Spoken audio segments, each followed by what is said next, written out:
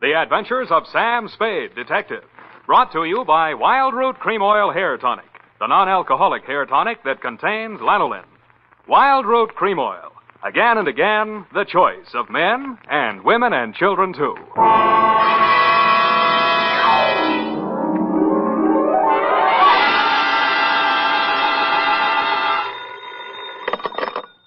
Sam Spade Detective Agency. Quoth the raven, nevermore. Yes. This is me. Is this Mr. Spade? Yes, but is this Miss Perrine? Oh, yes, but Why are you eating your peanut butter sandwich at this time of night? why the allusion to Poe's Raven? Was your assignment among the literati? It certainly was. There was Rowena from Ivanhoe, a lost Lenore, a no-place Ralph, and a Boris from the Karloff of the same name. Oh, how distinguished. Have you got a cold, F? No. Well, then there was a carnivorous plant, a hideous meat-eating specimen of the botanical world, trying to take 2 fingers off me. Well, I've got 3 fingers all poured out for you here. Ah, pretty hip. I can see you intend to be terribly amusing tonight. But even so, I intend to come right down and dictate my report on the stopped watch caper, or time stood still.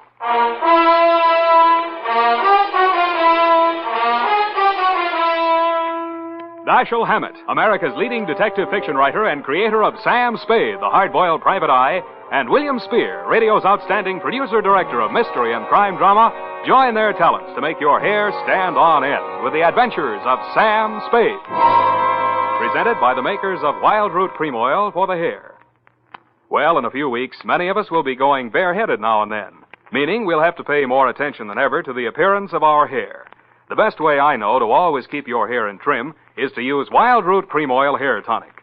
Wild Root Cream Oil grooms your hair neatly and naturally, removes loose dandruff, and relieves dryness, which may be even more prevalent when your hair is exposed directly to the wind and sun. So, right away, get the 25-cent get-acquainted bottle of Wild Root Cream Oil Hair Tonic. Again and again, the choice of men and women and children, too. And now, with Howard Duff starring as Spade, Wild Root brings to the air the greatest private detective of them all, in the adventures of Sam Spade.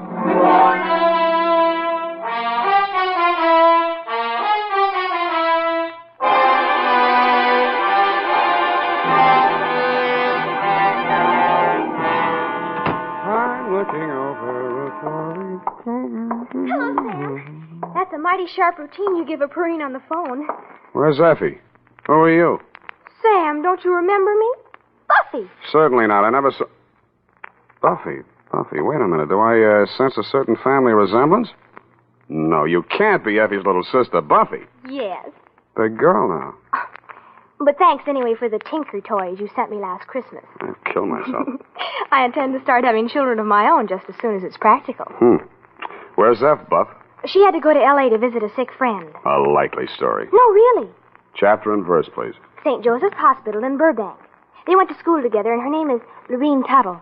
She's an actress. Yes, I know her. A very fine actress. Is it serious? I hope not for Effie's sake. They're very close. Yeah. Well, what now?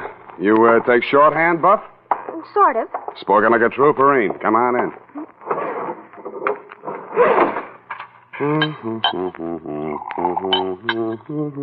Well, I hope it's good and gruesome. I take it back. I meant the caper, not what you're drinking. Okay, Buff, you win. Ready? Why not? Date April 10, 1949 to Deputy Sheriff Bill Woodington, Marin County Sheriff's Office, San Rafael, California, from Samuel Spade, license number... 137596. Oh, steady listener. Subject, the stopped watch caper. Dear Bill, here's how it turned out, and if I ever phone you for advice again, I'll take it because you were right. She was loaded. What about those threatening letters, Sam? Don't give 'em another thought. Old Lady Raven's had me up there a dozen times the last 6 weeks. She got threatening letters, she got prowlers, but when I got there, she can't find the letters, and the way that house is tucked away in the woods, I don't think a prowler could find it.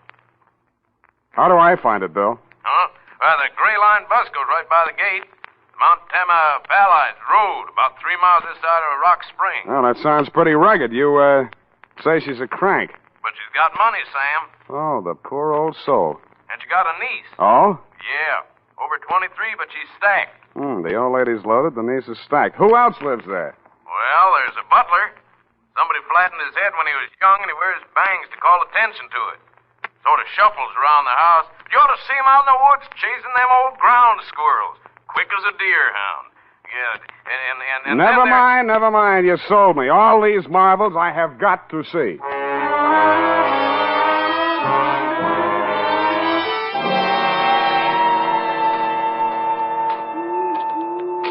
It was only 3 p.m. when I skulked in through the gates of Ravenswood, but it was so dark the hooty owls hadn't gone to bed yet. The fog snaked in and out through the dripping trees, long, chill ribbons of ghastly fog borne on a sobbing wind.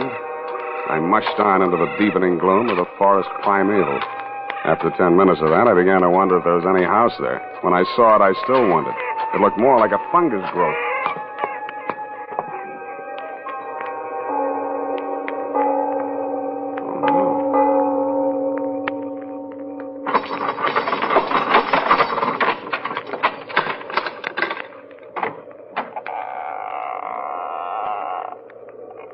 Yes?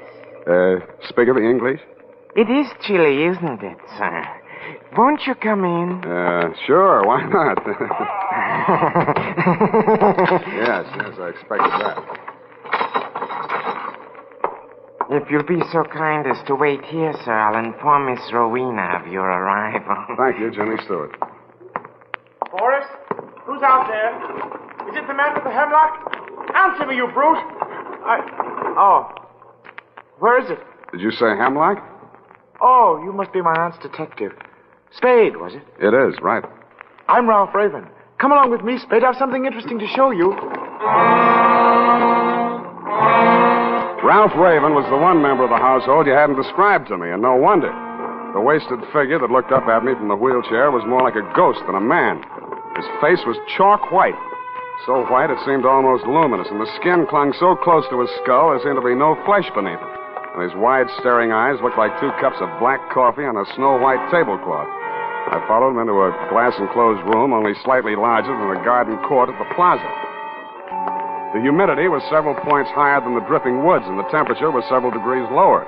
But the plants he had growing there seemed to thrive on it.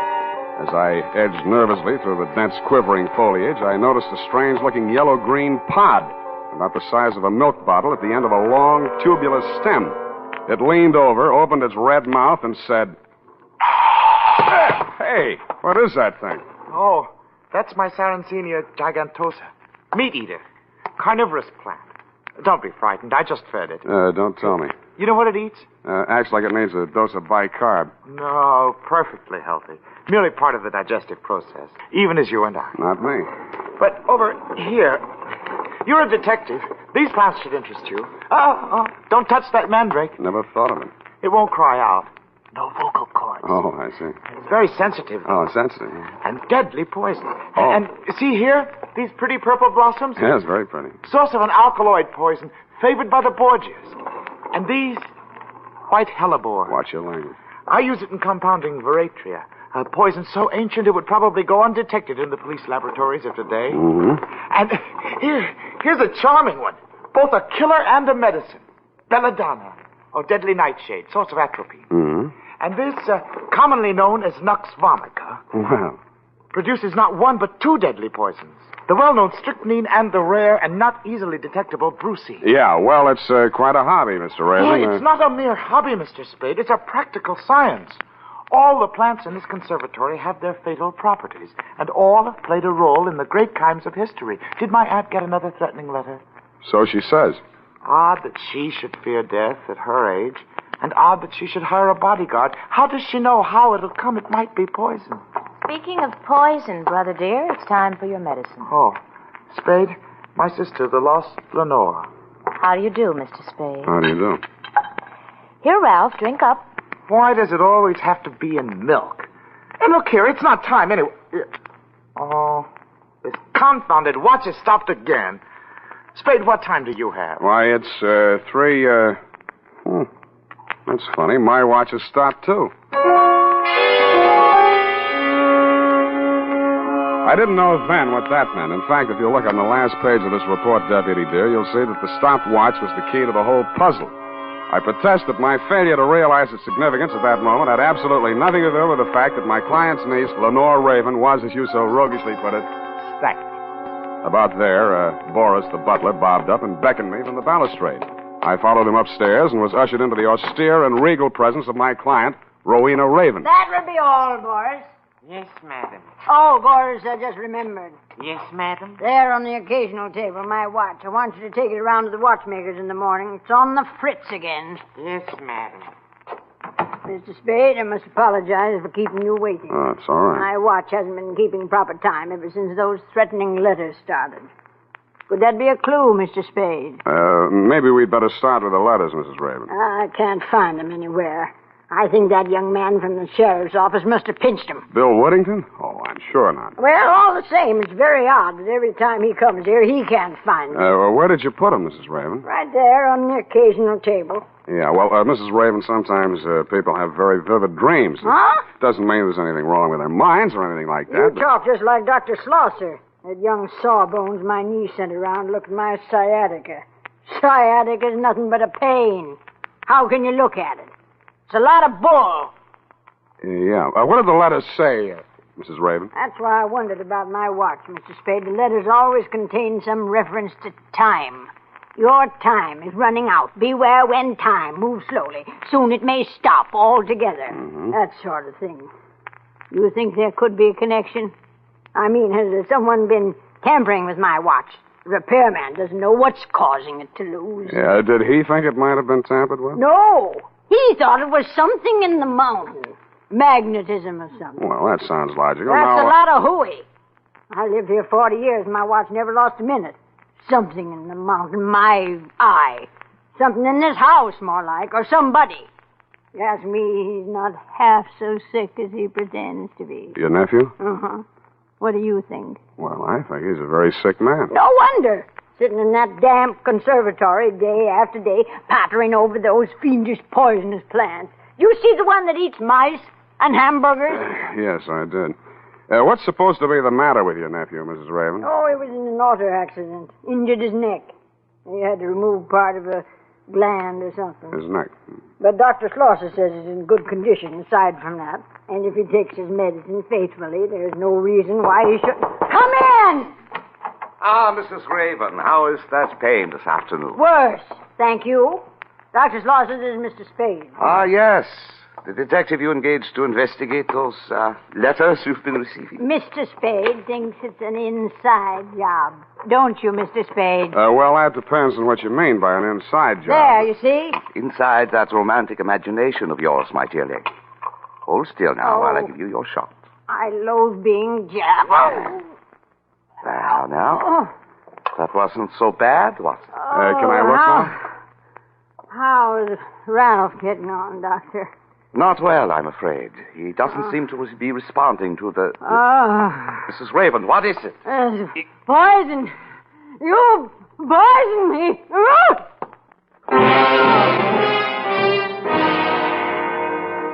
The cry she uttered was only half as terrible as the expression on her pain-contorted face. She pitched forward in her chair with both fists clenched and shaking as if in anger at the doctor standing before her. He put down the empty hypodermic on the occasional table. Yeah. Help me carry her to the couch. Yeah, sure.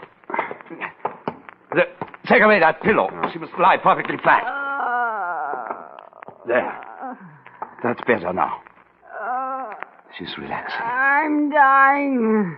There was poison in that needle. Please, Mrs. Raven, it was only sedative to make you sleep.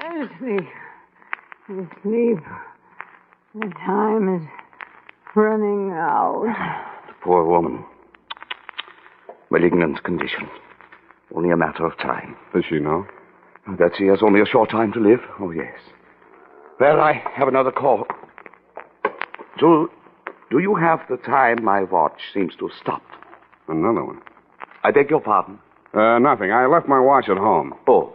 Well, Ludwig, something terrible has happened. Your aunt is sleeping. You'd better come down to the conservatory right away. Ralph is in terrible pain. What kind of pain? He keeps saying he's been poisoned. What? Well, come along. Take that hypo to the kitchen door and sterilize it. Where is it? On the table there. He stopped in his tracks. His mouth fell open, and he gaped at the tabletop where he put down the hypodermic. In its place, it appeared two items. An old-fashioned lady's watch and a note written in green ink. The note said, "Time must have a stop." I picked up the watch and held it to my ear. You guessed it. It wasn't ticking. I had a hunch my client wasn't either. And I was right.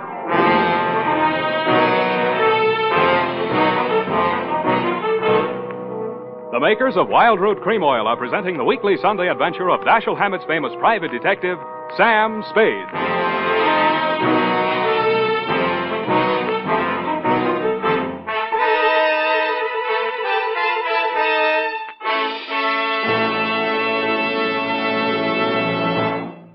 Now, here's important news on good grooming.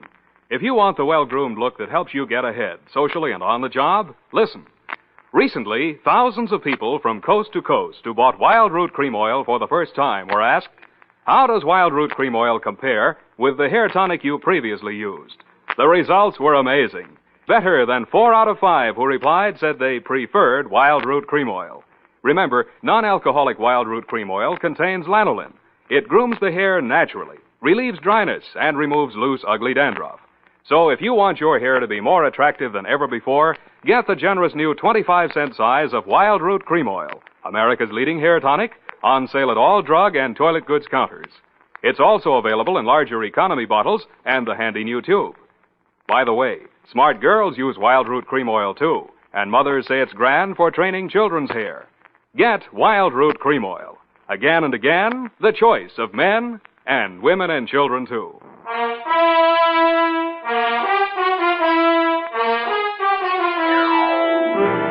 And now, back to the Stopped Watch Keeper. Tonight's adventure with Sam Spade.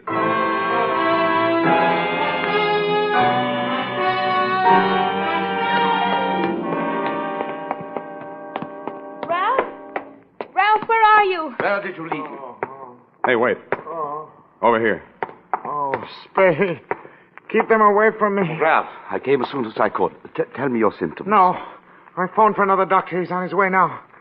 Spade, my aunt. Take me to her. I must tell her. Tell her what? I'm afraid we have some bad news for you, Ralph. Your aunt is dead. Oh, so you poisoned her, too. Ralph, you're sick. You don't know what you're saying. She's been to every specialist in the country. They all said the same thing. They all said she was good for another 3 months. My dear boy, in these cases, any doctor's guess is as bad as the next. No. Please, Ralph, you're very sick. Please let Ludwig examine you. If it's what you think, the other doctor may be too late. Why not? Why should I fear death? That's better. Now let me see your eyes. So, open the mouth. So. What is it? What is it? He's right. It is poison. You see? You know, my dear. Yes? When you sterilized that needle for Ralph's shot this morning, did you pick up the wrong bottle? Of course not. Strange. Very strange. But don't worry, Ralph. There's a very simple antidote. Oh, thank heaven. You should, my dear. Indeed you should.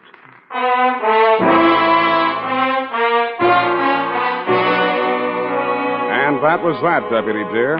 2 doctors and the county coroner took one look at my late client's medical history and decided on death due to natural causes. I didn't think so, and neither did you. So there really were threatening letters. I saw one. You sure now, Sam? Sure, I'm sure. Where'd you say it was? On the occasional table. Yeah.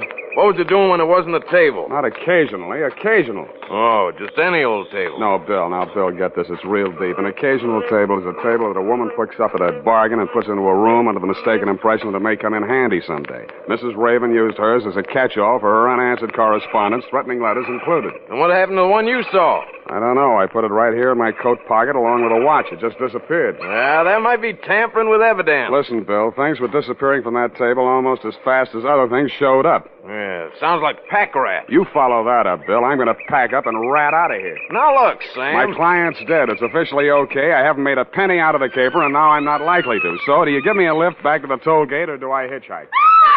There's your answer. Come on.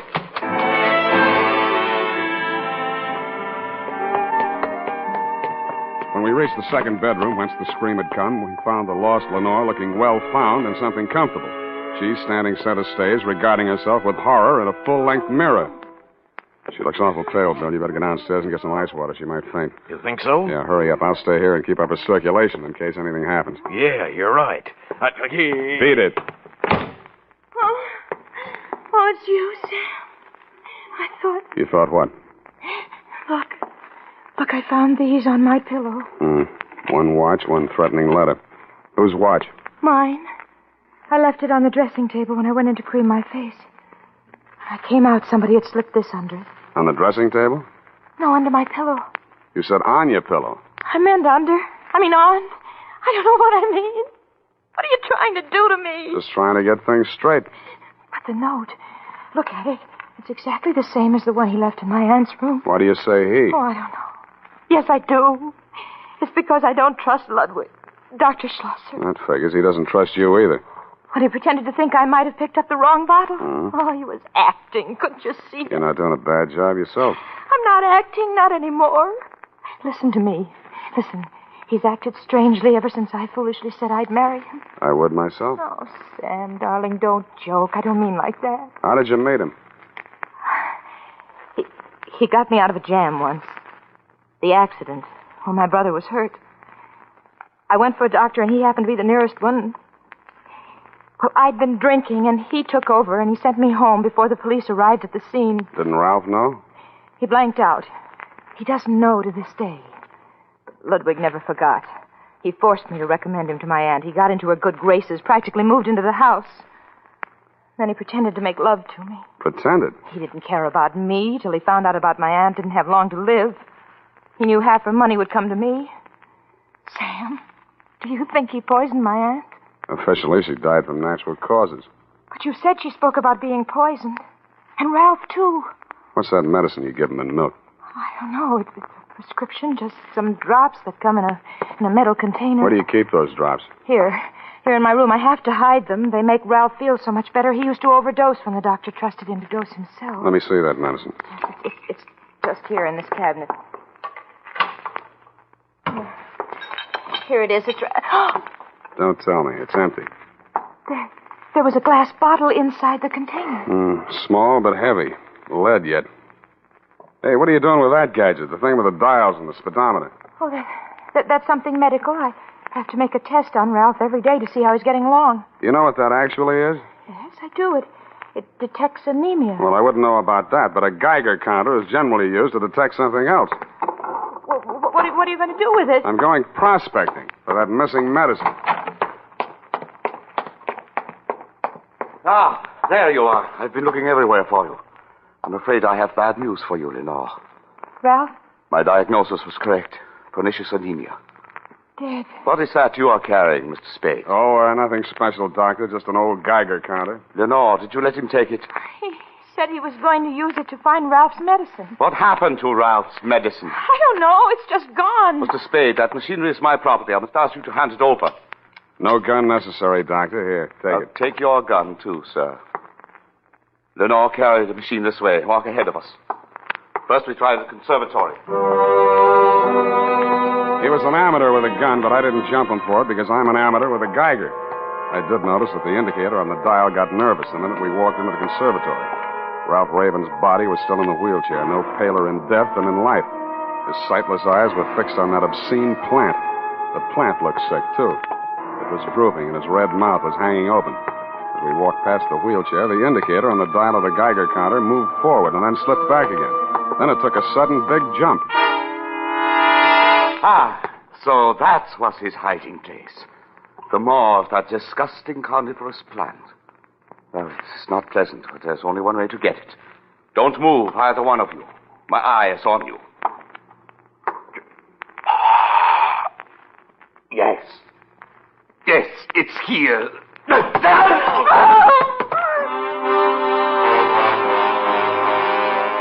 first, I thought the plant had bitten him. But then he pulled his hand out, and I saw what had happened. There was a hypodermic outfit stuck in the heel of his hand. It surprised him no end, but he still managed to hold on to that gun. He swung it away from me and was holding it on Lenore.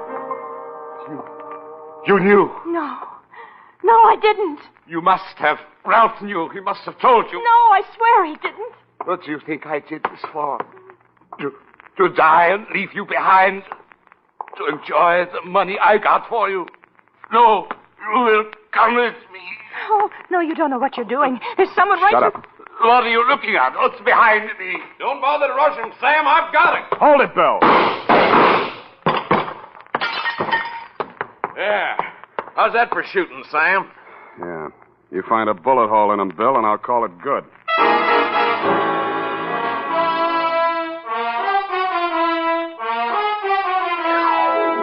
that, Deputy dear, is the crop. And it's all carnivorous. In case you're still wondering what dropped him when your shots missed, it was the poison in that hypodermic needle which Ralph had planted there for that very purpose and then baited the trap for the all-important missing medicine. Later on, I learned that what the doctor had been feeding him was the right medicine for what ailed him, an isotope of iodine. It seems it's radioactive like uranium, but if you take too much of it, you die. Not of poisoning, but of pernicious anemia, which is how the doctor planned for Ralph to die. It also magnetizes watches so they don't keep the right time. And if they're cheap ones, like mine, they may stop altogether. Period, and a report. Got all that, Buffy? I got it, Sam, but I don't get it. Buffy, people have studied all their lives to learn about atomic stuff like isotopes, and you expect me to teach you everything in one easy lesson. Oh, no, Sam, I know about that. But who killed who? Whom, dear? The doctor killed everyone, but Ralph loaded the needle. Then they were accomplices? No, Buff, get this. It's real shallow. Ralph knew there was no way in the world to prove that the doctor was killing him and hastening his aunt's demise, so he saw to it that she got a dose of detectable poison and did himself the same favor. Oh. Now, like a good girl, go type that up,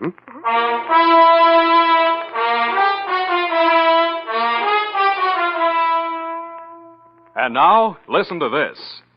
More and more millions agree every day. Wild Root Cream Oil has become America's favorite hair tonic because of the neat, natural way it grooms the hair. Because of the quick, easy way it relieves dryness and removes loose dandruff. Get non-alcoholic Wild Root Cream Oil with lanolin right away. And ask your barber for a professional application of Wild Root Cream Oil Hair Tonic. Again and again, the choice of men and women and children, too.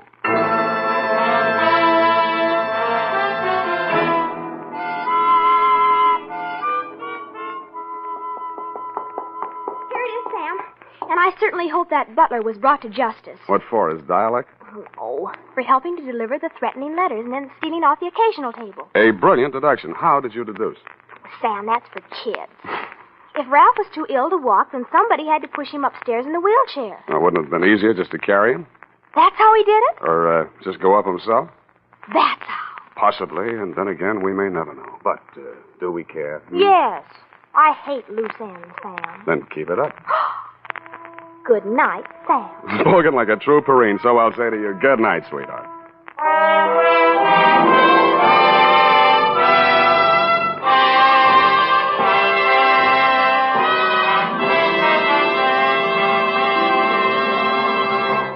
The Adventures of Sam Spade, Dashiell Hammett's famous private detective, are produced and directed by William Spear. Sam Spade is played by Howard Duff.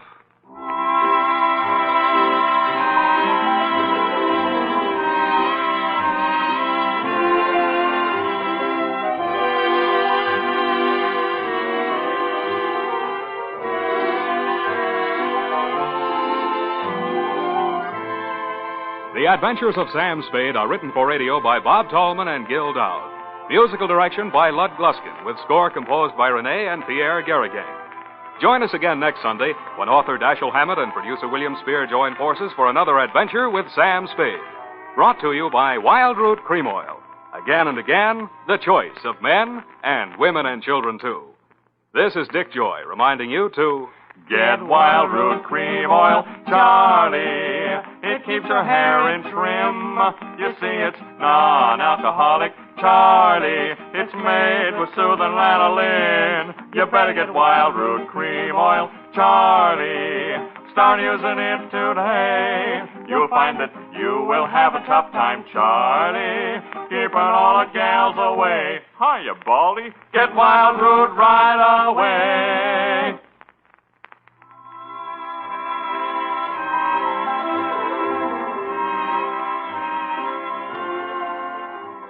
This is CBS, the Columbia Broadcasting System.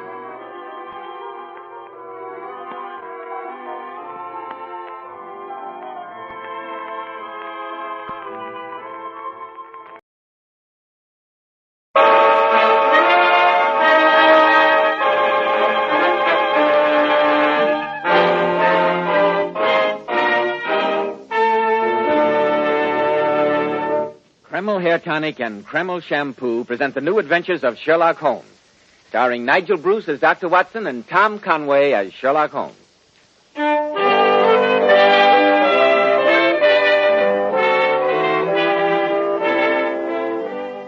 Now for our weekly visit to the famous chronicler of Sherlock Holmes, our good friend, Dr. Watson. Well, Dr. Watson, how are you this evening? Oh, in the best of spirits, Mr. Bell, thank you. And you? Never better, thank you. And am I correct in deducing that faded old newspaper lying upon your desk has something to do with the story you're going to tell us tonight? Indeed, Mr. Bell. Here you are. The London Times of September the 4th, 1903. Take a look at this.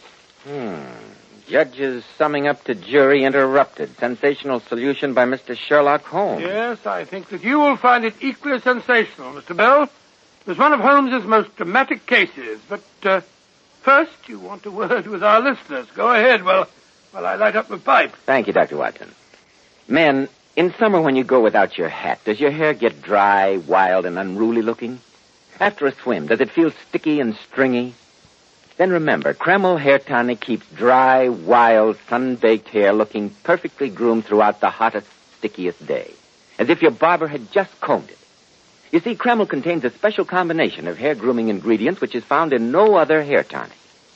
This wonderful, natural-looking hairdressing has just enough light oil to keep hair neatly groomed with an attractive, healthy-looking luster. Yet Kreml never leaves the hair looking or feeling greasy or sticky. Kreml always looks and feels so clean on both hair and scalp. It leaves the scalp feeling so cool, so refreshed and alive. Be sure to try it, men. Kreml, Kreml Hair Tonic. And now that I see you've got your pipe drawing to your satisfaction, Dr. Watson, how about the story you promised? Well, Holmes and I had just returned from a long-anticipated holiday in Scotland. Mrs. Hudson greeted us with the news that a lady was at that moment awaiting us in our rooms. And as we opened the door... Oh, Mr. Holmes, at last, thank heaven. I beg your pardon. You pardon. must save him. He didn't do it. I know he didn't. And they'll hang him. They'll hang him. No one in the world but you can help him now. Now, my dear madam, you must control yourself. I can't possibly help you until I know your problem. Oh, you must excuse me. Here, my dear. You drink this. It'll make you feel better. Oh, thank you. I've been waiting for you, Mr. Holmes, praying for your return for days. You left no forwarding address. I know. Dr. Watson and I had promised ourselves a real holiday. I'm Edith Fairmont. Evidently that name means nothing to you. You haven't seen the newspapers? No, not for 4 weeks, thank heaven. Compose yourself, madam, and tell us what has brought you here. And remember that we know nothing beyond the obvious facts that you are in great distress and, from your peril, recently widowed. Well, I shall try to give you a clear account, Mr. Holmes. You're my one remaining hope. Some 10 years ago, I married Augustus Fairmont. A marriage which, I frankly admit, was forwarded more by my parents than by any wishes of mine. I was then only 18. Augustus was more than 20 years older than I. He was a diamond importer, and a very successful one. Our marriage was perhaps not an ideally happy one. But for 10 years, I did my best to be a good wife to Augustus. No, my dear. Just please continue, Mrs. Fairmont. About a year ago, my husband took into partnership with him a young man of 32, Charles Rossiter. During the ensuing months, Charles and I fell in love, Mr. Holmes. But I assure you that both my self-respect and Charles's high sense of honor kept us from anything more than a declaration of that love. Oh, I beg you to believe that I'm telling you the entire truth. I'm sure you realize, Mrs. Fairmont, that is the only thing to do. Yes, of course. Charles wanted to discuss our problem with my husband, but I persuaded him to let me approach Augustus. But the result was as I had anticipated. Afterward, I met Charles for tea, as we'd agreed, to tell him what had happened.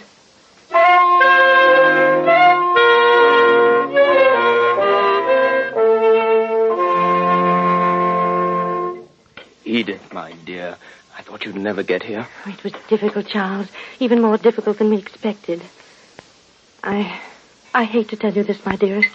You don't have to tell me. I knew as soon as I saw you. Augustus refused even to discuss the possibility of giving me a divorce. You know how violent his temper is. He really frightened me. I wish you'd let me speak to him. I'm glad I didn't. His hatred for you is great enough as it is. But how can he want to hold you tight to him in marriage knowing that you love me? I should think that any decent man... Evidently you don't know Augustus very well. He has an almost abnormal sense of possession. Whatever belongs to him, he'll keep, no matter what the cost. Very well, then. We've tried to do the right thing. Since he won't give you a divorce, there's only one thing left. Leave him. You and I will go to America or the continent and make a new life there for ourselves. I can't, Charles. You know that I love you, but we could never find happiness in that sort of life. I want to be your wife, Charles, to have children. And since that's denied us, we must stop seeing each other. I shall always love you, dear. Edith, you can't go out of my life like that. There's no other way. Goodbye, my darling.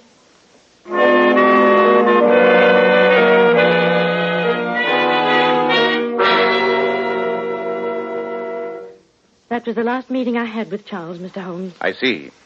Go on, Mrs. Fairmont. Well, my husband and Charles were, under the circumstances, equally anxious to dissolve their partnership. They agreed to make a final trip to Amsterdam to complete a transaction which they'd previously arranged, after which the business was to be dissolved. How long ago was this? A little more than a month ago. The day before they left, my husband, telling me that he was unable to find the revolver which he always carried when transporting valuable shipments of diamonds, asked me to buy him a new one. I did so, and he took it with him when he sailed. 2 days later, having completed their business in Amsterdam, Charles and my husband started back to England aboard the night boat from Flushing. My husband had with him over 10,000 pounds worth of unset diamonds which they'd purchased. I assume, Mrs. Fairmont, that this part of your narrative is all hearsay. What I'm telling you now, I've learned from the police. Charles and my husband had adjoining cabins on the boat. It was a foggy night in the North Sea, and about midnight, a German gentleman in the cabin adjoining my husband's, on the other side from Charles's, heard the sounds of a violent quarrel between Charles and Augustus.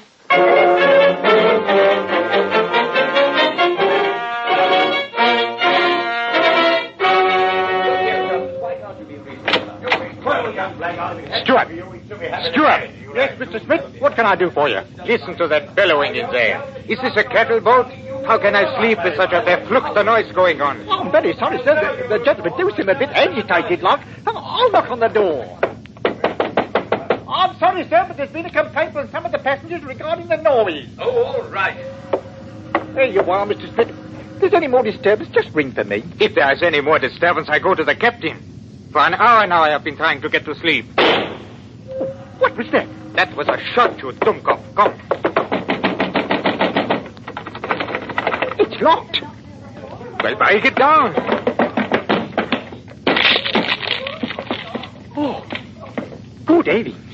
That man is dead. Dead as a doornail. It's Augustus. What's happened? You ask what has happened? With that man dead on the floor and you in the doorway between your cabins?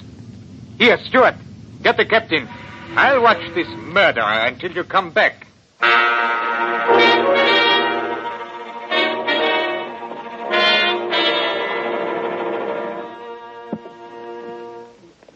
There, Mrs. Fairmont. I can understand what a strain it must be for you to tell all this.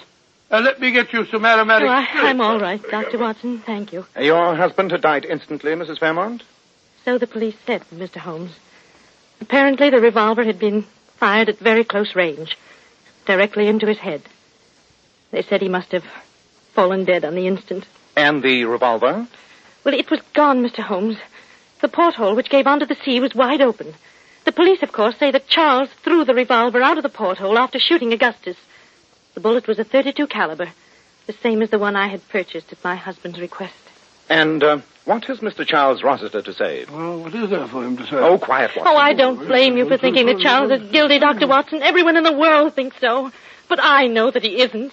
He's sworn to me that it's a complete mystery to him, and I believe him. If I didn't believe him, there'd be nothing left to live for. The police arrested him, of course. Oh, naturally. He goes to trial at the Old Bailey tomorrow. Oh, Mr. Holmes, you must save him. You must. You're my only hope. No one else can do it. Say that you will. I cannot promise that, Mrs. Fairmont. I'll undertake the case, but you must understand that anything I discover, even though it may be evidence damning to Mr. Rossiter, will be turned over to the police. That's all I ask. I know he's innocent, and I have faith that you'll prove it. I beg you not to indulge in any false hopes, Mrs. Fairmont. I shall do my best to uncover the truth, but we have little time at our disposal. You omitted to mention what had happened to the diamonds. Were they found on your husband's person? Oh, I almost forgot. They seemed so unimportant. The diamonds were missing, Mr. Holmes. Huh? Missing? Oh. How do you account for that? The police think that Charles was going to steal them, and that suddenly realizing the impossibility of the idea, he threw both them and the revolver out of the porthole. Odd. Well, with the trial starting tomorrow, Mrs. Fairmont, Watson and I have much to do. Our first task must be a complete examination of the police records of the case. I know you'll excuse us if we hurry off, Mrs. Fairmont. Our first call must be on Mr. Charles Rossiter in prison.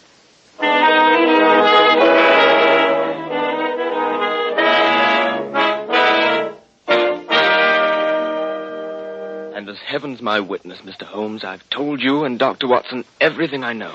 You say that you and your late partner had taken out business insurance on each other's lives? Yes, Mr. Holmes, to the extent of £25,000 apiece. £25,000 apiece? I say, that makes it look even worse, Holmes, huh? Unfortunately, yes. One more question, Mr. Rossiter. After the quarrel on the boat, when the steward had knocked and requested silence, you went back into your own cabin. Is that correct? It is, Mr. Holmes. And according to you, you heard the sound of a shot from Fairmont's cabin a moment later. How much time would you say had elapsed? Oh, a very short interval, not more than 15 seconds at the outside. Thank you. Well, Mr. Rossiter, I'll do what I can, but... Oh, I know it's hopeless. I wouldn't believe the story myself if I heard it from someone else. Tell me, Dr. Watson, you're a medical man. Could I conceivably have had a lapse of memory? Could I have shot Fairmont without knowing anything about it? Well, it seems to me almost inconceivable. I never heard of a case of amnesia or loss of memory that began and ended all in the space of a couple of minutes. Well, come on, Watson. We must be going. Mr. Holmes, do you think there's any chance? Keep up your courage, Mr. Rossiter. There's always a chance. Water.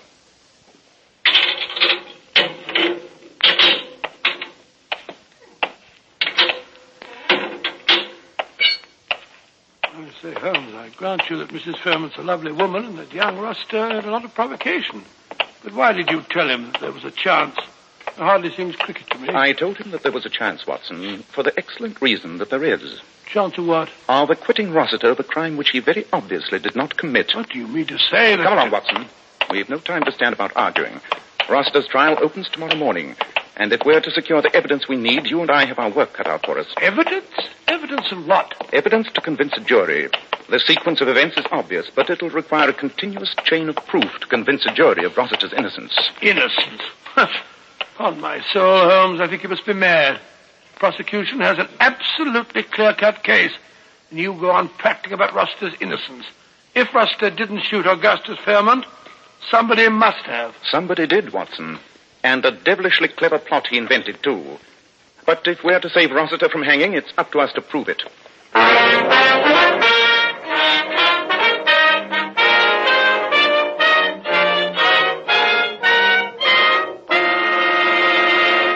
In just a moment, we'll find out if Sherlock Holmes is able to prove it. Men, on hot, sticky summer days, your hair needs extra special care. And when you buy a hair tonic, why not buy one that does lots more than keep your hair looking handsome? Why not get your money's worth and buy Kreml hair tonic? No other hair tonic keeps the hair more neatly groomed and attractive looking. Kreml gives hair such a handsome, clean-cut appearance. It keeps the hair perfectly groomed throughout the hottest, stickiest day. It never looks or feels greasy or sticky. In addition, Kreml is simply great to lubricate a dry scalp. At the same time, it removes itchy, loose dandruff and leaves the scalp feeling so clean, refreshed, and alive. No wonder Kreml is preferred among America's most prosperous men. Buy a bottle of Kreml at any drug counter. Ask for an application at your barber shop. Use this highly specialized hair tonic daily for better groomed hair, a more hygienic scalp. Kreml, Kreml hair tonic. Now, Dr. Watson, what steps did you and Sherlock Holmes take next to prove Rossiter's innocence? Well, Holmes and I hurried to the offices of Fairmont and Rossiter in Hatton Gardens. Assisted by Fairmont's chief clerk, a little dried-up wisp of a man, we spent the next hour in an intensive study of Fairmont's old checkbook stubs. There's no question of it, Watson. These regular payments, month after month, to Mademoiselle Elaine Dufour can only mean one thing. Oh, I don't see why. She might have been an old nurse of his or something. Really, Watson. Huh? One does not pay one's old nurse £50 a month over a period of years. Perhaps you're right. Thank heaven we found Mademoiselle Dufour's address. Why? Because you're leaving for Paris tonight. And I want you to bring back Mademoiselle Defoe no matter what means you use to persuade her. Oh, really, Holmes? What are you going to do? Be doing while I'm off on this wild goose chase? I have a few things to look into, Watson. Quite a few things.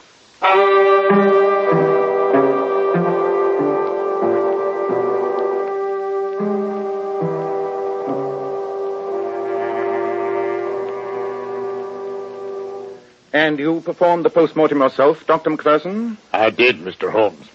And I'm prepared to stake my professional reputation that Augustus Fairmont would have been dead within a year, no matter what had been done. That disease had progressed too far for surgeries to have been any use whatsoever. You told the police this, of course. Naturally. They weren't interested. All they cared about was the bullet which finished the fellow off.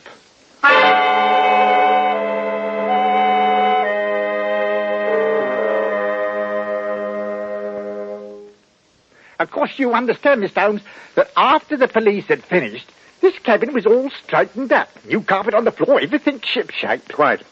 And Mr. Fairmont's body was lying right here. Is that right, Steward? It was indeed, sir, and a fair turn he gave me, with half his head blown off. And this cabin and the adjoining one, occupied by Mr. Rossiter, are identical in every way? Yes, sir. Ah, I'd hoped to find something like this. Oh, what's that, sir? Take a good look at this, Steward. I may need your evidence in court. This rather deep nick here in the lower part of the brass rim of the porthole. Oh, I see the nick all right, sir, but I'm blasted if I can make Just tell me one thing. After the tragedy, was any heavy object missing from Mr. Fairmont's cabin? Something heavy but fairly small? That's a queer thing, sir, now that you come to mention it. I reported to the chief steward that the heavy glass water bottle was gone when the police let me straighten up the cabin. But I didn't think nothing of it at the time, so that maybe it got smashed in all the confusion. Thank you, Steward. Thank you very much indeed.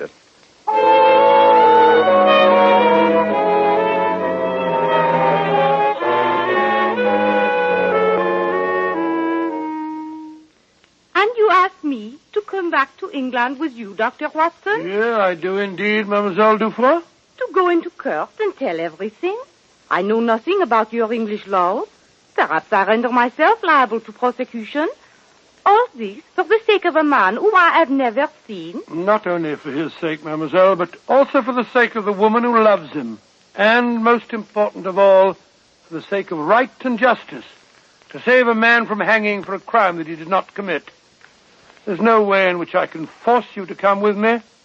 I can only most earnestly beg you to do what we both know is the right thing.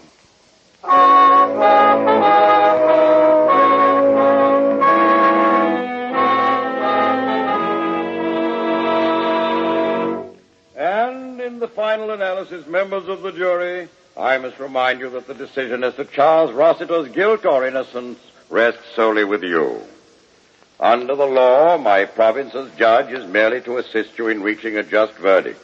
And this I have endeavored to do by summing up for you the evidence to which we have been listening during these last 3 days. The prosecution has endeavored to prove to you that this man, who has not denied his love for Mrs. Fairmont, knew that they could never be together so long as her husband should live. You have heard the evidence of their quarrel on the boat, of the shooting, and of the scene found by Mr. Schmidt, the steward, and the other witnesses when the door to the cabin was broken down. You have heard the suggestion of premeditation in the purchase of the weapon by Mrs. Fairmont. A weapon which, though missing, was of identical caliber with the bullet which killed her husband. You have heard the prisoner's protestations of innocence and his own inability to offer any logical explanation of the tragedy. Under these circumstances, My lord, I beg leave to interrupt. Well, Sir Aubrey, what is it you want to say? During the entire trial, my lord, my client and I have put our hopes in an investigation being conducted by the eminent criminologist, Mr. Sherlock Holmes.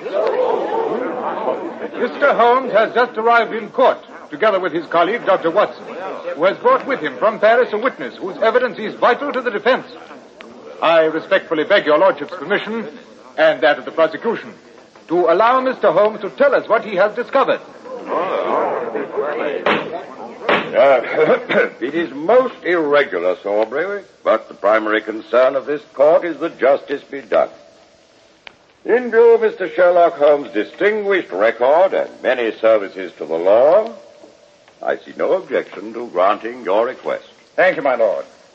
I assure you that we would not have waited till so late in this trial to present our evidence had it not been for the fact that Dr. Watson has only at this moment arrived from Paris, escorting a lady who is the final link in that chain of evidence. Proceed, Mr. Holmes. The late Augustus Fairmont, married to a woman more than 20 years his junior, was a man with a very great sense of possession.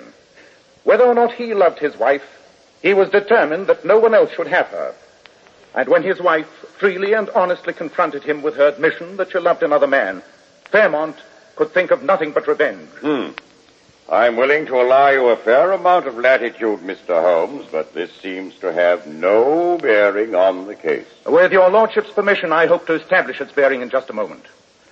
I have here in court Dr. Macpherson, who conducted the post-mortem upon the late Mr. Fairmont. Dr. Macpherson will testify that Augustus Fairmont was suffering from an incurable disease which would unquestionably have killed him within another year. Silence! Silence in the court! Also in court and ready to testify is Sir Edward Penrose of Harley Street, to whom Augustus Fairmont went for an opinion just a little more than 6 weeks ago. Sir Edward informed Fairmont, who had never before suspected the presence of this disease, that he would be lucky if he lived for 6 months, and that there was nothing to be done. Now, Fairmont, faced with the knowledge that he would die, probably painfully and lingeringly, within a few months at most. And the bitterness of this knowledge must have been increased 100-fold by the realization that his death would remove the last barrier to the wedding of these two people who loved each other. Bravo, Holmes. Quiet in the court. Oh, sir.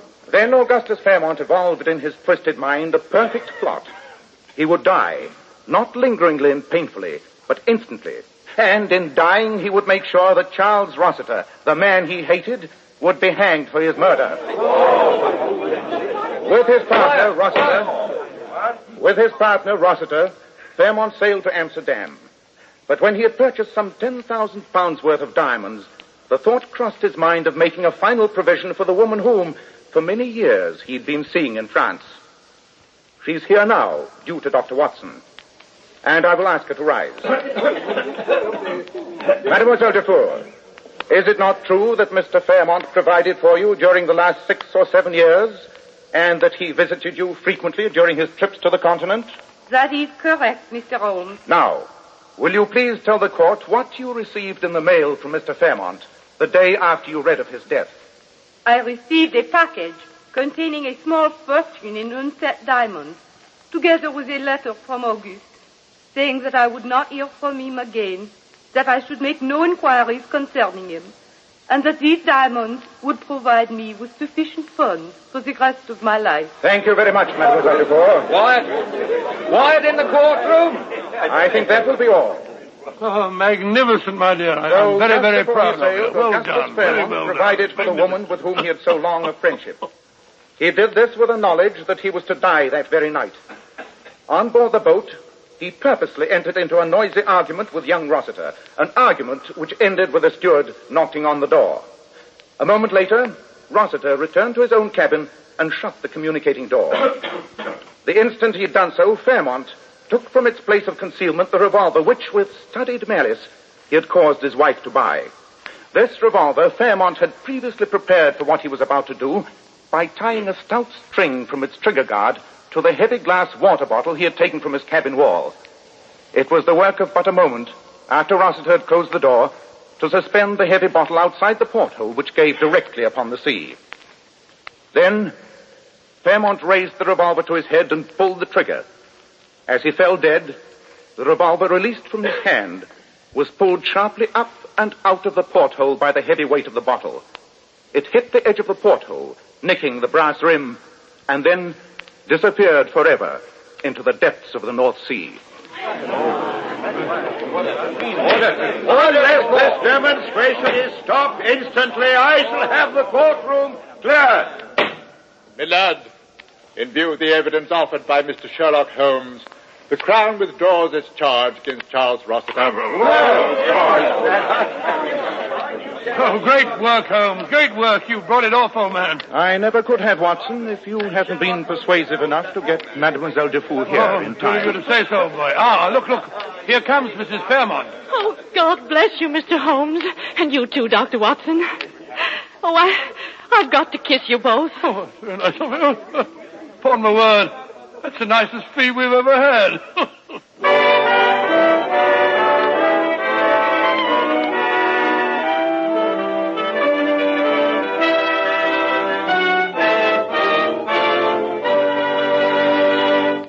Now, friends, our guest star, one of the greatest authorities on feminine beauty, that king of glamour, John Robert Powers. And you know, Mr. Powers is famous for his $1 million Powers models. Gorgeous girls you often see on magazine covers, in the movies, in exclusive fashion shows. Ladies and gentlemen, by special transcription, Mr. John Robert Powers. Good evening, friends. I have a little surprise for you this evening, as I brought along one of my most attractive Powers girls of all times, Ellen Allardyce. And perhaps we can get Ellen to tell us how she keeps her hair so bright and shining. Will you, Ellen? I owe all that to you, Mr. Powers. Do you remember how you told me to always wash my hair with Kreml shampoo? I certainly do, Ellen. I tell all my Powers girls to use Kreml shampoo. I'm thoroughly convinced that no other shampoo leaves the hair more radiant with such natural, brilliant luster. And Kreml shampoo keeps it that way for days. What I like about Kreml shampoo is that it never dries the hair. That's right, Ellen, because Kreml shampoo has a built-in oil base. This oil base actually helps keep the hair from becoming dry and brittle. I know it. Kreml shampoo always leaves the hair so much silkier with a lovely natural satin sheen. And I love the way Kreml shampoo whips up just lots and lots of luxuriant active foam, even in the hardest water. Ellen, I think every girl owes it to herself to try Kreml shampoo. I feel certain she'll be in for one of the greatest beauty thrills of her life. Because, without a doubt, in all my years spent in helping women become more attractive, I've never come across a more beautifying shampoo than Kreml shampoo. Many, many thanks to you, Mr. Powers, and to your very lovely Powers model, Miss Ellen Allardyce. Now, Dr. Watson, what about next week? Well, now, let me see. Next week, in answer to many requests, I think I shall tell you about the most gruesome and most horrifying experience that Holmes and I ever had. It concerns the frightening happenings at Stoke Moran, the home of Dr. Grimesby Roylott, and tells how Holmes solved the mystery of the death of one of Dr. Roylott's two daughters and prevented the murder of the other. I call it The Adventure of the Speckled Band.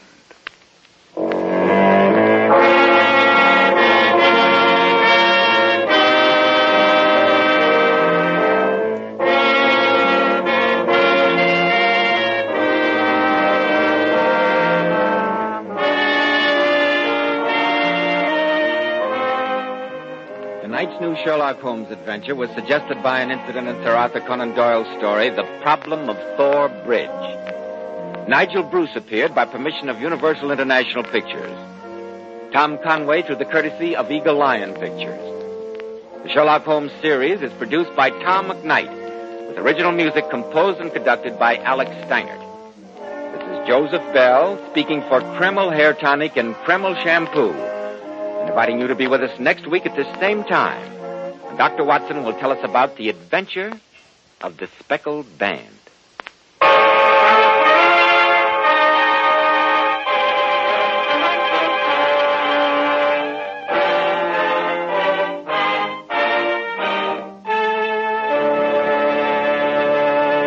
This is ABC, the American Broadcasting Company. NIGHTBEAT.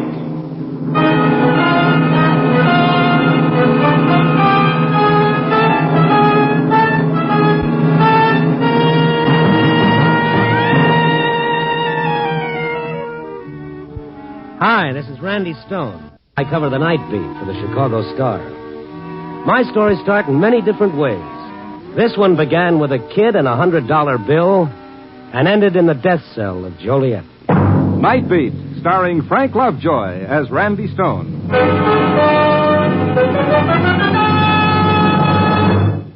See how Wheaties at 7 can help at 11. Well, sure. Your Monday morning Wheaties might have made today's wash look a lot smaller. Wheaties tomorrow could maybe make your iron seem lighter. Wednesday, Thursday, any day. Wheaties sort of make insurance policies easier to sell and fields easier to plow and typewriters easier to punch. Because when you've had your Wheaties, you've had the husky whole wheat vitamins and minerals that help keep you able to trim down big chores right down to size. Yep, making beds or making money, it just seems a whole lot easier when you've had your Wheaties. Sure, Mother. Feed 'em up good every morning on those crisp, light whole wheat flakes. It's a wonderful sight. A family full of Wheaties. What is it the man says? See how Wheaties at 7 can help at 11. That's it. Try it, huh? Wheaties. Tomorrow.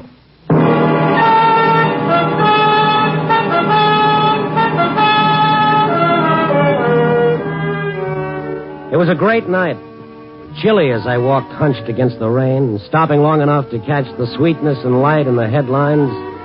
H-bomb menace, traffic toll mounts, murderess to die this morning in the electric chair. Okay, people, keep it up. You're doing fine. But I had my own worries, wondering where my ever-loving story had come from tonight. It hit me before I expected it. A little kid, 6 maybe, came running at me and into me before I could step aside. Well, you better get those brakes relined, fella. Let me go. Okay. Where to? I'm on the way. All right. Now you get your breath for the second lap. They're coming after me. Oh, who? I want to go to my mom. I thought you were running away. Wait a second. What's this? My money. $100 bill? It's mine. Just a little loose change, huh? Please give it back to me. I gotta get a bus. Where do you live? I want to go to 616 Wolverton. Wolverton's quite a piece from here. They're coming after me. Who? In their auto, see? Looks like we're surrounded, kiddo. Take it easy for a second. It's him. You've been a bad boy, Marty, running away like this. You ain't gonna take me back. You're a kid, mister? No. What's the angle here? The kid ran away from his old man. I didn't. My father's dead. Sure. He always says that. Now, come on, Marty. No. It seems he doesn't want to go with you. He will. Or maybe not. I'd like to know Shut up. Eddie, back. Big boys. Yeah. Mister, you just forget all about this. Marty, get in the car. Get away from that kid. Eddie, Mac.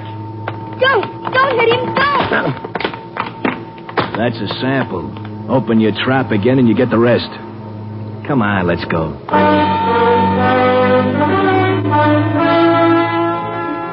Before my eyes closed all the way, I saw them hustle the kid into the car. It began to move away, glided under a street lamp, and from the rear window a face looked out. Jerry McCallum. The brains behind almost any illegitimate enterprise you could name. Nothing too small or too big for Jerry if it made a nickel. From what I saw of McCallum's face, he could have gone in right then for murder. Mine.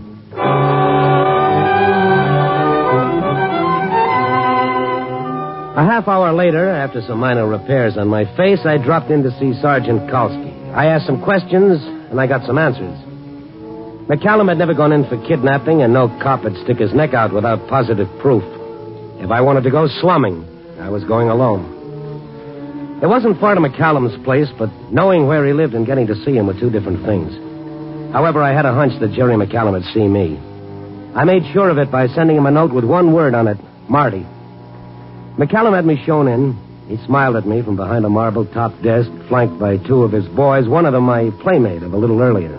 Always glad to see a newspaper boy, Stone. You fellas print rough stuff once in a while, but it makes good for circulation, huh? True or not? Yeah, sure. You know, we make up those things printed about you. Forgive us. So, what do you want tonight, Stone? For a starter, 10 minutes alone with Loverboy there, the one on your right. Willie Bigger? Why? Yes. Now, Willie hasn't been... I know. Hasn't been out of your sight for a week. In fact, about 40 minutes ago, he was baking a cake. Okay, forget it. Good idea. Where's the kid? Marty? Yep. Do you like children? Yeah, until they grow up. They're nice people. The kid's none of your business, Stone. Yet I'm curious. Along comes a kid with $100. That all? Well, he took it. I I keep lots of dough around here and drawers everywhere. The kid grabbed some and beat it. Why? Because he wanted to go home? Did he say where? No. No, he didn't. Okay, then. This is his home. What would you say if I told you he was my kid? Nothing. I'd be speechless. Stone, forget this whole thing. You've got nothing. Nothing. Whatever you're thinking is your idea, and that's as far as we go. That's as far as you go? Both of us. Now beat it. Don't crowd your luck. Okay. There's nothing I can prove, but it makes a good story. It's good reading. You got no finish to it. You know, Frank Stockton wrote a story once, The Lady and the Tiger. There's no finish to that one either, but it caused more comment that way. You're not scaring me, Stone. People can ask all the questions they want after tomorrow. After tomorrow? Mr. McCallum, why after tomorrow? I'm sick of looking at you. I'm even sicker of listening to you. Now get out. Oh, by the way, Get out. Yeah, one thing more, though. A friend of mine, a cop named Kowski, knows that I came here. I'm telling you in case my back looks inviting when I walk out. So long.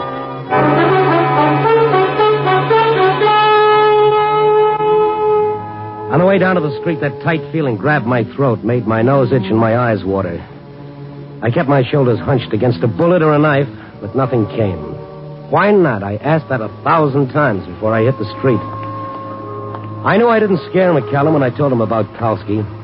McCallum had a million ways to rub out anybody who got in his way and a million alibis to keep himself clear. He'd done it before. But me, he let go. Why? He said after tomorrow. He didn't want anything to happen until after tomorrow. I kept thinking and kept walking. And then something began to go around on the back of my head. McCallum tomorrow. McCallum tomorrow, and suddenly it hit. All about the electrocution DR. Paper, mister? Yeah, I'll start. Okay. Yeah. Nice morning for somebody to sit in the hot seat, huh?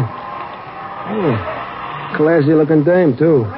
Now, why fry something like that? There's $1 million that you'd better burn. McCallum's girlfriend. McCallum's. Yeah, where you been, mister? Everybody knows that. Yeah, but you forget things when they're not close to you.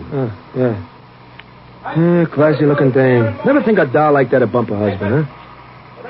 Gonna fry it.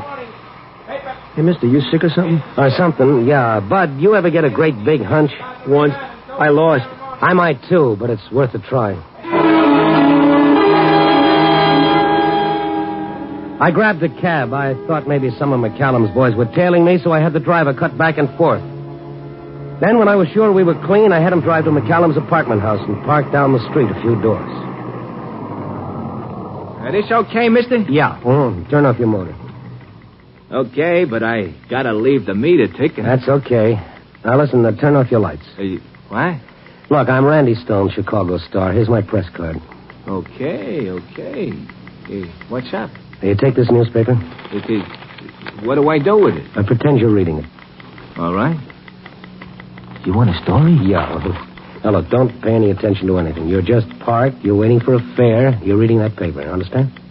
I get it. Hey, well, what about you? I'll sit back. Think anybody can see me from the outside? Nah, not if you sit in the corner. Nah. Okay. Now, just sit and read the paper. Okay. I guess this dame's gonna cook, eh? Yeah. You'd think a big shot like McCallum would be able to get his doll off a rap. But he didn't. I wonder. You wonder? Mister, at midnight she gets it. They pull a switch, then bzzz, no more Lorraine Adams.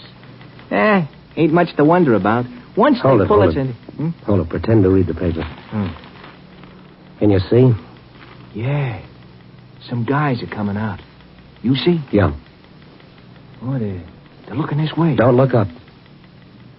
One of them's coming this way. Okay, start your motor. Start pulling out. Yeah. We gotta go right past him. You better squeeze hard against that back seat. I'm all right. Don't go too fast. Just as though you're cruising for a fare. Okay. It's okay. They ain't looking at us. Hey, Mr. Stone, did you see that thing that was... Yeah, get past. Then step on it around the corner. Mister, I ain't sure what I seen, but there was a dame just coming out of the lobby. I only got a quick look at her face. Yeah, so did I. What did you see? If that dame was in this doll in the paper, I'll buy a horse. Yeah, so we're even. We're both crazy. I saw her, too. Lorraine Adams. How do you convince a night editor you haven't suddenly walked out from under your head? How do you do it even when you've got proof of something that sounds and looks crazy? I listened to my editor, Matt Commel. You're nuts, both of you. Stay in out of the night air. Yeah, but both of us saw. The driver... I got eyes. Yeah?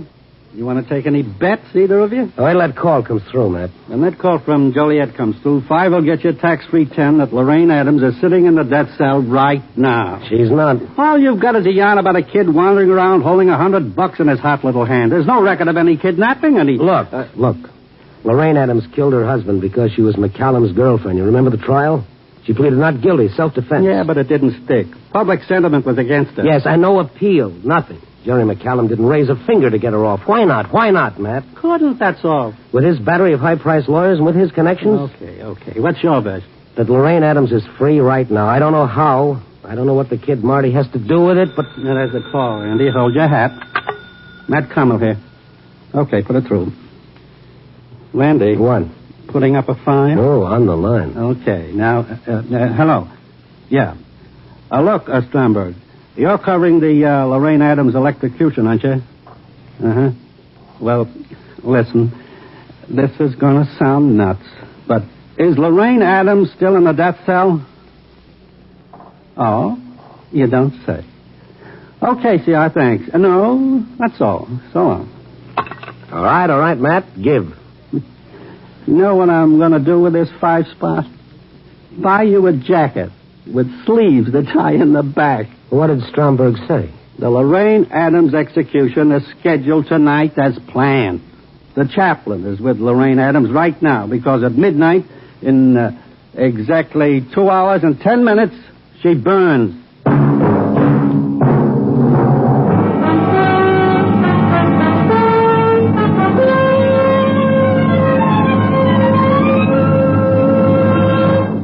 General Mills is bringing you Nightbeat, starring Frank Lovejoy as Randy Stone. See how Wheaties at 7 can help at 11. Say, my friend. Yes, Frank? Isn't there some way you could put a little more oomph into that line? You mean like this, maybe? See how Wheaties at 7 can help at 11. Well, Or see how Wheaties at 7 can help at 11. There, that's it. See how Wheaties at 7 can help at 11. Because they really can. They're whole wheat, you see. I guess everybody knows about the snap and energy you get from whole wheat. Why, you start breakfast with a big bowl of Wheaties and the whole morning just seems to slide along easier. Big chores don't look so big. Long hours don't seem so long. People seem pleasanter when you've had your Wheaties. And you know why? It's just that Wheaties have lots of vitamins and minerals, lots of solid nourishment. The kind you need to look a tough task right in the eye. Wheaties taste good, too. Crisp and nice to munch on, a nice, sunny, nut-sweet taste to them.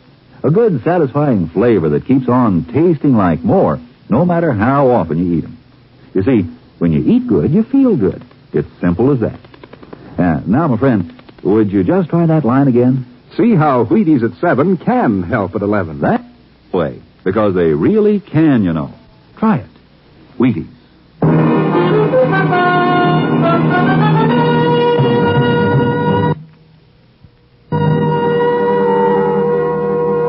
And now back to Nightbeat and Randy Stone. In 2 hours and 10 minutes, Lorraine Adams would go to the electric chair. But I saw, and the cab driver saw, right in the middle of Chicago, free as a bird. I checked some more after I left the office. The police went along with the gag and checked the prison. Yes, the girl in the death cell was Lorraine Adams. Her fingerprints proved it. But then who was the girl the cab driver and I saw? Was McCallum going to work a switch at the last minute? Fantastic. Sure, but McCallum might be able to work it. And how did little Marty tie in? What did a 6-year-old kid have to do with it?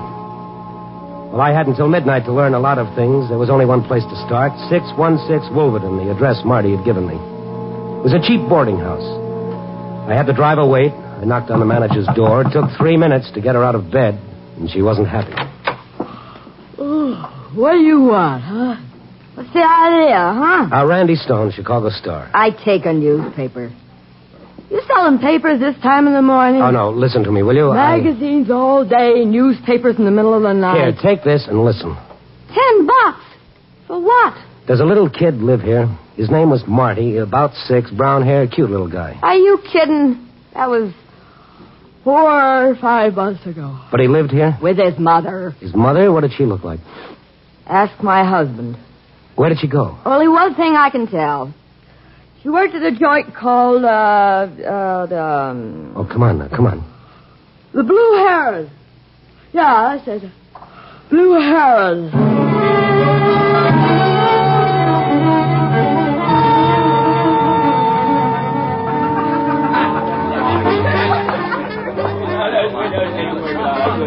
Your hat, sir? May I check it for you? No, thanks, honey.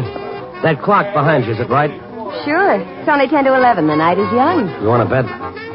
How long you been here? A year, maybe. Why? Well, I won't check my hat, but I'll leave this with you. For $5, you could leave a diving suit. Who do I kill? A girl used to work here. She had a little boy named Marty. I don't remember. Oh, yes, you do, baby. Your face shows it. So I need makeup.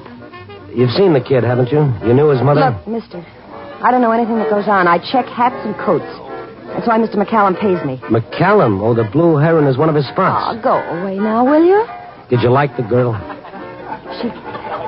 She was a sweet kid. Well, then help her. She's in trouble. I don't know anything, but there was a guy, a knocked-out musician, trombone player. He went for her. Find him. Where? What's his name? Harry Aaron. He used to play here, but when Peggy left... Peggy? Yeah, Peggy. Hey, you don't even know her name. What do you want? Where can I find Harry Aaron? You get out of here. Beat it. Take it easy. Get now. out before I call the bouncer. With the clock getting ahead of me, I looked up Harry Aaron in the musician's directory. With only an hour and 10 minutes left, I tried to find him. Yes, he played here, he played there. He was a good boy, but he was always high. I covered one spot after another, time running out, an hour left, 50 minutes. And then finally I hit a rooming house. One of those places where you stay up all day and all night. Anybody goes to sleep, he's a curiosity. There was a jam session going on, and I headed for the music.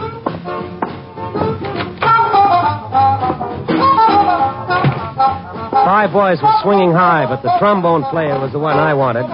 Skinny, pale face over which hung perspiration-drenched hair. I walked over to him. Hiya, Harry. Harry!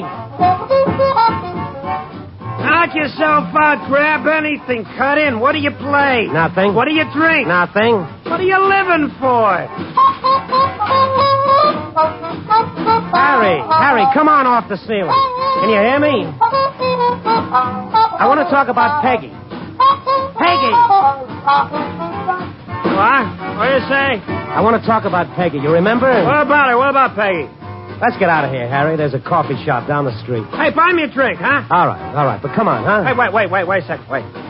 Listen to that beat, boy. It's like a train running inside. Hey, grab anything. Cut in any place. Peggy. Harry.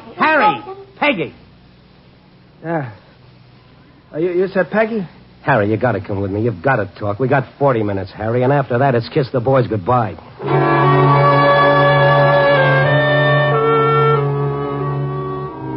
I made him drink coffee strong and black, and I made him walk until his head cleared up a little, but it took time. Time, and only 30 minutes of it left before that execution. And then we sat and talked. What do you want from me? I'm knocked out, me. The top is all gone, inside gone. What do you want from me? Peggy, where is she? And why did she leave? Who are you? I'm Stone, Chicago Star. Now listen to me. You remember Marty? Marty, sure. It's Peggy's kid. I got a picture of her right here. Hey? That's Peggy, and that's Marty right there. Peggy? This is Peggy? Yeah. Dark hair, you bleach it blonde, and she... Look, Harry, talk fast. I don't know what we'll get, but tell me when you saw Peggy last and what she said. She was going away. With him. McCallum. McCallum? Why? It was one night after the show. She was in the line. She was, the chorus. Yeah. I went to see her. I found her packing a suitcase. Well, she didn't tell me before that she was walking out. She just looked at me. Say goodbye fast, Harry. Real fast. Well, why, kid? What's all the rush? I can't tell you, Harry. Only you're not going to see me anymore. Oh, yeah, I get it. You don't, Harry. You don't at all. Sure, McCallum. I know. We talked a long time to you yesterday. It's nothing to do with McCallum. No, sure not. It's nothing to do with a knocked-out horn player either, huh? Oh, Harry. Don't talk like that. Okay, I'll play it for you sometime. 20 choruses. Oh, I don't blame you, Peggy.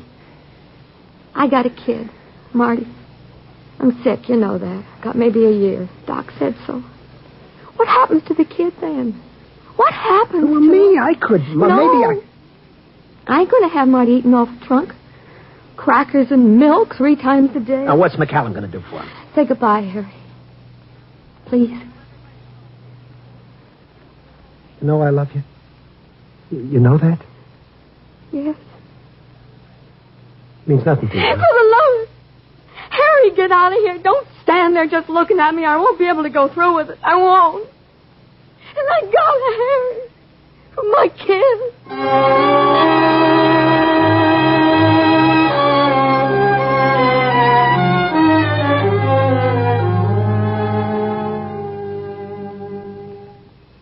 Well, that's all I know. When did that happen?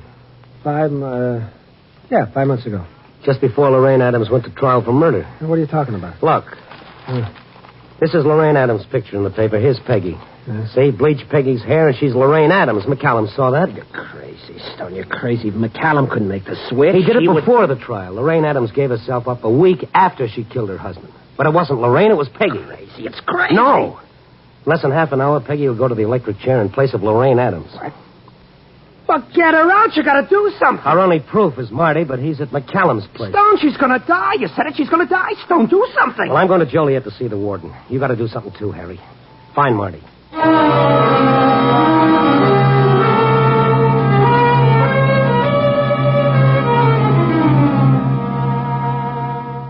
It's preposterous, Mr. Stone. Impossible. But it was done, Warden. In 10 minutes, a girl will go to the chair. 10 minutes. I called the governor. He's left it up to me. Well, then stop the execution. I can do that only if this girl admits she's not Lorraine Adams. I've broken a rule, Stone, on the strength of what you've told me. The girl is being brought here to the visiting room to talk to you.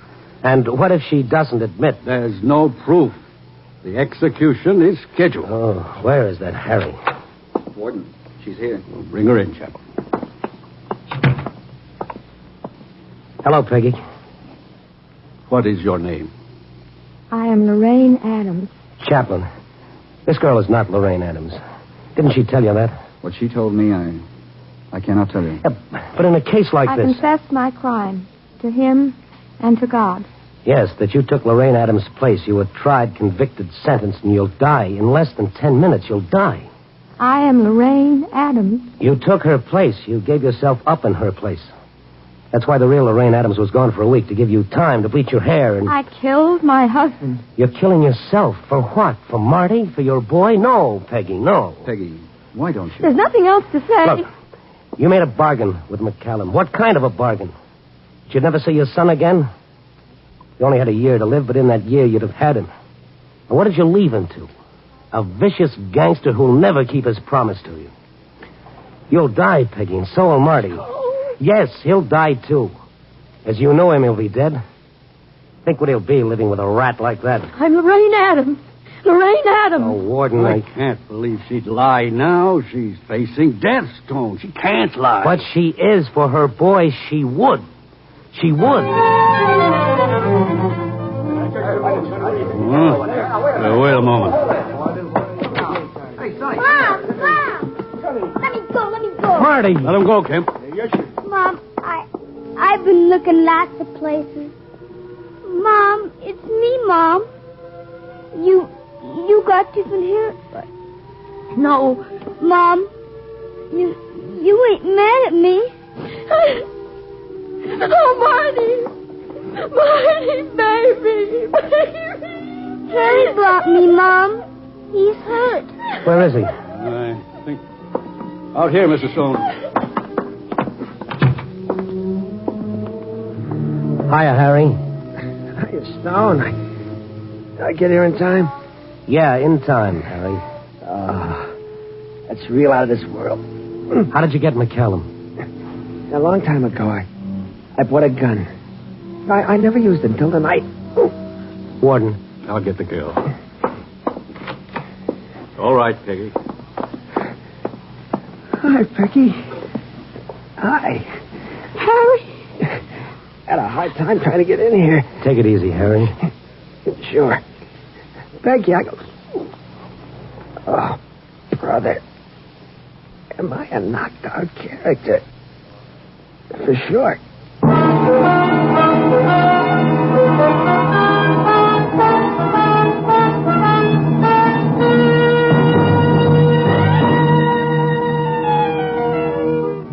Love.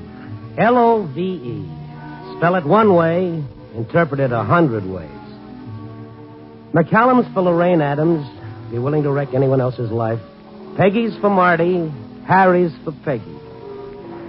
Yeah, it's love that makes the world go round.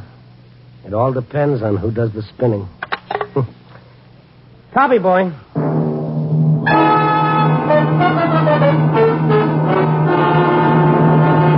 You are listening to Night Beat on the Wheaties Big Parade.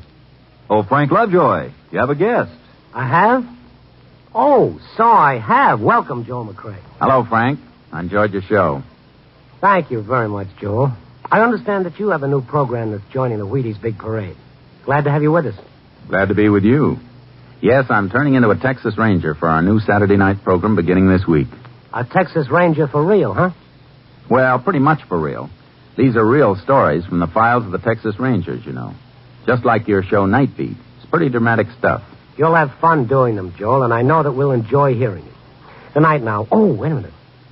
Say, have you got the password? Password? Oh, sure. Wheaties. That's right. Night, Joel. Thank you, gentlemen.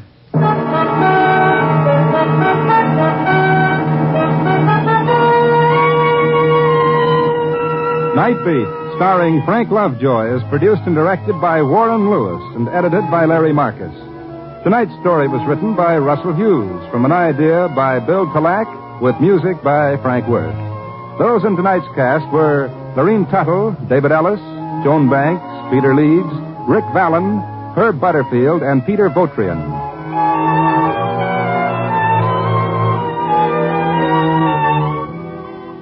Listen next week at this time and every week as Randy Stone searches through the city for the strange stories waiting for him in the darkness.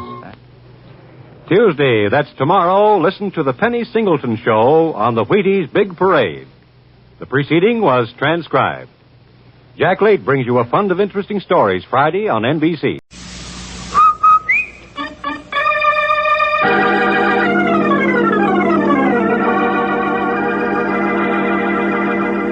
Rinso, R-I-N-S-O, Soapy Rich Rinso presents Boston Blackie, starring Chester Morris.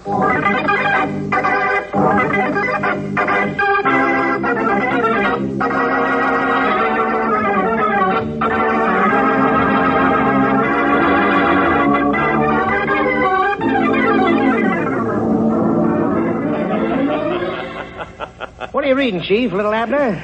No, listen to this, Matthews. Special feature of the Great Gems exhibit at the famous Godet Jewelers will be the incomparable Star of the Nile emerald. One of the most precious gems in the world. So precious that George Stevens, vice president of Godet's, is personally bringing the star to Chicago from Chicago to New York. I don't get the joke, Chief. Sure you don't, because you don't know that Boston Blackie is on the same train with George Stevens. But, Chief, I don't get it. Well, if I know my Boston Blackie, and to my great sorrow I do, he won't be able to resist a little gadget worth a cool $200,000. I still don't see what's funny. Besides, Blackie hasn't gone after sparklers in a long time. I know that, but I also know one thing that sparkles that's right up Blackie's alley. Yeah, what's that? Dames. Sure, Chief, but the Star of the Nile ain't a dame. Yeah, but Helen Crew is. Helen Crew? Yeah, something's bound to happen on a train when it's carrying those three. George Stevens, Helen Carew, and Boston Blackie.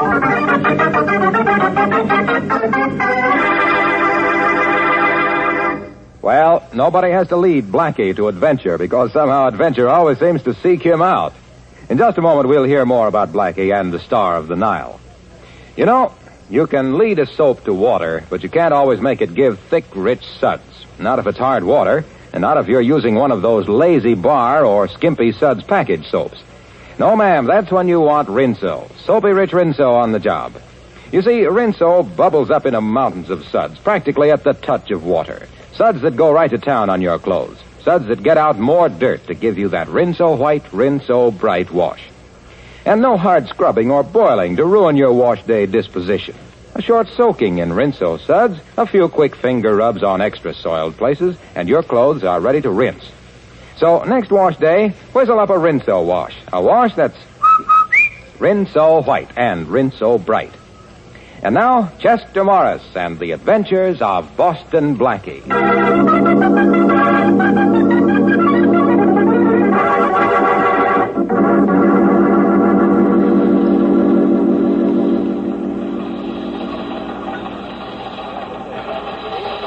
It's obvious that an international bank should be established for reconstruction. At the United Nations Monetary and Financial Conference held at Bretton Woods, certain preliminary steps were taken. However, it is only the beginning. Oh, I says when you realize that the International Monetary Fund will total around $8.5 billion. But that's only the beginning. Yes, well, a small beginning. You know, I get kind of mixed up when I start counting over 850. Oh, young man, we'll all have to learn how to count in millions and billions in the post-war world. Well, that's very interesting. Oh, here you are, Stuart. I'd like some dessert. Can you take this seat, miss? Oh, thank you. Never mind the dessert, Stuart. Well, I'm finished. Wouldn't you rather have this chair by the window? Thank you. And good day to you, young man. Thanks for your company. Well, thanks to you for the tip on the international monetary situation. I can't wait to use it. Very interesting man. And very distinguished looking, too. Who is he? I don't know, but he's awfully good at counting. Is it all right if we talk? Why not? You see, my mother never told me not to talk to strangers on a train. I like your mother. Very intelligent woman. Well, I'm no isolationist. But to make it proper, my name is Helen Carew. Oh, and mine is Boston Blackie.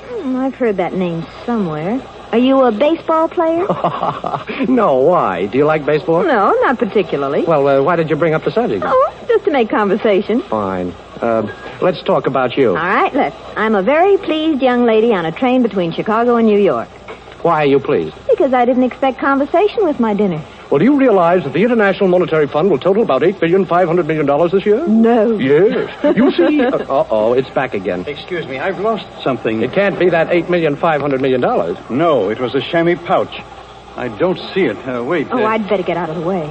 It isn't here. Oh, pardon me, sir. What did you lose? This is terrible, terrible. Waiter. Well, it sounds important. Young man, you have no idea how important. That pouch was worth $200,000. That's a lot of money to be carrying around. It wasn't money. It was an emerald.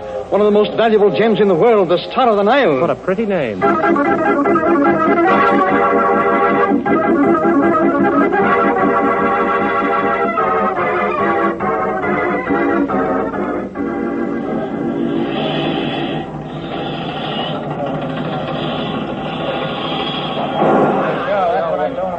I tell you, Inspector, I've been robbed. It was sometime during the dinner hour. The Star of the Nile is missing. Okay, Mr. Stevens, I got that much from the telegram the conductor sent. Now, we'll search every passenger on the train if we have to, so calm down. Now, you say you thought you left it in the diner. Were you alone? No, a young man joined me for dinner, and then later, just before I left, a young lady was seated at our table. Mm-hmm. Friends of yours? Oh, no, just the people one meets on a train. Now, this young man, what was he like? Well, he was a clean-cut-looking chap with dark hair, a good build, nice smile. I'm not a bit surprised. And the young lady? Oh, quite attractive. As a matter of fact, the young man seemed rather taken with her. Well, Mr. Stevens, I don't think you have to worry about your Star of the Nile. I might even say the situation is well in hand. Matthew should be here any moment now with the man we're looking for.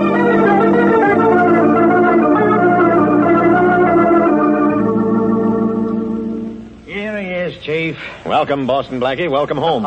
Your new home. As a matter of fact, I've prepared a special escort to take you there. Well, now, how thoughtful, Inspector. But where's the brass band? All right, come off it, Blackie. Where's the emerald? This is a great shock to me, young man. Well, it's no shock to me, sir. I know my Faraday. He never fails. He never fails to be dead wrong. I'm sorry to disappoint you, Blackie. But you were in the diner with Mr. Stevens when the emerald disappeared. Mr. Stevens? I didn't even know that was his name. Oh, now, Blackie, as if you didn't know that Mr. Stevens was vice president of Goday's and that he was carrying the Star of the Nile to New York. As if you didn't read the papers. Of course I read the papers, Inspector, but I was a little more interested in the fact that we'd just taken Cannes and Saipan. Okay. Now, you can tell me all about that at headquarters. Come on, Blackie. Now, look, Faraday, do you mind if I talk this over with Mr. Stevens? Whatever you have to say, you stay at headquarters. Come on. I'll be in touch with you, Inspector. Thanks again. Mm-hmm. Now, about that brass band, Blackie, I'll arrange to have one when we send you up the river. Oh, are you leaving, Mr. Blackie? Oh, yes. Yes, my Uncle Faraday always brings the town car to meet me. Uncle Faraday, my aunt. Well, your Uncle Faraday must have a lot of influence. I wonder when the police are going to let the rest of us off the train. Well, Miss Carew, I'll see if I can use my influence. You see, he happens to be the police. Oh, Uncle, meet Miss Carew. How do you do, Mr. Pleased Faraday? to meet you. I hope this fellow hasn't taken you in, too. Oh, no, Mr. Faraday. On the contrary, he's been very nice to me. Yeah, that's Blackie. Well, you might as well know, Miss Carew. He's being charged with the theft of the Star of the Nile. But that's impossible. Impossible? What do you mean, Miss Carew? Well, I was at the table when Mr. Stevens discovered his loss, and I'm sure that Mr. Blackie had nothing whatever to do with it. You haven't known him as long as I have, Miss Carew. You mean to tell me that Boston Blackie didn't do it? That's exactly what I mean. Well, thanks, Miss Carew, for telling the inspector something that he should have known. He usually goes the long way around. You helped him find the shortcut. Oh, you haven't gone yet, Inspector. No, I'm afraid we'll have to begin all over again, Mr. Stevens. What do you mean? Well, Miss Carew here has a strong alibi for Blackie, and I'm still looking for a loophole, but under the circumstances, I'm afraid I can't hold him. But you're going to do something about it, aren't you, Inspector? Well... After all, you were sure that the emerald must still be on the train. Well, that's right, Mr. Stevens, it is. That's what I tried to tell you before the inspector shut me up. Oh, so you know. Well, come on, Blackie, where is it? I didn't say I knew where. Mr. Stevens, you're rather absent-minded, aren't you? Absent-minded? Why, no. Well, perhaps I'm jumping to conclusions, but, of course, if you remember, you left the diner without paying your bill. I did? Oh, not that I minded buying your dinner, Mr. Stevens, but it occurred to me that if you were absent-minded enough to forget your dinner check, you also might have forgotten something else. How could I forget the Star of the Nile? I put it in my vest pocket just before I went into the diner. Oh, are you sure you put it in your vest pocket, Mr. Stevens? Yes. Well, then the whole thing's solved. Oh. You know, all during dinner I was envying you, Mr. Stevens. I really was. You looked so cool and comfortable in that sports jacket you were wearing, and you weren't wearing a vest, Mr. Stevens. I wasn't? Oh, well, that's absurd. Now, wait a minute. Oh, what's going on here? Vests, sports jackets. Come on, Blackie. Don't you remember, Mr. Stevens? Let me think. I lay down to take a nap just before dinner. Yeah. I got up and dressed and... By George, you're right. Oh. The emerald must be in the vest that I packed in my suitcase. Oh, Inspector, I'm terribly sorry to have caused you all this trouble, and you, young man, and young lady. Oh, thank you. Thank you very much. Good day. Well, how do you like that? You seem to be disappointed, Inspector. Yeah. You know, if Boston Blackie can sit next to a guy in a train that's got something worth $200,000 and not do something about it, I guess it's time I turned in my bag. Well, you should have thought of that before, Inspector. Just think. By now you could have had a cottage, a couple of cows, a victory garden, instead of that pet ulcer of yours. By the way, what do you call it? Boston Blackie. What else? Why, Inspector, how sweet of you. Naming your first one after me.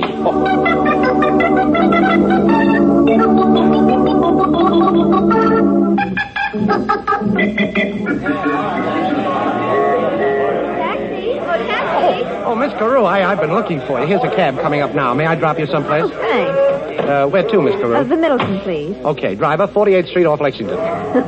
You don't miss a thing, do you, Mr. Blackie? Well, I have a great appreciation for beautiful things. Oh, then you must have seen the Star of the Nile. Star of the Nile? Mm-hmm. I was talking about beautiful things. Such as, well, the dessert I had for dinner last night. Oh, I was just marveling at how clever you were, helping Mr. Stevens to find his emerald. Well, it isn't hard to find something that was never lost, Miss Carew. And, incidentally, thanks for putting in a good word for me with the inspector. Oh, don't mention it. By the way, I'll bet there's another thing your mother forgot to warn you about. Oh? Accepting dinner invitations from a young man in a taxi cab.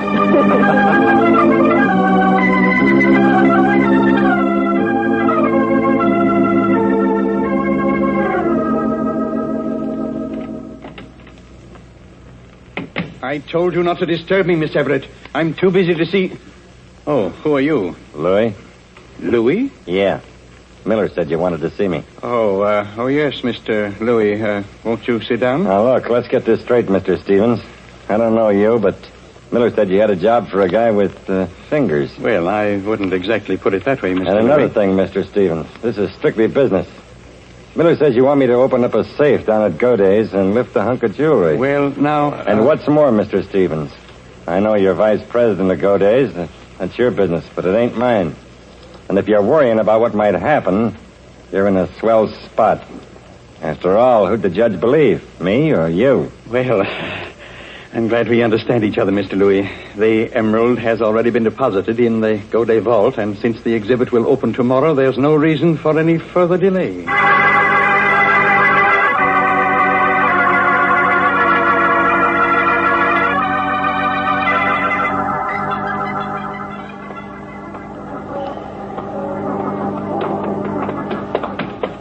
Hey, Blackie. Did you hear me calling you? Well, vaguely. To be honest with you, Shorty, I had my mind on somebody else. Well, boss, I just heard something I thought you'd be interested in. Yeah? You know, you were telling me about that emerald mixed up on the train? Yeah. Well, I just got a tip, see?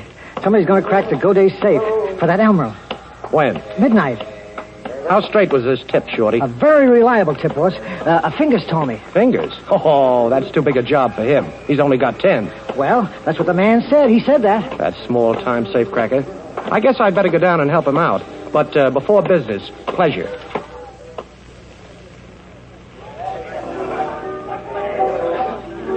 Well, for once, Miss Carew, I can't blame Faraday. After all, he brought us together. Brought us together? Yes. What do you mean? Well, if he hadn't accused me, you wouldn't have had the opportunity to vouch for me, and, well, I wouldn't have had the opportunity to show you my appreciation. Oh, I see. Well, the whole thing was a little silly anyway. Oh, well, not altogether. Faraday has the memory of an elephant and the persistence of a little beaver. And looks like both of them. If anything happens, it's got to be Boston Blackie. Oh, that's a nuisance, isn't it? Oh, I don't know. Faraday hounds me, but it's good to have him around at the wind-up. Blackie, I don't quite make you out, but I like you. Thanks. I hope that's an understatement. Well, I'm surprised the police are so suspicious of you. Oh, that's the story of my life. You see, Faraday has good instincts, only he picks the wrong person. If he knew, for instance, that tonight I may have something to do with robbing a vault, he'd become suspicious right away. But, of course, you haven't anything to do with that. But, of course, I have. Only it's not as bad as it sounds. Oh, now I'm really puzzled. Well, the only puzzle is, why don't I spend the rest of the evening with you? Meaning that you have to leave? Meaning that I have an important conference about something green and something Egyptian. Oh, I see. But like the Sphinx, you won't talk. Perhaps I'll have something to tell you later. I'll get your coat. Oh, thanks. I have to phone. But don't make any dates for the next month. I want to put in my bid first. Hello? Operator, give me Madison 72772. Hello? Inspector? This is Helen Carew. I just had dinner with Boston Blackie. We're leaving now. He's dropping me off at my hotel. He's going down to Goday's. He's after the emerald. And, Inspector, if you should happen to catch him, please don't mention me.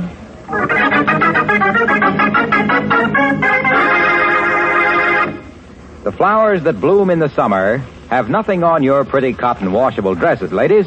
Not when it comes to eye-filling loveliness. And say, you were particular to pick out just the dresses you wanted, weren't you?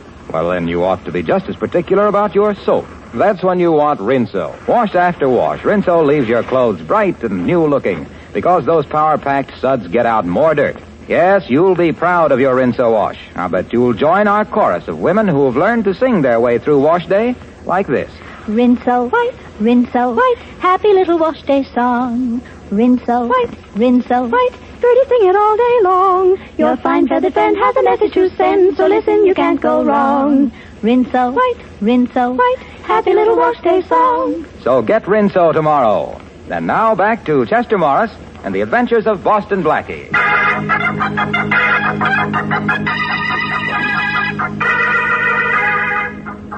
Boston Blackie, unaware that Helen Carew has tipped off Inspector Faraday as to his destination, is en route to Goday's Jewelers to try to prevent the robbery of the vault there and to discover who is back of the attempt to steal the famous Star of the Nile emerald. It is midnight at the Goday Vault. It's no use, Louis. It's one of them new-style vaults. I can't make it out. Well, we got dynamite. We'll have to use it. I don't like a noisy job, but where is it? I left it out in the alley, boss. Now, go get it. Okay, I'm going. Try again, Fingers. Stevens is paying off plenty. Well, I'm nervous. This is a big job, boss. Too big for you, Fingers. Okay, stay where you are. Boston Blackie. That's right. What were you saying about a certain Mr. Stevens? Now, look, Blackie, let's be sensible about this. Well, we're having a little trouble cracking this crib. Yeah. I'll make a bet with you.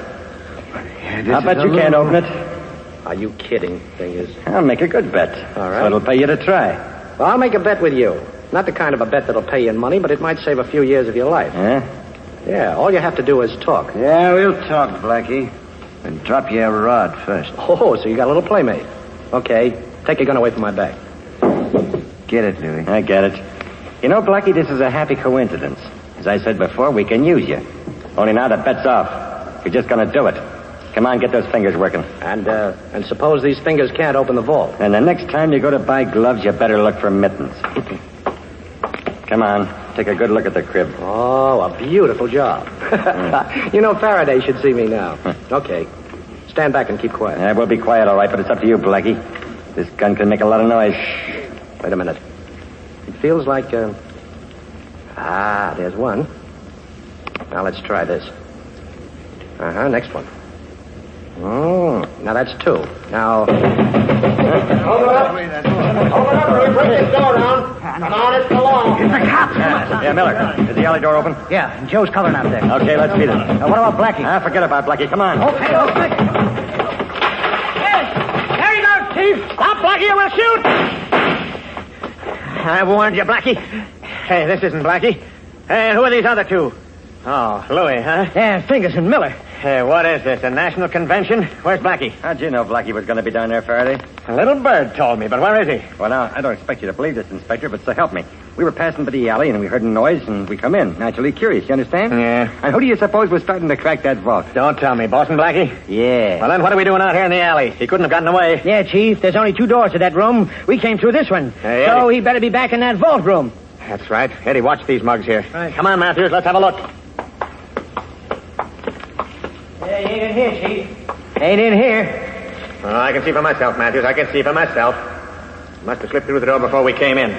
Matthews, you're fired. Me, Chief? I ain't done nothing. That's the trouble. You never do anything. Now, see if the vault's open, Matthews. Okay, Chief. Now, lock tight on the drum. There ain't a mark on it. Looks like we saved the emerald for go days, huh, Inspector? Yeah, but I wish somebody had saved Blackie for me. Matthews, I hate to say it, but we gave Blackie a break. We came in just in time to save him from getting into trouble.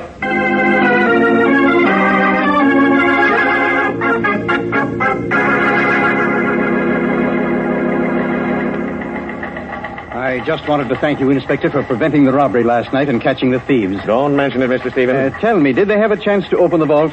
Nope, we were Johnny on the spot. They never even got started. Well, Inspector, I can't thank you enough for the fine job you've done. Fine job. Nothing ever happens. Nobody steals anything. Listen, Mr. Stevens, if somebody should steal that emerald and I catch him, then you can thank me.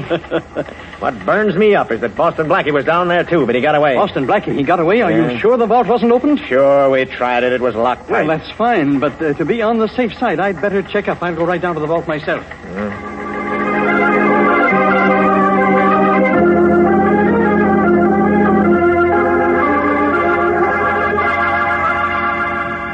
But I tell you, Faraday, it's gone. The emerald's gone. I just searched the vault. It's gone. That's great. I've really got Boston Blackie now. Don't worry, Mr. Stevens. Calm down. You'll get your star, and I'll get Boston Blackie.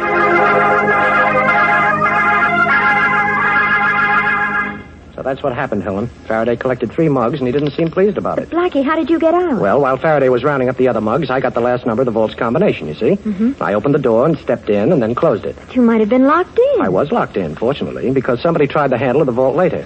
You see, Helen, modern vaults have an anti-hold-up device. What's that? Oh, it's a sort of gimmick that locks the door from the inside. Well, I just pushed the lever. After they left, I slipped out through the alley door. What were you after, Blackie? I told you before. Something green and something Egyptian. The Star of the Nile emerald, of course. Did you find it in the vault? Yes. Oh. But I didn't take it. I just wanted to make sure it was there. You didn't take it. Blackie, I don't understand you. Now, look, somebody's after the Star of the Nile, and if he gets it, somebody's going to take the rap for it. Could be me, but that's not the point. Nobody's going to take a rap for somebody else while I'm around. You're talking about somebody. Who? I'll find that out. But first, I want to have a talk with Mr. Stevens at his hotel. Perhaps he has an idea. Goodbye, Helen. Next time, I promise you, we won't have any outside interference. Operator, give me Madison 72772. Hello? Helen Carew speaking. Oh, the inspector isn't there? Well, then I want to leave a message. Tell him that Boston Blackie is on his way to the Cavanaugh Hotel to see Mr. Stevens. I can't wait for the inspector to call back, so tell him I'm going to see Stevens, too, right now. But try to get the inspector there as quickly as you can.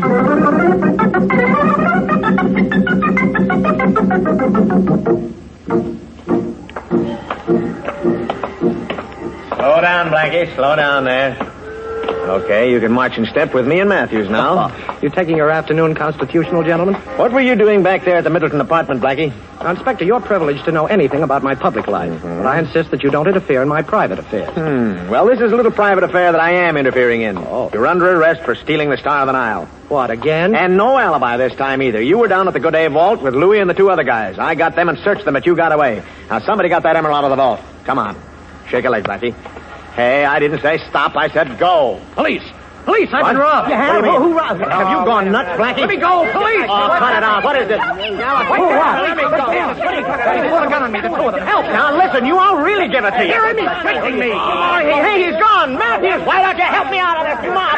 Hey, folks, look, I'm a police inspector. Honest, I am. Matthews, quick, shoot it, Blackie!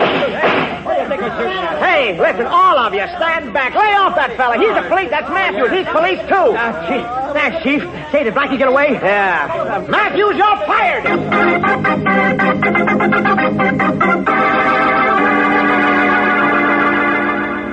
But I was sure he was coming here, Mr. Stevens. Miss Carew, why should Mr. Blackie come to see me at my hotel? Besides, I'm confident that by this time Inspector Faraday has made sure that the young man is no longer a free agent. Perhaps, yes, perhaps you're right. But, well, I'm not sure the inspector is right in what he's doing. Oh, now, Miss Carew, it's quite obvious that you have an attachment for Mr. Blackie, and if the police have taken him, I won't have to worry about the Star of the Nile any longer. The police haven't taken me, Mr. Stevens. Boston Blackie. And incidentally, if I knew how much the Star of the Nile would be worth to you, I might listen to reason. Blackie. Hello, Miss Carew. I rather expected you'd be here, too. I wouldn't try to phone Mr. Stevens. You really don't want the police to come up here. Why not? Because it would be very embarrassing for you. And besides, it would be very embarrassing if I had to use this gun. Blackie, look. Oh, Helen, don't. Helen, why did you knock the gun out of my hand? Because you had me fooled for a while, but I'm finally beginning to understand you, Blackie. All right, the two of you stand still and put your hands up high. Oh, so you have a gun, too, Mr. Stevens. Is that to guard the emerald you stole from your own vault? Mr. Stevens took the emerald? Yes. Usually when people want to steal something, they just steal it. But Mr. Stevens had to do it the hard way. But you made it much easier for me, Mr. Blackie. You see, you were in the vault, and now everybody will know that Boston Blackie stole the emerald. There's just one thing I'd like to know, Mr. Stevens. Why does a vice president of a large firm like Goday's have to steal a piece of jewelry? Well, there's an ugly word for it, embezzlement. I'm awfully sorry, Miss Carew. Sorry that you came here tonight because no one else can know what you two know now. I'm going to have to kill you. Come on, Stevens. Give me that gun. Stay where you are. I want that gun, Stevens. Blackie, don't. I told you to stay where you are. Look, you can't pull that trigger. Get back! Get back! Thanks, Helen, for sending the message. Inspector, I think Mr. Stevens will go with you now. Stevens? Yes, Inspector, and thanks for putting Helen on this case. We've got your man. Come on, let's go. No, I won't go. I can't go. I've gone long enough. I can never catch up. For years now, I've been running after myself, running away from something I couldn't stop. But I've got to stop. You'll never get me, I tell you. I've got to stop. Well, we got what we were looking for, but I can't say I'm very happy about it.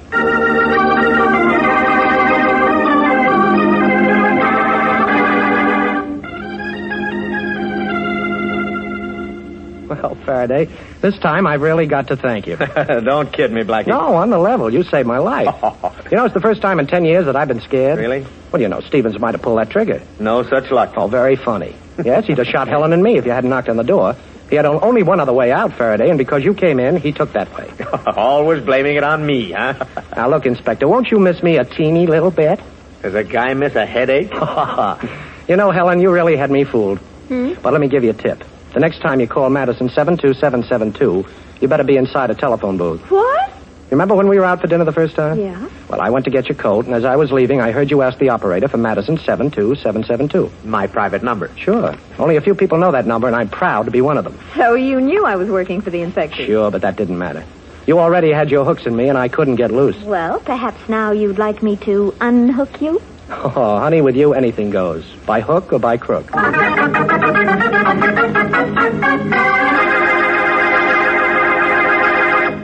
I suppose it's your business if you want to make a big job out of dishwashing, but I'd like to butt in just the same because I feel you don't really like to spend a lot of time at the kitchen sink, and you don't have to if you put Rinso to work for you. Those peppy Rinso suds get your dishes sparkling bright so easily that there's not much point in scraping and scouring with the lazy suds of some soaps.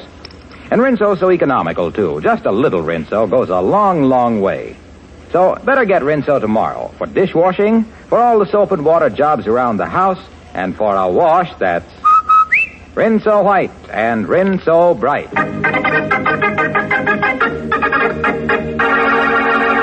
And now a glimpse at next week's adventure of Boston Blackie. Here it goes.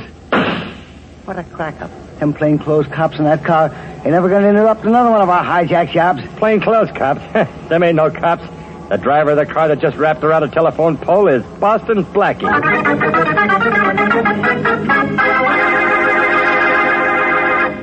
Friends, millions of tons of paper are needed to ship ammunition and blood plasma, so vitally necessary in the winning of this war. Do your share to see that our boys get the material they need. Save paper. The need is terribly urgent. Now, one simple way to help is to take your own shopping bag to the grocer's.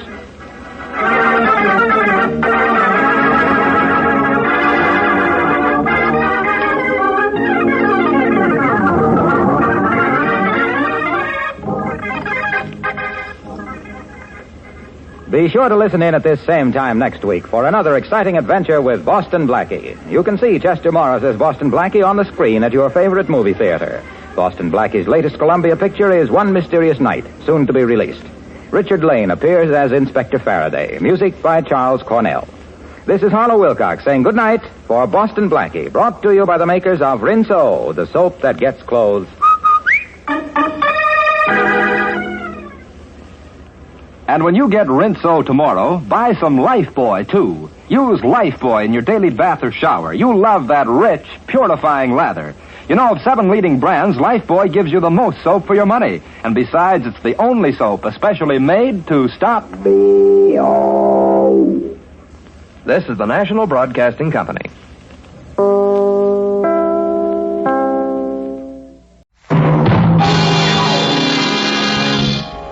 Pat Novak, for hire.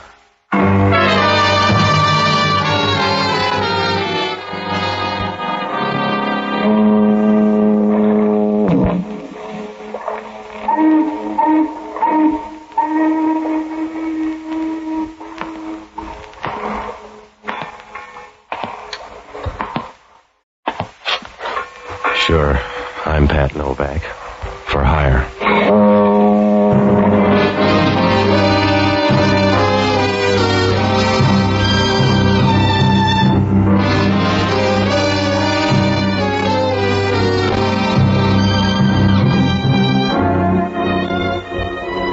That's what the sign out in front of my office says. Pat Novak for hire. It's about the only way to say it. Oh, you can dress it up and tell how many shopping days there are till Christmas. But if you got yourself in the market, you can't waste time talking. You gotta be as brief as a pauper's will. Because down on the waterfront in San Francisco, everybody wants a piece of the cake. And the only easy buck is the one you just spent. Oh, it's a good life. If you work real hard and study a little on the side, you got a trade by the time you get to prison. I rent boats and do a few other odd jobs you can't afford to pick it on. It works out all right if you put your tongue in hock. Because down here you shouldn't talk. It's like installing a set of drums in a belfry. You make some noise, but it's never the right kind. I found that out a few days ago. Must have been Tuesday or Wednesday night anyway. I was sitting in the office reading Time magazine when the door opened. I looked up and had to keep right on going because the guy was so tall he'd have to bend over to see through a transom. And he had a voice deep enough to red out as a bassoon. Good evening, Mr. Novak. I'll take your word for it. You have a small office. I'm small time. What's on your mind? My name is Lahey. I want to hire you. Yeah, sit down. Are you cold? Yeah? That overcoat around your neck, you're either cold or a priest. Oh. I'm a priest, Mr. Novak. I'm sorry, Father. You got a slow brogue. What do you need? A few hours of your time. I want you to help a man escape from prison. Uh-huh. Father, you'll never get along with the bishop. Mr. Novak, in a curious way, this is an errand of mercy. Well, this isn't my year for mercy. I'm sorry, Father. Maybe you don't like to hear it that way, but if I got the right fee, it wouldn't be mercy anymore. When I say it's an errand of mercy, that's what it is. Sometime tonight, a man is going to break out of Alcatraz. If he's allowed to get into town, he may kill somebody. You want me to stop him? That's right.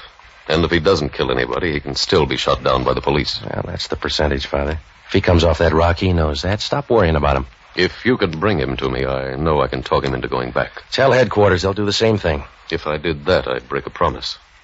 This is the only thing I can do. Will you help me? Yeah, I suppose.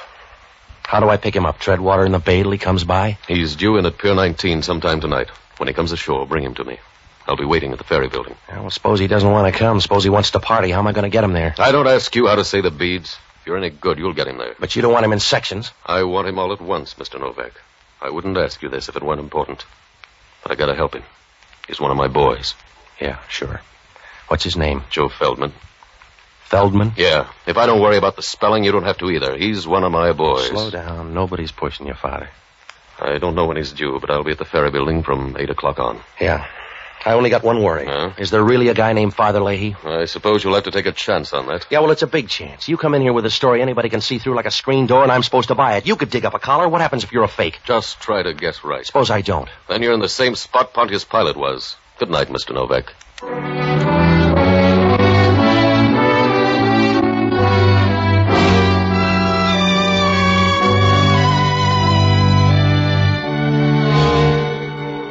Well, whoever Joe Feldman was, he had a good friend.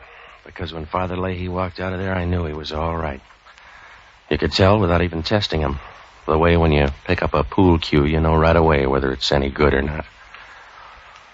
He stood at the door for a minute, and then he walked out. And you got a funny feeling that he didn't walk into the night, that he was big enough to wrap it around his shoulders and take it with him. I got a last look at him as he turned the corner under a street lamp. He looked even taller now, and you knew if somebody stood him in an oil field, you couldn't tell him from the rest of the derricks. Well, I made a couple of phone calls, and then I closed shop and went down to the end of Pier 19 to wait. The bay looked as dark as a bruised crow. The fog was beginning to drift in over near the piers. By 9 o'clock, you couldn't see a thing. You felt like a guy trying to shave in a bathroom full of steam. I was about 30 feet from the end of the pier when a small boat pulled in and let somebody out. I was sure it was my boy, so I moved behind a shed and waited. The boat pulled away, and the guy started down the dock. I waited until he moved past me.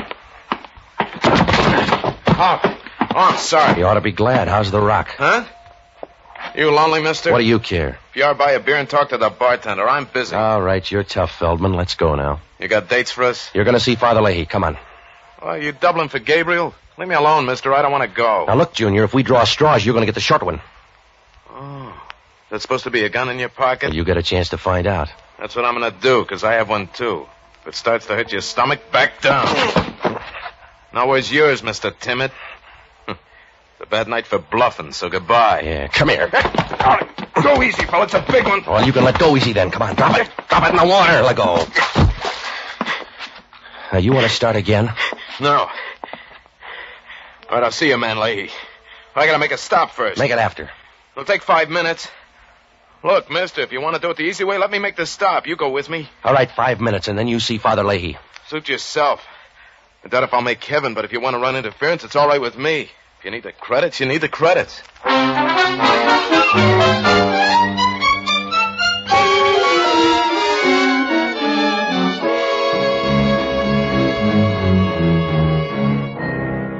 Joe Feldman wasn't very friendly. He sat over in the corner of the cab, and he didn't say a thing. He just kept looking at me and waiting, like a guy feeding arsenic to a rich ant. A few minutes later, the cab pulled up in front of a hotel on Geary Street, and we walked in. One look at that lobby, and you got the idea. The place was about as cozy as an abandoned mine shaft.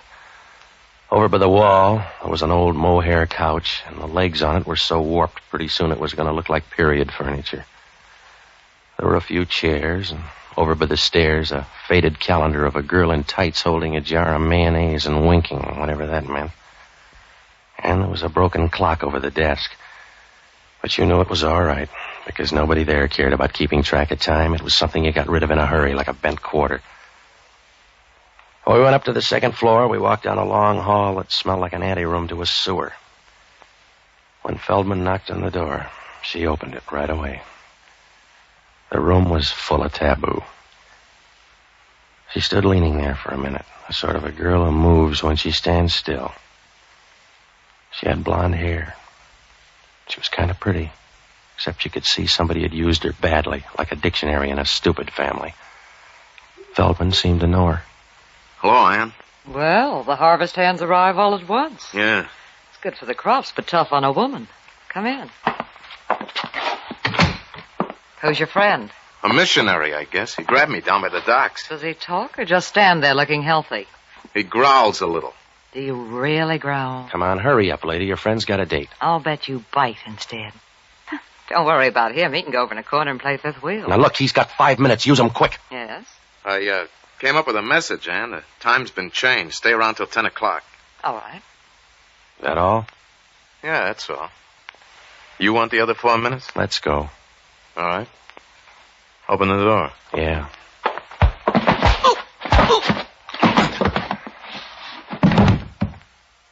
You didn't open it fast enough.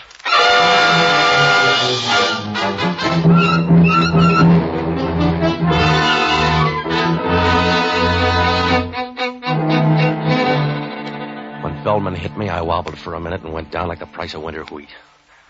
If Father Lahey had any loose prayers lying around, now was the time to crate them up and ship them over, because I wasn't going to stay awake long enough to test the varnish. I rolled on the floor a couple of times, and then I took a rain check on the next couple of hours. When I woke up, it was like buying a new Nash and then finding out you can't drive. Joe Feldman was lying next to me with his throat cut like a pound of rib roast. His head was over to one side, and his body was twisted over the other way as if he couldn't make up his mind which direction to die in. I got up and rolled him on his back. He was grinning like a Pullman porter at the end of the line, and his mouth was half open as if he expected you to drop in a suggestion on your way by. I noticed right then how thin and small he was, about as fat as a shadow and tall enough to scrape his head on a lampshade. Well, there wasn't anything I could do but wish him luck. So I called the check stand at the ferry building and had them page Father Lahey. About 2 minutes later, he answered. Hello? Father Lahey? This is Novak, Father. Yes? Call in the outfield. Your boy's dead. I see. What happened? Somebody didn't like him lots. I wasn't around for the main event. Where are you, on the pier? No, I'm in some cave up on Geary Street. He wanted to come by here first. Father, who's Ann? I don't know. Has Feldman got a girlfriend? He's got 2 sisters, I think. One of them's named Ann. A tall blonde with lots of speed? That's your definition, but it'll probably do. She was around for a while, in case you ever want to check. What are you going to do? Get on the back stairs and pretend I never heard of Joe Feldman. I'm sorry, Mr. Novak. I'm sorry it worked out that way. So am I, Father. If you liked him, I'm sorry. He may have been a nice little guy. Huh? Well, I could do without him, but if you like it, I'll say he was a good little guy. How little? I don't know. We could start a picket fence with him. Why? Because you've got the wrong man, Mr. Novak. Huh? If he's under 6 feet, you've got the wrong man. Whoever you've got up there, it isn't Joe Feldman. Well, he's happy about it now, Father. Whoever he is, I'm sorry. It's the percentage. Why the percentage? If it isn't Joe Feldman, why? That's the waterfront, Father. If your name's Joe Nobody, you still can't do better than 8 to 5.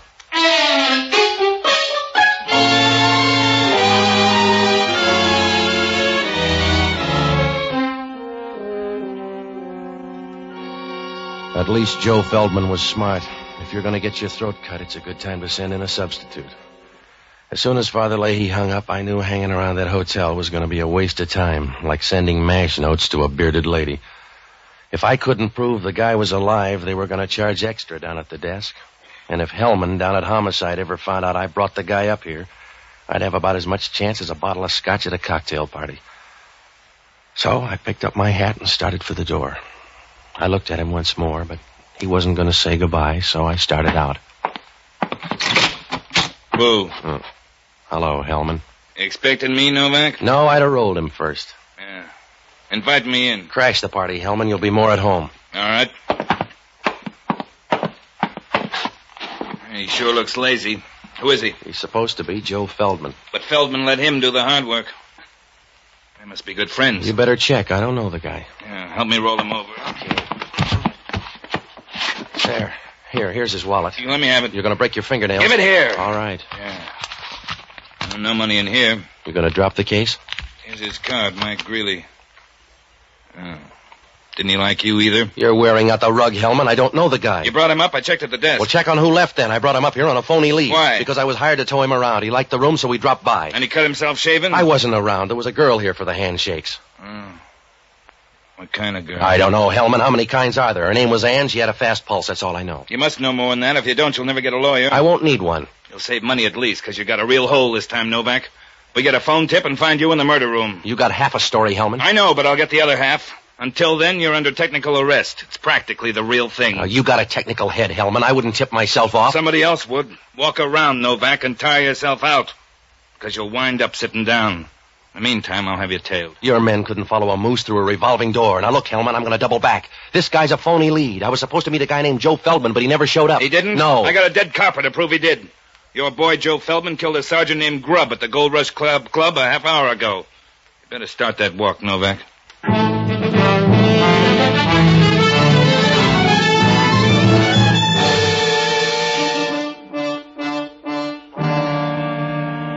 Well, there are two kind of raps you can't ever beat. Cheating a woman with kids and killing a copper. So I knew Joe Feldman could put in for reservations right away. And I knew Hellman would stay with him like a February cold. He'd stay with the whole thing, and I'd have a real tough time explaining. I couldn't explain it to myself. What about the message up in that room? Why did the little guy tell Ann to stay until 10 o'clock? Why did he get off at Pier 19 instead of Joe Feldman? Once he got there, what was Feldman doing at the Gold Rush Club, and why did they spot him so fast? Well, it pointed to one thing, a police tip-off, but that's as far as I could go.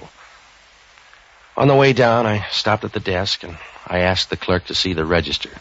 He pushed it over toward me. It was a dirty brown thing that looked like an old tortilla somebody had left behind. It didn't do any good. The registration was a phony. Well, I had to do something in a hurry, so I looked up the only honest guy I know, an ex-doctor and a boozer by the name of Jocko Madigan. He's a good man, and he used to be a smart one, too. And still he started chasing a jigger of beer with a glass of whiskey. I finally found him in the Pied Piper room arguing with somebody about the words to Annie Laurie. Ah, Patsy. A drink for Mr. Novak. Something cheap but impressive. Oh, stop it, will you, Jocko? Are you going to be drunk all your life? Yes, it's only a matter of willpower, Patsy. I'm probably the only man in the world who intends to carry a hangover into eternity. Well, stop long enough to give me a hand, will you? I'm in trouble. Of course you're in trouble. You'll always be in trouble because you can't recognize it, Patsy. You're fuzzy, Jocko. You have the social outlook of a bull with a hot foot, and there's no hope for you because if from time to time a moral feeling does sweep over you, you mistake it for influenza and go to bed. All right. Oh, you try hard enough. You go through the motions, Patsy, but you never get anywhere. You go stumbling through life doing a tight wire act on a rubber band. You're always in the middle. Will you listen to me? It's because there's no variety in your life. You won't allow it. You're a broken-down banjo, not a very good instrument to begin with. And to make matters worse, you allow everybody to come along and pluck the same string. All right. Are you all through now, Jocko? Yes, you sound angry. I think you have a bad disposition, too. What kind of trouble? Well, I tried to help some guy out of prison tonight. You got drunk and thought you were the parole board? No, I did it for a good guy, a priest named Lahey. Yes? The guy was already out, and Father Lahey was trying to hurt him back without getting shot, but this guy Feldman didn't want to play. Another drink will clear this up for me. I picked up the wrong guy. I took him to a Geary Street hotel. I napped a while, and they cut him up like a piece of parsley. Sounds like a gruesome hotel. The dead guy's name is Mike Greeley. I don't even know who he is. Well, this is no time to start building a friendship anyway. Who is in the room? Some girl. She may be Feldman's sister. Would she kill a man? Well, if she did, he'd be crushed to death. No, I'm sure somebody else came in that room. You better talk to Feldman. Well, he's a hard man to reach. A sergeant almost made it tonight. Feldman shot his way out of the Gold Rush Club. That's one way to get out of a nightclub. Well, Hellman steamed up, so you got to help me, Jocko. You'd better look up Father Lahey. You'll probably be electrocuted, and if you are, he may have some drag. I want you to go down to the Chronicle morgue and pull the clips on Joe Feldman, will you? Get everything you can, and then hit the horse parlors. Find out what they know about him, huh? Maybe he's a heavy drinker. I'll check the bars. Jocko, wake up and get on there. If I don't pace Hellman on this thing, I'll be a dead pigeon. What am I supposed to do? I don't know. You might start cooing. Good night, lover.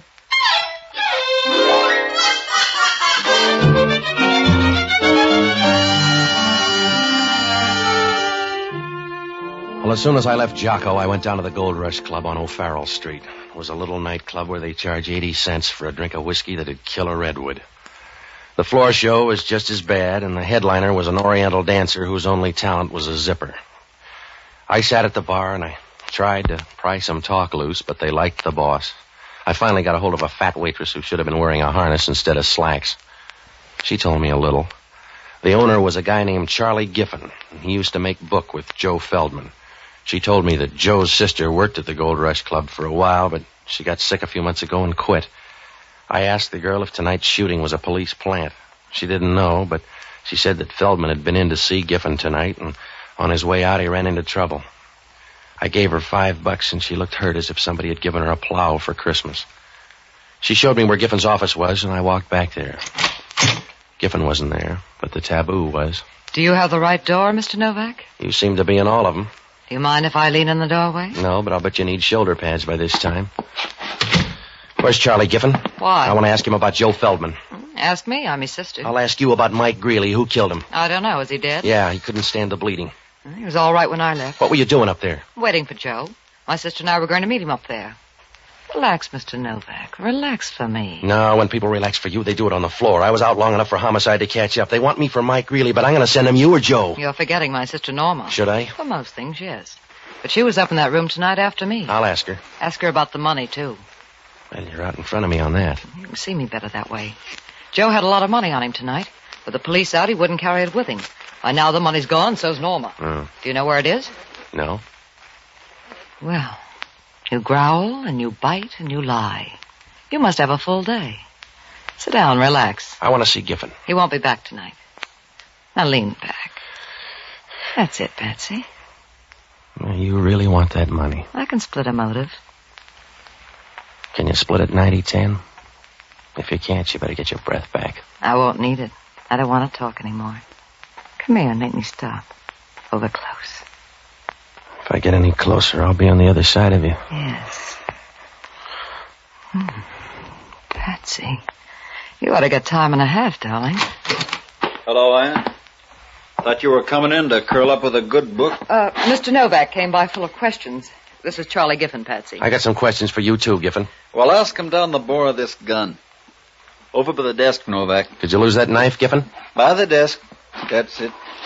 Where's the money, Novak? I gave her the last report. Where's the money? Joe gave it to somebody? Try the Red Cross, mister. You got a tender face, Novak. Now get out of this club before I slap on a cover charge.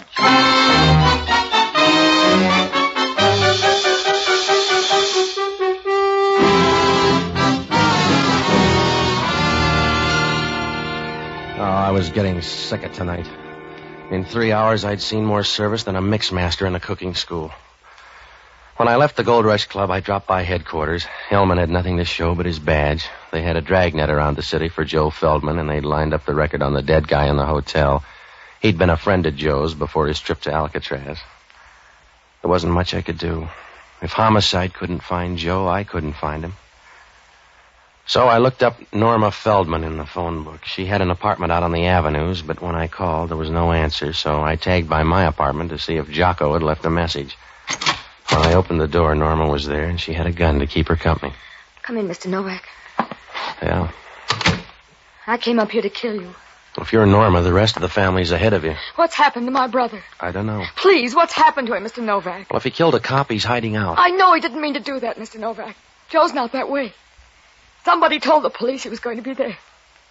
That's why I came up here to see you. Oh, put down the gun, huh? You can't shoot through the tears. Mr. Novak, if you know where he is, tell me. Make him give himself up. Make him stop hiding like a small, frightened animal. He looked big to that copper. Please. Please find him. Yeah. Hello, this is Jocko. Yeah. You sound ruffled. Joe Feldman's sister just walked in to kill me. Don't argue. It's the best offer you've had. What'd you find out? Feldman has two sisters. I know. They both go to pieces. The Gold Rush Club is owned by Charlie Giffen.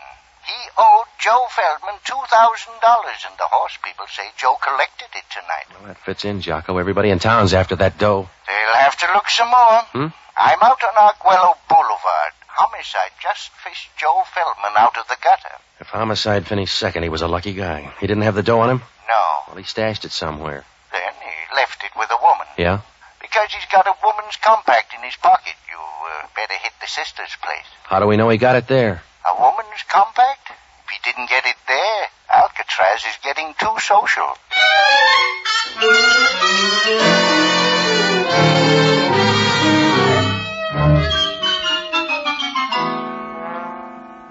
Well, the minute Jocko hung up, things began to fall into place.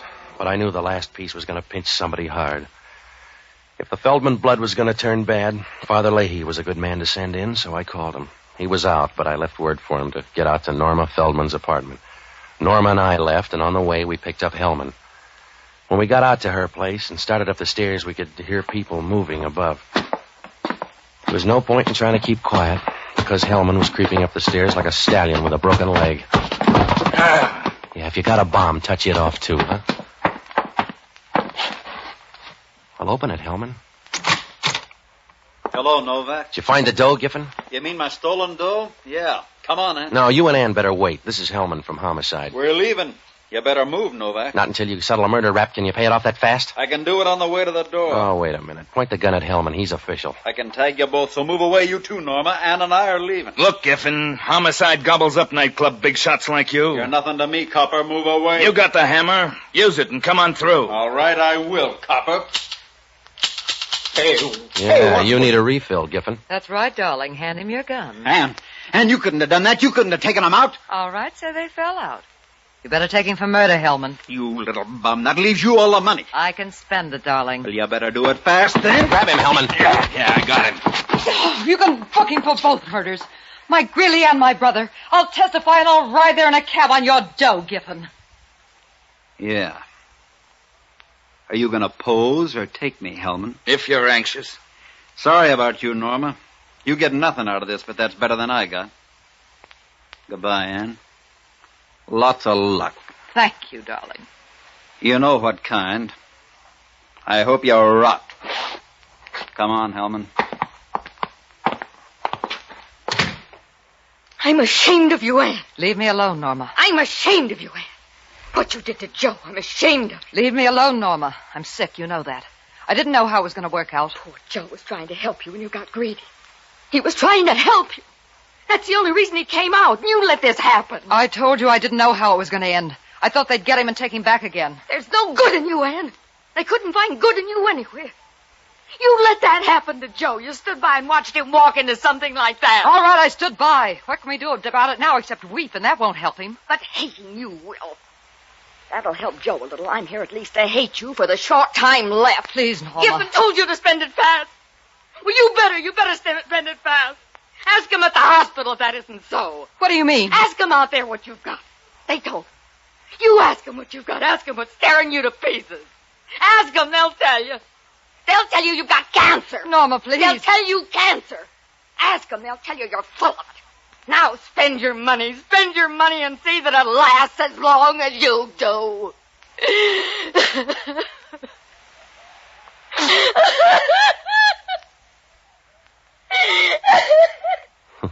Goodbye, girls.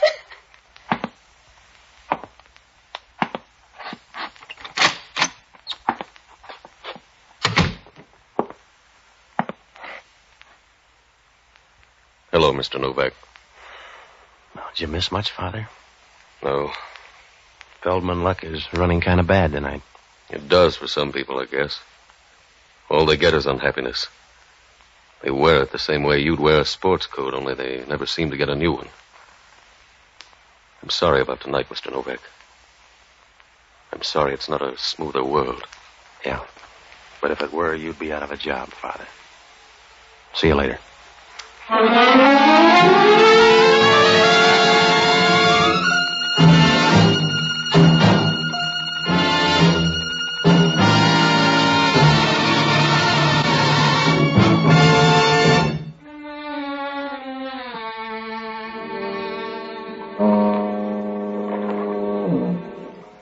If you get a bad first break, you never run the table.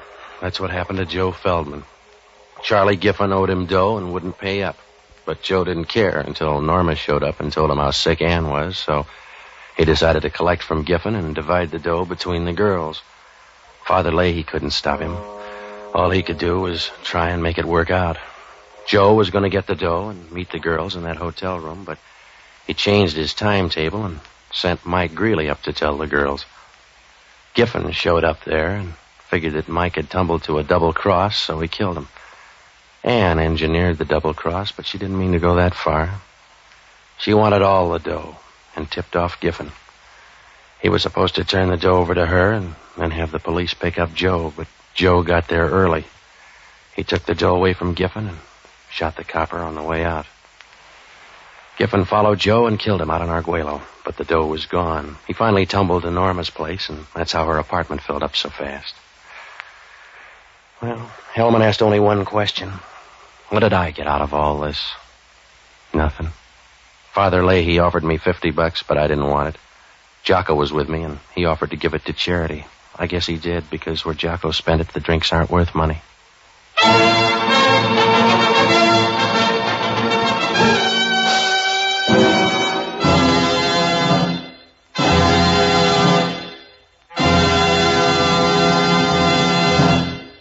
Pat Novak for Hire was previously released by ABC, the American Broadcasting Company, for listeners in the United States, and rebroadcast for our men and women overseas.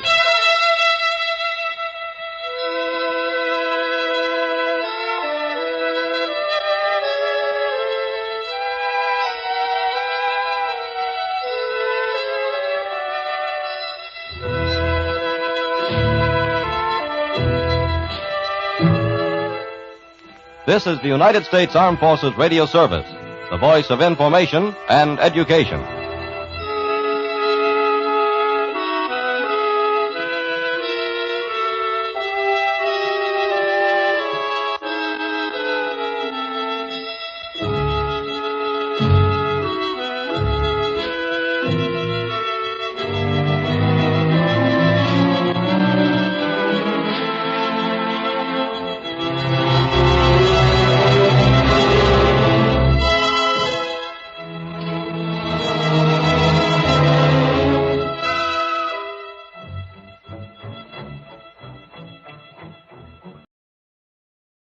When it started, the tide was high on the San Pedro waterfront, and a hot-tempered kid had murder on his mind. But there was a knife at my throat, a beating under the piers, and a corpse on the beach before the tide went out again, and the kid was finally stopped. From the pen of Raymond Chandler, outstanding author of crime fiction, comes his most famous character in The Adventures of Philip Marlowe.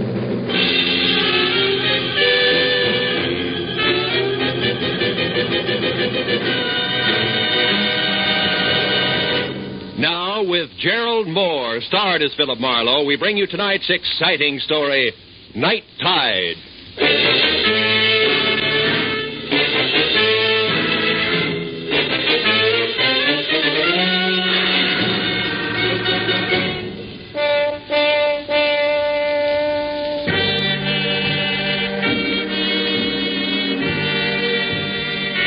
It all happened in San Pedro, the harbor of Los Angeles. The lights on the ships were fuzzy through the wet mist that creeps up out of the ocean every night. And I drove slowly looking for the establishment of Mike Basso, my new client. One side of the crooked street was nothing but the smell and the sound of oily salt water sloshing through the pilings beneath the piers. On the other side was a tangle of warped, dingy buildings, equipped to satisfy the thirsts of reckless men who never get beyond the waterfront of any port. The foghorn out on the breakwater began to bellow as I parked near a U-shaped pier, labeled Basso Docks Private, and walked past a line of moored fishing boats to a squat two-story office. The bottom floor was dark, but the second floor had lights on. So I started up the steep wooden stairs and was halfway to the top when I caught the voices. I don't want dumb excuses, John. One I'd already heard over the phone when I was hired. It was my client, Mike Basso. But you'll make them jump or I'll get somebody who can. These boats got to be handled faster. Why, even the crook Johnny Dyke was better on this job than you are. Johnny Dyke? Why, I oughta... Get out of my way. The big guy with the Latin jaw shoved past me and stomped down the stairs. So I went on up into the office. Mike Basso looked like a block of concrete. His 220 thick pounds hunched over a scarred roll-top desk. And as I walked in, he swung a heavy bulldog head around and glared at me. You never heard of knocking first, I guess. You Marlowe? That's right. The moose that just left here got me all out of the mood for courtesy. That's Sharky, my crew pusher. Yeah. Good man, but slow. Come here. Sit down. We got other business. Have drink cognac. Thanks. Okay? Now, there's a hothead punk by the name of Johnny Dyke. I sent him to prison 3 years ago for stealing money from me. I made it as tough as I could for him. Any special reason why? Sure. Because I trust a fellow who works for me. Johnny Dyke used to have Sharky's job, but he took advantage. When the police grabbed him and found my money in his own house, he squealed like a pig and said he was framed.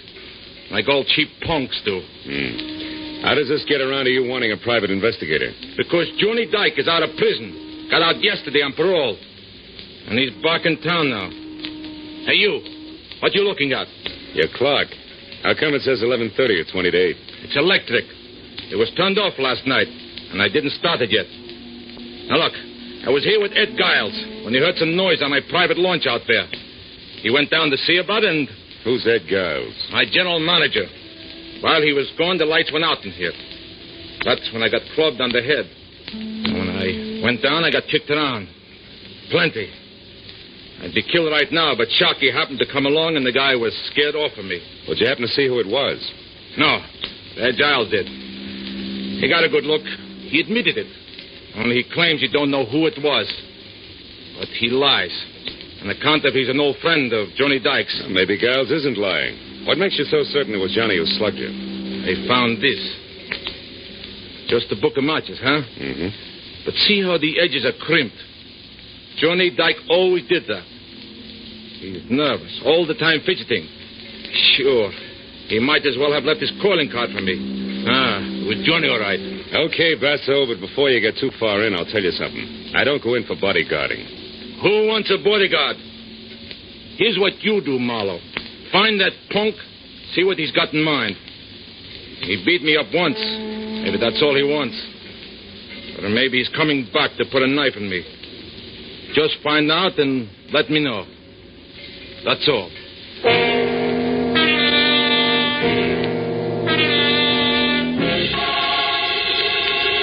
I looked out at the fishing boats along the pier, gently nudging each other, while Mike Basso told me that Johnny had a blonde wife named Christine, who ran the Albatross Cafe, and that Ed Giles lived alone in a house at 43 Terminal Road. It was enough for a starter. So I said I'd keep in touch and left. As I walked off the pier, the blinking neon light from the sign across the street made a swirling green veil out of the mist between me and my car. So I almost got up to it before I saw her, leaning lazily against the door on the driver's side. A girl in a tight black silk dress, cheap fur jacket, and double ankle-strap spikes. She smiled with one corner of her red mouth as I walked up to her and stopped. Hello, sugar. Hiya, sweetheart. The name's Ginger. Oh, that's too bad. Ginger always gives me hives. Don't be like that. What did Mike Basso have to say? Yeah, we were talking business, baby, that's all. Say, tell me, which way to Terminal Road? It intersects about 10 blocks down. Mm-hmm. What's the number? 43. Oh, you want to turn right then. Ed's place is a cozy, secluded one by the water. Oh, thanks. You know Mr. Giles, huh? Yeah, he's around Mike all the time. He's nothing. Well, I'll see you around. So long, handsome.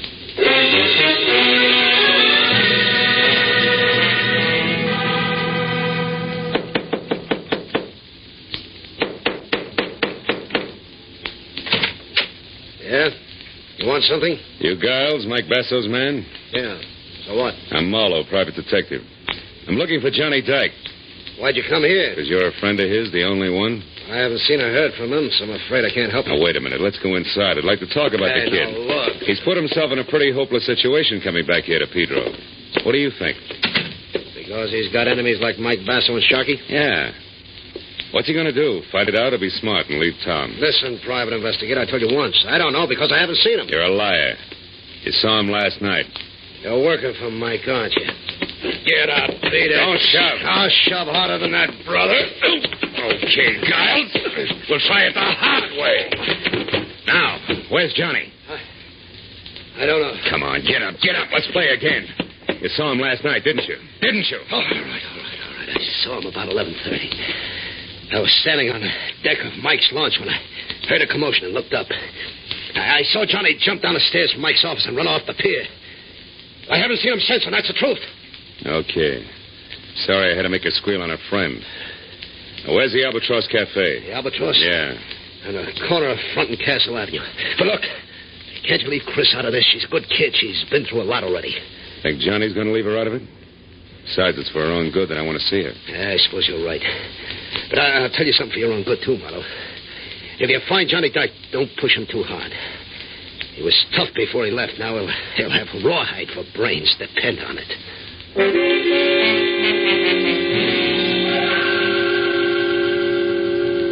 At the corner of Front and Castle, I spotted the Albatross Cafe. Half on land, half teetering on a set of spindly stilts, ringing the high water mark with jagged lumps of barnacles.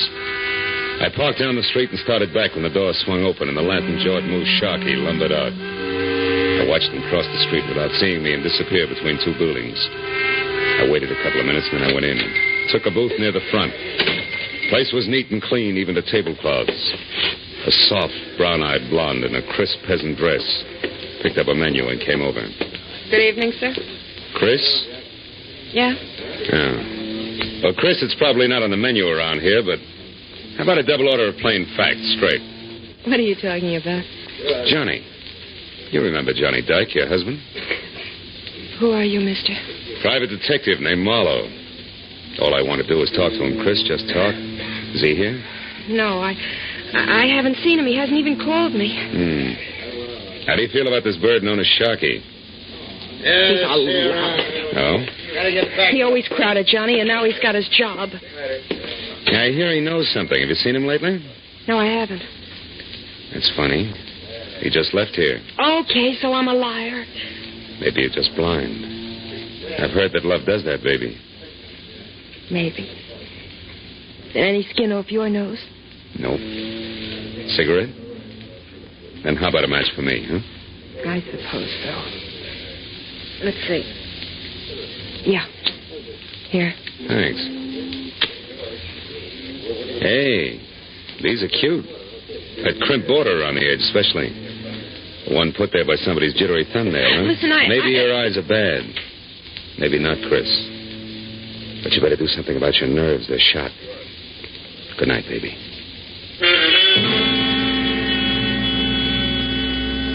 I didn't look back, but I knew she was watching me all the way out the door and down the street, so I made it real good, as far as the next block and around the corner. Then I doubled back fast and stayed in the shadows until I got within sight of the Albatross Cafe again. And in time to see a man ease out a side door and slip out of sight among the pilings under the building. I moved in closer and found a rickety trail of greasy planks that led out through the forest of slimy pilings under the piers. I felt better on a tight rope, but it was home ground to Johnny Dyke. I felt my way slowly along the slippery planks. And from behind the piling, an arm like steel springs snapped under my chin while a hand pressed the point of a long, thin knife with a curved white handle up against my throat. You said you wanted to talk to me, Marlowe, so talk. But fast, because I don't have much time. Ease up on my throat, will you? Okay. There.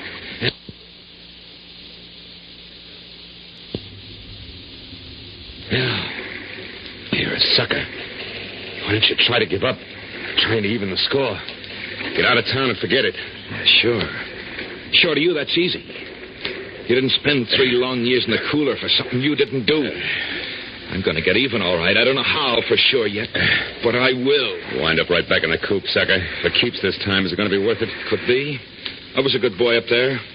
Every time I wanted to slug a guard, I said, Mike Basso to myself instead. Now I got it all bottled up inside me. I'm not going to carry all that hate around forever. I'm going to get rid of it, and there's only one way to do it. Ed Giles was right. You've got rawhide for brains. You better put the knife away, Johnny. I think we got visitors. Sure we have, Marlowe. Rats. Big ones. The piers are full of them. You should feel right at home. Just don't sleep too long, pal. Oh!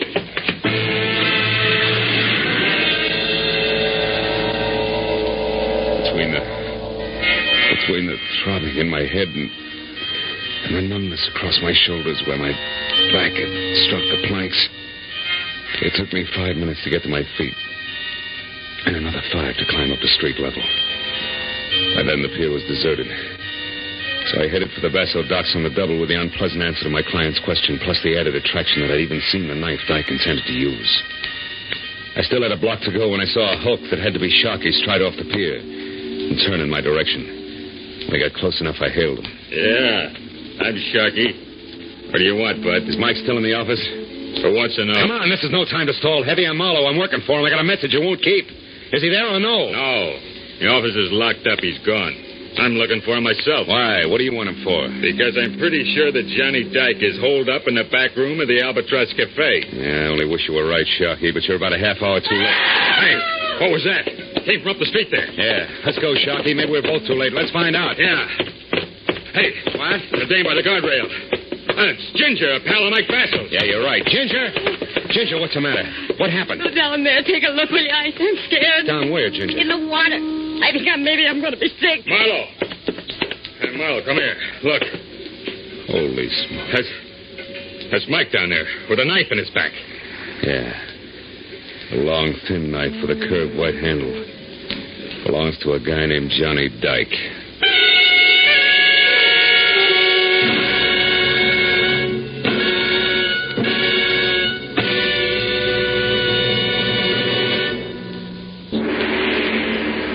Now, with our star, Gerald Moore, we return to the second act of Philip Marlowe and tonight's story, Night Tide.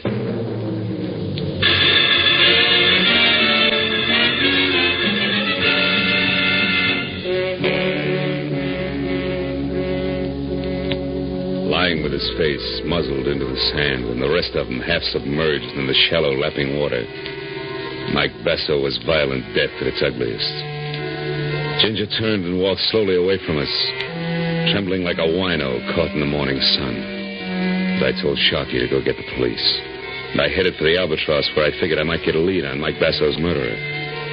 When I got there, I skipped the formality of the front door and quietly moved around to the back, where I entered without knocking and made my way along a narrow, dusky corridor as far as a half-open door labeled Private, where I met Christine Dyke talking on the telephone.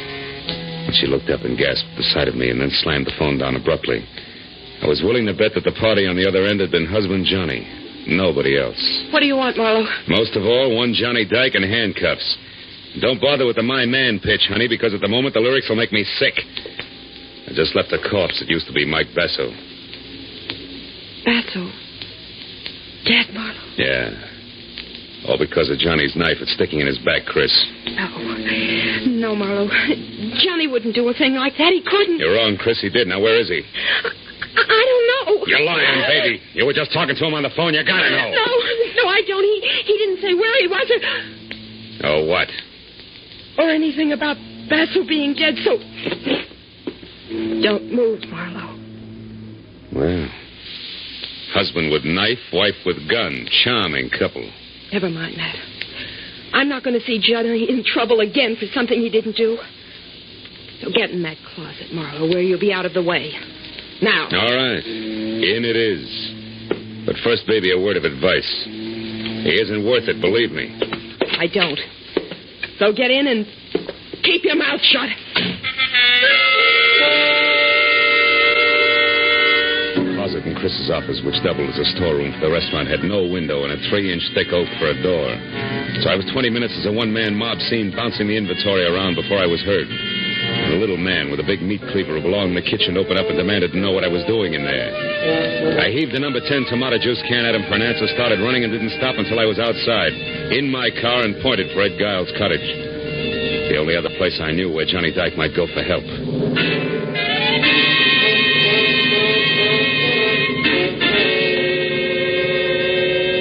I came to a stop at the house and found Giles himself standing on the outside steps looking puzzled at a pair of taillights that were blinking out of sight.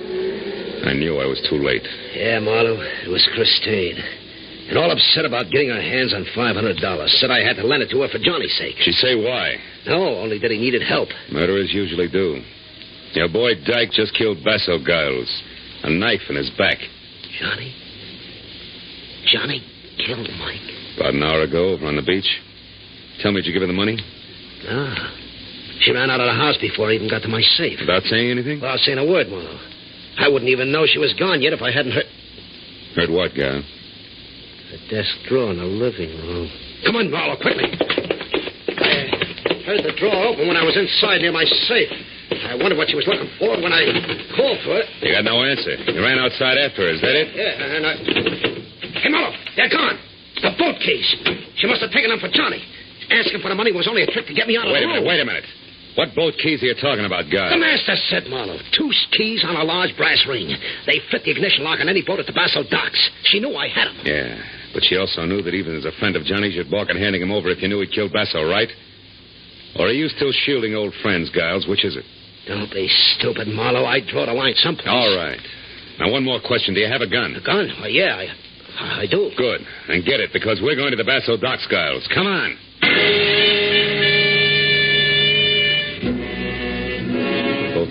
my car and in something less than 10 minutes ripped through the wide, empty streets to the Basso docks, which were two parallel piers set about 100 feet apart and jutting out deep into the bay with more than a score of boats moored to the inward side of each. But when we were out of the car and saw nothing of Johnny Dyke or the girl, and heard no sound other than the dull thump of wood on wood and the rhythmic slap of water against the hulls, I decided that we should split. And I told Giles to search one pier carefully while I took off for the other. But a minute later, just as I started out alone over the oil-soaked planking, I remembered the panoramic view of the docks I'd gotten earlier that evening from Basso's office. So I stopped, then turned and ran for the flight of wooden steps that led to it. I was halfway up them when I stopped again. There was somebody ahead of me and with a key opening the office door. I crouched low and moved closer one slow step at a time toward what I knew might be Johnny Dyke. But in the next second, a light clicked on in the office and I forgot all about being subtle and leveled the .38 in my hand at the belt buckle of the sharply silhouetted figure. It was Sharkey. I wouldn't move if I were you, Buster. Who is it? Marlowe, Sharkey. Who are you expecting? Nobody, funny man. But I wouldn't want it to be Johnny Dyke at the moment. He might want to settle old scores. You know, Marlowe, the price for 2 murders is the same as the price for 1. So I've heard. But now, lest we stray from the subject, Sharkey, do you mind telling me what you're doing here? And don't say I'm getting personal or I will. Come on, talk up like a big boy. All right. I'm here because I don't like cops. Right now, they're down on the beach swimming around Basso's body like kids around a maypole. Also, I figured that before he blew, Dyke might come up here after the money he knew Basso always kept on hand. Satisfied? In a word, no. Why not? Because I buy the switch first. You're here, Sharkey, to steal that dough and let people think that Dyke took it on his way out. You can't prove that, Marlowe. Only because I haven't got time.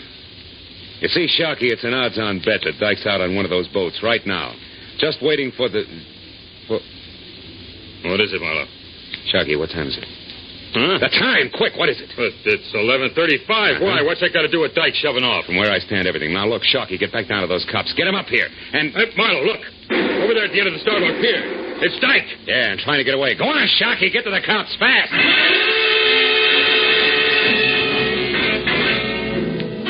I took the wooden steps back down to the docks 3 at a time and then raced across the starboard pier and out on the length of it until I was close enough to the end where I could see Johnny Dyke climbing over one of the boats. I was about to call to him to stop when I saw something else. Standing almost opposite me in the shadow of some nearby rigging, gun in hand and taking careful aim at Dyke, was Ed Giles, his finger slowly closing on the trigger. It was too late for words, so I followed suit and fired before he did. Got him high in the shoulder. You fool, Marlowe. It's me, Giles. Dyke is out there. I know. The man who murdered Basso isn't. He's right here, Giles. Huh? What do you mean, Marlowe? But I just found out you're a liar about seeing Dyke last night from the deck of Basso's launch. You couldn't have. So what? So you weren't shielding him, Giles. You were framing him. Framing him so that you could get rid of Basso and pin his murder on Dyke, who you'd also get rid of while playing public citizen who's helping the private detective apprehend a killer. Well, what do you say, Giles? Is that it? You're a smart guy. Figure it out for yourself. Come clean, Giles, or I'll blow your head off. All right, Chris and I framed Dyke. Chris? Yeah. What are you giving me? Honest, Marlowe. We figured that we'd be in the clear with the money we took from Basso. And with Johnny well tucked away in a big, strong prison. You dirty louse. Keep talking. So we took advantage of Johnny's loud mouth and incidentally of you as well.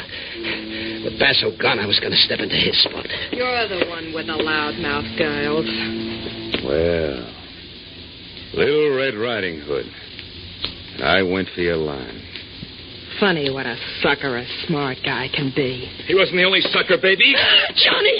Stay back, Johnny. Shoot if they move an inch. He's got a gun. Shoot him, Chris. Shoot. Come on. Get away, Johnny.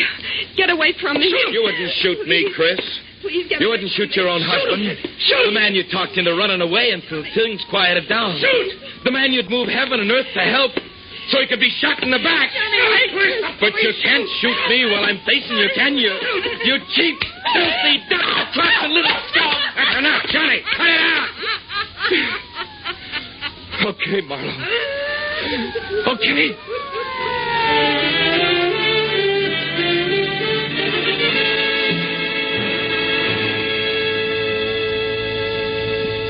It was a long hour of questions and answers before the police were finished. And they'd left with Chris and Giles in tow. And Johnny and I were standing alone out on the end of the pier, where I was looking down into the shallow black water below and listening to him try to convince himself that the whole night had been something more than a bad dream. Chris against me. Giles against me from the very beginning, Marlowe. That's right. Giles because he wanted to be in Basso's place. My wife, Chris, because she wanted him. That's right. When Basso hired me to see what you had in mind after that beating he'd taken from what he thought was you, but was really Giles laying the groundwork, I fell into the role of star witness. Somebody reliable enough for them both to play against. Oh. Yeah, I get it. Yeah, so you could testify that at first Giles had tried to shield me like a good friend. Yeah. And in the end had to kill me when I tried to escape. Sure. And just to make sure there were no slips, Cress kept feeding you instructions under the heading of wifely advice. Yeah, it practically ran on a timetable, Johnny. Yeah. But there was one slip. I found out Giles was a liar and trying to frame, not shield you. Huh? How was that, Marlowe? Well, look, he said he saw you beat up Basso in his office at 11:30 last night when he was down on the deck of Basso's private launch, investigating a strange noise. Yeah? Well, Johnny, he couldn't have. Because at 11:30 last night, as well as 11:30 tonight, the tide was low. Of course, the launch with it. And from Basso's office, you couldn't even see the launch. Yeah. Or the other way around. From the launch, you couldn't see the office, right? That's it. So in the end, Johnny, you did have a friend who stuck by you. The sea. Yeah. I guess that's as good a place as any for me. Maybe the sooner the better. Any place in particular? No, just the sea. I'll drop you a card whenever I make port, Marlowe. After all, I really had two friends. I won't forget that. So long, fellow.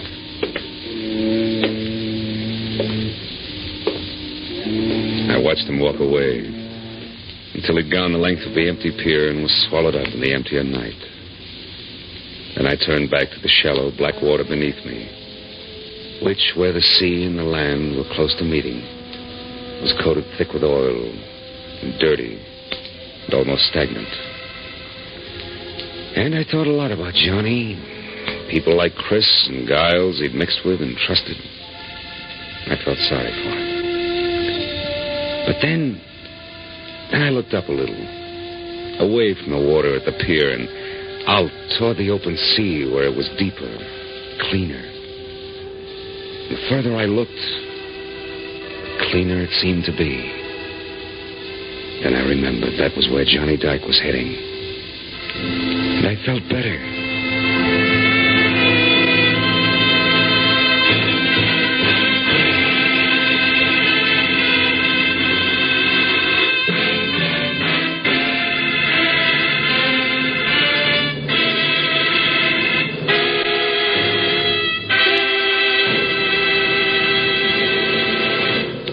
The Adventures of Philip Marlowe, created by Raymond Chandler, star Gerald Moore, and are produced and directed by Norman MacDonald.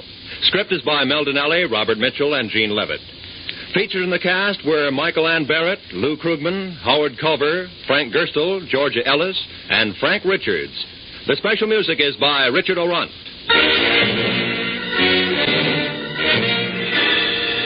Be sure to be with us again next week when Philip Marlowe says... I was hired to find a thief, and I did.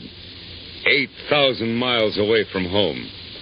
But first, I found a hammy Othello, a lush with a Luger, and a fresh corpse in the closet.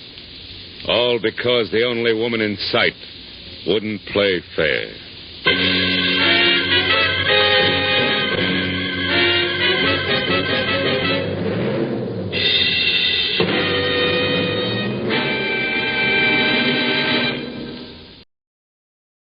The FBI in Peace and War, ordinarily heard at this time throughout the year, is taking its usual summer vacation and will return to CBS 5 weeks from tonight on September 1st. Broadway's My Beat. From Times Square to Columbus Circle, the gaudiest, the most violent, the lonesomest mile in the world.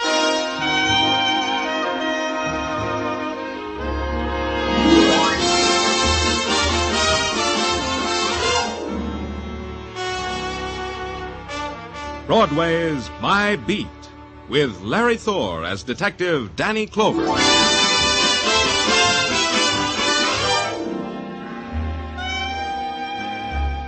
Broadway. It's an enchanted island or a prison, a crazy, happy dance, or a funeral march in blues time. It's a sorcerer's palace with golden mirrors and jeweled fountains, or it's a wailing wall corroded with pain. Call it anything you want. It's my beat.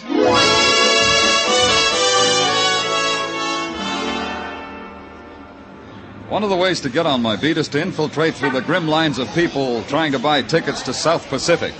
Those people are going to mutiny someday. It was about 9 in the morning, and a good thing happened to me. The good thing was a kid named Paul Thomas.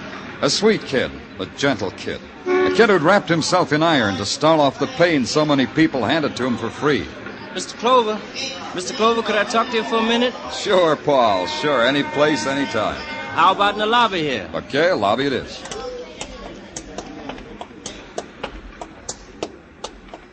Oh, I'm sure glad to see you, Paul. It's been a long time. Not so long, Mr. Clover. It's only 5-6 months since you got me that job. Maybe 7 months since you caught me breaking into a store. Who remembers what happened 7 months ago? How's the job, Paul? How's it working out? Mr. Arcane's been treating me fine. He's even had me bonded so I could deliver all that jewelry and stuff. I bet your folks are proud. Yeah, they're real proud, Mr. Clover. I've been meaning to get up to Harlem to visit them. Your mother's a fine woman, Paul. Give her my best. I'll do that, Mr. Clover. She keeps asking about you. Paul, it's a good thing to see you the way you are. I'm in trouble, Mr. Clover. I think I'm in big trouble. Oh? You want to tell me about it here? We could go someplace and get a quiet cup of coffee. I better tell you about it fast, Mr. Clover. A couple of days ago they came... Danny Clover, how's Broadway's glamour boy? How's the finest of the finest, Oh, hi, Kirk. Am I interrupting something, Danny? The boy won't mind being interrupted, will you, boy? Maybe I mind, Kirk. Oh, no offense, Danny. Come on, ask me how I am. Ask me how I've been doing. How are you? How you been doing? Oh, great. Very, very great, Danny. Yes, sir. Don't I rate an introduction to the boy, Danny? Paul, this is Jerry Kirk, a private investigator. Paul Thomas, Jerry Kirk. Hi, Mr. Kirk. Danny, you don't keep up. A smart detective like you should keep up. I'm not a private eye anymore. No? Well, so long, Kirk. See you around. No, I'm not a private eye anymore. I'm in the plush, Danny. Plush office, plush stipend, furnished by Acme Insurance Company.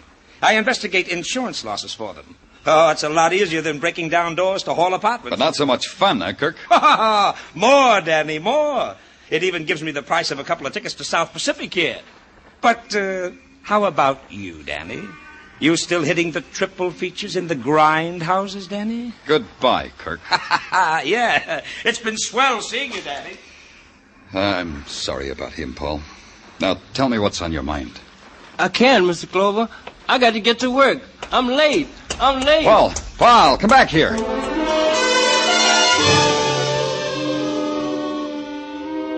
That's how the day began, with the kid starting to tell me of big trouble and then running away. It was about 5 when Paul's big trouble started to catch up with me. A patrolman leaned out of a squad car and handed me a slip of paper. J. Arcarian, the paper said. It said the Paramount Building, and at the bottom it said urgent. I'd been there before. J. Arcarian, lapidary and dealer in precious gems, was on the 14th floor. You went through a door and past the beam of an electric eye and waded through a carpet to a desk and an olive-skinned girl with tight black hair. You gave your name and you got nodded past another beam and some carved oriental wall hangings to a young man. Morning coat cut to hide the lines of his shoulder holster, and sneer cut to fit the scar that ran from his eye to the corner of his mouth. Then a chaperoned hike through another doorway. And there he was, J. Arcarian, impeccable in ascot, striped pants, and a Legion of Honor ribbon in his satin lapel. He had another thing, a guest.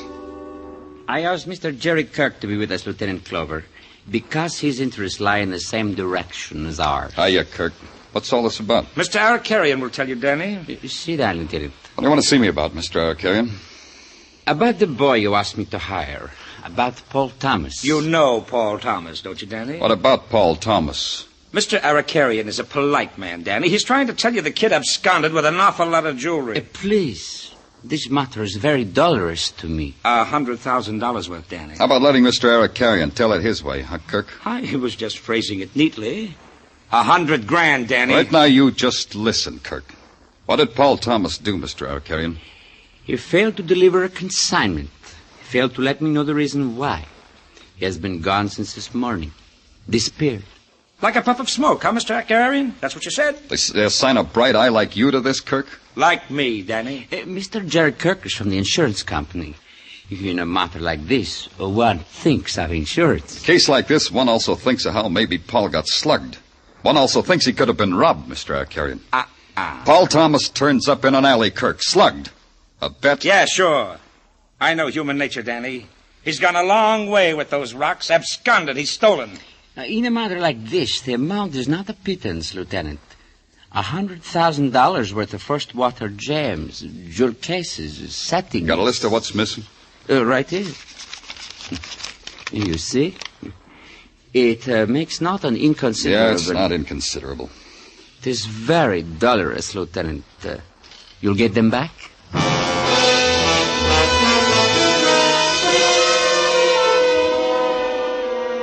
Dolorous means it can make you cry. But Akarian's dolorous was different from mine. His was $100,000 he'd lost. Mine was a boy named Paul Thomas that maybe I'd lost. But it was still only a maybe. I had two things to do. Turn the list of missing jewels into headquarters, which I did, then call it Paul's home in Harlem.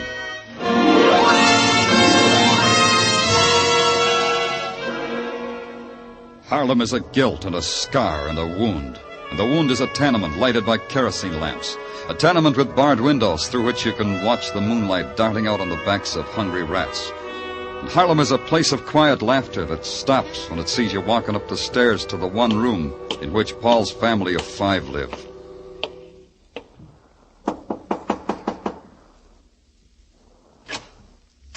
Yes? Oh, it's Mr. Clover. Hi, Mrs. Thomas. I hardly expected to. Please forgive the way I look. Oh, you look fine, Mrs. Thomas, fine. May I come in? Why, of course, of course.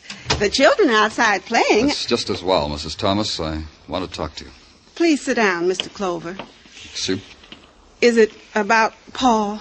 Why did you see him last, Mrs. Thomas? This morning. He stopped by on his way to work. Is there anything... He doesn't live here anymore? No, Mr. Clover. Paul's a man now, and he needs a place of his own. Where is it, Mrs. Thomas? Is my boy in trouble, Mr. Clover? Well, we don't know. I don't think so, but I have to be sure. Where's this place, Mrs. Thomas? It's a rooming house on 137th Street, 26 East. It's clean. You can actually see the sun. Paul couldn't do anything wrong. Not anymore, Mr. Clover. Paul's good. He's good. He hasn't been by here tonight. No, but that doesn't mean anything. Lots of times he doesn't come by at night, but he'll be here in the morning. He's always here for breakfast in the morning. Well, I think I'll run over to that address you gave me, Mrs. Thomas. Sorry I can't stay and visit with you. You'll let me know about my boy, Mr. Clover. Whatever way it is, you let me know. It'll be all right, Mrs. Thomas. It has to be all right. Outside, it was 1 block north and 2 to my left of the subway station at 125th and Lenox. In those 3 blocks, you could feel the breeze from the East River fighting a losing battle with the heat. But it wasn't the heat that stopped me. It was Squad Car 15, Patrolman Florio at the controls. Not bad, Florio. 3-point landing. Hi, Lieutenant. Come on, get in. Thanks. You headed uptown? Well, that depends, Lieutenant. Wherever you say. Uptown? You better call headquarters first. I've been cruising looking for you. Headquarters said you were in Harlem. Yeah, call them, Florio. Sure. Patrol Car 15 calling headquarters. Come in. Patrol Car 15 calling headquarters. Headquarters receiving Patrol Car 15. Go ahead, 15. I take it, Danny. Yeah. Danny Clover speaking. Danny, Tartaglia speaking. About that Arakarian robbery. Guy named Jerry Kirk called you. Yeah? Said he wanted you there when he took Paul Thomas. Oh, where's all this taking place? 137th Street, a condemned tenement, 3 houses underneath the northeast corner on Lenox. 10 o'clock, the guy said. That's right now, Tartaglia. Thanks. Let's go, Florio. You heard the man. Right. Florio. Yeah, Lieutenant? You're only giving me a lift down the block. Turn off that siren, huh?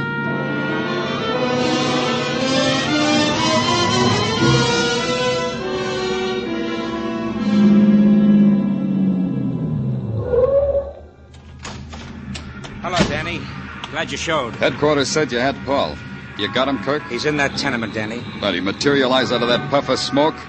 How do you know he's in there? Look, Danny, A guy steals $100,000 worth of jewelry. It's hot. He can't get rid of it. So he makes a deal with the insurance company. The deal Paul made was for $15,000. He got in touch with you? Yeah, sure. He said meet him here. So I got in touch with you. I'm double-crossing him, Danny. I called in the cops. You wouldn't want it any other way. Yeah, let's go in. And Kirk, keep your gun in your pocket. Danny, you know I seldom carry a gun, and tonight's one occasion when I don't. Come on.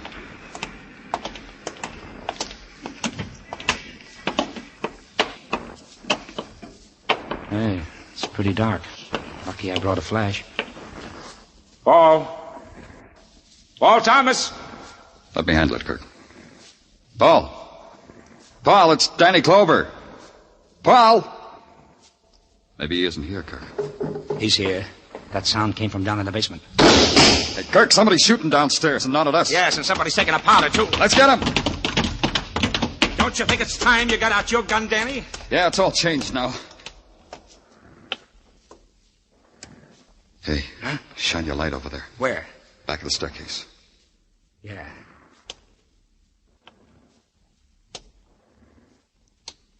Hey, Danny. A body.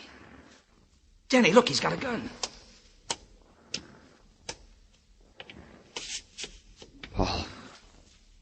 Paul. He's dead, Danny. Your boy's dead. Why was he killed? He was a bad boy, Danny.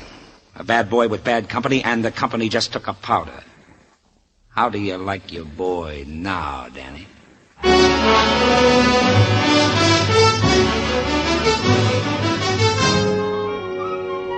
You are listening to Broadway's My Beat with Larry Thor as Detective Danny Clover.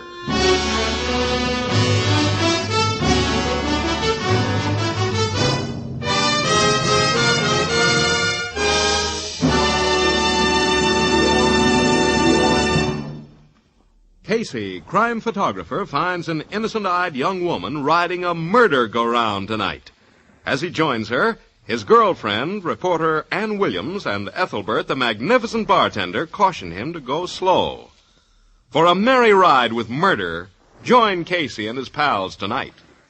And also be around for Second Class Passenger, another thrilling study in Escape. Crime Photographer and Escape are Thursday night features of most of these same CBS stations. Now, back to Broadway's My Beat.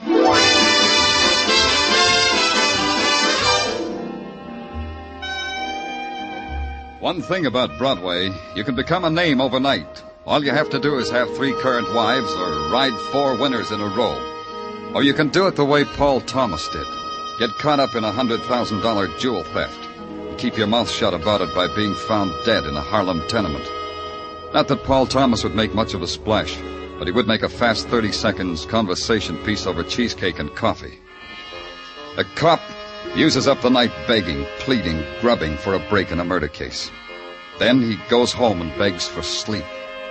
And in the morning he goes back to his office at headquarters and starts all over again. And that's where it broke. Come in. Come in. Danny, open your eyes. I got a surprise for you. You open them, I'm tired.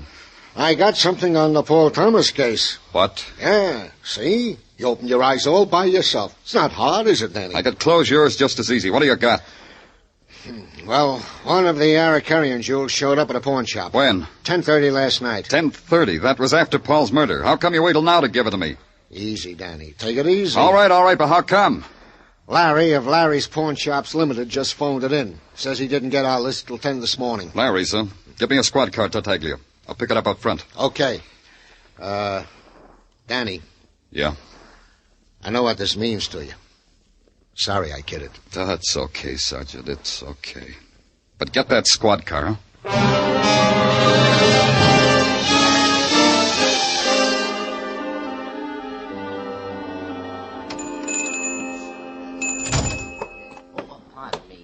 Danny, boy. Danny, this is quite an honor. Hi, Larry. Hi, I could have saved you the trip if you just called me. I needed the air. Okay, Larry, what do you got?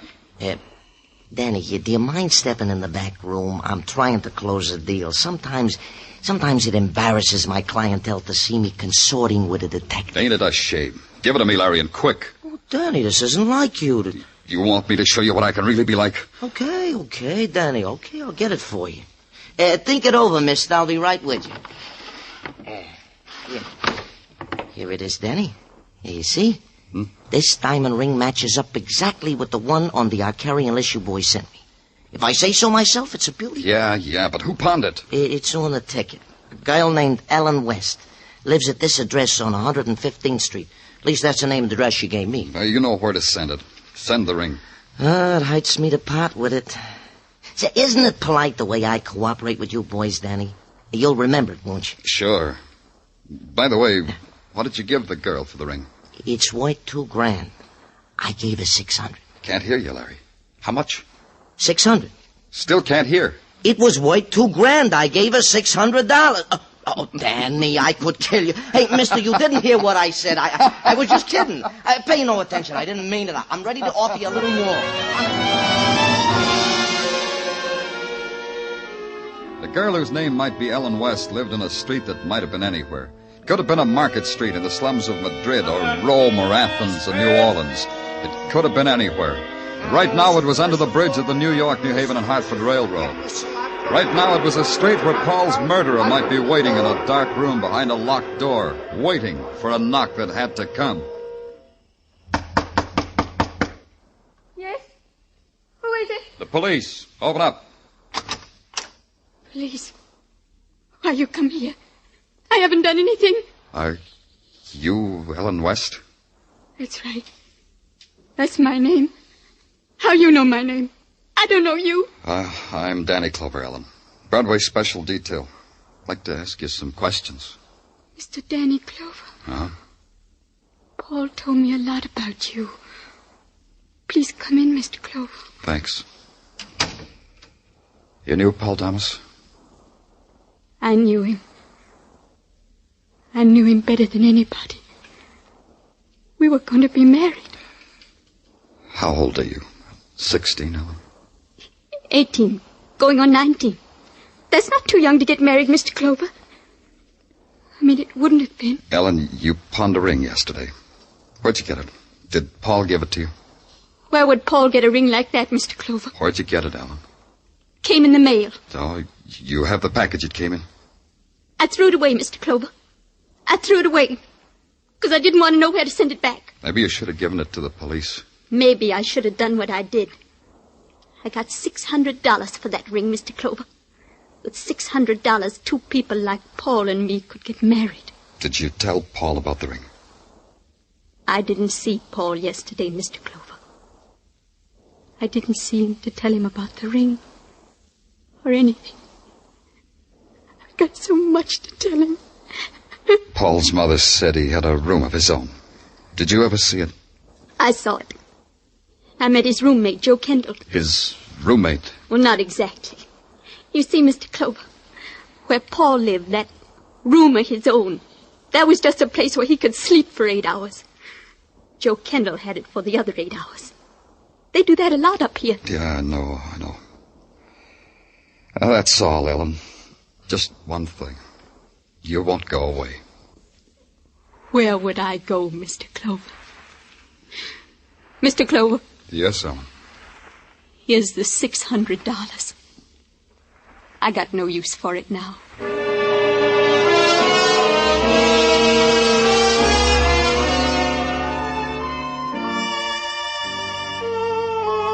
The hotbed address of Paul's roommate, Joe Kendall, didn't pan out. But a suddenly forgetful landlord suddenly regained his memory when he put on a pair of wire-rimmed glasses and examined my police badge.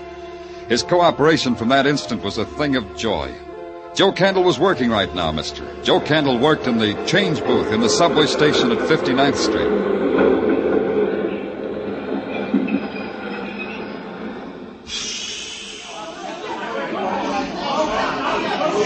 Want some change, mister? No, information. What kind of information? Your name, Joe Kendall? That all depends on what connection the name's being used. In connection with the police. Show me. Try this. Yeah? Yeah, that badge says you're the police. Says my name's Joe Kendall. What can I do for you, Lieutenant? It's about Paul Thomas, Joe. I read about him in the papers this morning. I'm sorry about Paul. How sorry? Lieutenant? Wait a minute. Here you are, lady. 2 dimes and a nickel. Lieutenant, it's this way. Maybe I asked you a bad question, Joe. Not at all.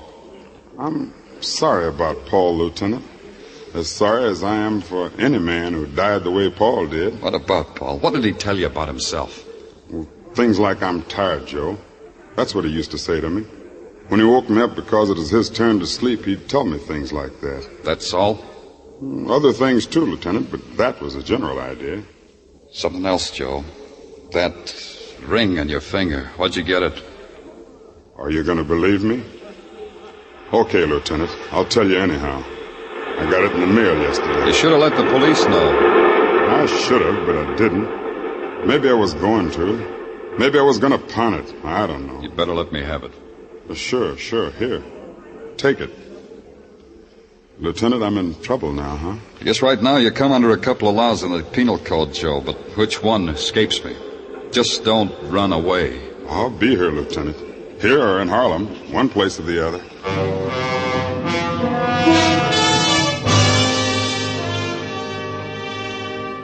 It was a decision I had to make about the girl Ellen West and about Joe Kendall, and it was a decision I made. They turned up with a part of the missing jewelry and a strange story how they'd got it, and I didn't book them. I didn't put a tail on them. If they told the truth, it gelled an idea that was shaping itself. If they'd lied, I'd know it before the day was over. Back at headquarters, I made out my report that way and turned it in. Then there was nothing to do but trade stares with Sergeant Tartaglia and wait for the report from the technical boys. Well, I don't know, Danny. I don't know. I'm not sure you did the right thing. Those 2 might have been holding back. Technical lab reports, Lieutenant. Ballistics, chemical, prints, all of them. Thanks. Okay, Lieutenant. Ballistics, nothing. No, I figured there'd be nothing there. Hey. So long, Tartaglia. Hey, Danny, where you going? Take a look at those reports. They'll make your red face even redder.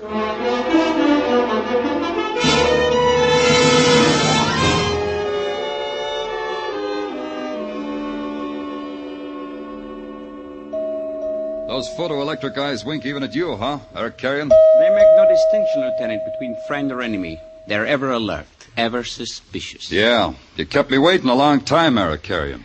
A jeweler has many things to take care of, Lieutenant. Sometimes you must keep even the police waiting. But you're not lonely. Did not Monsieur Artaud amuse you? Oh, so that's his name. No, your flunky Artaud didn't amuse me. He's so silent, so sinister, is that the word? It's a good word for Artaud. Tell me, Artaud, that shoulder holster you wear under your morning coat, how do you avoid a bulge? You must have a good tailor. I wish I had a tailor like that. I will send you the name of Artaud's tailor, Lieutenant. That all you wanted? That's just part of it. I'd like to have a look at your vaults. You wish to buy some jewelry wholesale? No, I'd just like to find some lost jewelry. Stolen, it says on this list. Stolen from a Mr. Eric Carrion. That's why I'd like to have a look at your vaults. You're insane, but I will humor you. But first, a trifle. You have a warrant, Lieutenant? Now, what do you know about that? I clean forgot to get myself a warrant. But as you say, it's a trifle. Now, how about the vaults? I do not think so, Lieutenant. In your country, I have learned to do everything. Comme il faut. How? Comme il faut. Translation, as it should be. Thanks. I like to learn new words. A warrant would be as it should be. Then I'll just have to get the vault open myself. Artaud! Tell your flunky to take his hands off me. Artaud is a very difficult man to tell things to. Not only does he not talk often he does not listen. Tell him to take his hands off me. Perhaps you could persuade him yourself, Lieutenant. Yeah, perhaps I could. Oh, Artaud, I went and spoiled your creases. You policeman,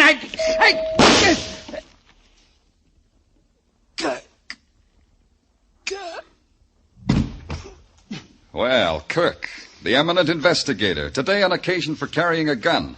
You didn't have to shoot Eric Carrion. I did, Danny. To save you from getting knocked off, I had to do just that. Save me? What are you talking about? Well, look at him. Look at Eric Carrion's hand. He was just getting ready to pull a Luger. Yeah. Okay, Kirk, this wraps it up. Let me have your gun. What for? Ballistics will want it to check it against the slugs in the body. But you saw me shoot him, Danny. The gun, Kirk. Are you off your rocker, Danny? The gun. I've got a permit for this gun. The gun! Oh, ow. Yeah. Thanks for the gun. Oh, sure. Sure, Danny, now that I know you were sincere about wanting it. Well, like you said, this wraps it up. You figured it a little ahead of me, that's all. Tell me how. Oh, easy. Aracarian never parts with the jewels and reports them stolen for insurance money. Yeah, true. Tell me, Kirk, how do you figure Paul Thomas figures? Also simple. Aracarian tells the kid to make it look like the kid ran away. Well, maybe Aracarian wanted to do it another way, and the kid balked. Yeah, that's right, Kirk. Paul came to me yesterday and started to tell me he was in trouble. It adds up, huh? It adds up neat. You know what else? 2 of the gems showed up with 2 of Paul's friends. Aracarian mailed them to throw off suspicion. Clever, real clever. Yeah, but here's the twist. The gun Paul was holding in that tenement cellar had no fingerprints on it. Huh? He was dead before he went in that tenement, Kirk. Dead men leave no prints. Paul Thomas was dead before I saw you, Kirk. Hey, that is a twist. That scene in the condemned tenement, you and Aracarian staged it. That's why I want your gun, to What? check it against the slugs they took from Paul's body. You're crazy, Danny. Listen, how else I'm crazy. You killed Paul. You propositioned him, and he'd have none of it, so you killed him. And you killed Aracarian so he wouldn't implicate you. You stink, copper. You stink, but you won't take me. I've been waiting for you to do that, Kirk. Waiting. Ow! That's for Paul. For Paul. For Paul.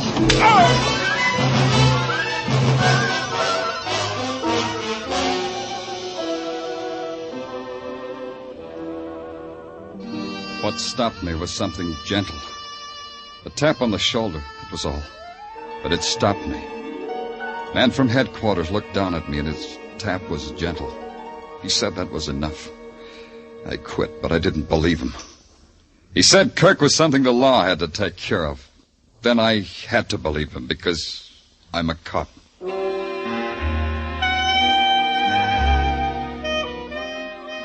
In the mid-afternoon heat, Broadway is a desert littered with mirages of what might be men or women. You touch some and they vanish.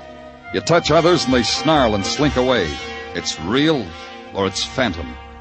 It's Broadway, the gaudiest, the most violent, the lonesomest mile in the world.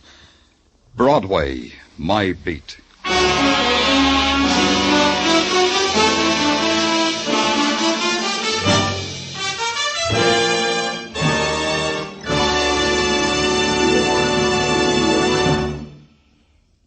Broadway's My Beat, with Larry Thor as Detective Danny Clover, is produced and directed by Gordon T. Hughes, with script by Morton Fine and David Friedkin.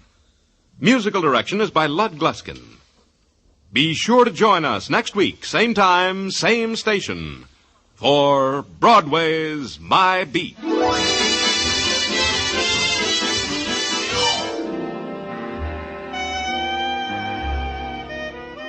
Mr. Keene, the famed tracer of lost persons, goes society tonight. Knowing Mr. Keene, you'll realize at once that it's not so much the question of which fort, but which suspect. Mr. Keene's latest adventure, the Society Murder Case, will follow in just a few moments on most of these same CBS network stations. This is CBS, the Columbia Broadcasting System.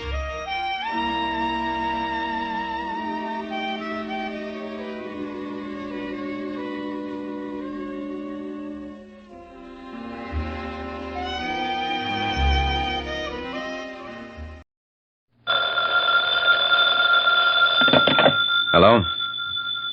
Yes, this is the Falcon speaking. Oh, Thelma. Well, I'm glad you called, but tonight is out, Angel.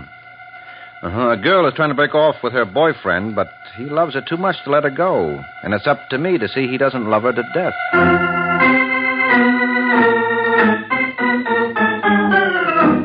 This is Ed Hurley, friends, inviting you on behalf of the Kraft Foods Company to listen to The Adventures of the Falcon, starring Les Damon. You met the Falcon first in his best-selling novels. Then you saw him in his thrilling motion picture series. Now join him on the air when the Falcon solves the case of the gangster's girl.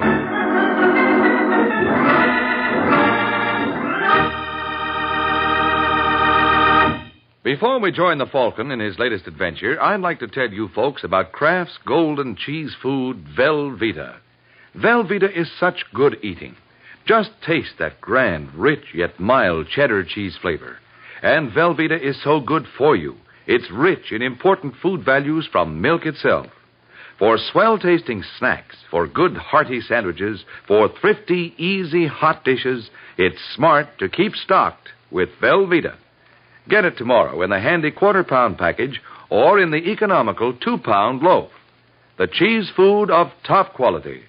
Velveeta is made only by Kraft.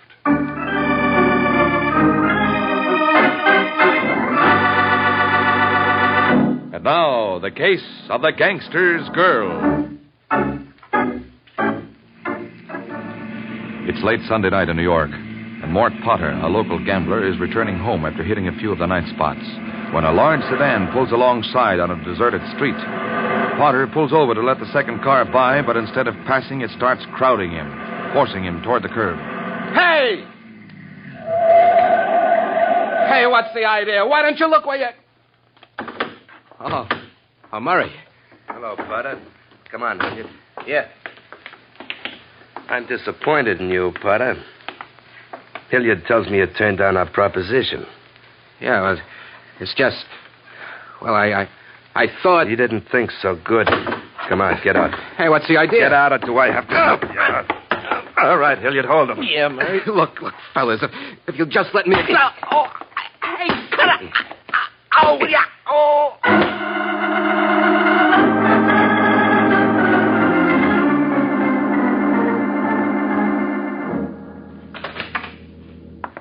Murray, don't you believe in knocking? You want privacy, keep your door locked. I thought it was. Well, you should be more careful, Sue. Well, where do you think you're going? Little trip? Looks more like a big trip. You've cleaned the closet. If I want to go away... From me? You wouldn't do that, baby doll. I saw the paper. That man has 3 broken ribs. What man? You know what man. Everybody knows you did it. Baby doll, don't take everything so serious. 3 broken ribs are serious. Are they your ribs? You said easy money. Well, I didn't like it from the start. But you insisted, what's the harm? Well, when you start beating up people, that's harm. Next, it'll be killing. Or maybe that's happened already, too. Now, look, I don't want to talk about it. You're staying here, understand? No, Murray. I said you're staying here. Now start unpacking. No. Start unpacking. Now, hurry up. Wanting to go away. You don't know how lucky you are, baby doll. I'm going to be big in this town. Real big. I liked you when you weren't going to be big. Now, don't talk dumb. And quit your bawling. We're doing a town tonight. I don't want your eyes all red. Why can't you leave me alone? Sometimes I ask myself that. I just can't, that's all. You know, you ought to be flattered. As soon as Hilliard told me you'd been over to the airline ticket office, I'd come right over. Oh, Hilliard. How did he know? He keeps his eyes open. Have you got him spying on me? He just likes to look after my interests, that's all. He just likes to make trouble, that's all. Oh, he's okay. Like a rattlesnake, he's okay. And one of these days, he'll make trouble for you, too. Don't make me laugh. You'll see. Things aren't bad enough. You have to have worms around. All right. You don't like him? I'll can him. Anything for you, baby. Yeah, except getting out of the whole dirty business. Except that. Or letting me out. Oh, you don't want out, baby doll. Not if it means leaving me. Now, come on, honey. Get those bags unpacked.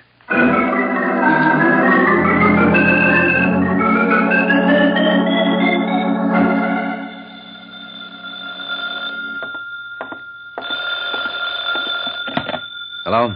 Is that Michael Waring, the Falcon? Yes, this is the Falcon speaking. I want to hire you. Well, considering the price of groceries, I want to be hired. Who are you? Oh, Sue Saunders. Mm-hmm. And why do you want a detective? Or don't you want to say over the phone? It has to be over the phone.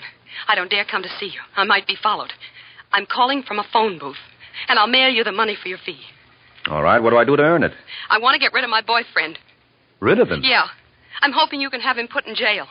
Oh, for a minute you had me worried. Well, you may still have something to worry about. He plays rough. What's his name? Murray Ross. Oh, I see what you mean. I've just been reading about him. Yeah, it's in the papers.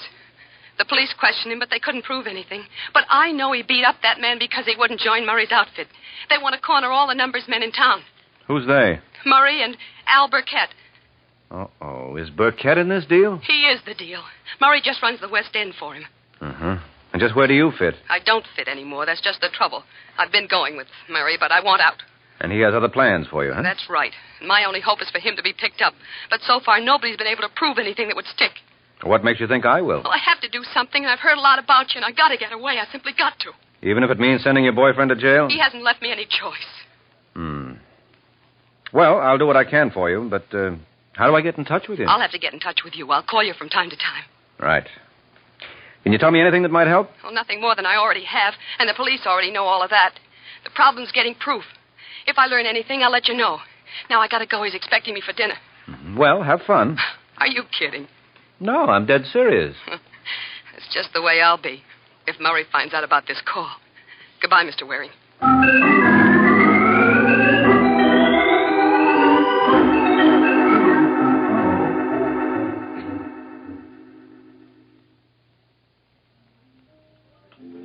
Come on, baby doll, let's have a smile. I'm trying, Murray. Well, you shouldn't have to try. What's the matter? You know what's the matter. Ah, look, baby doll, I know it's a little rough getting organized, but everybody's just about lined up now. No more knuckle deals. Now it's a business, just like any business. I'll have an office, 9 to 5. You'll see. You know, first it's getting people in line, and then it's keeping them in line. They'll stay in line. Not because they want to. You enjoy throwing your weight around, Murray. You know you do. You like people to be afraid of you. Makes you feel important. You have to pretend to be a big shot because you know you're just Burkett's errand boy. Well, yeah. Look out, you'll knock over the champagne. Just Burkett's errand boy, huh? Listen, baby doll, I'm going to tell you something. I run the West End, see? All the collections are turned over to me. And you pass them on to Burkett with a little cut for yourself. Little cut? Listen, Burkett don't know all the angles. I got 2 sets of books. If Burkett knew what to take in this part of town really comes to it with curl his hair. I'm taking him but plenty. And when he finds out? Who's going to tell him? Maybe he won't have to be told. He's good at arithmetic. Yeah, but he can't figure what he can't see, baby doll. Ah, come on, stop worrying, will you? Everything's going to be all right. Yeah, I guess it is. Just depends upon what you call all right.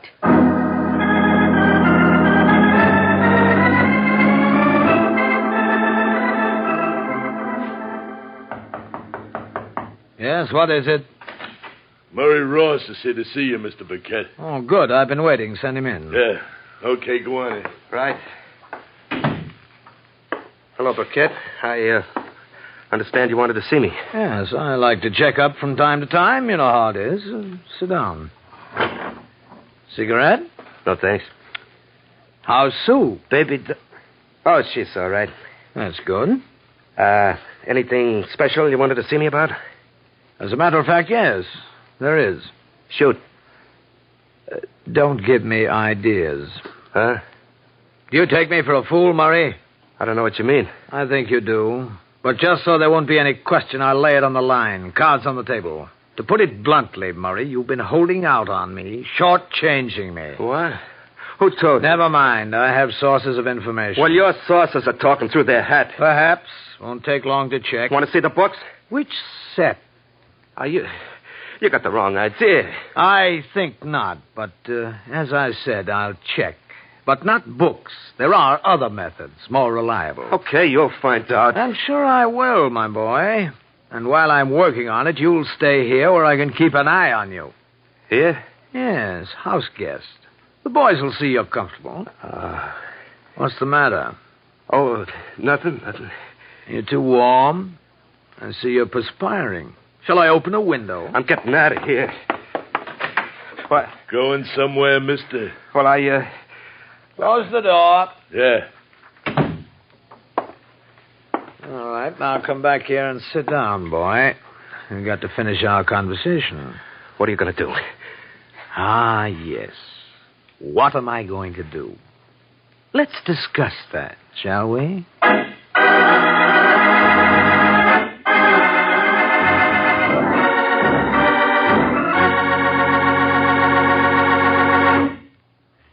This is Ed Hurley again, friends. And while Mr. Burkett is talking about what he's going to do, I have a little suggestion for you ladies who wonder what you're going to do for some interesting Lenten menu ideas. And my suggestion is this. Just get a 2-pound loaf of Kraft's smooth-melting, pasteurized, processed cheese food, Velveeta. You can melt Velveeta for smooth, delicious cheese sauce that'll add extra goodness to vegetables or seafood or rice or just plain toast for a fine main dish. And it's such an easy sauce to make. All you do is melt a half-pound of Velveeta in the top of your double boiler. Notice how smooth it melts without any lumps at all. Then slowly stir in a quarter of a cup of milk, season to your taste, and there you have it.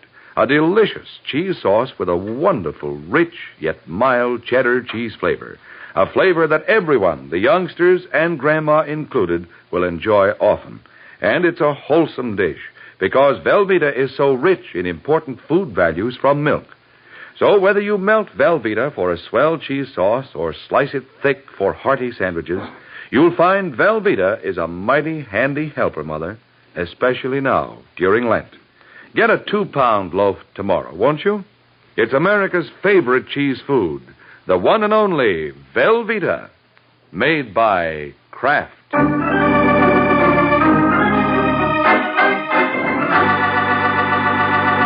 Now, back to the adventures of the Falcon. It's a couple of hours since Al Burkett revealed he knew about Murray's double dealing. And now there's a knock at the door of Sue Sanders' apartment. Sue goes to the door, opens it, and finds herself facing Murray. Hello, baby doll. Surprised to see me? No. Should I be? Look out, I'm coming in. All right. Why are you locking the door? I've just come from Burkett. Oh? He knows about the finagling. How'd he find out? How'd he find out? That's Rich. Well, he let you go. Yeah, he let me go. Says I can still be useful, but now he's going to keep his eye on me. Won't that be real cozy? Somebody's going to pay for this, baby doll. Well, you don't think that Somebody tipped Burkett. He didn't have proof, but he knew about the deal. Well, if he didn't have the He proof... could always get proof once he was wise, so I had to come across. Come here, baby doll. What do you want? I just want you to come here. Murray. Why did you tip Burkett? didn't. Not much you didn't. I tell you, and right away Burkett knows all about it. You believe me. Yeah? Ouch, Murray, don't. You little double-crosser. Tell him, I swear it. Then who did? How about Hilliard? Hilliard, huh? Why should he? I told you he was dangerous. He spied on me for you, well, he'll spy on you for Burkett. Getting good with the big boys, that's his motto. Maybe. That must be it. Hilliard would sell out his own brother if it would help him get ahead. Well, we'll see, baby doll. We'll see.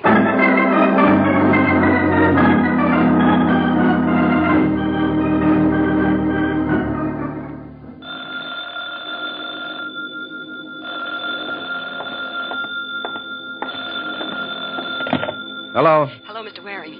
This is Sue Sanders. Have you found out anything for me? I'm working on it. I've got a phony deal cooked up. If I can get Murray to go for it, I may be able to hook him. Well, I hope you can work fast. He thinks I've double-crossed him. Does he know about me? No, it's something else. All right, I'll put on the heat. But I think I'd better try the act out on Hilliard first. Hilliard? Yeah, I have an idea he's more gullible than Murray. If I can sell him, Murray's a cinch. Well, anything you think best, only hurry.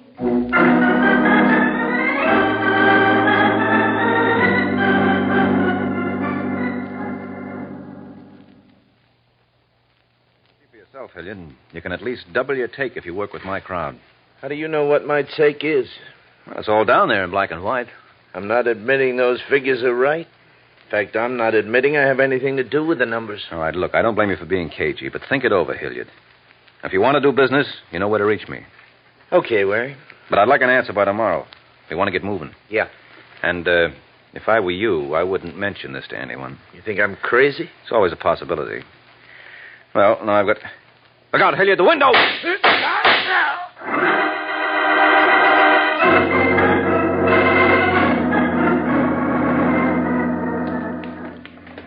Driver, did you see anybody come out of that alley just now? Uh-huh. He just got in a red sedan, drove off. Did you see where he went? Turned right at the corner. All right, let's see if we can catch him. Okay. Hey, what's it all about? Did you hear those shots? Shots? I thought it was backfire. Backfire never killed anybody. Oh, somebody's dead? Yeah, very. Hey, I don't think I like this. Well, I'm not exactly turning cartwheels myself. You said red sedan. Is that it up ahead? Yeah, could be. All right, step on it. Yeah. Sees us coming. He's starting to speed. Well, catch him. Well, I'll try, but I'm just as happy if I don't. He just turned left. Yeah, I see. Hang on. Here we go. Yeah, there he is. Yeah. Just got through the light. It's changing. Well, lean on your horn and go through on the red. Now, look, if I get a ticket... I'll stand the fine. Okay. Do you stand the hospital bills, too? Yes, and the funeral expenses. Just keep going. Yeah, you say the nicest thing. He's taking another turn. Yeah. Hey, he'll never make it at that speed. I told you he's going to crash.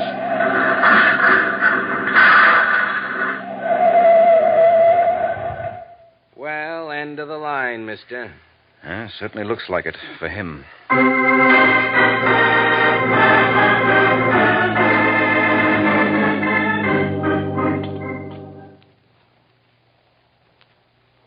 Hello, Murray. Do I know you? Name's Mike Waring. Oh, the Falcon. You see, you do know me. Of you. What do you want? Well, I got a proposition you might be interested in. No, thanks. How do you know till you hear it? I said I've heard of you. I didn't like what I heard. Well, neither did Hilliard, but he was willing to look over my wares. Oh? You talked to Hilliard? Uh-huh. What'd he say? Said he'd consider it. I'm not surprised. Now I know I'm not interested. You don't care for Hilliard, huh? I don't care for rats.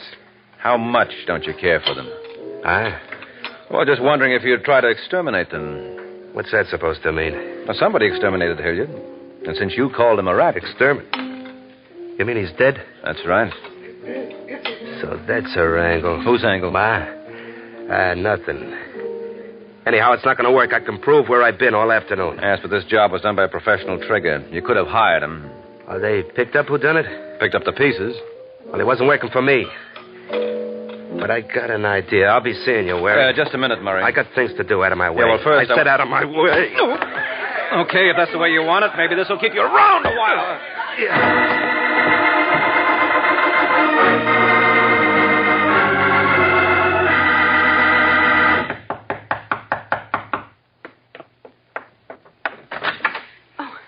Mr. Waring, you shouldn't have come here. I said I'd call you. Well, I didn't want to wait. But if Murray comes... He won't. How do you know?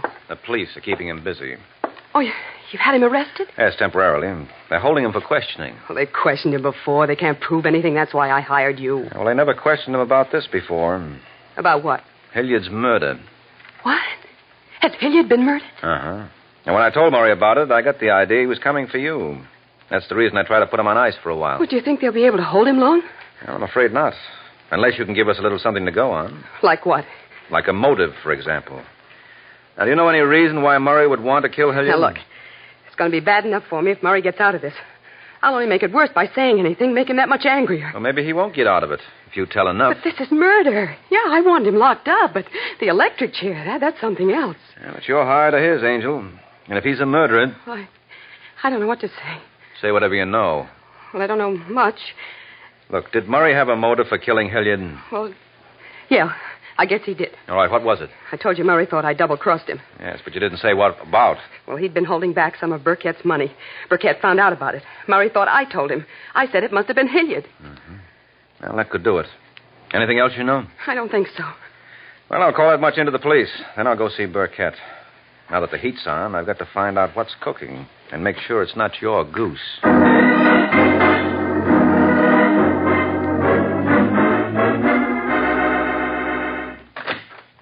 Burkett. Yes? Mike Waring is here. He wants to see you.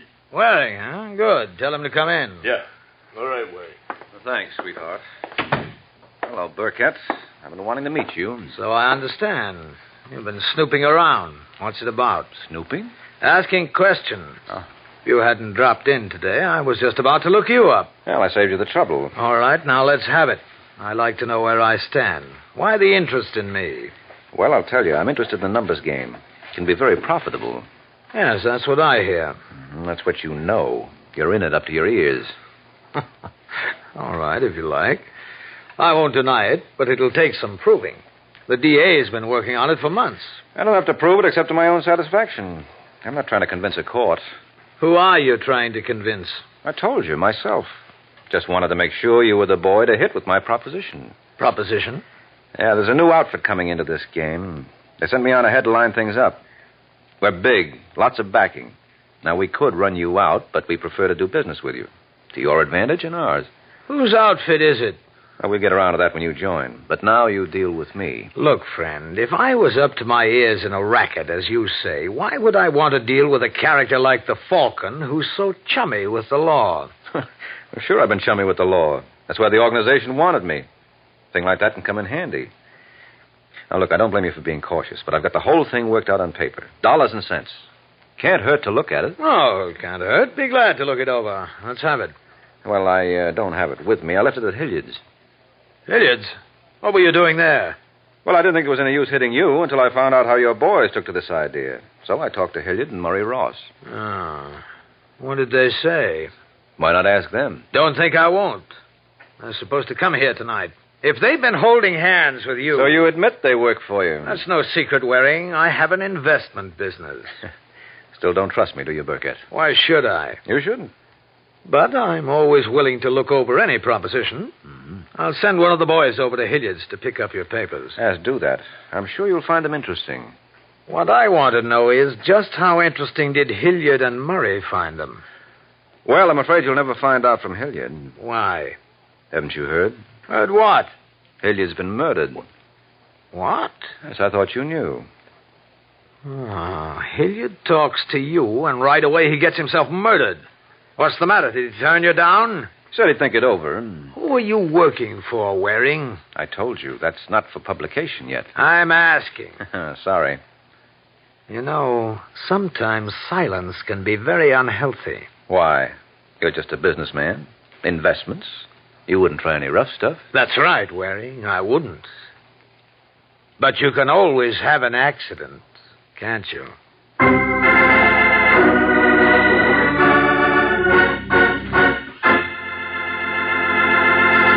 This is Ed Hurley again, friends. Well, Mike won't tell Mr. Burkett what he wants to know, but I do want to tell you something I'm sure you mothers especially will want to know. It's how to get the finest cheese food you can buy for your family. It's simple, really. Just be sure you buy Velveeta, Kraft's delicious pasteurized processed cheese food. Velveeta tastes good, and it's so good for you, too. For Velveeta is rich in important food values from milk, and it's as digestible as milk itself. So it's perfect anytime for snacks, sandwiches, and grand hot dishes. Try it, won't you, Mother? Make Velveeta your handy helper. Just be sure you get genuine Velveeta, the pasteurized processed cheese food of top quality, made by Kraft.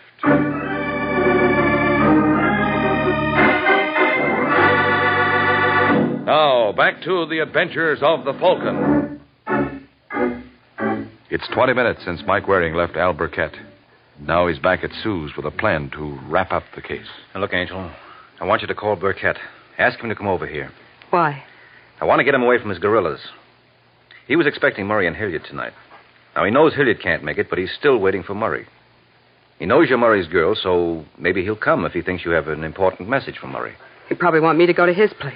Well, you can be expecting a phone call from Murray and don't want to leave till you get it. All right, I'll try. But what happens when he gets here?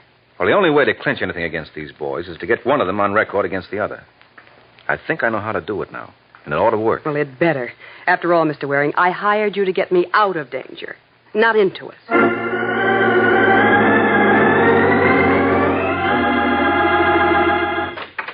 Come in, Mr. Burkett. Righto, Sue. Where's... Oh, Waring. Hello, Burkett. Oh, she didn't tell me you'd be here. I thought Murray might be here. What did you want with him? You said you'd already talked over your proposition with him. No, it wasn't about that. I want to talk to him about the murder. So? What did he think he could tell you? Well, as a matter of fact, Murray. Well, what do you know? Right on cue. Come on in, Murray. What is this? What are you doing here? Waiting for you. I didn't think the police would hold you, but maybe they will next time round. Police? So that's your game, Waring. The proposition was just a bluff. I thought as much. Yes, Burkett, I've been trying to find some way of proving what everybody knows about you fellas. It's not easy, but maybe it won't be necessary if I can pin the murder on you instead. On who? Who do you think, Murray? You tell me. Well, Burkett found out you had double-crossed him. Haven't you wondered why he didn't do something about it? The only reason you're not on the slab with Hilliard is that you make such a nice patsy. How's that? Hilliard blabbed on you. Gives you good motive. So it's safe for Burkett to have Hilliard rubbed out with you around to take the rap. What rubbish. I don't know, Burkett. I've been wondering how come you turned me loose. Well, I told you I needed you. Maybe. And maybe Waring's making sense. Now, you're going to tell me. I told you. No. Go. Come on, Burkett, talk. Stop it, you idiot. Can't you see what Waring's trying to do? You're going to talk. Sure he will, Murray, at headquarters. That's where you're going as soon as you fellas get through dancing. And just in case you have any doubts about it, this gun ought to remove them. So let me know when you're ready, will you?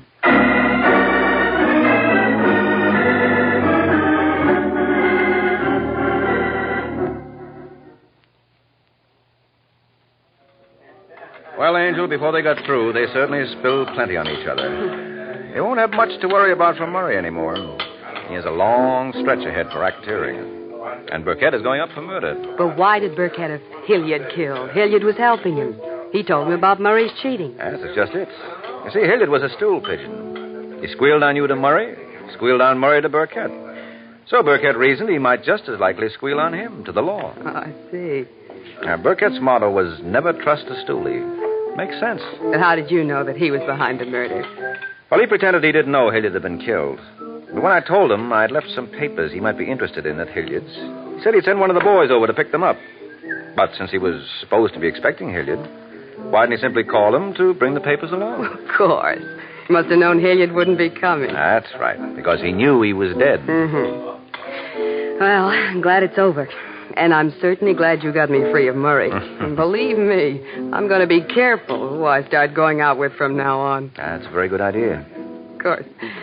A private detective ought to be safe enough. Uh-oh. Don't look at me. What's the matter? You had your last boyfriend sent to jail. I'm going to be careful, too. Good night, Angel.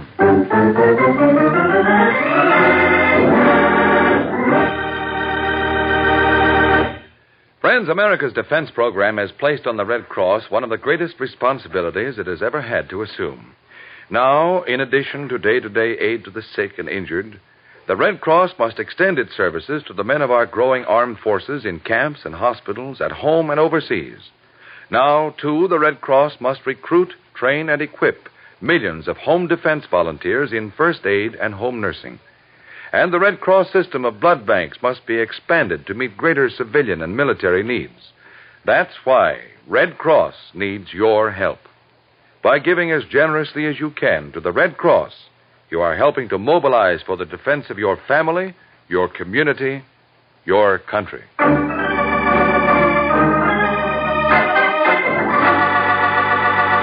The Case of the Unsilent Butler. The Case of the Unsilent Butler. That's the title of next week's adventure of the Falcon, when Mike Waring learns that the way some people get a bang out of life is by using a gun. So be sure to listen at this same time next week to another exciting adventure of the Falcon, brought to you by the Kraft Foods Company. The Adventures of the Falcon are based on the famous character created by Drexel Drake, produced by Bernard L. Schubert, written today by Jerome Epstein, and directed by Richard Lewis. Music was by Arlo. Les Damon was starred as the Falcon, with Jan Miner as Sue. Be sure to hear The Great Gildersleeve next Wednesday evening over most of these stations.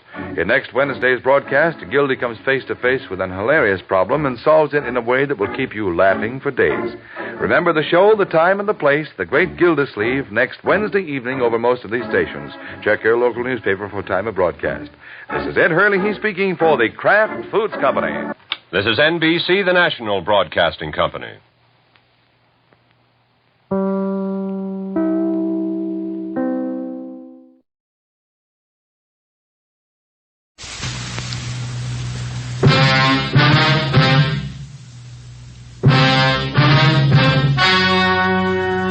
Ladies and gentlemen, the story you're about to hear is true.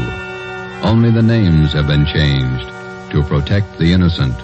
Fatima Cigarettes, best of long cigarettes, brings you Dragnet.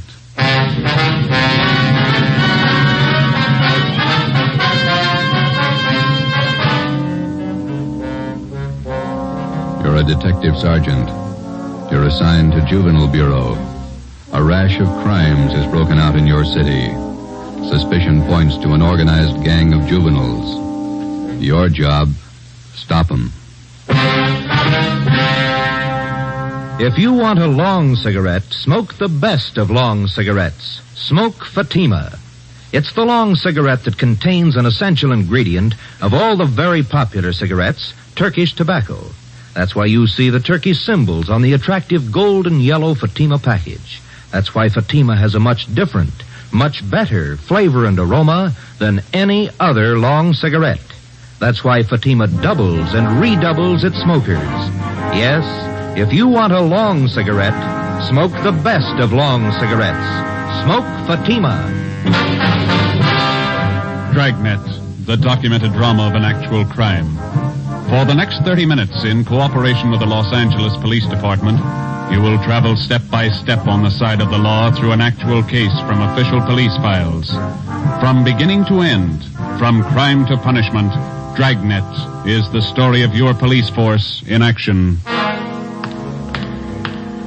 It was Sunday, March 27th. It was windy in Los Angeles.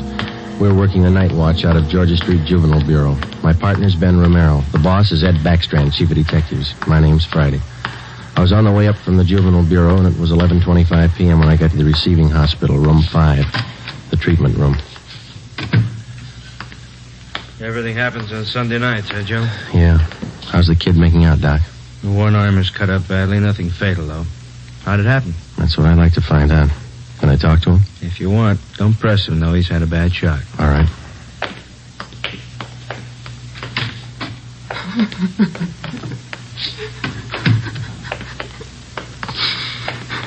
Officer here to talk to you, son. I can't. Tell him I can't talk, please. Just a few routine questions, son. You're going to have to answer them sooner or later. Please. Can't you see what's happened already? I can't tell you anything. Jack Monroe, is that your real name? Yeah. How old are you? I'll be 16 next July. Where do you live? I can't tell you. You know that. Now let me alone, will you? Let me alone. You've been running around with that gang of kids on Spring Street, haven't you? The big timers, isn't that what they call themselves? I don't know anything about it. Believe me, I can't talk. You tipped us off about the burglary they were going to pull tonight. Is that where they knifed you? Look, will you believe me? I can't tell you anything. Not anything, please. He's still shaky, Joe. All right, Doc. Well, Jack, we'll talk about it later when you feel better. You see what they've done to me already? They said next time they'd kill me.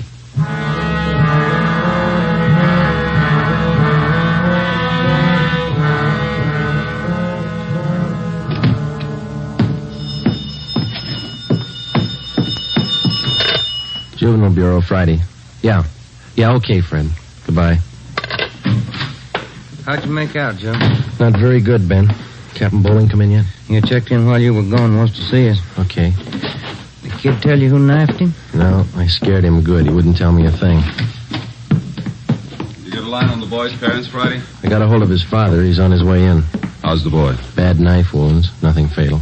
You know the boy? Not till this afternoon, Captain. He tipped us off about a burglary a gang of young kids were supposed to pull tonight. Did it go through? No, but 2 hours ago, this Monroe kid was found in a vacant lot down on Olympic, cut up pretty bad. The gang must have pegged him. How long is it going to take you to break that up? Well, we're just starting to get a line on them, Bob. Must be nearly 100 in that gang. And every one of them working hard. Take a look at the pin map over here. This spot here, look at it. All the jobs pulled during the last month, huh? The last 5 weeks, up to date. Red tabs for burglary, must be more than 100. The robberies, green pens, count them, at least 50. There's 5 more orange ones I added for the weekend, auto thefts. You bet those kids are working hard. We got a lead on them. That's more than we had last week. You have to push it harder. Here's the big reason. This line of pins, the brown and black. Purse snatchings. Purse snatching and rape, 26 of them in the past 5 weeks. They're pretty well concentrated in one area here. That's right. Now, what's the lead you're working on? Right there on the pin map, Captain. Huh? Well, these 2 blocks here, Bob, where Franco Alley intersects Spring Street. Well, what about it? Well, it's the only clear area for a dozen blocks around. There's not a colored pin on it, you see? Yeah.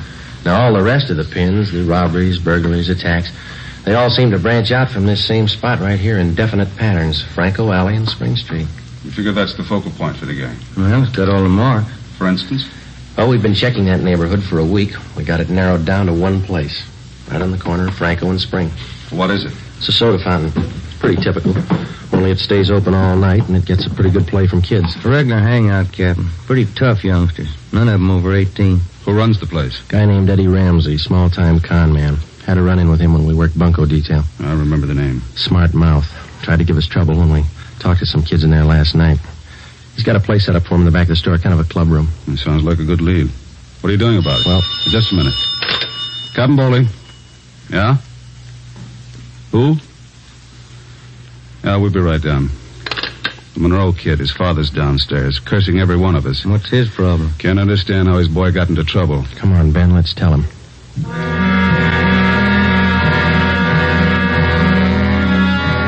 What kind of a city do we have when we can't allow our children out on the street without being stabbed or shot? What's our great police force doing when this is going on? I'd like an answer if you got one. I demand an answer. We got an answer for you, Mr. Monroe. Will you sit down? My boy's lying in there in that hospital bed, cut to pieces. What did you do to prevent it? Tell me. You tell us, Mr. Monroe. What'd you do to prevent it? I'm no cop. That's your job. I pay my taxes and I help pay your salary. We look out for your kids, but we don't raise them. That's What are you talking about? Just a minute, Mr. Monroe. Answer me this. How old is your son, Jack? He's 16, I think. Why? You know what he does with his spare time? Where he spends his nights? Of course I do. He's at home. Some nights he goes to the library. Then you don't know much about your son, Mr. Monroe. For the past month, 4 nights out of 5, he's been hanging around with a gang down at a soda fountain on Spring Street. He's down there as late as 2 a.m. He says he goes to the library. How do I know? I'm a busy man. Did you know that your son is mixed up with that gang? He's not mixed up with a gang. A bunch of small-time thieves, but they're growing. They started with purse snatching, breaking in parked cars, burglarizing candy stores. You don't know what you're talking about. Wait a minute, please. Then they took up robbery, stealing cars, beating up girls, women, attacking them. You're crazy. Jack's not that kind. He's part of that gang, and right now we hold all of them responsible. My boy wouldn't do anything like that. He's a member of that gang, he told us. They're the ones that knifed him tonight. That's a lie. Jack's not mixed up with anything like that. You believe anything you want, Mr. Monroe. We're going to protect your boy as much as we can, but don't expect us to raise him for you. Now, you better take a free piece of advice. You keep your advice. Jack's not in this. You can't prove he is. We're not out to prove anything right now. But you catch up with that boy of yours. Keep him off the streets before it's too late. Are you threatening me? No, sir, advising you. Next time we might meet at the morgue.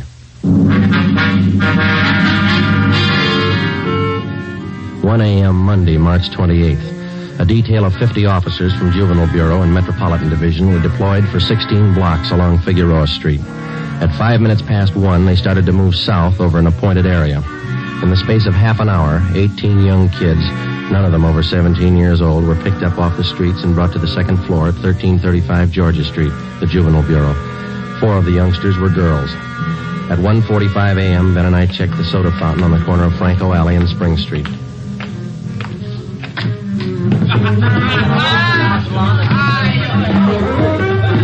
Same bunch, Joe. Business as usual. Yeah, come on. Hey, Teddy, the Bulls. They're back again. Same guys. Go back and tell Eddie. Hey, look, why do you guys have to keep tracking us, huh? You'd think we were crooks or something. You were here the last time we checked in, Teddy. You ever go home? Sure, when I'm tired. I ain't tired. What's the matter? That's your money on the table there? Sure, it's my money. You want to borrow a buck? $28. That's a lot of money for a boy your age. You keep pretty late hours, son. You have to go to school in the morning? Maybe. I can sit here, can't I? It's free country. I'm drinking coffee. You gonna make me on that? You've been drinking more than coffee. Where's your driver's license? Every time the same thing. There. March 10th, 1933, 16 years old. They giving you trouble, Ted? Eddie's on his way out. What's your name? Jones. Clyde Jones. Huh, Ted? Sure. He's got money, too. Rich family. You can save the smart talk, boys. Any of your pals in the back room? What's the trouble now, Sergeant? How many times a week do we get a checkup? Go ahead, Eddie. Read them off. We told you the last time, Ramsey. Clean up your place here or we'll ride your back till you do.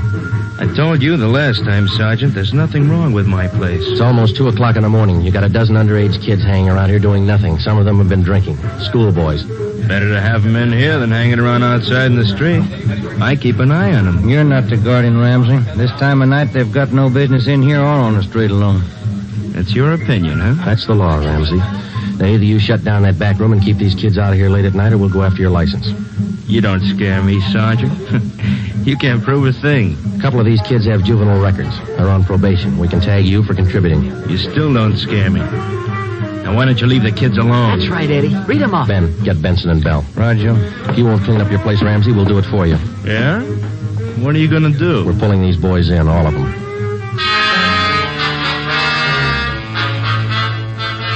2:25 a.m. Monday, March 28th. The Dragnet operation had netted 30 juveniles, 26 boys, 4 girls.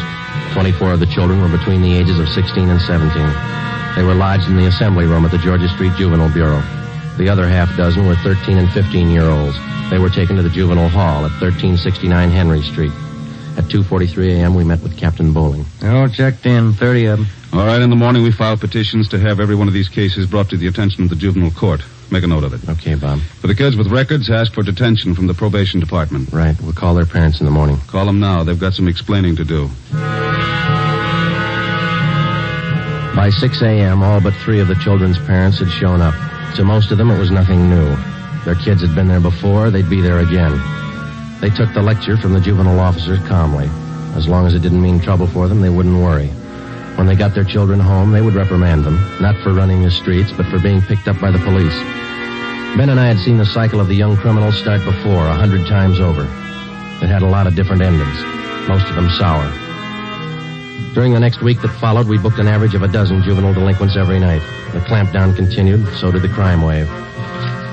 10 burglaries, 4 robberies, 8 car thefts, 6 purse snatchings, 3 assaults on women. 1 week's work. Picked up a new angle on Ramsey today, Captain. He might be fencing for the gang. Who gave you the tip-off? One of our informants. Ramsey's brother lives out in the valley. He's supposed to be pushing this stuff. You check him out? Yeah, couldn't get a thing on him. Well, that might explain what attracts the kids to that soda fountain. It explains those $20 bills the kids are flashing. They steal and rob, and then they sell the loot to Ramsey for nothing. Another thing. Ramsey keeps his place open all night, and there's no reason to. He doesn't get that much trade. It's only from the young gang that hangs around there. You question the kids? How do they account for having all that money? Well, most of them say Ramsey lends it to them. They say they pay him back a little at a time. I think he's fencing for the kids. Have you tried to get his license? No luck, Captain. We can't prove a thing against him. Then we'll do it the hard way. Sweat it out.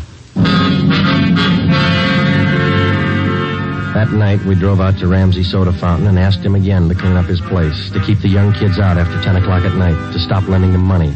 He refused. There was nothing we could do. His business was a public place. He could not be held responsible for any of his patrons.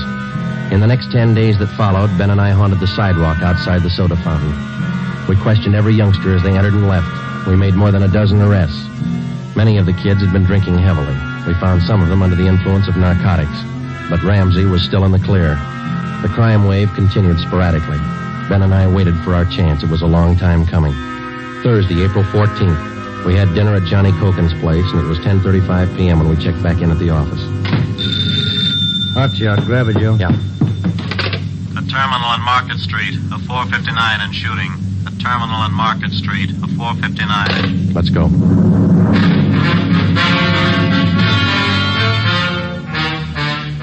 He was approximately 5 feet 4 inches tall, 125 pounds, brown hair, brown eyes, slight build, fair complexion. He was wearing blue jeans and a corduroy jacket. We found him between a row of packing cases at the rear of the warehouse at Terminal and Market Streets. There was a single bullet hole in his forehead just above the left eye. There was a .38 revolver near his right hand. The watchman told us how it happened. She broke in the back of the warehouse, Sergeant. She wanted to shoot it out with me. Here's his ID card. Fell out of his pocket. Teddy Cameron, age 15. Dear God. A kid. I didn't know, Sergeant. He didn't either. He thought he was grown up.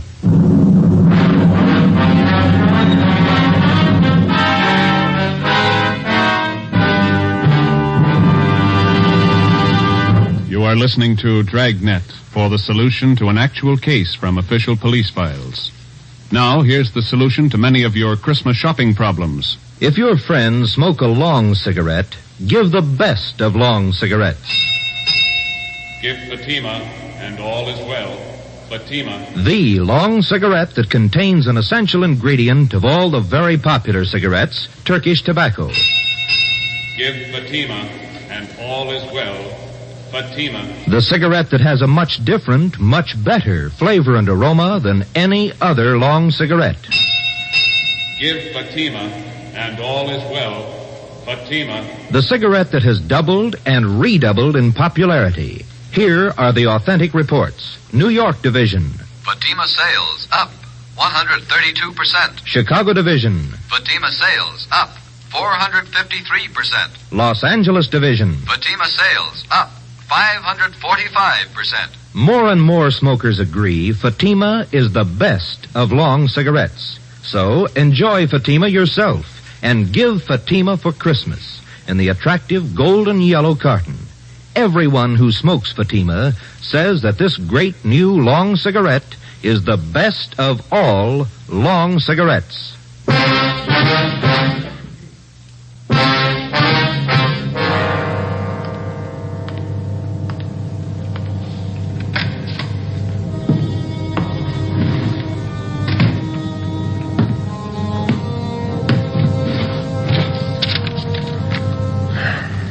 Los Angeles Police Department, Form 311, Dead Body Report. Type, gunshot. DR number 437695. Victim, Theodore Cameron. Residence address, 960 Charter Street. Date and time of death, Thursday, April 14th, 10:35 p.m. Place, Terminal and Market Streets, South State Warehouse. Cause of death, gunshot. Motive or reason, attempted burglary. Time discovered, 10:40 p.m. Removed to County Morgue. Discovered by Carl Hyben, night watchman. Identified by Barbara Cameron, sister. Description of victim, male, Caucasian, age 15, height, weight, so-and-so, occupation, student, descent, English, and witness, signed Joe Friday, serial number 2288, age 15.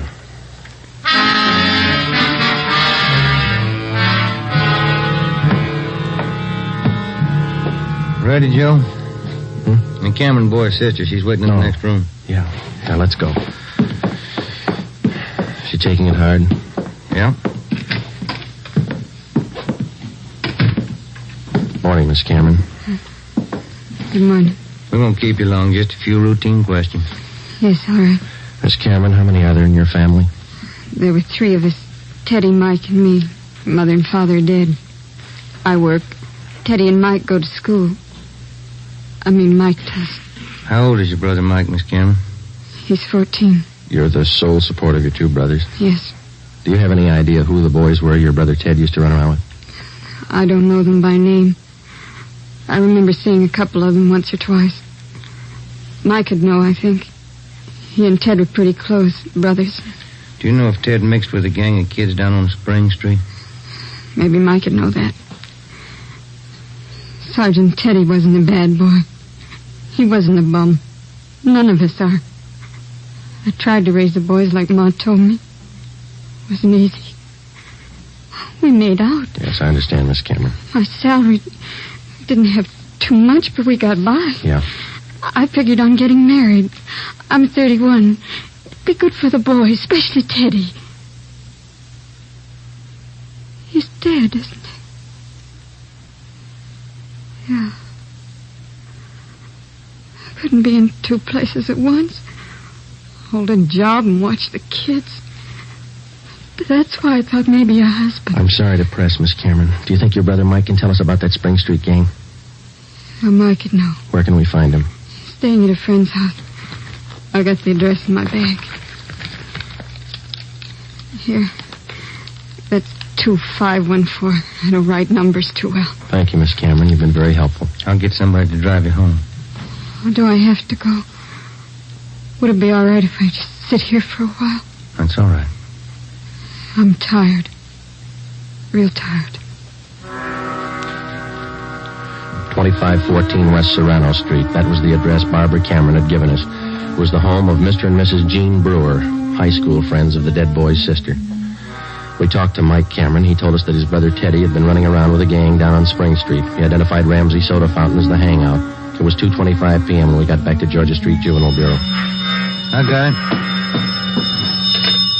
Juvenile Bureau, Romero. Yeah, hold on, I'll call him. You, Joe. Thanks. Friday. Joe, this is Canfield in burglary. Yeah, Homer. You're working that Cameron case, aren't you? Yeah? I just got a report on one you might be interested in, out of the same neighborhood. Distillery prowl. What do you got on it? Looks like a juvenile M.O. They got away with 7 cases of Scotch whiskey. Expensive stuff. Okay, we'll hop on it. Bubeck Warehouse, Crocker at 7th. Miss Elizabeth Rice was the auditor in charge at the Bubeck Warehouse. We located her on the mezzanine office row. It was her job to keep a running inventory on all incoming and outgoing liquor stock. She knew her job well. As you know, Sergeant Friday, each and every bottle of distilled spirits carries a United States Internal Revenue stamp. Yes, ma'am. Each stamp carries a serial number together with the name of the firm to whom the stamps are issued. Well, Miss Rice, in the stuff that's missing, the stamp on each bottle carries the case number. Is that right? That's right. Now, what did I tell you? Oh, yes, I have it right here. 7 cases of high-grade blended Scotch whiskey. Now, I have a bottle identical to those in the missing cases. Yes, I see. Now, if you'll just look here. Yes, ma'am. The number on this stamp here, 36A2279956, followed by the firm name. Could you give us the numbers of the stolen cases? Now, I have them typed out for you right here. 7 cases, 12 bottles to the case, Canada Dry Incorporated, 4 of the red label and 3 of the black label, Johnny Walker. All right, thank you very much, Miss Rice. And you think that this might be a juvenile case, Sergeant? Yes, ma'am, we do. 7 cases, that's close to $600, isn't it? We've lost a great deal more than that, Sergeant. The insurance company makes up for the liquor loss. Yes, ma'am. Those youngsters, who makes up for them? Ben and I left the Bubeck Warehouse with a list of serial numbers of the 7 cases of stolen liquor. We headed back for the Juvenile Bureau. We figured that there was a strong possibility that the Spring Street gang was responsible for the warehouse liquor theft. How were they disposing of the stolen property? That was the key question we had to answer. Ben and I had a hunch and a tip from an informant that the young gang was operating under the guidance of a fence, a man or woman whose job it is to dispose of stolen property. The gang members were close to Ramsey at the soda fountain. Ramsey was the logical suspect. All right, now suppose they did steal the liquor. Suppose Ramsey's a fence. What's he done with the stuff? I don't think he's turned it this fast, if he's turned it at all. He wouldn't keep it at the soda fountain, no liquor license. And we've been around too much. He wouldn't keep it in his house. He lives in the rear of the fountain. It's too hot. Only leaves one other location that we know about. His brother's place in the valley. It was 5 minutes to 10 when we turned left off Ventura Boulevard onto Sepulveda. Ramsey's brother had a small farm about a mile and a half off the highway. It was a modest white frame house planted squarely in the center of an acre of ground. An unpaved driveway led off to the left of the house to the garage. Pull up here, huh? Yeah, okay. Yeah, it looks kind of quiet, no lights. Let's go.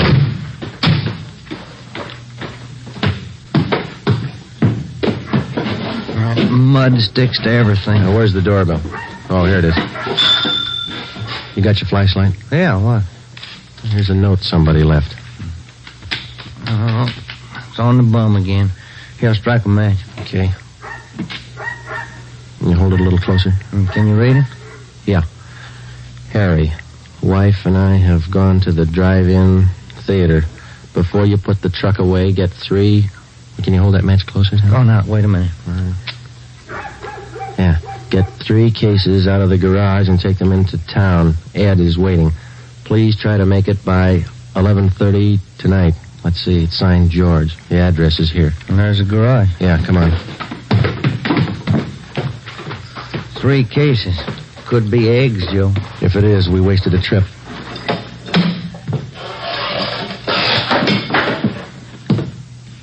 Oh, I'm out of matches, Joe. All right, here, use mine. What was that? Checking. Come on. See anything? No. There goes the light. Just a minute, I'll strike another one. You can save your matches. We found it. We found 5 cases of Scotch whiskey on the floor of the garage. We checked the serial numbers against the warehouse list. They matched. We went back to the car and called communications. We had an immediate stakeout placed on George Ramsey's place, and then we headed back for the city. It was 11:20 p.m. when we got to the address we found on the note. Oh, it's about time, Harry. Hello, Ramsey. We can do without the music. What's your problem this time? Hey, you're almost out of scotch, Ramsey. Serial numbers check out, Joe. Sorry I can't offer you a drink. We're too old to drink here, aren't we, Ramsey? Where's your phone? You want to invite somebody? You can see we're out of booze. You got a phone? In the hall. Ben, call the office. Yeah. All right, what's it all about? We've been out to your brother's place. What happened to the other 2 cases? You drink them here? I gave it to the kids. What are you looking at me like that for, Sergeant? Anything wrong, Eddie? Party's over, kid.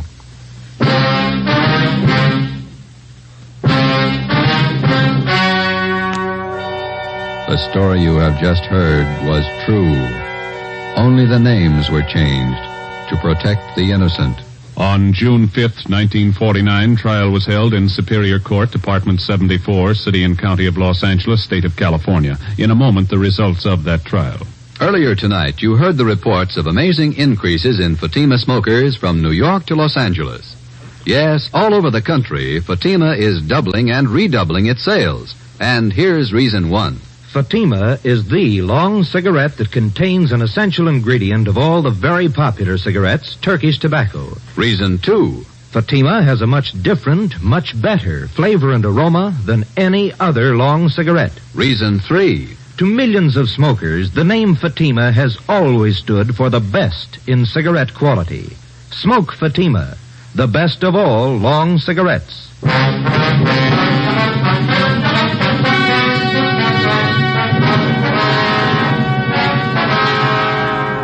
Edward and George Ramsey were tried and convicted in Superior Court of receiving stolen property. After serving their terms as prescribed by law in the state penitentiary, they will be returned to the county jail where they will serve a 1-year term for contributing to the delinquency of minors. You have just heard Dragnet, a new series of authentic cases from official files. Technical advice for Dragnet comes from the Office of Acting Chief of Police, W.A. Wharton, Los Angeles Police Department.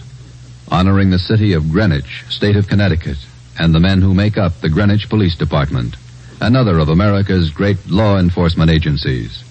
One of these men, Chief John M. Gleason, FBI National Police Academy graduate, who dedicates his life to making yours more secure. Fatima Cigarettes, the best of long cigarettes, has brought you Dragnet from Los Angeles.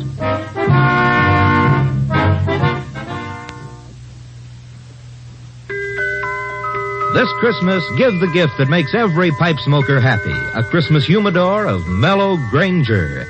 Granger is made just for pipes by the tried and true Wellman method. Rough cut to smoke mild and cool, and humidor packed to stay ever fresh. Yes, make this Christmas a Merry Christmas for all the pipe smokers on your list. Give them each a Christmas humidor of mellow Granger. Listen to Dragnet next week and be sure to hear Morton Downey tonight on NBC.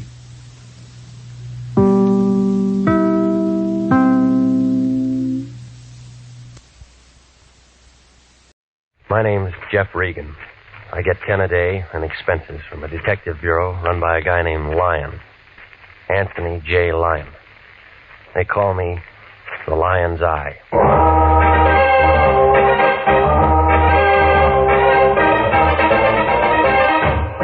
With Jack Webb as Jeff Regan investigator, stand by for hard-boiled action, mystery, and thrilling adventure in tonight's story of The Man in the Door.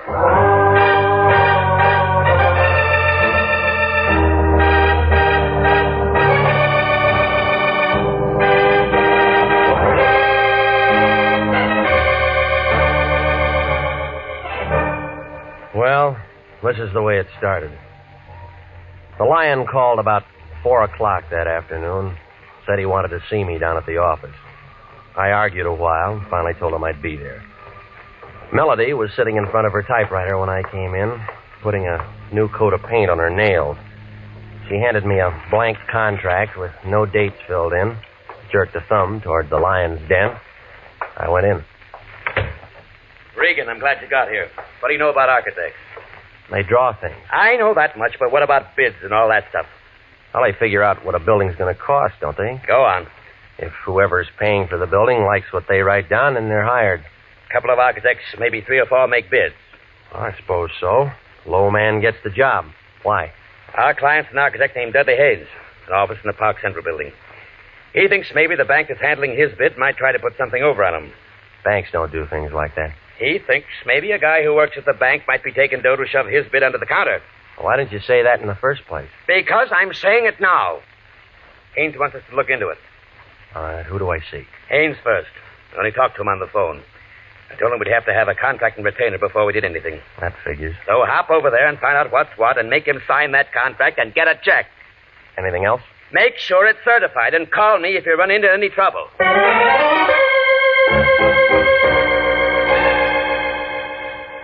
Dudley Haynes, architect, Park Central building. Had an office on the 9th floor. When I went in, a girl with hair that figured to be blonde right down to the roots pulled off her glasses and put out her cigarette. And she kind of eased out of her chair behind that desk, moved toward me, like a panther looking for a meal. My, you're tall, aren't you? Well, there's nothing I can do about that. Mr. Lyon said he was sending us one of his best men. He always says that. I think he meant it this time. He's an awful liar, lady. Dorothy. Dorothy Nolan. Fits? The name or the dress? Both. What's yours? Jeff Regan. Oh. Well, now we know each other. That's nice. I came to see Haynes. He wants me to look into something for him. I know. He was expecting me. I know. Well? I hope you have to look into a lot of things. For Haynes? No. This is his office, isn't it? Mm-hmm. But he spends most of his time in 902 into the hall. Makes his blueprints up there. I'll take you. You are tall.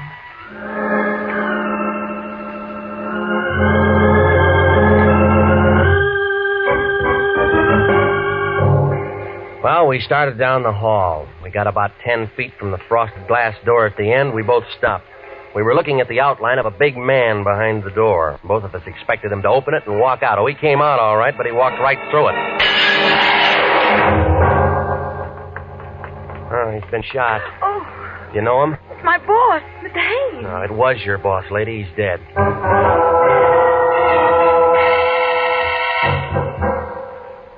Lieutenant Salvatore Wendetti, Central Homicide Detail, showed up about 8 minutes after I called. He had his whole goon squad with him and a couple of guys in double-breasted suits from the district attorney's office. They roped off the entrance to the building, got hold of the elevator operators and the man who runs the cigar stand, and asked them questions.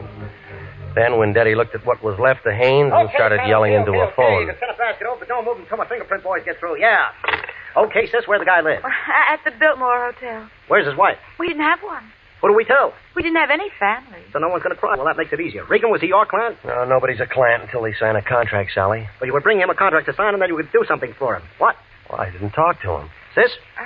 Mr. Haynes had made an estimate on a little office building in Beverly Hills. He thought that a man named Adler at the bank might be taking money from someone to hold his bid out. So he wants an investigator to look into it. Why do you think that? Well, I don't know. You worked for him.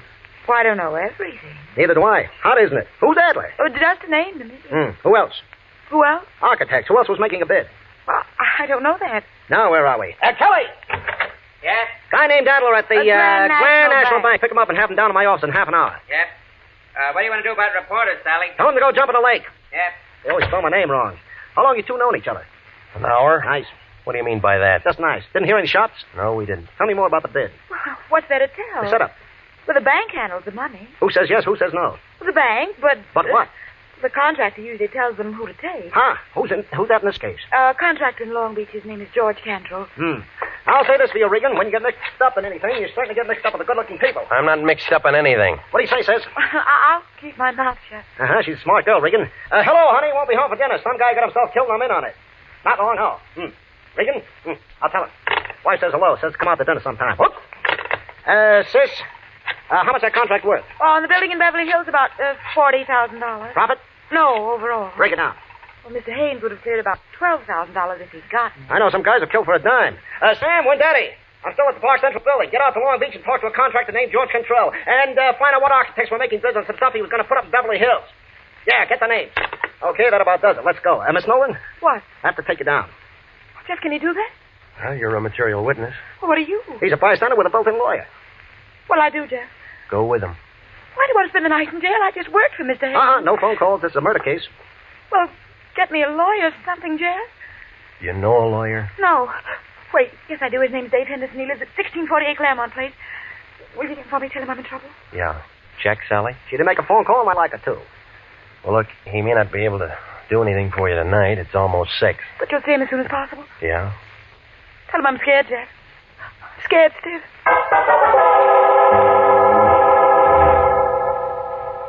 Well, I stayed there and phoned the Lion, told him what had happened. Oh, he got mad and yelled something about me being a jinx on all our clients, and then he hung up. So I went through the classified telephone directory under attorneys and Henderson. There was a Ben, a George, a Joe, a William, but no Dave Henderson. So I drove out to the address that she'd given me. It was a blue apartment house 4 blocks west of Vermont over by the Coliseum. Somebody was cooking hamburgers somewhere, and somebody was all worked up over a ball game on the radio. I picked the baseball fan. Well, what'll happen now is anybody's guess, but let me tell you that this ball game is a long way from being a... Hey, what'd I tell you? It's outside the ballpark, and they're coming in like homing pigeons. Bases are loaded, and they're all coming in. Oh, it's going to be 8-5. Come on, the ball game's not that good. What's so important, Pilgrim? I'm with the ball game. I'm looking for a man named Dave Henderson, a lawyer. So what? Somebody told me he lives in this apartment house. Who told you that? A lady. Ha! Does he live here? You try looking at the mailbox? No name. You cop? Private type. Ha! Does he live here? Sure he lives here. Well, where? End of the hall, 106. Thanks. So he's a lawyer, is he? With his kind of friends? Ha! What does that mean? You're young, ain't you, Curly? I got a driver's license. Let me tell you something. Don't go knocking on no doors and hear a ball game. Remember that. Yeah, I'll remember that. And you can tell him Tessie Bogart to start to that one. And the score is 8-5 coming into the first half of the ninth, and this has been some ball game, let me tell you. 106. Here we are. Come on in, it's unlocked. Your name Dave Henderson? Yeah, who wants to know? My name's Regan. I'm a private investigator with the International Detective Bureau. Wrong steer gumshoe, I don't need one. Look, I'm not looking for work. I'm looking for you. What'd you say it was? Regan? That's right. R-E-G-A-N. Regan. Regan. Learned that just an hour ago. Cute, huh? I met a friend of yours today. Dave Henderson never had a friend. She said she was a friend of yours. But I didn't say I was a friend of hers. Hey, who are we talking about anyway? Dorothy Nolan. How is Dorothy? Not so good. Thought you were a detective. I am. You sound like a doctor. Look, you sound like a guy with a chip on his shoulder. Sound like a lot of things. You're trying to be tough, baby. No wonder you aren't in the telephone directory. I'll just skip that. She said you were a lawyer. They say I drink too much. Haven't seen me drinking, have you? She wants you to get in touch with her. The man she was working for was murdered today. She kill him? Well, they're holding her. Material witness or suspect? Material witness right now. She doesn't want to spend the night in jail. Who does? That's why she isn't feeling so good, huh? He wants me to get her out. Something like that. Who's handling the case downtown? Detective named Wendetti. Yeah, and where do you come in? Well, they didn't give her that one phone call. Yeah. You're sensitive. What if I said no? Well, that's your business. You know why she asked you to see me? Because I'm a guy she knows. And every guy who knows little Dorothy does a little something for her. Ever met him like that, Regan? Sometimes. I'm just checking. Checking what? She's pretty good with the works. Eyes just right for the job. Hair just right. Everything just right. She can make you do a lot of things you don't want to do. Wait till you see her in a bathing suit. Ooh, that's something, brother. Well, they aren't wearing them in the county jail. Okay, I'll phone Wendetti and find out what her bond is. Look, this is a murder case. There's no bond on this. You know that. It all depends how you handle it. I'll think of something. Yeah, I'll bet you will. We don't like each other much, do we? Nope. That's the way it goes. Listen, she said to tell you she was scared. Well, some of us are scared part of the time. And somebody gets shot. And everybody gets scared. You scared? Nope. Iron Man Regan. Have a good time.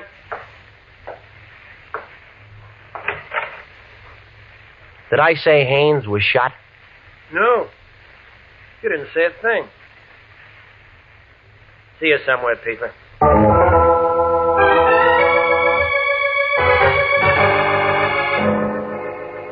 Well, I stopped by Musso Frank's and had the special, and then I went on home. I tried to make a couple of calls, but when Daddy was out and the desk sergeant thought I was a reporter and he wouldn't tell me a thing about Dorothy Nolan. While I was sitting there, the phone began jumping around on the hook. Regan? Yeah. This is me. Where you been? I called your place 20 times, but I've called it once. Well, I've been busy seeing a lawyer. What do you need a lawyer for? You aren't married. Somebody else needs one. Who? Dorothy Nolan, that blonde who worked up in Haynes' office when Daddy's holding her. Good. I want you to go down and see her. What for? We can still make something on this thing if we play it smart. And when I talked to Haynes on the phone this afternoon, I told him I wanted a certified check. So what? So that means there's a check for $100 lying around his office somewhere, and it's made out to International. Look, he's dead, remember? Everybody dies. Don't worry about it. We weren't even hired. We had a verbal contract. We had nothing. That check's no good to anybody but us. We didn't do anything for him. Well, buy him some flowers. Now hop down to the pokey and see that dame and find out where that check is. We can't do that. I talked to Harry Presidio, and he'll give us a lien to get in. Hello? Hello? Regan, you still there? I was still there, but I wasn't listening to the lion. I was looking at a skinny little man with one leg. Hey, Regan, you still there? Now, don't ask me how he made it inside my door. He was just there, propped up on a pair of crutches, swaying back and forth, watching me with a couple of sick gray eyes that were so full of water you'd think they were going to float right out of his head. All at once, he went down like a busted sugar sack. He'd been shot twice through the neck with a small caliber gun, a 25, 32, I don't know. I found a dozen razor blades in one pocket and 2 dozen sets of shoelaces to go with them. There wasn't anything that told me his name, but there was a picture inside his shirt pocket. One of those things that you have taken in a penny arcade, you know, in front of phony pasteboard props. Well, the man with one leg was looking out from between a pair of painted angel's wings, and the guy standing next to him, who was smiling up at the halo, was the same man that I'd seen that afternoon. An architect named Haynes. A man who needed a private detective. A man who walked out a glass door and then dropped dead. And the one printed word above that picture stuck out like a wart on an egg that said, Happy Land. You are listening to the story of the man in the door. Tonight's adventure with Jeff Regan, Investigator.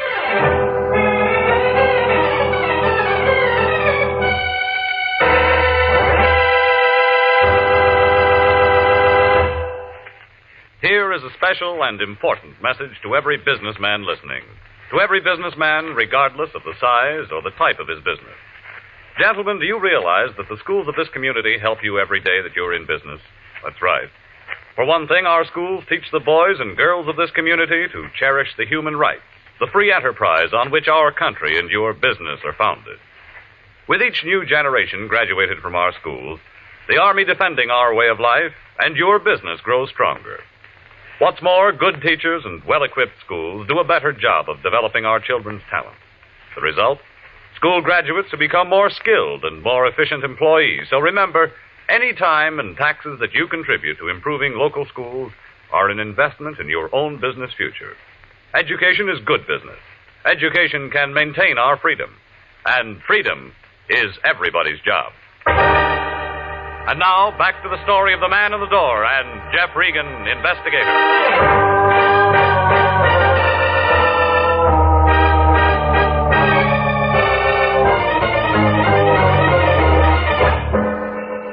Well, I left the little man with the one leg lying there. Wasn't much I could do for him. I wanted to wait before I called homicide. I took the picture I found in his pocket and I drove to Happy Land. It turned out to be an open-air penny arcade on 5th and Main. Smelled like all the hot dogs in the world had been made right there. There were machines all over the place telling you how strong you were, how rich you'd be, and who you'd marry. All for a penny. I guess it wasn't much of a bargain. The only customer was a sailor trying his luck at the shooting gallery. Back in the corner, a tired-looking girl in light blue slacks and a dirty gray sweater was sitting on a stool by the hot dog counter staring at nothing. Want some pennies? Not right now, no. Oh, just looking? Go ahead. When you figure out where you're going to spend your money, come back and I'll give you some change. You got a picture gallery here? Oh. Don't tell me you're a real big spender and want to have your picture taken. Maybe. You got one? Yeah, we got one. Where is it? In there.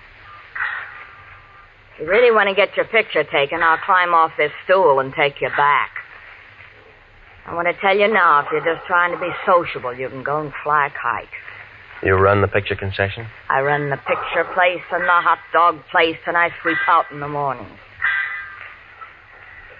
Oh, I wish I had better brains than to marry that slob and get myself stuck in a cheap dump like this. All right. Do you remember taking this picture? How would I know? I take a lot of pictures. Well, come on, look at it. All right. Yeah, I took it. That what sold you? When? How do you think I am? Can't remember what night it is every time a pair of drunks comes in and wants their pictures taken together. Well, try to remember, will you? You're a real wise guy, mister. You don't want no picture. You just want some talk. You a cop? Friend. I met the little guy in the picture once. Dusty? What was that? I thought you said you met him once. Well, we weren't introduced. I just met him. Who is he? Dusty Rhodes. Works the circuit. What circuit? Fifth and Main, STEM. Business section. What kind of business? Dusty handled the razor blade and shoelace traffic. He hates pencils. What did he do when he wasn't working? What does anybody do? He went out and got loaded. Go on. And you don't know him very well for a friend. How am I going to know I'm not getting Dusty in trouble talking to you like this? Nobody can get him in trouble anymore, lady. What do you mean? He was shot tonight. Oh, no. Oh, poor little guy. Do you know where he lived? Seashore Hotel. The Seashore Hotel. Oh, gee, Miss Dempsey. Oh, I'm real sorry.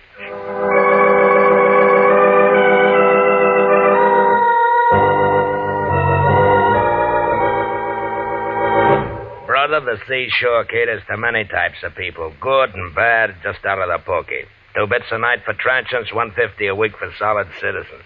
And sign and register, it's a law. I'm not looking for a room. Then you're wasting my time, brother. My beer's getting warm. Look, I'm a private investigator. My name's Regan.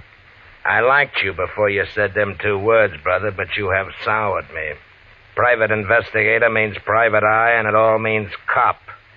And you are not welcome. Now blow. I'm trying to find out something about a man named Dusty Rhodes. We do not ask questions, and we do not give answers. Now blow. I was told he lived here. You find me tongueless, brother. Now blow. Did you know him? During the last 5 years, I have acquired 85 pounds and a very bad heart, or I'd have you in the alley right now. Oh, yeah, sure you would. Here. Abraham Lincoln was a very fine man, and he took a very fine picture. I seem to have found my tongue, brother. Will it be? The key to his room for a starter, huh? Disallowable and punishable by fine and imprisonment. Into the hall, turn the Benfest door to the right. Thanks. Well, I don't know what I expected to find there. Outside of more razor blades and more shoelaces was a little room full of dirty white curtains and a wire bed that sagged in the middle. I was standing there watching a neon sign advertise beer a block down the street when I thought I heard somebody behind me. Whoever it was had been drinking bad whiskey, but he was still pretty good. It landed a quarter of an inch above my right ear, and I piled up in a lamp, a chair, and a pitcher full of water. 5 berries gets you a look, brother, but doesn't get you a room. Besides, it's already taken, and the bed's over there. Now, come on. You didn't go to sleep, brother. You was knocked to sleep. I apologize. Why the games? Who came in after me? You're the only one. You sure? My name's Sam Preacher. Brother, I'm very sure. Well, maybe he was waiting for me, huh? I don't generally ask him, but the question is this. Why? Oh, I don't know. Unless... What's the matter? Something missing? Just a picture. You can get lots of pictures. You didn't see anybody? That makes the third time, brother, and the answer's still negative. Okay. Then let's blow, buddy, huh?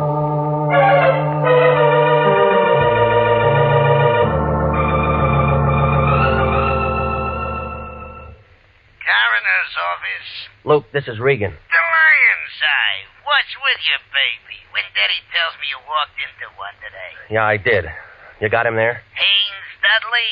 Sure. Want to come down and take a look? He's toe-tagged and salted down real pretty. Yeah, I'll bet. Them 32 slugs was just incidental. The guy had 4 weeks at the outside. All right, give it to me.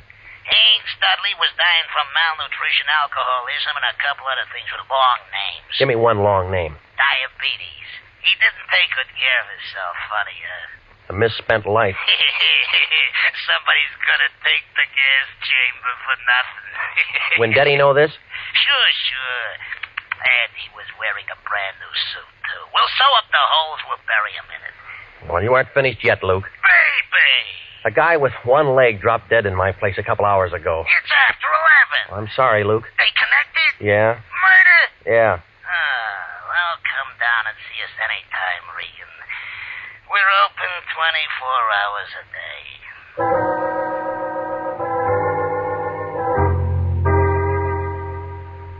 Well, at the homicide office, they told me she'd been released about 10 o'clock. They said a lawyer named Henderson had put up the bail and handled the whole thing. They gave me an address on her when I went out there. It was a bungalow court on Normandy, and it took her a long time to answer the door. Oh, you. Yeah, tell me how tall I am. I'd love to, but not right now. They told me you'd been out since 10 o'clock. Maybe I should have come sooner. Dale gives me the willies. I'm about to take a shower. I was kind of hoping we could have a drink. I did better than I thought with you. I got a hold of a lawyer for you, didn't I? Yes? Well, doesn't that rake me an invitation to have a drink? I said later. I'm really tired. I said no. Wait a minute. Well, if you're that thirsty, all right. That's better. Isn't every day my boss gets killed and I meet a private detective? I need a drink. I was slugged tonight. Throat? Yeah, right here, see? Oh, it looks nasty. Why didn't anyone do that to you? Wanted a picture I had? Whistler's mother? Just a picture of a couple of drunks who are dead now. Maybe whoever did it was a relative. Guess again. I don't like games. But you play them all the time. Don't we all? I know a psychiatrist who says we can't help ourselves. You can.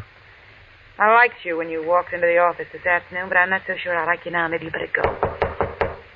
Expecting somebody, huh? What are you doing? You let go of me. Let go Oh, of me. no, baby. You got real nice eyes. I want to look at them. Let go. He's crazy. You. Hello, Dave. We didn't hear you knock. Did you bring your piano? What's the idea? He gave me. Why don't you tell him to go away, baby? Anybody can tell we're busy. Let it go, Regan. You want to break us up? Can't you see he's just trying to make you jealous and say things? Come here, honey. No. You don't have to do that. I said let her go. That the same 32 you killed a one-legged man with? Over, Gumshoe. Don't be a fool. Stay right where you are, baby. You're first. Listen to me, Daddy. I listened to you too long. He's only guessing. He doesn't have any proof of anything. You can cry if you want to, baby. This is going to hurt. She spun around and fell into a coffee table and then lay very quiet on the rug. Her eyes were open and she didn't say anything. She just lay there looking up at him. I couldn't tell where she'd been hit. He seemed to forget all about me because he walked over to her, knelt down beside her, put the gun right up against her head. This is awful close range, baby, but I can't afford to miss. Neither could I.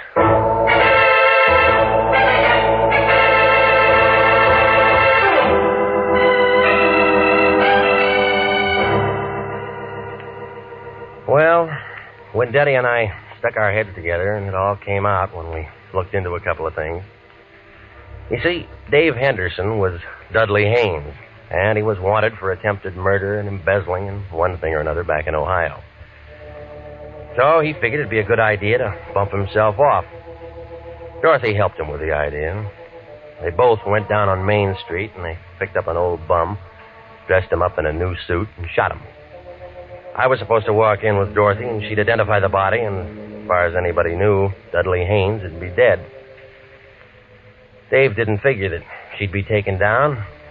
She didn't figure that she'd get scared, and neither of them figured the man with one leg was a pal of the man that they'd shot.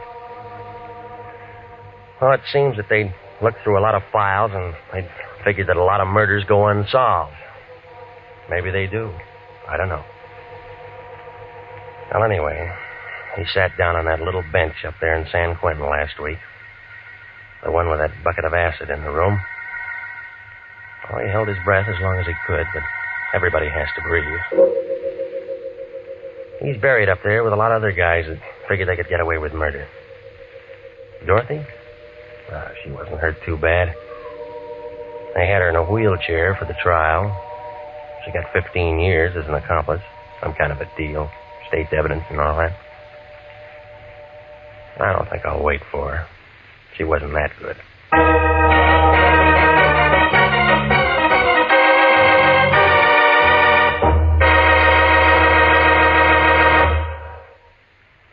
Jack Webb is featured as Jeff Regan, with Wilms Herbert as Anthony J. Lyon. It's CBS at 9:30 next week for more hard-boiled action and mystery with Jeff Regan, Investigator. Written by E. Jack Newman and produced by Sterling Tracy.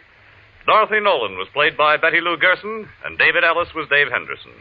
Lorene Tuttle, William Conrad, and Lou Krugman supported.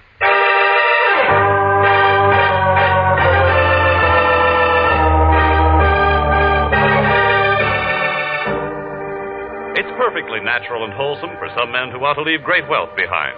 There's a druggist in a small town in Pennsylvania who'll do that. The wealth he'll leave behind will make many lives easier and happier and finer down through the years. For he was the principal donor of an outdoor meeting place for religious services in a Boy Scout camp in the Poconos. Working with his neighbors in community activities, he saw the need of this improvement, helped to install it. That's the kind of wealth that you can bequeath to generations coming on as you enjoy the freedom of working with your neighbors for the betterment of your community. Freedom that can be anybody's pleasure is everybody's job. Music for this program is arranged by Dick Arant. Next week at 9:30, Jeff Regan, Investigator, brings you another thrill-packed half hour with his story of the House by the Sea. Bob Stevenson speaking. This is CBS, the Columbia Broadcasting System.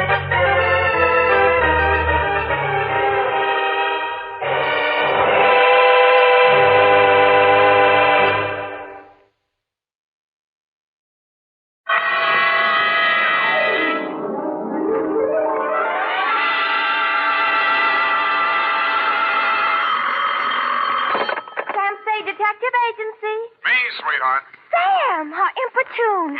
I was just thinking of you. Me and who else? Both my ears were burning. No, Sam, no.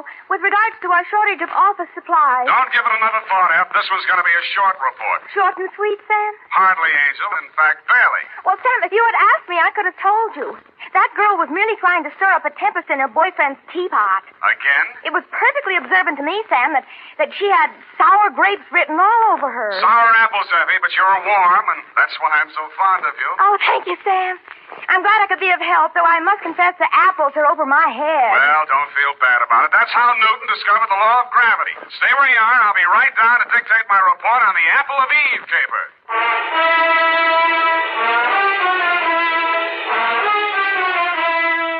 Dashiell Hammett, America's leading detective fiction writer and creator of Sam Spade, the hard-boiled private eye, and William Spear, radio's outstanding producer-director of mystery and crime drama, join their talents to make your hair stand on end with the adventures of Sam Spade. Presented by the makers of Wild Root Cream Oil for the hair. Remember the Romeo of yesteryear? Hair parted in the middle, all plastered down? Man, what a difference today. Today, all a guy has to do to impress a gal is use Wild Root Cream Oil Hair Tonic. Wild Root Cream Oil grooms the hair neatly and naturally, relieves dryness, and removes loose dandruff. If you're still using old-fashioned hair tonics or none at all, then for her sake, spruce up today with Wild Root Cream Oil Hair Tonic. In bottles or the handy new tube, it's again and again the choice of men who put good grooming first. And now, with Howard Duff starring as Spade, Wild Root brings to the air the greatest private detective of them all in the adventures of Sam Spade.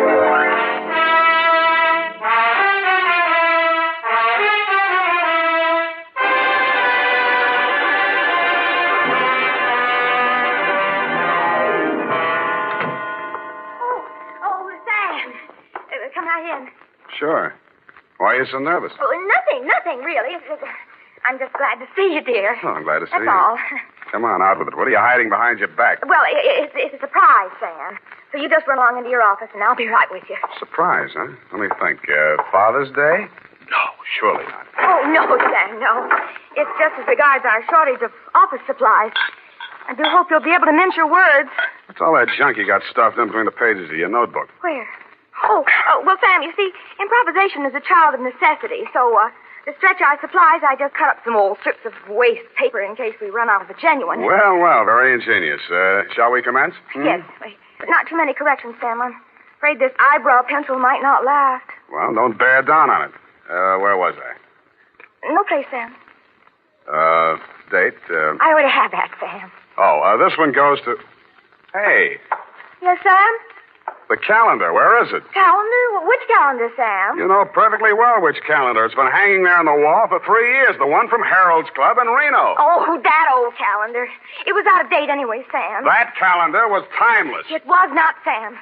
It was vulgar. That's a lie. I met the girl who posed for it. In more modest circumstances, I hope. Put it back. Now, Sam, don't. What did you do with that calendar? You mustn't incite yourself, Sam. Let me see that notebook. Yes, Sam. Old waste paper, indeed. An art treasure mutilated. And for what? To serve your own base purposes. Just because you were too absent-minded to order a few office supplies. But I frequently alluded to our dwindling resources, Sam. But no, you were too proud. Take these and put them in a safe place. You can put it back together with Scotch tape on your own time. Oh, we're out of Scotch tape, Sam. We've got a first aid kit, haven't we? We used to. Use the adhesive. Date, June 19, 1949. I won't soon forget that. 2, Detective Lieutenant Dundee, Homicide Detail, San Francisco Police, from Samuel Spade, license number 137596. Subject, the Apple of Eve caper. Dear Dundee. The start of it was yesterday when Eve Adams first walked into my office. She was angry and she was terribly, terribly hurt.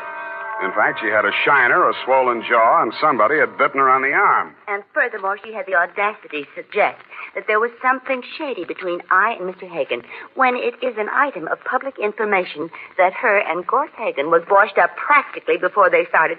And I might just add in passing... Just a minute, Miss Adams. You say this girl came to your apartment in a jealous rage and attacked you without provocation. None whatsoever. I never opened my trap to her, except to remind her that it would have been a blessing to the human race if her old man had never met her old lady.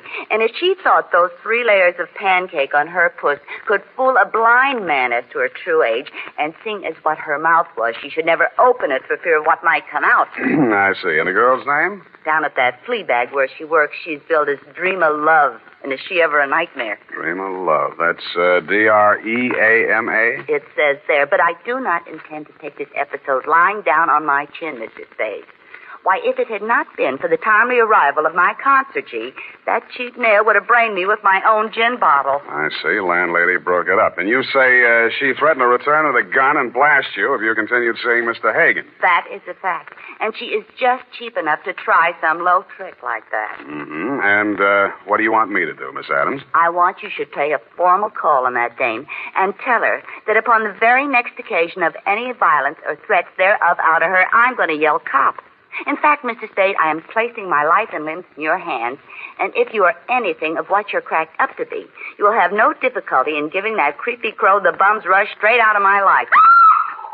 Pardon me, Miss Adams. My secretary seems to be calling me. Out of my way. I know who's in there, and I'm going in. Out of my way. Mrs. Spade, it's her. Keep her off. You should have hired the 4th Marines, dearie. Now, ladies, please, break it up. I'll show you who to get tough with. You let go of me, Shamus, or I'll let you have it. Now, ladies, please. Now, let's talk this over calmly and sensibly. Okay, you asked for it. Now, ladies. Oh. Please.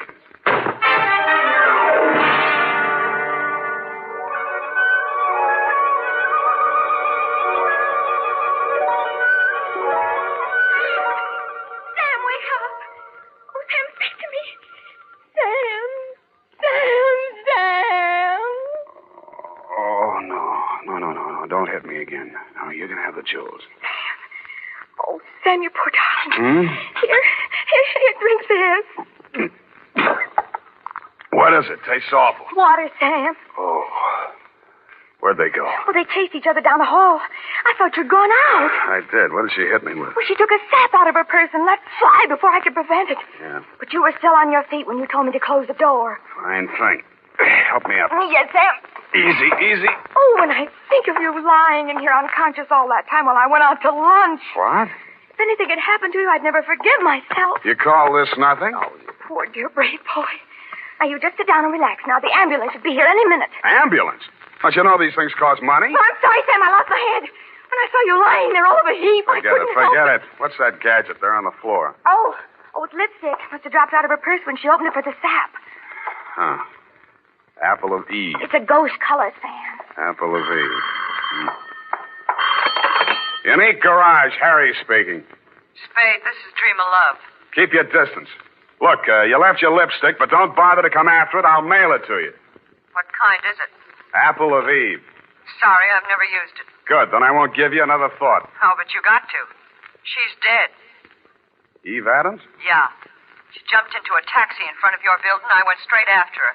But I got caught in traffic where they're tearing up Market Street. That could be anywhere between the Embarcadero and Twin Peaks. Fine alibi. What comes next? Well, I'm at her apartment now, and she's dead. Sam! Hold on. Yeah, Effie? There's your ambulance. Shall I send him away? What shall I do Well, with it's him? $10 now anyhow. I'll use it for a taxi. Hello, Miss Love? Yeah? Stay there and don't touch a thing. I'll be right over.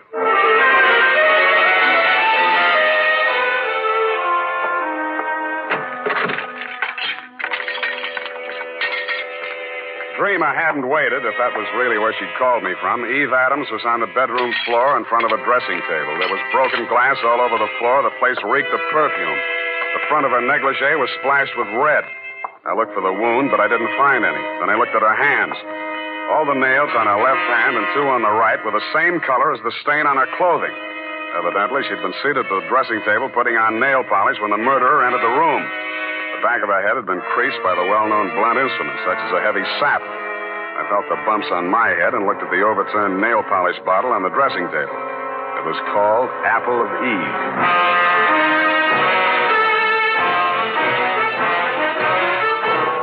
The makers of Wild Root Cream Oil are presenting the weekly Sunday adventure of Dashiell Hammett's famous private detective, Sam Spade.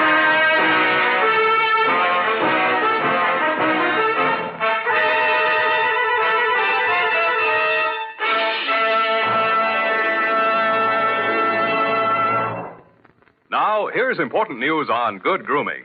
If you want the well-groomed look that helps you get ahead, socially and on the job, listen. Recently, thousands of people from coast to coast who bought Wild Root Cream Oil for the first time were asked, how does Wild Root Cream Oil compare with the hair tonic you previously used? The results were amazing. Better than 4 out of 5 who replied said they preferred Wild Root Cream Oil. Remember, non-alcoholic Wild Root Cream Oil contains lanolin. It grooms the hair naturally, relieves dryness, and removes loose, ugly dandruff. So if you want your hair to be more attractive than ever before, get the generous new 25-cent size of Wild Root Cream Oil, America's leading hair tonic, on sale at all drug and toilet goods counters. It's also available in larger economy bottles and the handy new tube. By the way, smart girls use Wild Root Cream Oil, too, and mothers say it's grand for training children's hair.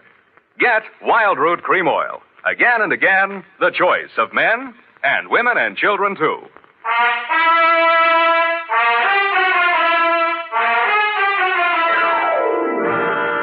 And now, back to the Apple of Eve caper. Tonight's adventure with Sam Spade.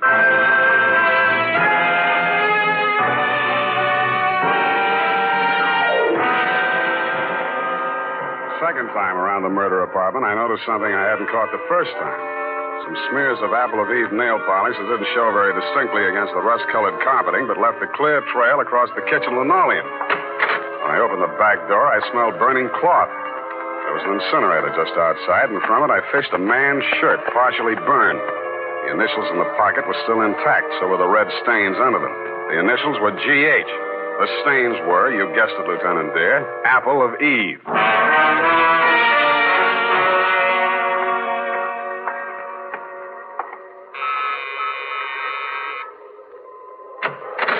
Yeah? I'm looking for Miss Dream of Love. She home?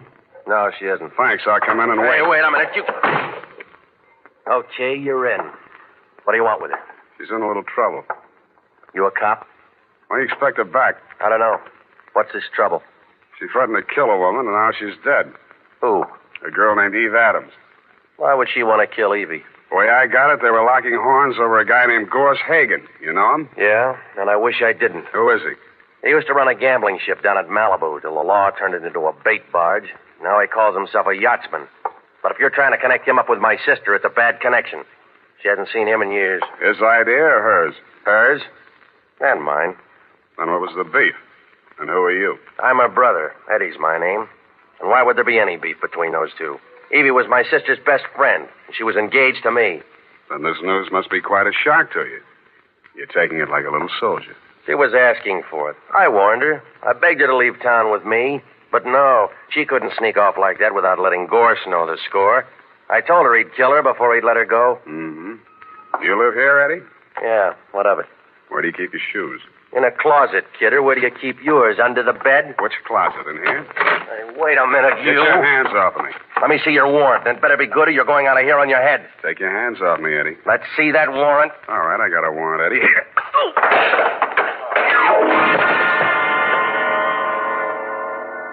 I didn't find what I was looking for, a pair of crepe-soled shoes with traces of Apple of Eve nail polish on them, but in one of his coat pockets I found a sales slip from a department store cosmetics counter. There were several items, but the one that interested me said, 1 lipstick nail polish set, Apple of Eve. About then, I smelled brandy, and a voice behind me said, What happened to the kid? Huh? Oh, he asked for my warrant. Well, when you come to see me, I'll know better. Your name is Gorse Hagen. I'm headed for your place right now. What are you looking for? A pair of shoes with crepe soles. What do you want with my deck shoes? I thought maybe they'd match up with this piece of a shirt with your initials on it. Give me that. That's a fact. Where'd you get that? In the incinerator at Eve Adams' place. Well, that don't prove anything. Lots of people got the same initials. Have you talked to, George Howard?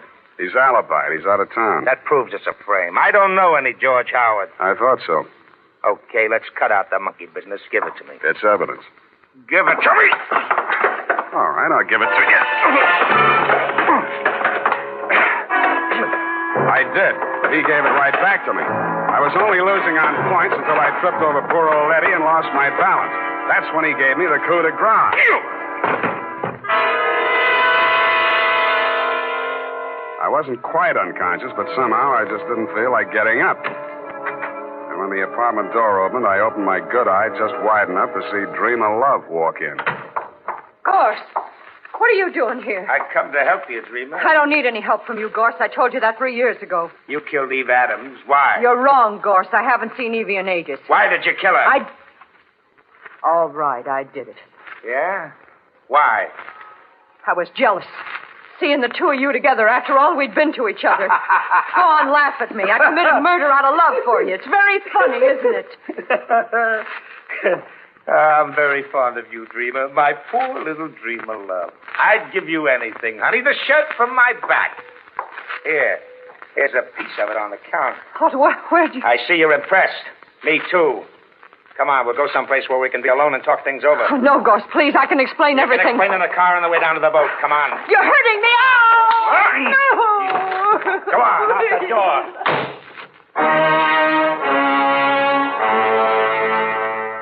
Stupid me, I staggered to my feet and stumbled over to the door. I reached it just as Hagen's car pulled away from the curb. By the time I found a taxi, they were at least halfway to wherever they were going. I didn't know whether the boat he had mentioned was tied up at the Embarcadero, anchored in the marina, moored at Sausalito, or becalmed in Oakland. But there was a seafaring man in our town who knew about such things. My port of call was the Seahorse Bar and Grill just off ahead at Pier 16, or is it the Foot?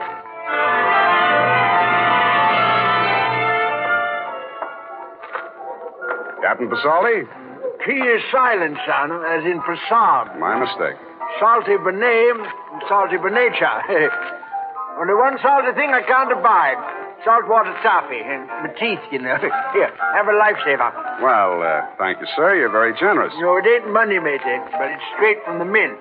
That joke wasn't. What's up, sonny? You in the hole again? You catch my drift? Yeah. What do you know about a yachtsman named Gorse Hagen? Oh, nicely put, matey. If there's anything lower than a yachtsman, he's it. Mm-hmm. Where does he keep his boat?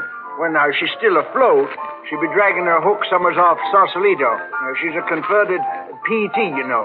He calls her the Sea Queen. He had her bottom planks ripped out in the Battle of the Coral Sea, and they patched her up with plywood. Well, she's got 2 diesels, she has, and twin screws, 2-to-1 reduction gear. Yeah. What's the quickest way of getting out to her? Well, no, there's not much craft for charter hereabouts this time of night, you know.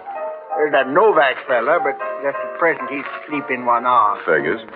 Might not be worth your while anyways. Why not? Well, Hagen stopped by here 20 minutes ago looking for his engineer. Said he was casting off on-tide engineer or no engineer. What about your boat? My boat? Well, no, matey, on a plotted course, she'll stand up to any double-ender Monterey dory in the class. Yeah. Without a head sea, that is. Then, on the other hand, you put her in a bottom race, and $1.25 swell. Yeah. How much? How much?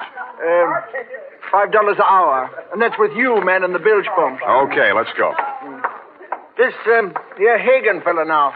You onto the trim of his sails? Sails on a PT boat? Oh, not the boat, Sonny. The man. Cut of his jib. No, I didn't notice that, but he was wearing crepe-soled shoes. I'll tell you about this Hagen, matey. Fella once tried to board him.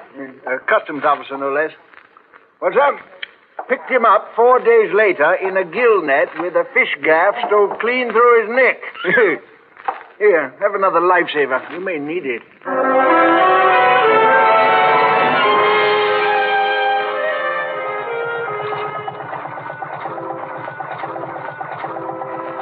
After he'd lashed me to my station at the bilge pump, Captain Pasoldi got his double-ender Monterey dory on a plotted course to Sausalito, he hoped, and we plunged recklessly into the fog. As nearly as I could catch his drift, there was a 50-50 chance that A, Hagen had found his engineer and would be halfway to the Farallone Islands before we could make it past Alcatraz, if we stayed afloat that long, or B, that he hadn't found his engineer and might be having trouble starting up those 2 diesels with the twin screws and the 2-to-1 reduction gears, whatever they are.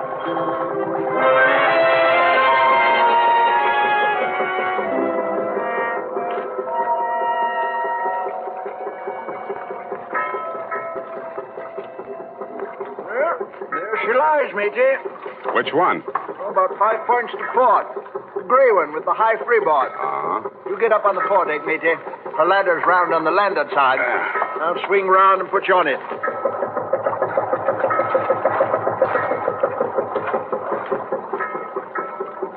Hey! Anybody home? He's likely below, nursing them diesels. You got to rear back and holler, matey, like this. Ahoy, the Sea Queen! I like that. I know to raise them.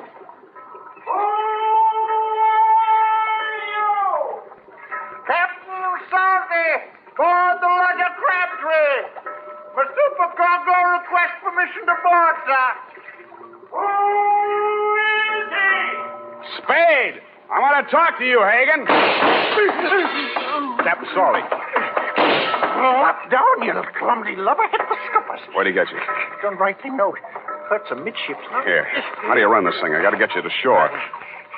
That's throttle. There's your forward gear. Don't pull her back all the way. She'll die. The vacuum tank. You lie still. What are you looking for? Jumper pocket. Lifesaver. In case you need it. I don't know more. Best wins on your after quarter, matey. Remember Okay, that? take it easy, Captain. If he could see us well enough to drop Captain Salty, he'd let it go at that. And I got it. He was listening.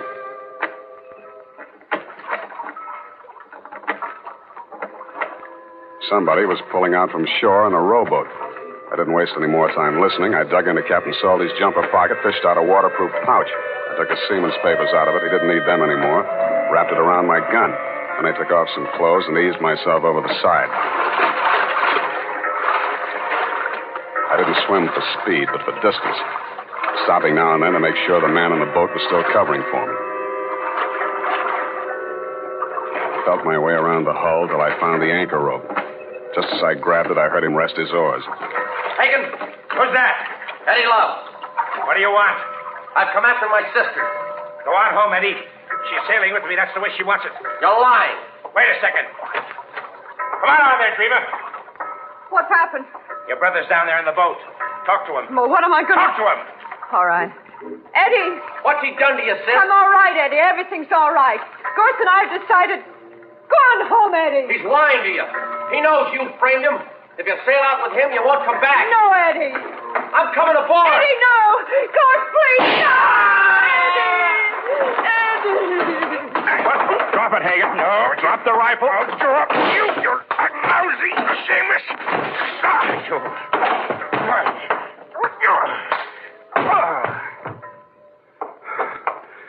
Sam, did he hurt you? No, I've been kicked in the stomach before. It takes a woman to kick you in the teeth.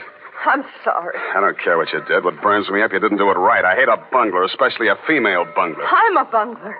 You're the one. It would have worked if you hadn't gone poking in the incinerator. I should have called the police. They'd have known what to do with evidence like that. They've been wanting to get something on Gorse ever since repeal. Listen, Angel, any flatfoot could have seen through that setup. Eve Adams was sitting in front of a mirror when she was maced. She saw the murderer enter the room. She got it in the back of the head. That means she trusted whoever walked up behind her. That also means the evidence of a struggle was fake. But the nail polish on Gorse's shirt. You put that nail polish on her fingers after she was dead, laid that trail to the incinerator with a pair of Gorse's shoes where any flatfoot was supposed to think he'd try to destroy the incriminating shirt. But the dumbest thing you did was lying to me about that matching lipstick you dropped in my office. That made you look guiltier than anybody, because anybody could have planted that fake evidence. I didn't kill her. I'm not a murderer. Your brother might have got off easy. Crime of passion. Oh, please don't say that. I can't bear the thought that after everything I did, it's all come to nothing. Here. Have a lifesaver. You may need it.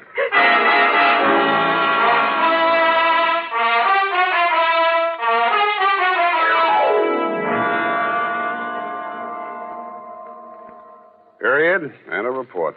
Oh, Sam. Poor Captain Pasolti. P is silent, F is in Passam. Go type that up. All right, Sam. Last one in the package.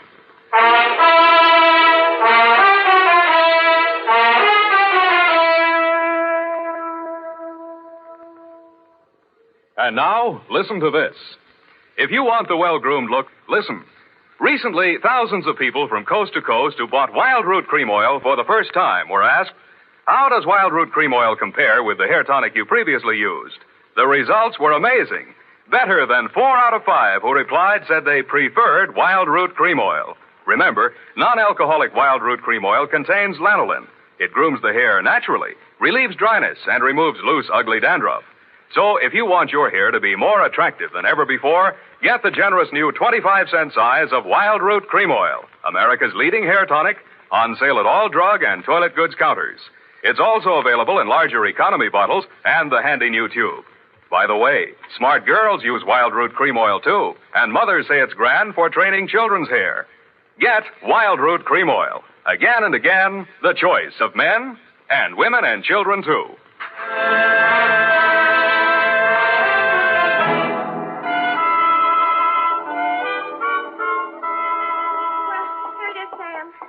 I got. What stopped you? The last page of my notebook owing to our shortage with supplies, Sam. But in a way, I'm glad. Because I didn't have to go through it again. I mean, poor Captain Pasolti. F, please. Please, now, honest, I'll buy you a new notebook, a nice fat one. Would you like that? Oh, yes, Sam. There's always something so final about final pages of things. When I think of all the risks you take... To say nothing of my clients. I think I'll put a new sign on the door. Abandon hope, all ye who enter here. Oh, but I haven't, Sam. Where there's a will, there's a wisp. There's a what? A wisp, Sam. Small amount. Which reminds me, there's a couple of fingers left. Join me? Just a wisp? Oh, no, Sam. One of us has got to have a clear head. Well, it'll be me. Your best. Good night, Sam. Good night, sweetheart.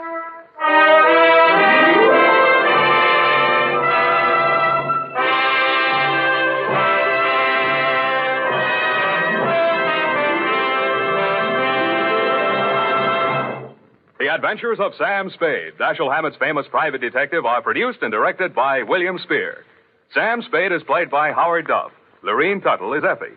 Howard Duff can now be seen starring with Yvonne DiCarlo in Universal International's Technicolor production of Calamity Jane and Sam Bass.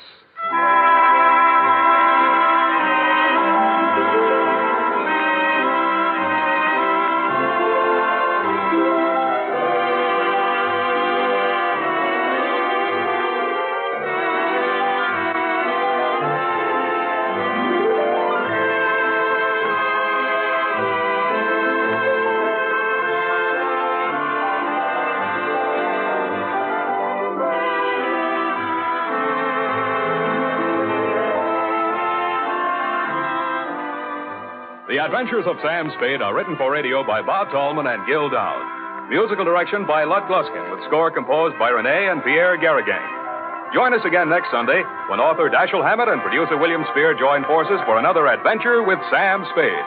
Brought to you by Wild Root Cream Oil. Again and again, the choice of men and women and children, too. This is CBS, the Columbia Broadcasting System.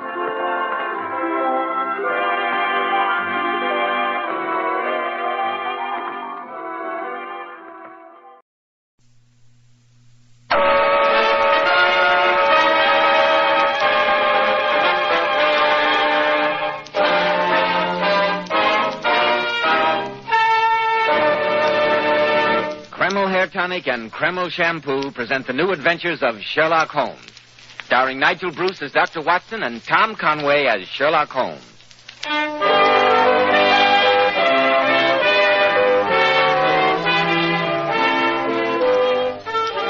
Well, it's Monday evening again and time for the weekly visit with our good friend and host, Dr. Watson. I'm sure he's expecting us, so let's join him, shall we?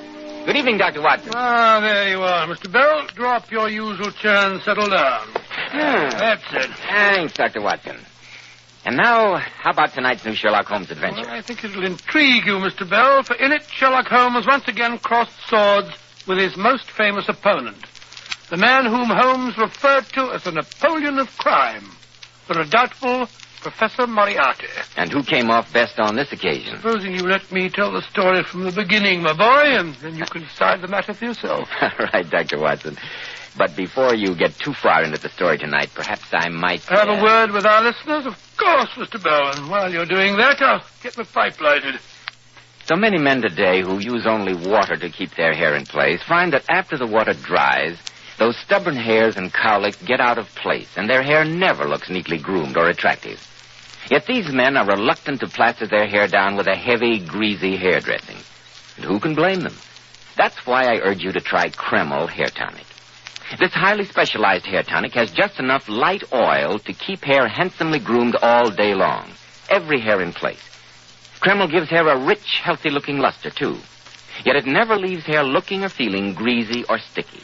This is because Kreml contains a special combination of hair grooming ingredients which is found in no other hair tonic. After you apply Kreml, just run your hand over your hair. Notice how delightfully clean your hair feels. Notice how no greasy film comes off on your hand or hatband. And how the ladies admire that natural, well-groomed look which Kreml always gives. Yes, Kreml gives your hair a handsome, clean-cut appearance, as if your barber had just combed it. And it helps keep it that way all day long. Kreml, Kreml Hair Tonic. Now, Dr. Watson, how about the case of the Harley Street murders? Well, Mr. Bell, that story began on a December evening at the turn of the century. I had occasion to visit a certain doctor that night, I remember. And after an early dinner in Baker Street, I was able to persuade Sherlock Holmes to walk with me on my mission to nearby Harley Street. Holmes was never very keen on indulging in exercise for its own sake, and as we tramped through the frosty streets, his noticeably bad humor made me realize that I might have been wiser to have left him at home amid the material comforts of our flat. Finally, he turned to me. We should have taken a hansom cab, Watson. Why, Holmes? It's not more than a 10-minute walk. A cab would have taken 3. The remaining 7 minutes might have been more profitably employed at home. Rubbish. A brisk walk after dinner is good for one. It aids the digestion. My digestion is as uncomplicated as that of a horse. I've never been able to understand the hearty Englishman who believes that a resounding plunge into ice-cold water or running round Hyde Park on a rainy day in an attenuated pair of shorts are the obvious ways of inducing glowing health and a happy digestion. Personally, I think such asinine behavior is merely conducive to double pneumonia. And why did you come with me? Because you said you were going to call on Dr. Ingleby. You're familiar with the name? Oh, yes. Then perhaps you'd be rather startled to learn that Dr. Ingleby is a woman. No, Watson. I was well aware of the fact. Well, how'd you know? Because I read an article of hers in the current medical bulletin. It was signed Sarah Ingleby, M.D.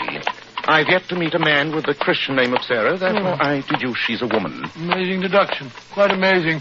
But you haven't told me why you're calling on her tonight, Watson. Well, I knew her slightly at the University of London. Nice woman, though I never can understand why a woman wants to be a doctor. Anyway, I'm on the committee for collecting a present for old Professor Taylor on his retirement. She was one of his pet students, and I'm hoping for a substantial contribution from the lady. Hello. That was the police whistle. Yes, and look at the crowd up there ahead. Come on, Watson. Come on now. Keep back there. Oh, hello. Mr. Holmes and Dr. Watson. Evening, gentlemen. Good evening. What's wrong, Lestrade? Murder. That's what's wrong, Mr. Holmes. Murder? Yeah, come and look what we found at the foot of the basement steps half an hour ago. Out of the way and keep them back, Constable. There you are, gentlemen. Take a look at that. Great Scott. A well-dressed man and lying in a pool of blood. Yeah, he was well-dressed all right when we found him. Had a nice shiny knife sticking through the third button of his waistcoat. Has he been identified? Yes, Mr. Holmes. He's Dr. Marsden. His consulting room is on the second floor. Must have been stabbed as he came out of the front door and then chucked down this basement. Was he robbed? No, sir. His wallet had 3 5-pound notes in it. They weren't touched. Nor was the gold watch and chain he was wearing. Have you been able to unearth any clue as to motive, Inspector? Not a blooming one, Doctor. Just been talking with his nurse. From what she says, he didn't have an enemy in the world. No robbery, no apparent motive, and no clues, eh, Lestrade? Provoking problem. Well, come on, Watson. We must be on our way. Huh? You mean that you're going to leave? Well, I thought this would be a case after your own heart, Mr. Holmes. I was hoping you'd give me a bit of help. No, Lestrade, it's no concern of mine. Let Scotland Yard do its own work for once. Come on, Watson. The doctor we're interested in is alive, and a woman.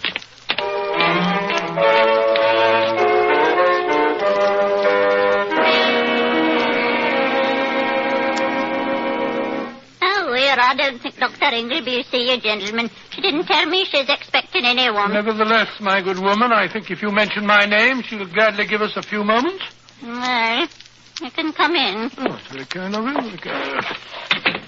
What were the names again, please? Dr. Watson and Mr. Sherlock Holmes. Who is it, Agnes? It's a Dr. Watson and a Mr. Holmes, ma'am.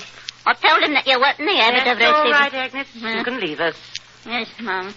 But perhaps you remember me, Dr. Ingleby. Yes, indeed, Dr. Watson. At the university, wasn't it? Oh, do come into the sitting room, won't you? And you, Mr. Holmes? Thank you. Mr. Sherlock Holmes, isn't it? Yes, Dr. Ingleby. I'm flattered to meet so famous a man. Thank you, madam. And may I say how glad I am to have this opportunity of making your acquaintance. Thank you. I read your article in the current medical journal with intense interest.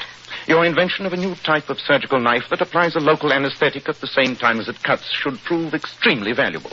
I wish the Royal College of Surgeons would agree with you, Mr. Holmes. Oh, you've encountered opposition from them, Dr. Ingleby? Great opposition. It seems odd that every stride in medical science should be countered by opposition of the very people it would assist. But I'm sure you haven't come here to discuss my new discovery, gentlemen. Well, as a matter of fact, Dr. Ingleby, I'm on the committee that's raising a fund for a parting present for old Professor Taylor. Oh. You were a student of his, and I thought Oh, yes, that... of course. I'd like to contribute, Dr. Watson. How would 10 guineas be? Oh, that's very generous of you. It's Dr. McKenna to see you, ma'am. David, how nice to see you. Hello, Sarah, my dear. Oh, let me introduce you. Dr. David McKenna, Mr. Sherlock Holmes, How and do you do? Dr. Watson. All right, Doctor. Did you hear about the trouble down the street, Sarah? You mean about Dr. Marsden? Aye. Yes. But please don't talk about it, David. It's too awful. Oh, Dr. Watson, I'll just write that check for you now. Thank you so much. Dr. McKenna, it's fortunate that I met you here. I was planning to call on you in the next few days. Surely not in my professional capacity. Your friend here is an excellent doctor. Thank you, sir. Thank you. No, Dr. McKenna, I was curious to talk to you since I heard that you were the executor of the Galbraith Estates.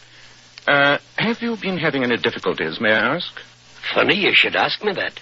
For the past week, I've been absolutely pestered by some confounded mathematics professor who wants to buy the Cornish property.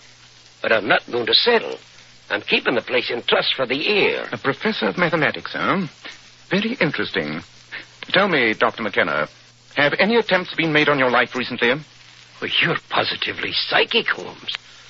On Wednesday, I was nearly run down by a horse van in Welbeck Street. I swear it wasn't an accident. Mm-hmm. On Thursday night, I was assaulted by a footpad as I was approaching my house. Fortunately, I'm something of a boxer, and I was able to drive him away. I see. And only this morning, as I was walking down Deer Street, a brick came down from the roof of one of the houses and shattered to pieces at my feet. Good Lord, you've informed the police, of course. No, I haven't. I can take care of myself. Then please let me warn you, Dr. McKenna. Watch yourself carefully. Until the estate is settled, receive no private visits from strangers. Mr. Holmes, may I ask what knowledge you have of my affairs? I'm afraid that at the moment, sir, I'm not in a position to be any more explicit. However, I repeat my warning with the utmost gravity. On my soul, you're being very mysterious. Here's your check, Dr. Watson. Oh, thank you very much indeed, Dr. Ingleby. That's very, very kind of you. Watson, I think we should be on our way. Good evening, Dr. Ingleby. Good night, Dr. Mr. McKenna. Holmes. Good night, good night. Holmes. Watson. Holmes, I've never seen you so confoundedly mysterious. Listen. Curious chap, that Sherlock Holmes. Fancy his warning me like that. It's his profession. He scents murder everywhere, except under his own nose. Extraordinary remark. Get your coat, Watson. Let's get back to Baker Street. This is quite a three-pipe problem.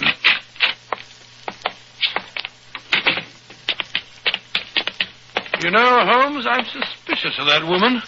She behaved very queerly when the murder was mentioned, and that remark of hers a moment ago was very odd, too. You're leaping to conclusions, my dear Watson. At the moment, I'm much more interested in the fact that the mysterious mathematics professor in whose path Dr. McKenna stands is undoubtedly our old friend, the professor. Moriarty? Quite. You think that he was connected with that murder tonight, too? Indirectly, yes, Watson.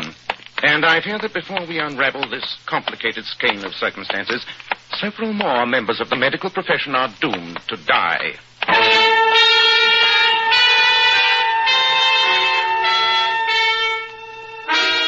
Extra, get your paper. Get your late-night final. New murders in Harley Street. Extra, late-night final. Another doctor murdered in Harley Street. Evening paper, extra. 5th doctor slain in Harley Street. Extra, extra, get your paper. You know, Holmes, it's extraordinary the way these medical murders are baffling the police. I expect Lestrade will be around soon to try and interest you in them again. But I am interested, Watson. Oh? The crimes are wanton, apparently motiveless, yet dexterously executed. A fascinating field for speculation. But I'm even more interested in the probable next move of Professor Moriarty. I know that Dr. McKenna stands in his way. Moriarty, so I've discovered, covets the Cornish portions of the Galbraith estates. Oh, does he? He has certain plans connected with the caves there. Oh, perhaps he does, but I must say that my interests lie here in London. 5 murders in a week. All of the victims are doctors. Quite frankly, I'm beginning to feel a little uneasy myself. Quite understandable.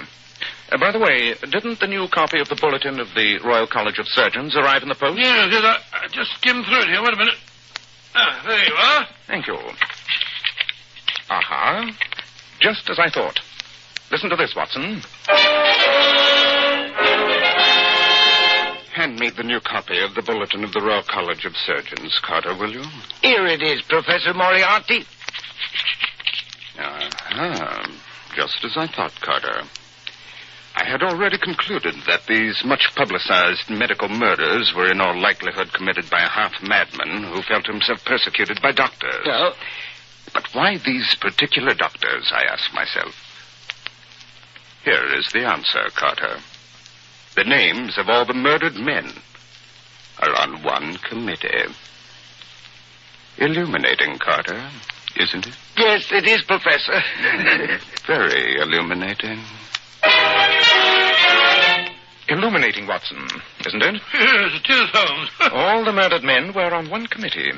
A committee that emphatically rejected as impractical Dr. Sarah Ingleby's invention.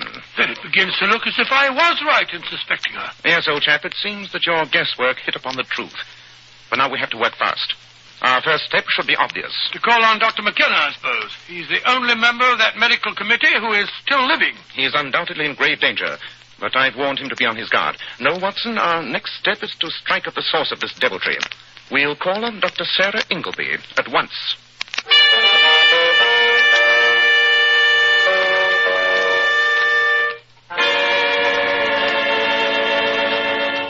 But you can't see the doctor, Mr. Holmes. She went out not 10 minutes ago. Did she leave alone? No, sir. A man came to see her. He stayed talking for half an hour and then they went out together. Can you describe the man? Let me see. He was very tall and thin with an high forehead and deep-set eyes. Professor Moriarty. Precisely. Thank you. You've been extremely helpful. Glad to be of service, I'm sure, gentlemen. What do you suppose Moriarty has to do with Dr. Ingleby, Holmes? I shall suppose nothing, Watson. One of the reasons that Moriarty and I have so often ended in a stalemate is that each of us is eminently capable of reconstructing the processes of the other's mind. Let me think. If I were Moriarty... Great heavens, Watson. We must act at once. Moriarty has just secured the most dangerous weapon of his entire career.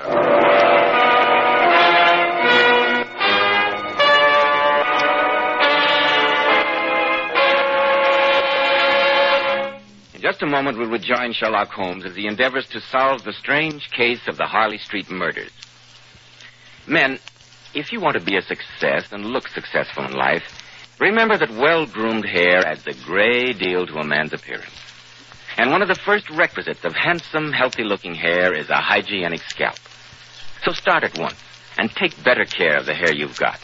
And if you're smart, you'll use Kreml Hair Tonic. No other hair tonic keeps the hair more neatly in place without looking or feeling greasy. But men, Kreml does lots more than keep hair looking handsome. Kreml's light oils have a grand lubricating effect on a dry scalp. At the same time, Kreml removes itchy, loose dandruff. Notice how alive, how tingling your scalp feels. And you like to massage Kreml on your scalp because it's such a clean product. It never feels greasy or sticky. And if your hair, like so many men's, is so dry that it breaks off and falls when you comb it, Kreml actually helps condition the hair, in that it makes it feel softer, more pliable, and look as if it had some body to it. So men, for handsomely groomed hair and a more hygienic scalp, use Kreml daily. Buy a bottle of Kreml at any drugstore. Ask for an application at your barber's. Kreml, Kreml Hair Tonic. That famous modern hair tonic which is preferred among America's top executives and most successful men. Now, Dr. Watson, you certainly had me on the edge of my chair there. What happened next? Well, Mr. Bell, supposing I pick up my story at the exact place I left off, and Sherlock Holmes turned to me and said... Yes, Watson. Moriarty has just secured the most dangerous weapon of his entire career. Come along. A weapon? Oh, I don't understand, Holmes. I warned Dr. McKenna to admit no stranger to his house, because I know that Moriarty aims at his death. But the person he's sure to admit is the woman to whom he's so obviously devoted. Dr. Sarah Ingleby. Yes, Watson. The pattern begins to become frighteningly clear. And if Moriarty is half the brain I know him to be, I can just imagine how devilishly persuasive he's being at this very moment.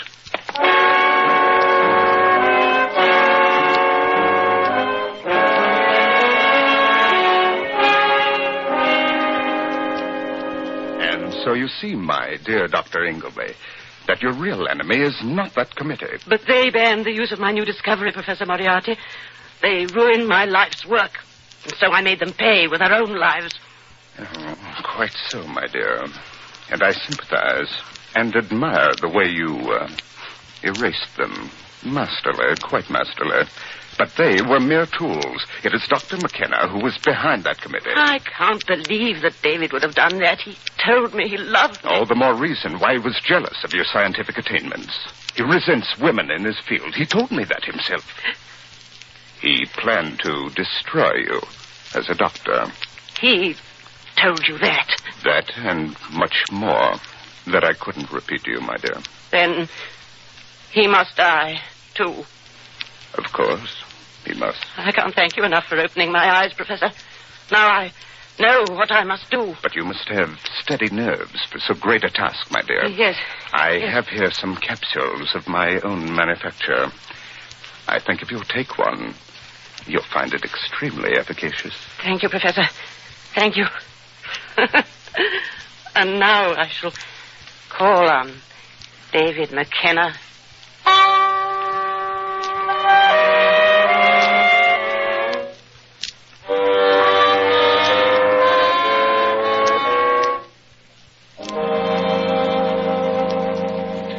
Dr. McKenna, you must believe me when I tell you that you're in desperate danger. But, Mr. Holmes... Yes, Doctor. That's why we came directly to you after calling on the person that we believe to be the murderer.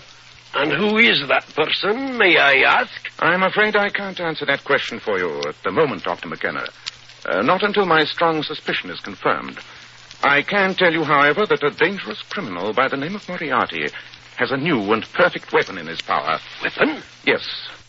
A lunatic whose murderous hate could be turned against you.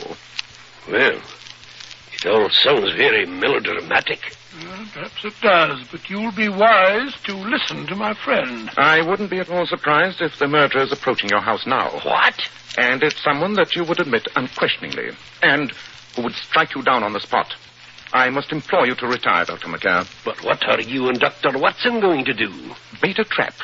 Here in your sitting room. Oh. Very well. I suppose I'd be stupid to ignore your warning. But I wish you could be a little more specific. I'll be in my library on the first floor. What bait are you going to use for the trap, Holmes? You, old chap. Huh? Me? Yes. You're not unlike Dr. McKenna in build, and I'm sure you have little difficulty in imitating his Scotch accent. If you sit at the writing desk here, with your back to the door, so. I'll turn down the gaslight. When Dr. McKenna's visitor arrives, I shall be in hiding behind this curtain. And in the meanwhile? We must wait, Watson, and I don't think we shall have to wait very long.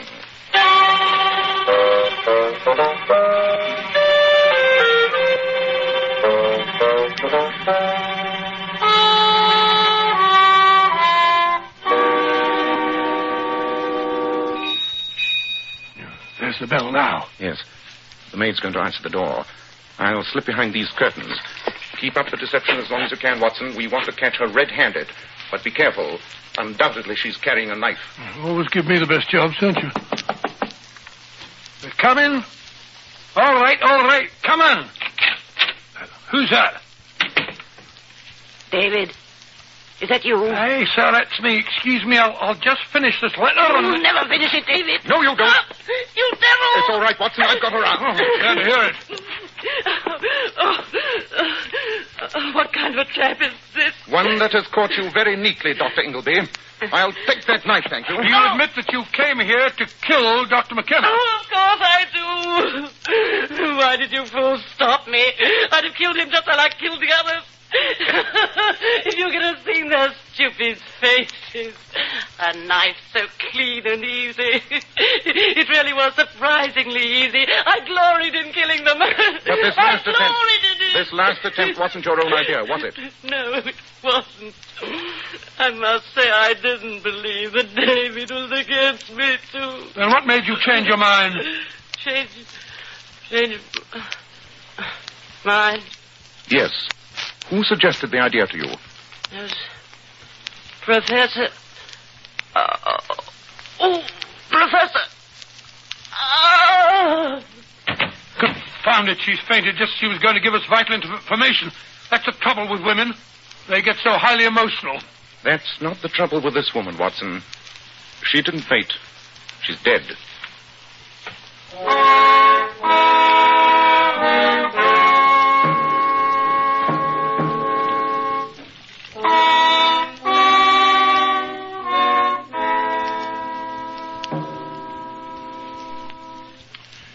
Hello, Mr. Holmes. Dr. Watson. Good morning, Lestrade. Good morning, Inspector. Yeah. I thought you'd be coming around to see us at Scotland Yard before you were through. Going to crow over us, I suppose. No, Lestrade, I have no intention of crowing. I blame myself for not having solved the case sooner. Well, the newspapers don't blame you, Holmes. I've never seen such eulogies. Yes, Doctor. And once again, the Yard gets all the brickbats. Wish you'd come in on the case with me when I first asked you, Mr. Holmes. Well, no good crying over spilt milk. Case is closed. Yeah, with you and Dr. Watson both hearing her confession, all that's left to do is to have a statement drawn up and have you gentlemen sign it. Too bad she went and committed suicide, though. I still don't understand how she did it while we were holding her arms. I quite agree, Watson. That's why I came to Scotland Yard. Oh, you want to see the post-mortem report, don't you, Mr. Holmes? It's here on the desk somewhere. She used cyanide, you know. Well, that's the fastest-acting poison known. True, Watson. But I'll swear she didn't swallow anything while we were holding her.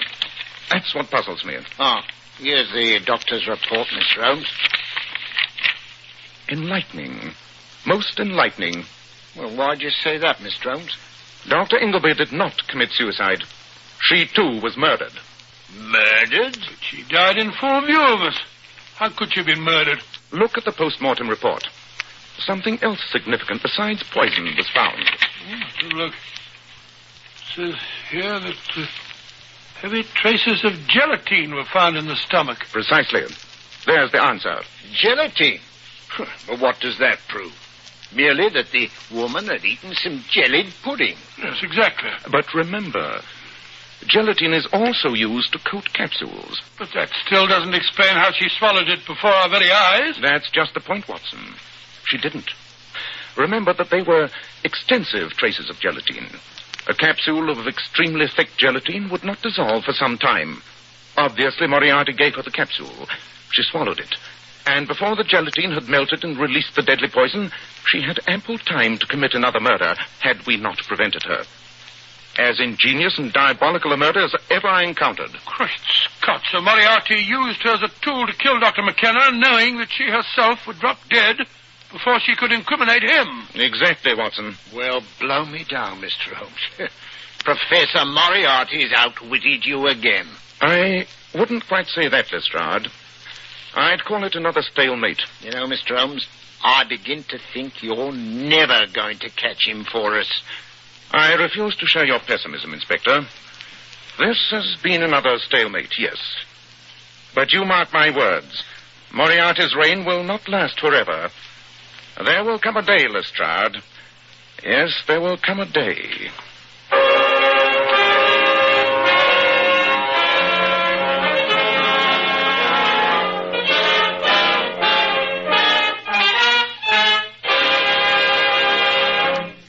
Ladies, when you want to look your radiant best, you naturally want your hair to appear just as beautiful and lustrous as it can be.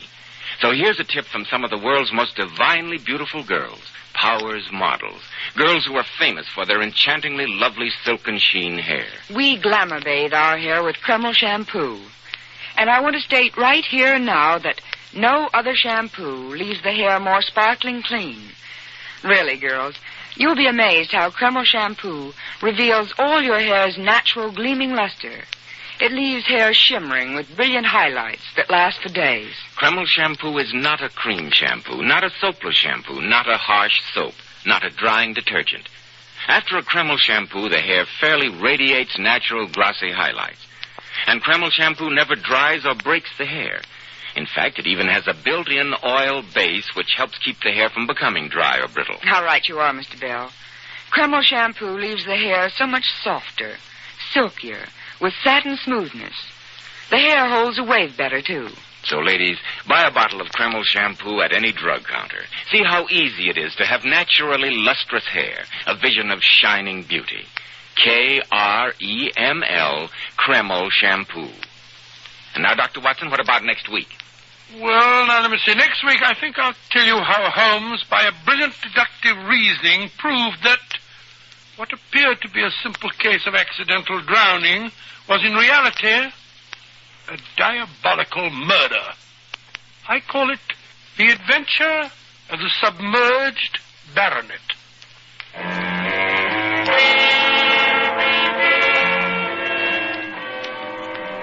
Tonight's new Sherlock Holmes adventure was suggested by an incident in Sir Arthur Conan Doyle's story, The Final Problem. Nigel Bruce appeared by permission of Universal International Pictures. Tom Conway through the courtesy of Eagle Lion Pictures. The Sherlock Holmes series is produced by Tom McKnight, with original music composed and conducted by Alex Steinert. This is Joseph Bell, speaking for Kreml Hair Tonic and Kreml Shampoo, and inviting you to be with us next week at this same time, when Dr. Watson will tell us about the adventure of the submerged baronet.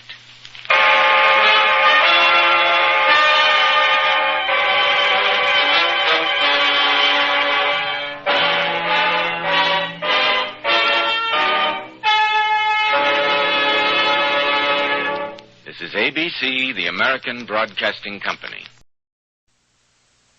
Oh, Jane. Yes, Peter? Now? Now what, Peter? Will you marry me now? Tonight? Oh, Peter, I'm so sorry. I can't tonight. Tonight I have to solve the case of Wilmer and the widow. Oh.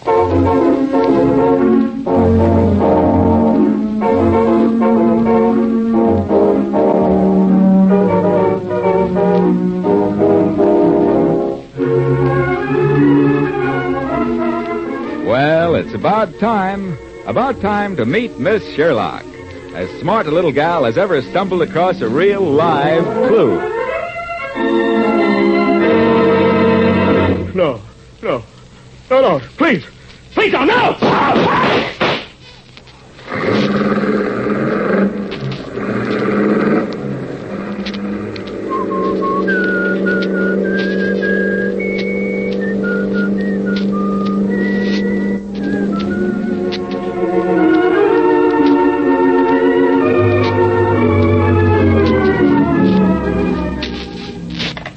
Hello, that you, Peter? Yes? This is Jane, Peter. Well, hello, darling. Peter, darling, let's have lunch together today. Well, certainly, Jane. Where?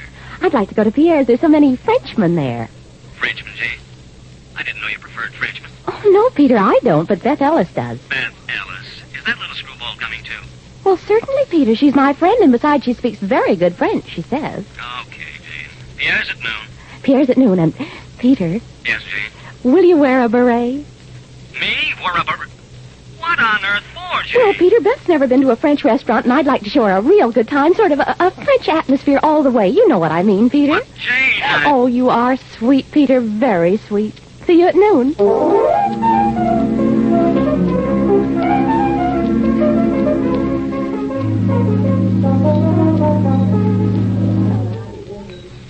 Does Monsieur wear the beret often? No, Monsieur does not wear the beret often. Monsieur would like a table where no one can see him. I understand, Monsieur, if you will follow me.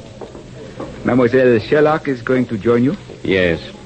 Here, I think you will find it comfortable. Perhaps an aperitif before lunch? A tall, cold, impetuous drink of something, Pierre. Double bourbon and soda. It should be cold and impetuous enough. Right away. Your drink? And telephone, Monsieur. Telephone? I didn't order any telephone. A young lady is calling. You're Mademoiselle Sherlock, eh? Hey, yourself. And bring me another double. Oui, monsieur. Un moment. Hello?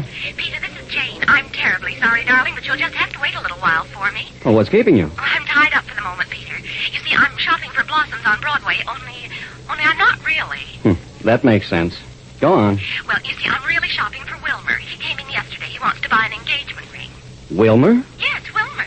Of course. It's really for the widow, Wilmer's widow. Oh, Wilmer's widow. Uh-huh.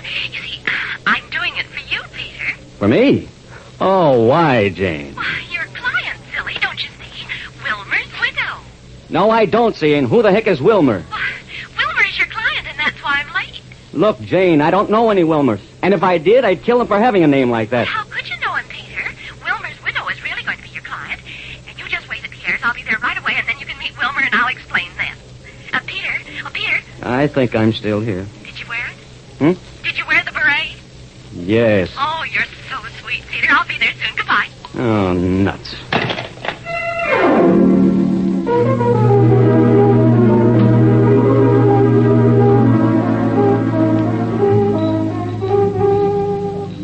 Monsieur, I believe this is my table.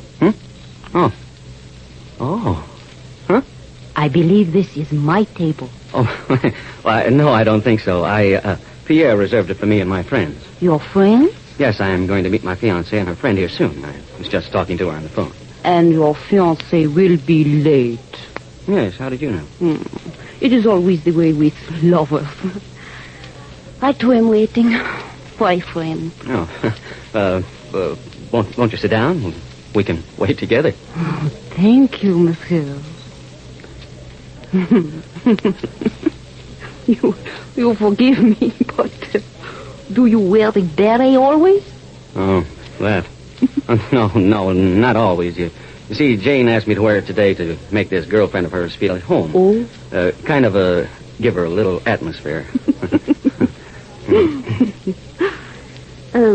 monsieur, you haven't yet told me your name. Well, my name's Peter Blossom. I'm an attorney.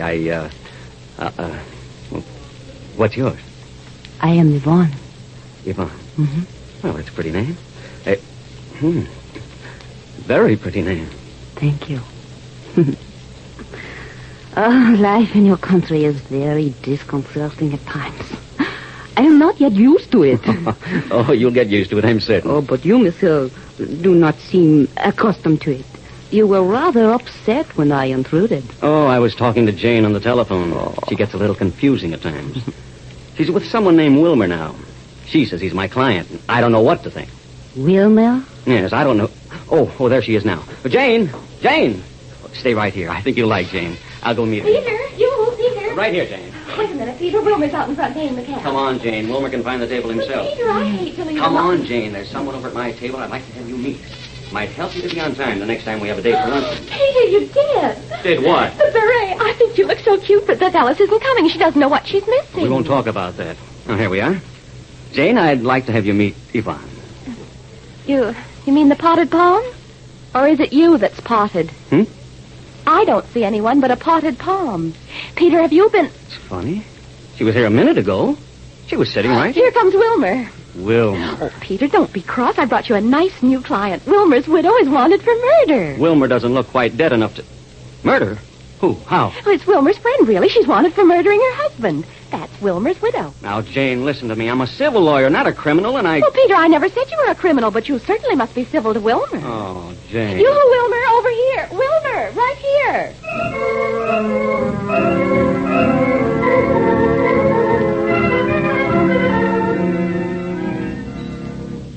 Well, it's this way, Peter. I met Wilmer this morning right after I telephoned you. Perhaps I'd better explain, Miss Sherlock. I don't think Mr. Blossom quite understands what our connection is. Please do, Wilmer. Well, you see, Mr. Blossom, I was... pardon me, but do you wear it all the time? No! Peter, Wilmer's only trying to tell you about his widow. Go on, Wilmer. Yes. The widow of T.P. Randolph is a special friend of mine, and I'm afraid she's wanted for murder. Murdered? Yes.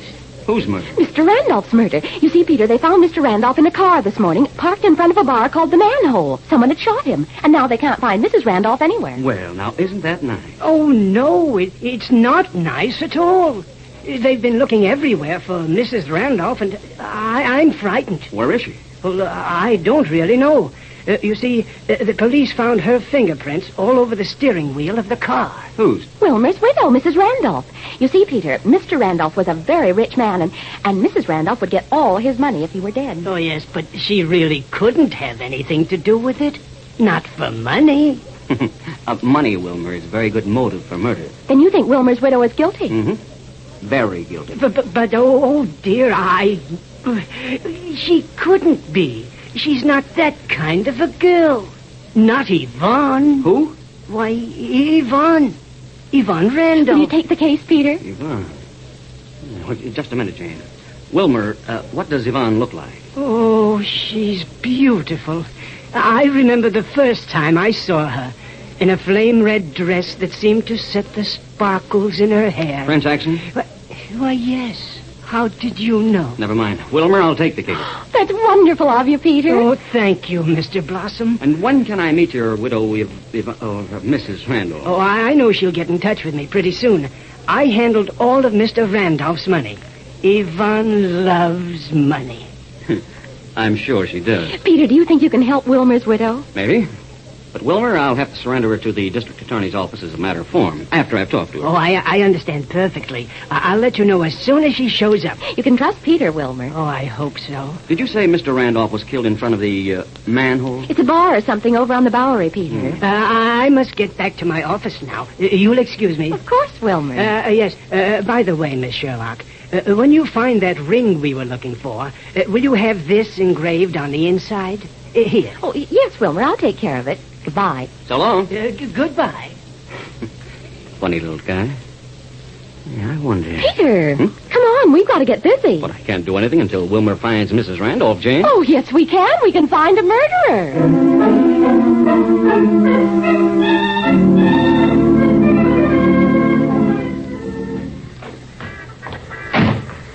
Manhole. Isn't that a nice name, Peter? Oh, sometimes, Jane, I wonder why I let you get... It's awfully dark for the afternoon in here, Peter. Yes, isn't it?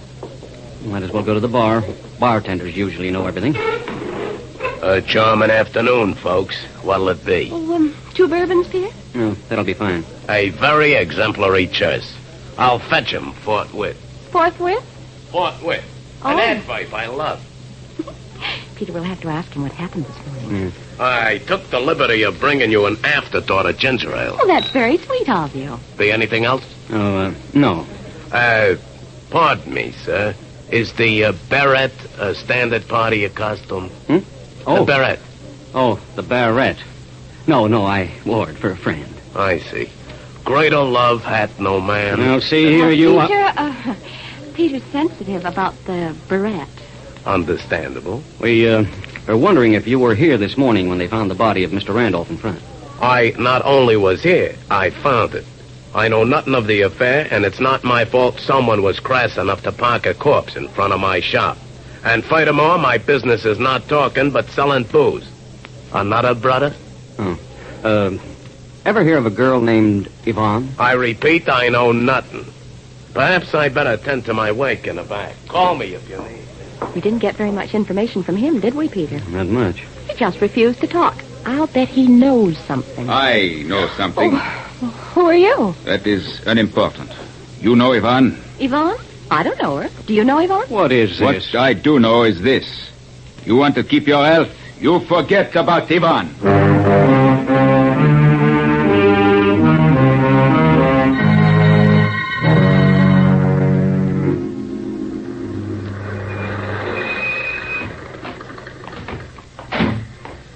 Why, Captain Dingle. Jane Sherlock, what are you doing Well, here? Peter and I just dropped in for a drink, didn't we, Peter? Yes, that's all. Hello, Miss Sherlock, Mr. Blossom. What's new? You solving any murders today? They haven't got any to solve. They're all solved. What do you mean, Captain Dingle? Just what I said. You mean you've already solved the Randolph killing? The one that happened this morning? All taken care of, Kitty. It's not a thing for you to do. But that can't be Dingy. Jane, please don't call me Dingy. Oh, I'm sorry. Who murdered Randolph?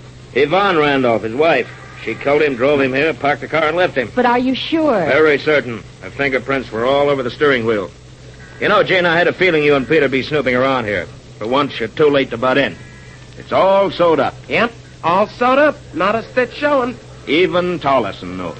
Right, Chief. Well, where are you holding Mrs. Randolph? Oh, we haven't had time to find her yet. Oh, I see. Well, Captain Dingle, Peter and I were just dropping by. You see, we wanted to get a little information. Information? What kind of information? Peter's taken a new case. He's Mrs. Randolph's lawyer. He's what? I'm her lawyer. Oh, you are you? Gee, Chief, what's going to happen now? Well, you picked a swell case to switch to criminal law on. You'll never get her off. We got her dead to rights. The manhole's a very interesting place. Any place is interesting that has a dead body parked in front of it in the morning. No, the most frightening man spoke to Peter and me while we were in there. Oh, if you mean the bartender, Miss Sherlock, he is a little screwy, isn't he? Strange is a better I word. don't mean the bartender. There was another man. He was wearing a beret, just like Peter's. Oh, yes.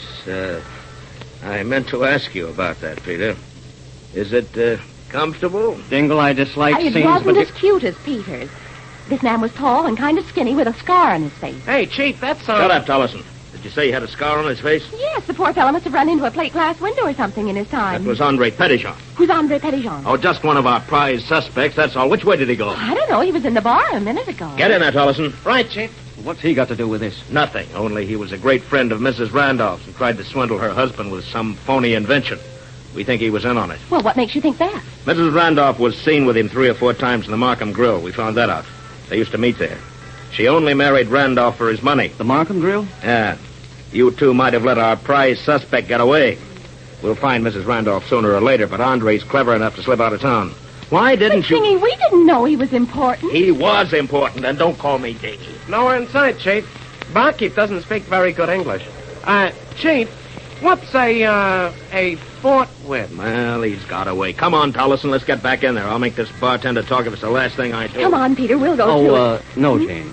Let Dingle take care of that. But, Peter, they're going to try to find out about Andre Petitjean. So are we, Jane. Well, then come on, Peter. Let's go in the manhole. No. We're going over to Markham's.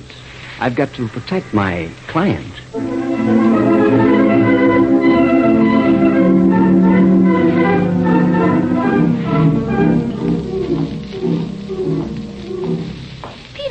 going about this case the wrong way. Why did we go to all the trouble of questioning the head waiter at the Markham Grill? We kept our health, didn't we? Well, yes, And but we don't know where Andre would be. Wilmer's back. Yeah, we'll soon know. I wonder if he found Mrs. Randolph yet. Mrs. Randolph is the kind of woman you don't just find, Jane. Huh? What do you mean, Peter? Blondes like Mrs. Randolph are a rare vintage. Oh.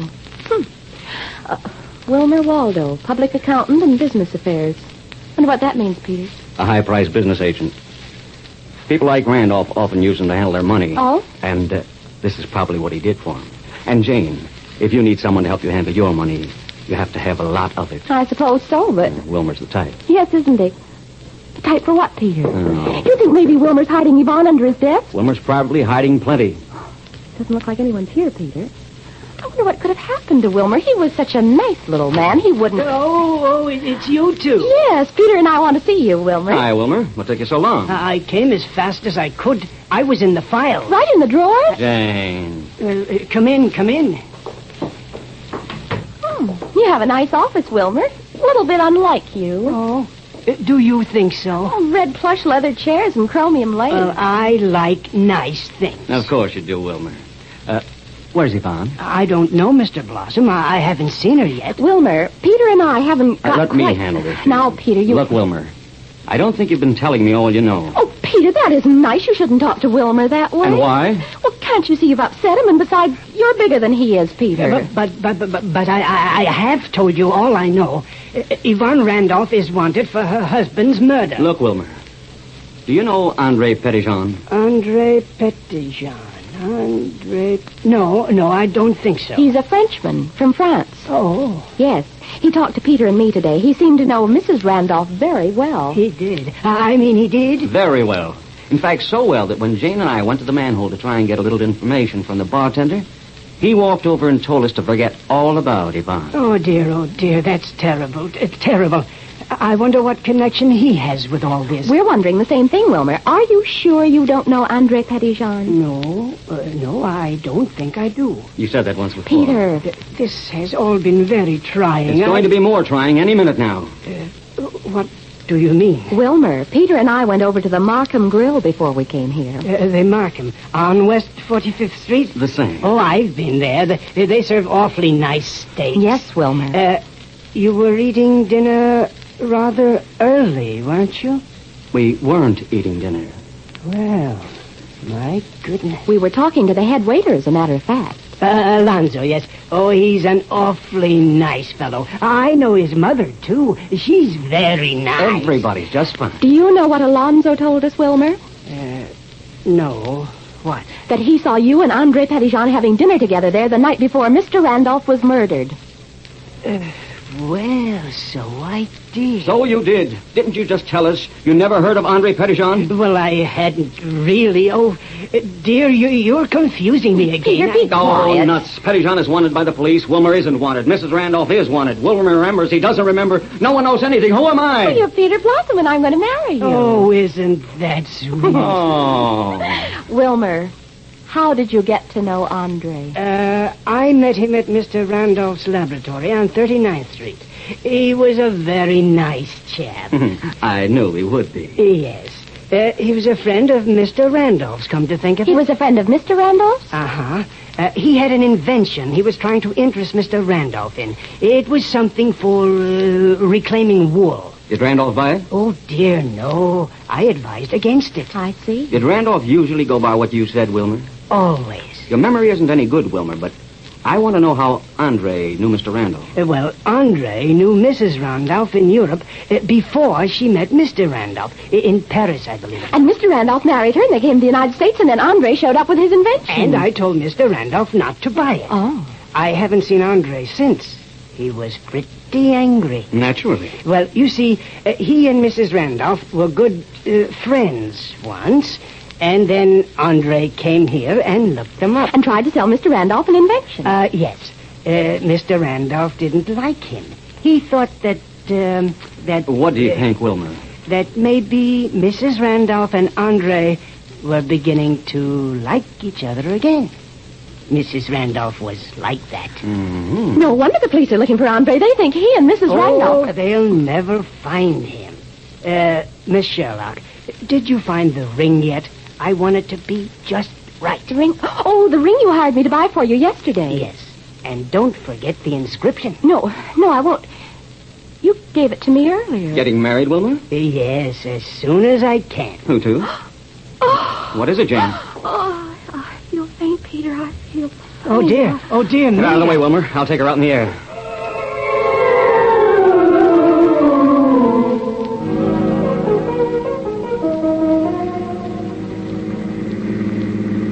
All right, Jane. You weren't a very good actress. Why, Peter, we found out everything we wanted to know. There wasn't any more. Oh, Jane, I was just beginning to get some information. We found out the important thing. We did? I mean, did we? What? Where Yvonne is hiding. Huh? Oh, wait a minute, Jane. How the... Right here, driver. Wait for us, driver. Hey, what is this? Where are we? Come on, Peter. Now, look, Jane, I don't mind wearing a beret for you. I don't even mind meeting Wilmer and getting a client I don't want. But why the alleyway? Don't what you see, Peter? This is that laboratory of Mr. Randolph. That's just dandy. So what? Remember, Wilmer said he had the laboratory on 39th Street. This is it. And what has this to do with Yvonne? She's hiding here. Huh? Yvonne Randolph is hiding here. I just know it. Oh, Jane, for God's sakes. What good. The door's not locked. Jane, will you please tell me what makes you think Yvonne Randolph might be hiding here? Where else could she hide, Peter? Shh.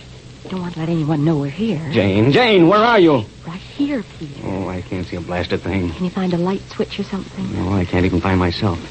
For heaven's sake, Jane. We don't wind up in jail for housebreaking or something before this day is over. Did you hear something? No, not a thing. Have you a match? Yeah, just a minute. Oh, there. There's a light switch, Peter. Oh, good. I'll turn the lights on and... Jane, what is it? It's Andre Petitjean. Oh, and full of bullet holes. He's dead enough to pass coroner's inspection. Oh, Peter, it's so horrible. You had a good hunch, darling. But it looks like we found the wrong person. For Andre. Yeah? Guess there's nothing to do but phone homicide and let them know about this. Maybe there's a telephone in the other room.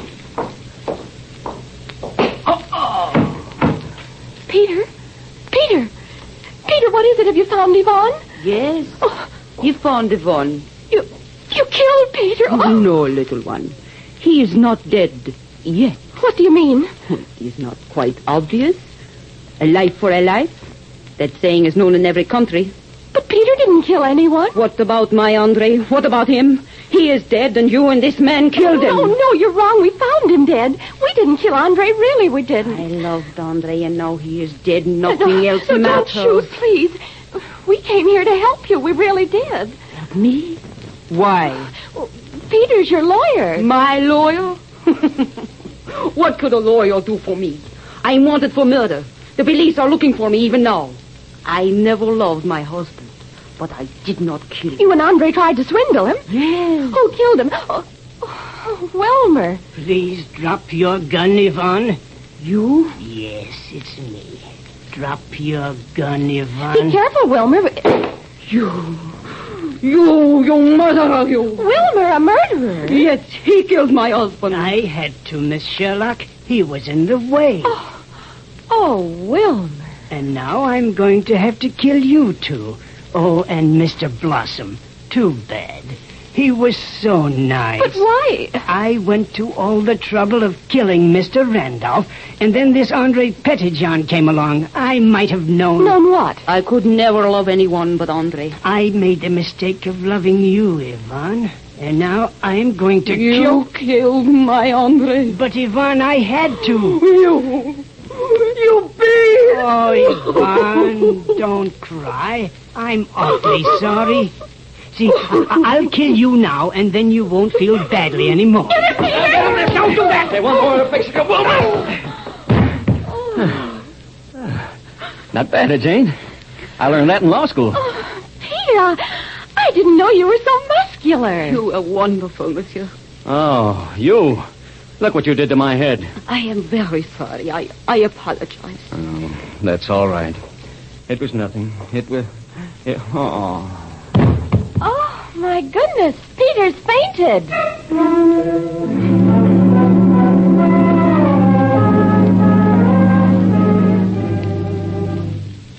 Feel better, darling? Oh, I think so. Well, it's lucky you came, too. Wilmer was going to start shooting everyone. Well, all right, Peter. Jane, you've scooped me again. Mrs. Randolph's in the clear, and we're booking Wilmer for both murders. Chief, I don't quite know how all this happened. We were looking for Mrs. Randolph, and then... Tollison, will you please stick to nothing but holding them? Once we get them, let me handle the catching. Okay, Chief, but I... Tollison. Right, Chief. We were pretty good, huh, Dingle? You were great. How did you get mixed up with those two, anyway? You see, Jane and I were going to have lunch together at Pierre's. It's a French restaurant. Of course. Only I had to do some errands, and I was late because of Wilmer. I was buying him an engagement Because ring. of Wilmer. Mm-hmm. Jane, how did you meet Wilmer? It was him I was doing the errands for. And then I hired Peter to be Mrs. Randolph's lawyer. Chief, Tollison, please. Go on, Jane. And I phoned Beth Ellis, and she told me she couldn't make luncheon after all. Chief, tell me frankly, are you with Miss Sherlock? Always.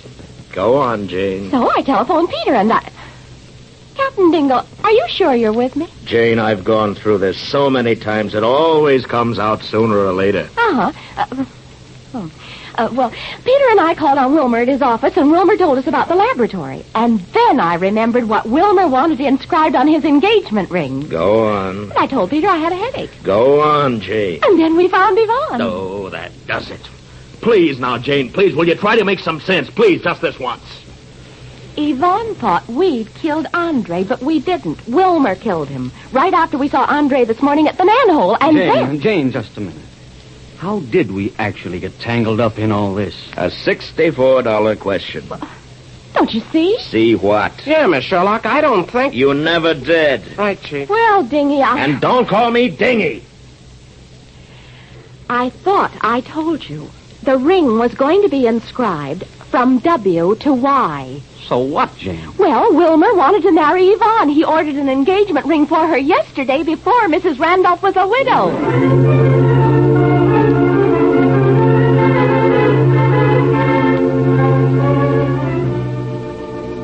Oh, Jane, it's so good to sit down. Does your head still hurt, Peter? Not when you rub it that way, Jane. I feel kind of sorry for Wilmer. You have the oddest sense of sympathy, Jane. He killed everybody to marry Yvonne, and then... And it didn't work. Peter! Yes, darling? Come on, we've got to get started. Get started? For where, Jane? Pierre's. We're meeting Beth Ellis for a midnight dinner. Oh, no, Jane, but not we that. are, Peter. She's expecting us. Oh. And, Peter... Yes, Jane. Wear your beret. Beth will love it, please. Oh, here we go again.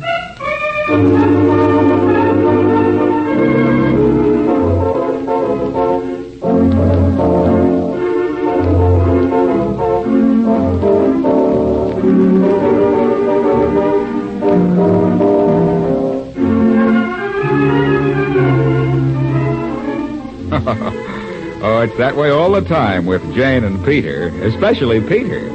How would you like to wear a beret? Well, next week, Jane doesn't make Peter wear a beret, but they do get involved with a big game hunter who says he's being hunted, in the case of the pink elephant. So be with us next week at this same time when you meet Miss Sherlock.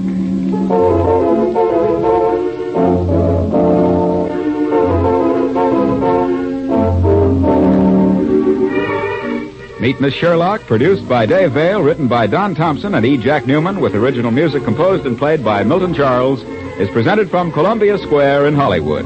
Murray Wagner speaking. This is CBS, the Columbia Broadcasting System.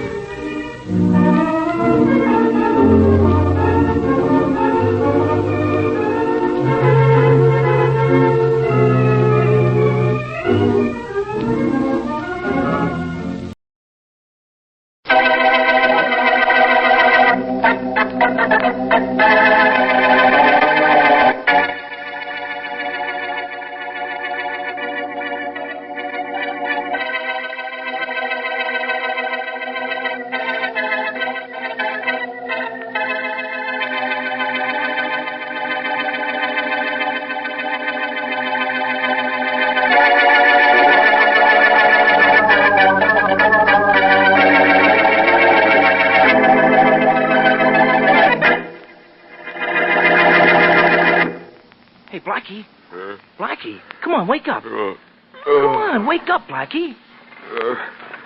What's the matter, Shorty? Nothing's the matter, Blackie. There's an insurance man here who wants to see you. Well, tell him I don't want any. I told him that, but he says he don't want to sell you nothing. He wants to give you something. Yes, $10,000, Blackie. Huh? Who are you? He's the insurance guy, Blackie. I'm sorry to disturb you so early in the morning, Blackie, but I'm Emo Barnes, agent for the Rodley Insurance Company. Well, that doesn't sound like any reason to wake me up. And I'm going back to sleep. Perhaps you'll open your eyes for $10,000? For that, I wouldn't even open one eye. No? No. Go away, little man. I'm sleepy. I realize that, and I hate to be so persistent, but, Blackie, I want you to do something for me. I want you to do something for me, too. Leave me alone. I won't offer you money again, Blackie. Instead, I'll offer you a mystery. A mystery I'll guarantee you can't solve.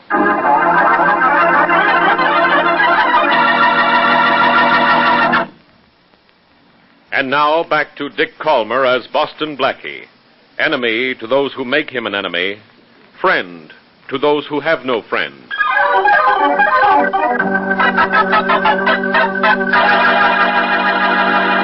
Barnes, you think there is a mystery I can't solve? Well, solving this one calls for an expert, Blackie. Is that so? Mm-hmm. Oh, Shorty, should I be modest or should I admit he came to the right man? Just be yourself, boss, and solve it for him. Thank you, Shorty. And now, Barnes, what's this mysterious mystery I can't solve? Well, it's this, Blackie. My company carries the theft insurance for the Winthrop Jewelry Company. Now, almost every day for the last month, a diamond has been stolen from the workroom where the diamonds are set into. Rings, clips, brooches, and so forth. Mm-hmm. Now, there are 3 diamond setters in the shop, and we know one of the 3 is guilty. Which one? Well, that we don't know, Blackie. Nor do we know how the diamonds are stolen. You see, all 3 of the men in the shop are searched when they leave. They're searched at the end of the day, you mean? Yes. Well, what about when they go out to lunch? They don't go out to lunch. All 3 of them bring their lunches to work and eat in the shop. They never go out during working hours, and no visitors are allowed to come in. Hey, I know a way to stop the diamonds from disappearing. Fire all 3 diamond setters. Well, I suggested that to Mr. Winthrop, the owner of the company, but he doesn't think that it's fair to the 2 men who are not taking diamonds. He has a point there. Mm-hmm. Well, what do you want me to do? Find out how the diamonds are being taken out of the shop. Now, understand, all 3 men are thoroughly searched. Not one of them has ever had a diamond on him. Yet almost every day a diamond is missing. That's very intriguing. Mm-hmm. Who are these 3 men? Well, there's Hans Van Houten. He's an expert diamond setter from Holland. He's been with the Winthrop Company for 20 years. Uh-huh. And then there's, young John Glass. He's Van Houten's protege. And the newest member of the trio is Jim Aldrich, a young man from Georgia. I see. Well, I'd say you have 2 mysteries, Mr. Barnes. Yes? Who is taking those diamonds, and how are they being smuggled out? Blackie, I've made plans for you to go to the shop later today as an employee of the Winthrop Company. Under another name, of course. You'll be John Jones. You've made plans for me already, huh? Uh-huh. Pretty sure I'd take this case, weren't you? Yes, I was. The method of stealing those diamonds has to be ingenious. It must interest a man like you. Well, doesn't it? Not much, Barnes. Give me 30 seconds to get dressed, and I'll be right with you.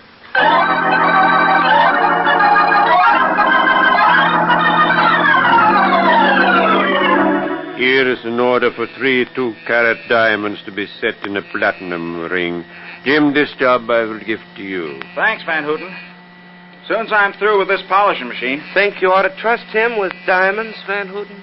Why not, John? I know why he says not to trust me. Glass here thinks that I'm the guy who's stealing the diamonds.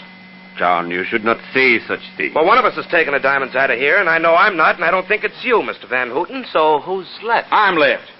But either you or your pal Van Houten can be taking them. Maybe both. How much are you selling them for, huh? Why, you dirty... Take your hands off of me. Sure, I'll take my hands off. Boys, please, boys, no fighting. It'll do no good to fight. Fighting will not bring back the stolen diamonds. Fighting will not prove who is guilty of this terrible thing. We must not fight. I agree with you, Van Houten. Good afternoon, Mr. Winthrop. Hello, Mr. Winthrop. Hello, Mr. Closing time, gentlemen. You'll go out to be searched as usual. Right, yes, sir. he is. But before you go, I'd like you to meet a new employee, Mr. John Jones. He'll work in here with you. Hello, fellas. Hello. Mr. Jones, this is Van Houten. How do you do, Mr. Jones? He's in charge here, and this is his protege, John Glass. How do you do, sir? And this is Jim Aldrich. How do you do, sir? Hiya, Jim. You're sure going to like it here, Mr. Jones. We get searched like a bunch of thieves every time we leave work. But the diamonds keep disappearing just the same. Well, gentlemen, Mr. Barnes of the insurance company's in the outer room ready to search you. This won't go on much longer, though. No. Why not? You know who's taken the diamonds? Mr. Barnes told me this morning that he's on the verge of naming the guilty one. Thinks the case is as good as solved. Oh, he does. Now, you'd better go in and be searched. See you in the morning, fellas. Right. So long. All right, Blackie. You're free to look around now. Thanks, Mr. Winthrop. But I'd like to look around my way, if you don't mind. Not at all. Would you send my assistant Shorty in? Right away. Thanks. And let me know as soon as Barnes has finished searching those three, will you? I certainly will. It'll be some time, though. We make the search very thorough. Even use a fluoroscope. Oh, Shorty, you may go in now. Oh, thanks, sir. Hi, Blackie. Hey, this is some swell joint, huh? This joint's go, Shorty. Well, let's look around. Okay, boss. But for what? Oh, nothing much. Merely a clue as to how one of the three men who work in this room managed to steal a diamond almost every day without being caught. Maybe the thief swallows it. No, short one, not that way. The suspects are put under a fluoroscope. That would detect a diamond if they swallowed it. Oh. Well, where do we start looking, Blackie? Right here. Let's see now. Where are we? Right here in the middle of a room. And what do we see? Well, I see a small safe, a workbench, and a door. That's the washroom, according to the sign. And I see two windows. Blackie, the windows. That's how the thief gets the diamonds out. He throws them out the window. Maybe you should have stayed home, Shorty. Do you know where we are? Well, sure, in this room. Do you know where this room is? It's on the 12th floor, and this side of the building faces the river. Oh. So I'm not so smart, huh? Anything thrown out the window would drop into the river. Now you're being a little bit smarter. Hey, what's this on the little wall here? Let's have a look, Shorty. Oh, just coat hangers. Oh, yes, on the shelf. This is where Van Houten, Glass, and Aldrich put their lunch boxes. Lunch boxes? Yes, Shorty. They have their lunches right here. That proves the diamonds aren't taken out during the lunch hour. Hey, Blackie, that means the only time they could carry out a diamond is after work. And that's now, huh? And now they're being searched, but thoroughly. Just as they're always searched, but thoroughly. Hey, what's this thing here? Looks like a piece of corn, Blackie. I can just get it out of this crack in the floor. It is corn. Oh, I know how that got there. One of the three guys who work here had corn on the cob for lunch. Which reminds me, Blackie, I'm hungry. How much longer are we going to stay here, huh? Not much longer. I've looked the place over from top to bottom. Haven't found anything. All we have to do now is wait for a report. Barnes has finished searching Van Houten, Glass, and Aldrich, and that should be very soon. Gee, boss, how was that guy getting the diamonds out of here? I don't know, Shorty. This mystery is everything Barnes said it would be. The diamonds can't be thrown out the window. They'd be lost in the river. And they can't be carried out because all three guys are searched. They can't be hidden in here because there's no place to hide them. Uh-huh. Barnes himself figured that out a long time ago. Oh, Blackie. Oh, yes, Mr. Winthrop. Has Barnes finished searching those three? Yes, he's already left. You can probably catch him if you want him, though. We found nothing on the men. The fluoroscope showed nothing either? Not a thing. Do you know how this has been done? You've searched them and found nothing? You can search me.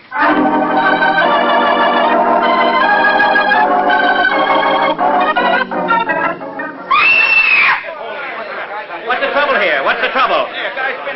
All right, now, step back, all of you. Let me see here. Let me see. Shot to death. What's the matter here, officer? Stand back, mister. This fellow's been shot. That's Barnes, Emil Barnes from the insurance company. You know him, huh? Only slightly, officer. He was doing a little investigation for the Winthrop Jewelry Company. Oh, you don't say. He left the Winthrop Company just now, huh? Yes, and so did I. I was trying to catch up with him. But it looks like somebody caught up with him before I did.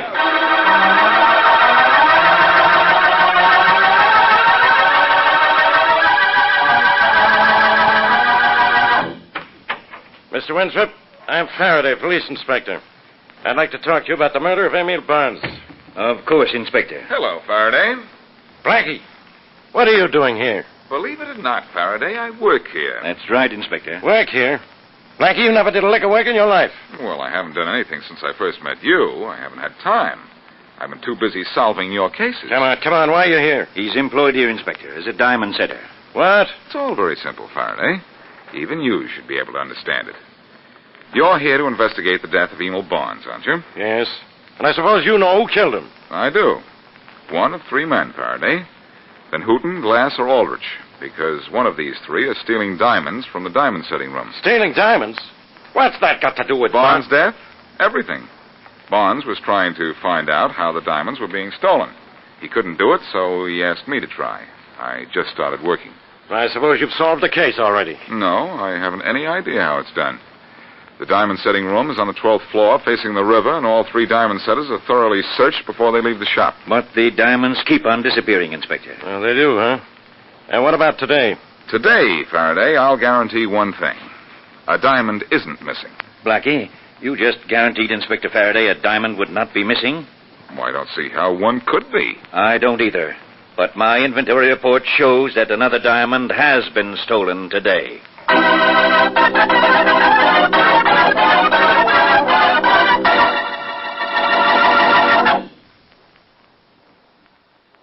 Now back to Boston Blackie.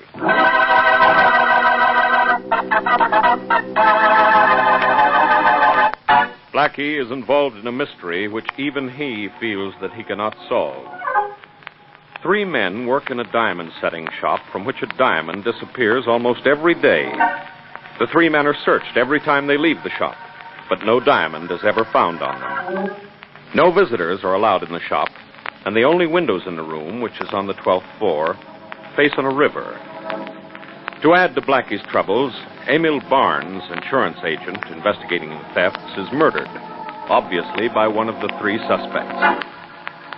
As we return to our story, Blackie and Mary Wesley are in a small cafe having a midnight snack. Cheer up, Blackie. After you've had something to eat, you'll... I don't deserve to eat, Mary. I'm sure this case isn't as tough as I'm making it. If I could just find a clue. First find something on this menu, then you can look for a clue. Oh, all right. What are you going to have? Well, I don't know. Mary, I told you about Van Houten, Glass, and Aldrich, didn't I? Now, which one of those 3 might be a thief and a killer? I think better after I eat, honey child. Oh, I'm sorry. Now, what are you going to have? You eat, Mary. I don't feel like it. I have all the food I want. And it's all for thought. There's a kernel of corn, for instance. Now, why in the deuce Darling, would that... you can stare at that piece of corn if you want to, but you're going to feed more than that to me. That is bird food, and I'm a growing girl. Order the biggest steak in the house. If it... Bird food. Mary, I've got it. Got what? The answer. I know how it's done. How... What's done? Where's the telephone? Well, it's right in back of you. Come on, I'll tell you and Faraday at the same time. Well, hey, wait for me. Well, come on. Honey, do you think it's smart to call Inspector Faraday in the middle of the night like I'm that? smart at all hours, Mary. Oh, aren't you modest? No, just happy. Okay. Hello? Hello, Faraday. This is Blackie. Who? Your old pal, Blackie. Wake up, Faraday. Blackie, what's the idea of calling me up? In the middle of the night? Sorry, pal, but I can't solve your cases at your convenience. What case have you solved now? You think. I know how those diamonds get out of the setting room at the Winthrop Company. Oh, you do, huh? I suppose they fly out the window. They sure do, Faraday. Did you wake me up to tell me jokes? No, Faraday. To tell you the case is solved. The diamonds fly out the window. Yes, attached to homing pigeon's legs. Sure. Huh? The guy ties a diamond to the leg, and the pigeon flies home. Because that's what it's trained to do. Hey, you might have something there. I think I've got the answer. Those guys aren't searched when they go into the shop, only when they go out. I know that. How does the homing pigeon get into the shop? Well, the thief brings them in a lunchbox. And the lunchbox is empty when the guy leaves because by that time the pigeon and the diamond have also gone out the window. Uh-huh. Look, Faraday. Yeah? I want you to come up to the shop at Winthrop's tomorrow morning early and search those lunchboxes. Okay. But what if I don't find a pigeon? Well, then I have a second plan in that case. But you'll find a pigeon, I'm sure. And when you do, the little birdie will also tell you who killed Emil Barnes.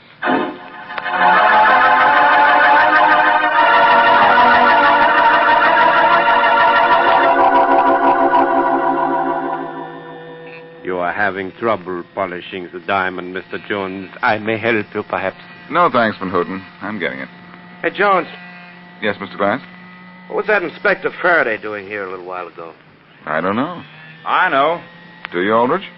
I think he was looking through our coats and lunch boxes for a clue. What's the matter, Aldrich? Got a guilty conscience? Not especially. Not much. Boys, we must not argue. It will not help anyone. If one of us is stealing the diamonds, the police will... answer the phone, someone. I'll get it. Hello? Mr. Jones, please. Just a minute. For you, Jones. Thanks. Here. Now, let us get to work. There's much to do. Hello? Blackie, this is Faraday. Oh, yes. You wanted me to look in the lunch boxes, huh? Yeah. You said I'd find a pigeon in one of them. Yes? Well, what do you think I found in those lunch boxes? What? Lunch. No. Yeah, bird brain. Oh, look, where are you? In the next office. Okay. I want to try one more thing. What I told you to do last night. Check? Yes. I know what I ought to do. Forget you even exist. But I guess I'll go through with the rest of your plan. When? When? Now. You go back to your workbench, just as if nothing happened. And I'll come in and throw you out. Swell. But make it look good. Oh, don't worry. I'll be enjoying every minute of it. Goodbye. Who was that, Jones? Oh, one of the guys in the accounting office downstairs. He thinks that I... Blackie, what are you doing here? Blackie. Boston, Blackie? Well, I'll... I don't know what you'll be, Glass, but I'll be going. I'll say you will, Blackie. I told you last night to get out of this case. Well, you're all wrong. You're just getting in my way. And I was just leaving, too, Inspector. So your name is Jones, huh? Was. Spying on us, huh? Also was. We do not like spies, Mr. Boston Blackie. Never mind that, Van Houten. I don't like guys who waste my time. And this guy's been wasting my time with a phony idea how those diamonds were being stolen. Now get out of here, Blackie. Get out and stay out. Okay, Faraday, you win. I was wrong. Huh? You admit it. Well, you must be sick. I am sick, Faraday. Sick of trying to help you out of jams.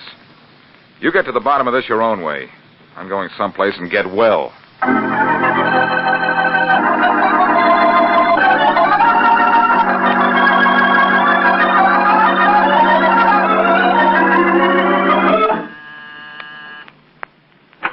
Oh, Blackie, I'm glad you got back to your apartment before I did. I was afraid I'd have to wait out here in the hall. I just had to look around Aldrich's house, Mary. Oh? No pigeons. What did you find out about Glass? He lives at 47 Eastern Street. No pigeon. Not a sign of any? Not even a feather. Then everything depends on what Shorty finds at Van Houten's. Well, let's hope he finds something. He has to find pigeons, Mary. I'm sure I'm right. Because if I'm not, there's no way in the world for those diamonds to disappear out of that room. Van Houten has to have pigeons or the whole... Oh, what? The whole...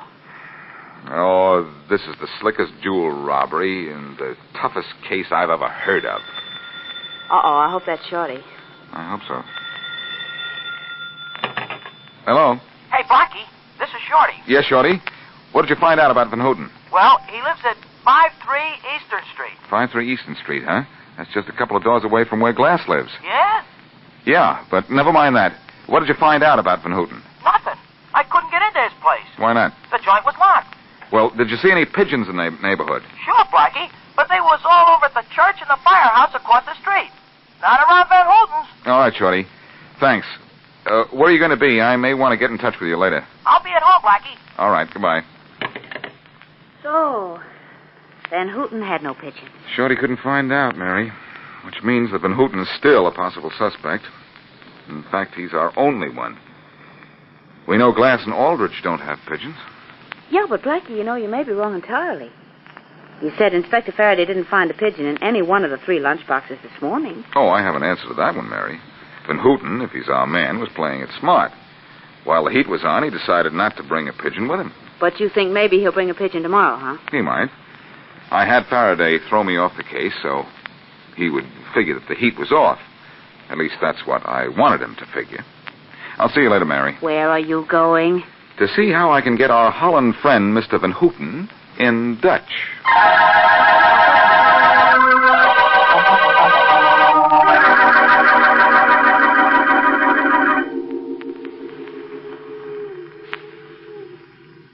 Hey, Blackie, it's miserable up here.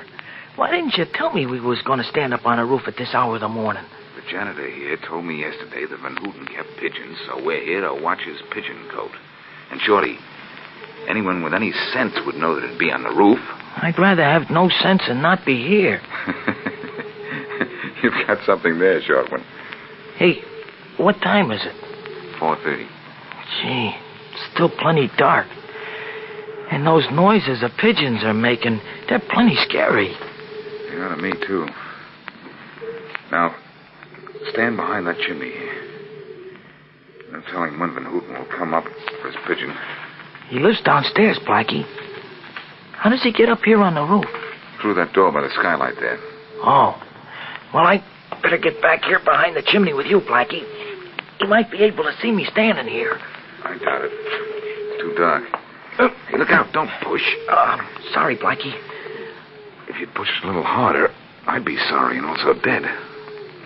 Look what's behind us. Ain't there another building next to this one? Yes, but it's a good 10-foot jump across through space to the next roof. And if you slip, it's a 6-story drop through space. Oh, don't talk about that, Blackie. Don't make me feel so good. Sorry. Say, what do we do when Van Houten shows? Well, Whaley gets his pigeon and grab him. Oh. Hey, Blackie, I'm smaller than you. I can sneak up without him seeing me. Let me grab him, huh? All right. But wait till he has the pigeon and then... Hey. Look. Somebody on the roof. Shh. But where'd he come from? Through that door there. I didn't see him. We were looking the other way, talking about falling down between this building and the next. Oh. He's all by the pigeon cote. The pigeon what? Shh. Can you see what he's doing, Shorty? Yeah. He's got his arm in that pigeon thing. Coat. The coat, yeah. Now what's he doing? Well, nothing yet. Yeah. He's reaching in a cubby hole and grabbing a pigeon. Good. I grab him now, Blackie? No. Not until he comes out. He's coming out now. Where's the pigeon? I don't see it. Guess it's in his lunchbox. Hey, he's heading for the door down into the building. We'll grab him, Shorty, quick. Okay. Grab him, Shorty, grab. What is this? As good as grab, Blackie. What is this? Stay where you are, buddy. Let go of me. No, you don't get away from me. I do. Hey, boss. Blackie's getting away. I'll say I am. Hold on, Shorty, I'm coming. And I'm going.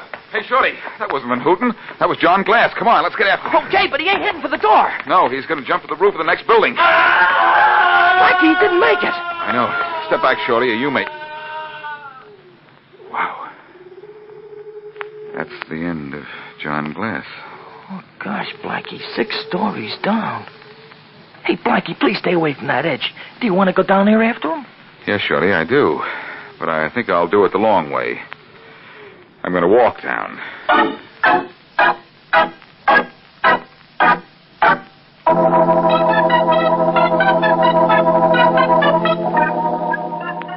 Blackie, how many pigeons are there in this park? I don't know, Mary. Why? Well, I want to know how many more pigeons you're going to feed before you feed me. Oh, you're not only hungry, but ungrateful, Mary. Thanks to a pigeon, I solved the most baffling jewel robbery I've ever come across. I take it all back.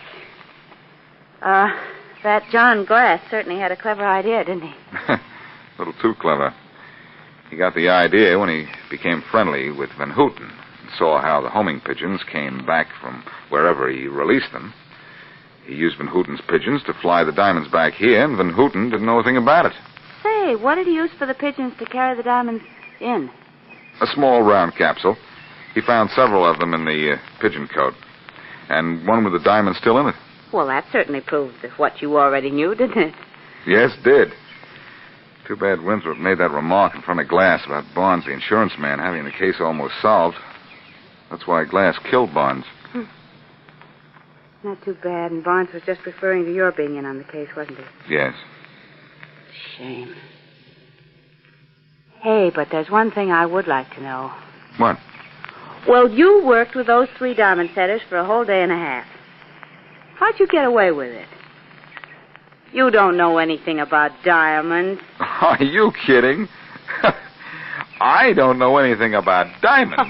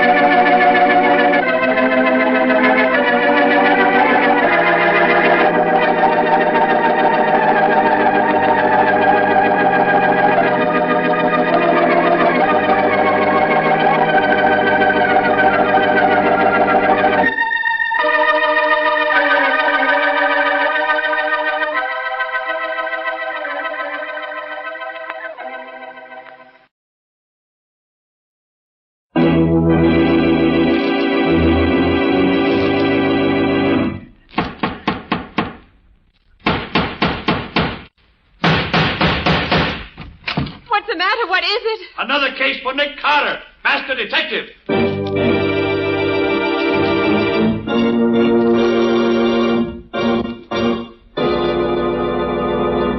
Yes, it's another case for that most famous of all manhunters, the detective whose ability at solving crime is unequaled in the case of detective fiction. Nick Carter, Master Detective. Tonight's curious adventure... The corpse in the cab. Or Nick Carter and the mystery of the murder in the park.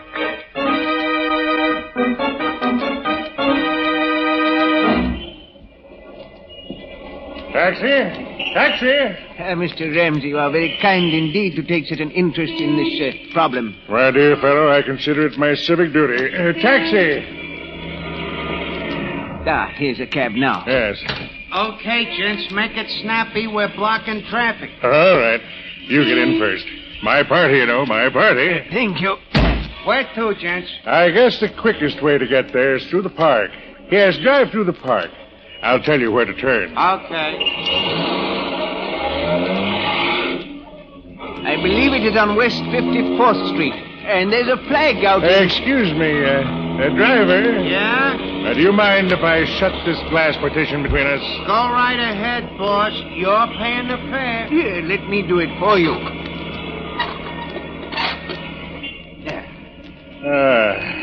Well, that's better. Nice winter evening. Stars twinkling. Ought to pick us up for the grim business ahead. Lucky thing I ran into you. Lucky thing. Yes, indeed, Mr. Ramsey. It seems fate destined me to make your acquaintance this afternoon. Yes, lucky thing. Mr. Ramsey.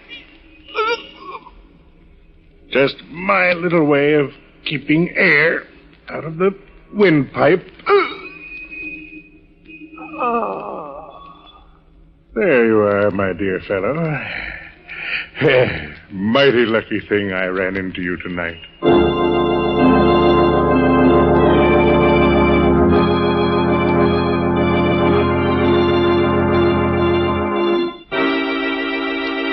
You gotta help me, Nick. You gotta. They'll slap me and stir. Now, take it easy, Shorty. Take it easy. And tell me again exactly what happened. Like I said, two guys hail my cab. One of them says to drive through the park. He'll tell me where to turn out. And when you get out of the park? The one guy opens the petition again and says to pull up. He's getting out. He tells me to drive the other guy to the precinct police station. And, Nick, if I hadn't looked around when I came to the intersection and seen what I seen, I'd have driven right up to the Bull House with a dead body in my cab. Me, Shorty Bentano. You don't remember what the man looked like, Shorty? In the dark? I ain't got cat's eyes, Nick. Gee, what's that? You are jumpy. That's just Patsy buzzing me in the talkback. Oh. Nick, in the inimitable words of Mr. Winchell, my stomach and my backbone are now a twosome. When do we eat? You'll have to order yourself a sandwich, Patsy. We've got work to do. Work tonight? Mm-hmm. And, Patsy, get me police headquarters. Lieutenant Riley. Okay, Nick. You're going to turn me in, Nick? I thought you'd help me. I am going to help you, Shorty. But the sooner the police know about the murdered man outside in your cab, the better it is for you. You're crazy, Nick. I done time. I ain't got a chance. If the cops find that stiff in my buggy, it's curtains for me. I'm getting out of here. Shorty, sit down there. Nick, they'll give me the hot seat for something I never done. No, they won't, Shorty. Not while my name's Nick Carter.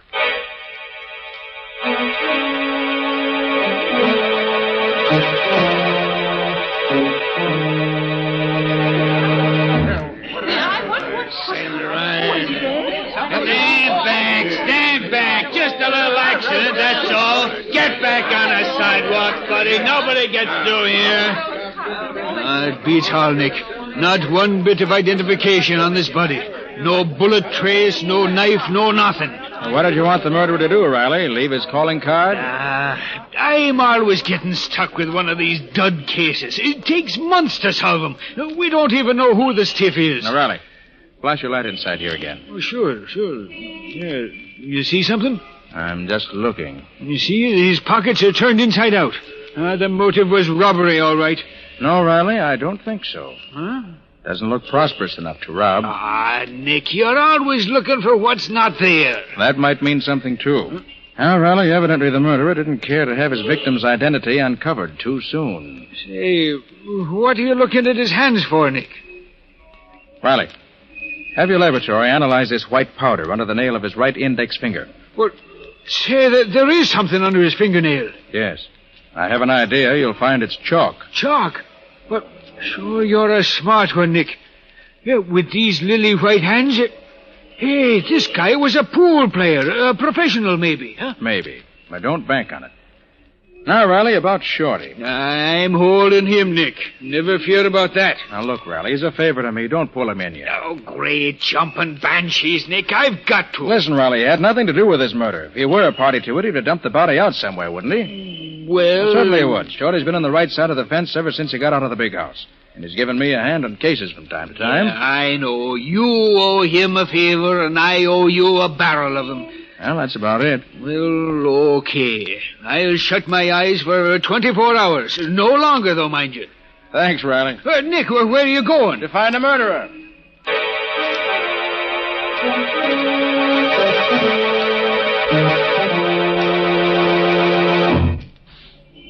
Boy, this is some buggy you got here, Nick. 4 speeds ahead, a siren, 2 searchlights. Anytime you need a chauffeur regular, I'll hire on. Like driving my car, huh? It's like handling a baby carriage. Uh-oh, we're turning into 54th Street now, Nick. All right, Shorty. Slow down a little. Now, what was it you heard your passenger say? One says the quickest way to get there is through the park. I'll tell you where to turn off. And then the other guy says it's on West 54th Street and there's a flag out. And then the other guy shuts the partition and I don't hear no more. Well, 54th Street doesn't run very far here on this side. I don't see nothing on this block. Flags. Usually in public buildings, aren't they? You think maybe this is going to be a clue, Nick? Shorty, everything's a clue when you don't have much to go on. Nick, look. Flagpole. Yeah, very handsome flagpole. Yeah, but it's a police station. A police station? Good. What's good about it? Let's get out of here. You're safe until tomorrow night, Riley keeps his word. You want I should keep going slow? Nope. I got the first link in our chain. You can put the speed on again. Where to now? To pick up Patsy. I sent her to the Bureau of Missing Persons on 30th Street. Ah, Nick, another cop house. I don't like them places.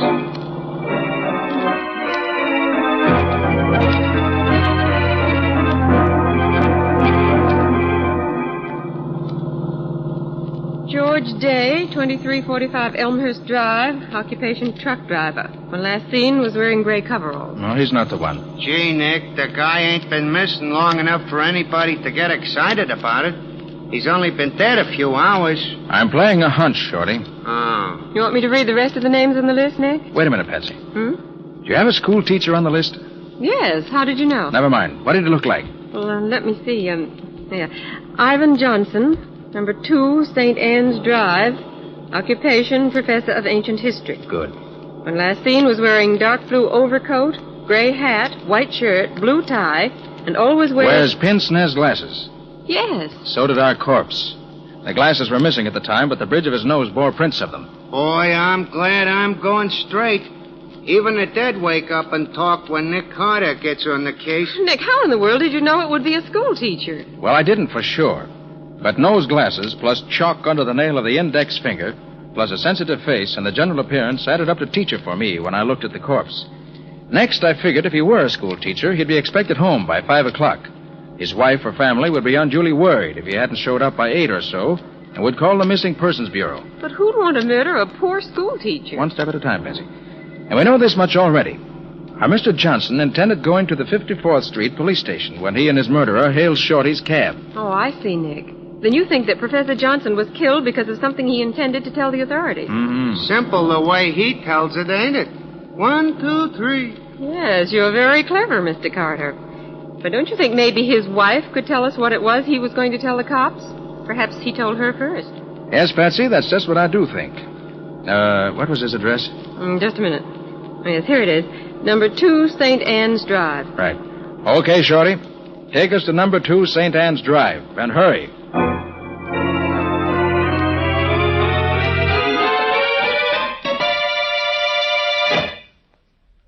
Mrs. Johnson, I'm Nick Carter. And this is my assistant, Patsy Bowen. How do you do? How do you do, Mrs. Johnson? Did the police send you, Mr. Carter? Did they find him? Did they find my husband? I'm only here to ask you a few questions concerning your husband. Oh, then they haven't found him. I really can't say. Now, tell me, did your husband mention whom he was going to see after school hours today? Ivan always comes right home after his classes. I thought that he might have had some special appointment today. Oh, no. Mrs. Johnson, how was your husband feeling when he left for school this morning? Oh, he was in such a mood this morning. Talked about right and justice until my head fairly whirled. You know, he doesn't like to see people cheated, Mr. Carter. Ivan's a very honest person. What do you mean, cheated, Mrs. Johnson? He said he wasn't going to stand by and see the students in his school tricked out of their dimes and quarters. He was going to see right and justice done. The kids are being cheated. What school is this? Central High School. Ivan is the ancient history professor. He's taught there for 12 years. And where's his office there? Why, he's had the same office all that time. Number 12 on the first floor. I've always been happy about that. It's such a sunny little room. Well, Mrs. Johnson, you've been very helpful. Do you think they'll find him tonight? Do you think something terrible has happened? Why, the police will keep you informed. Good night. Good night, Mrs. Johnson. Try to get some sleep. Oh, thank you, but I couldn't. Not till Ivan's home. Safe.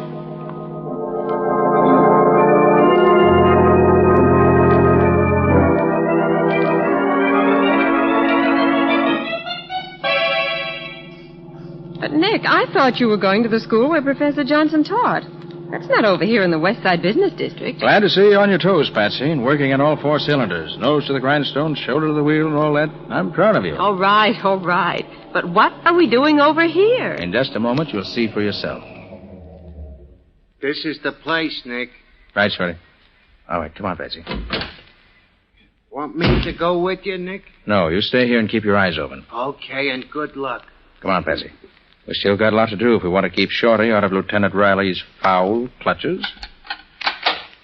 I'm glad they didn't lock the front door in this office building tonight. Hey, that's funny. There's no night watchman here. There usually is. Well, Patsy, never look a gift horse in the teeth. No watchman, no trouble. Hey, it's spooky in here. There's one little light in this whole foyer. Wish we'd brought Shorty in with us. He'll do us more good, keeping watch outside. You really think this is where Ivan Johnson was this afternoon? We know Shorty picked him up in front of this building. And this is the only office building in this block. All the rest are warehouses. It's pretty deserted, if you ask me. Mm-hmm.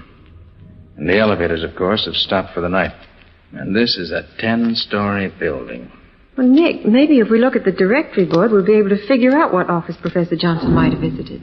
Well, that's what I'm hoping. Now, let's see.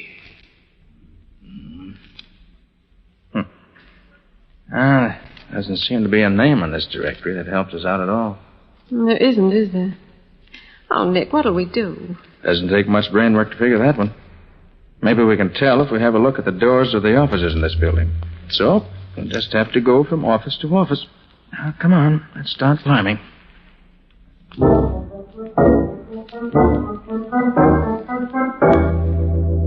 There's nobody on this floor. All doctors and dentists' offices. Don't think Johnson's business was with any of them today. Come on. Up we go.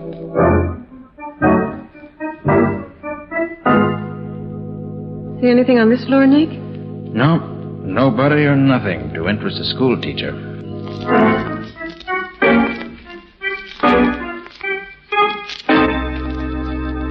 Nick, I don't think I can make another floor. You've got to, Patsy.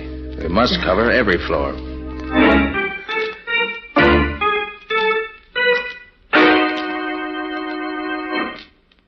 Well, this is the top. Yeah.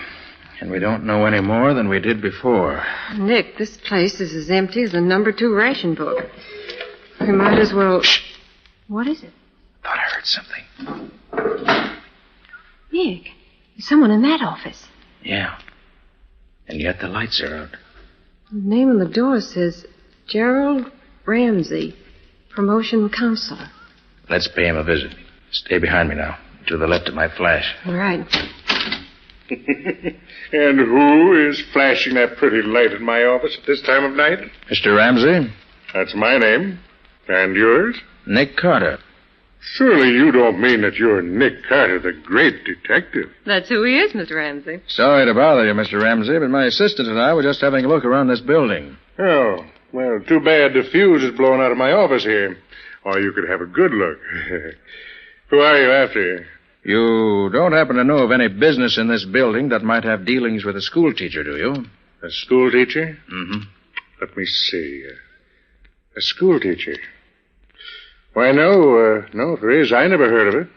But then there's such a lot I never heard of. Uh-oh. Oh, you knocked over that whole stack of packages. Oh, I'm so sorry, Mr. Ramsey. I dropped my handkerchief, and I was leaning over to pick it up. Anything breakable in them? Oh, no. It's quite all right. Oh, thank goodness for that. Yes, just some things a friend of mine left here until he came back. Just leave them there. I'll take care of them. No, at least let me pick them up. No. Never mind.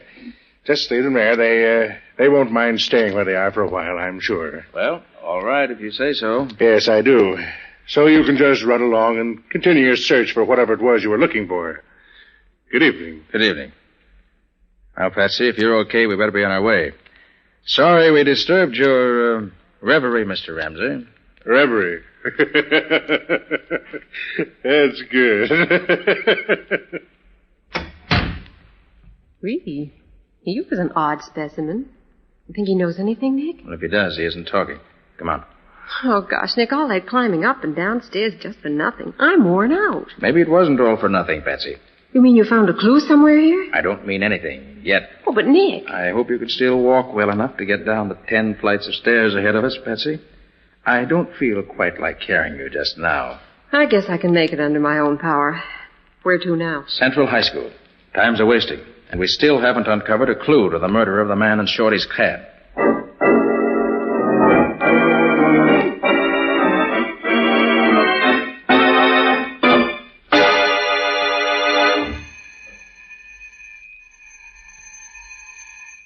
Gosh, Nick, what do you expect to find in a schoolhouse at this time of night? Clues to Johnson's murder, I hope.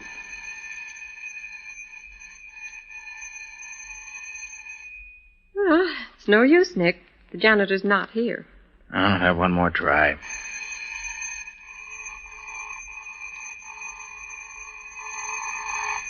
That racket should wake up the ghost of Hamlet. No answer. So, Nick Carter's trusty pick lock will do the trick. Mm-hmm.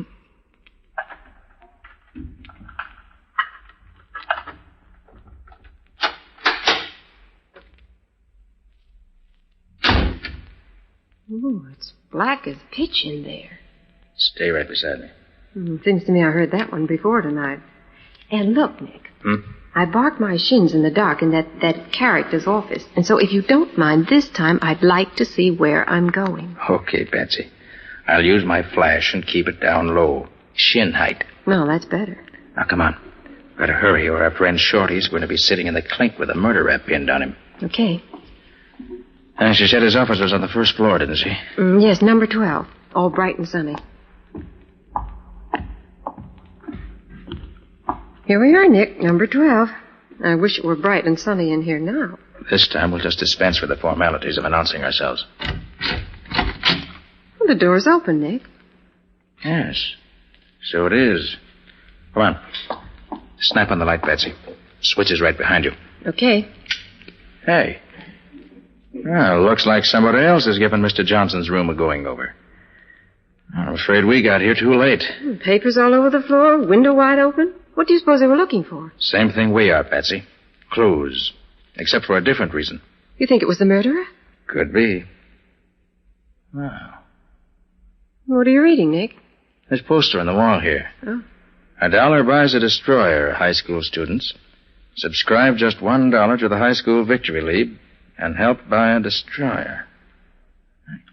That's the second time tonight I've seen something like that. Oh, where's my hanky? Need any help? No, I've got one right here in my pocket. There. Hey, wait a minute. Why'd you get this? What? The sticker that came out of your pocket with a handkerchief. Well, I don't know, Nick. Why? Why? It's got the same legend stamped on it that poster has. Victory League. Well, so it has. Did you buy this sticker? No, I buy my destroyers by buying war bonds. Well, think, Patsy. Where did you get it? It was in your pocket with your handkerchief. Well, I don't know, Nick. I never put anything in this little pocket except my handkerchief. I can swear that this sticker was... Look out, Patsy! See anybody? No. Well, nobody here now. Are you okay, Patsy? Why, I guess so. What happened? I just happened to look up in time to see a man poking a gun through the open window. So that's why you pushed me out of the way so fast. Yes, there was no time to be polite. Thanks, Nick. Did you recognize the man at the window? No. Too bad. But he got away. Gee, Nick, you certainly shot that light out fast. Well, if he can't see us, he can't shoot us. A very logical deduction, Mr. Carter. Hey, Patsy. Give me that sticker you picked up tonight. Do you think it means something to this case? You bet I do. I've just remembered where I've seen one like it. Oh, where, Nick? Never mind now. Well, Patsy, this case is beginning to add up. If I'm not mistaken, the sticker splits it wide open. Come on. I've got a job for you to do, on your own, and right now. That means you've got a job that you're going to do on your own. Right. Now, this is the plan. And if it works, we'll nail our murderer red-handed.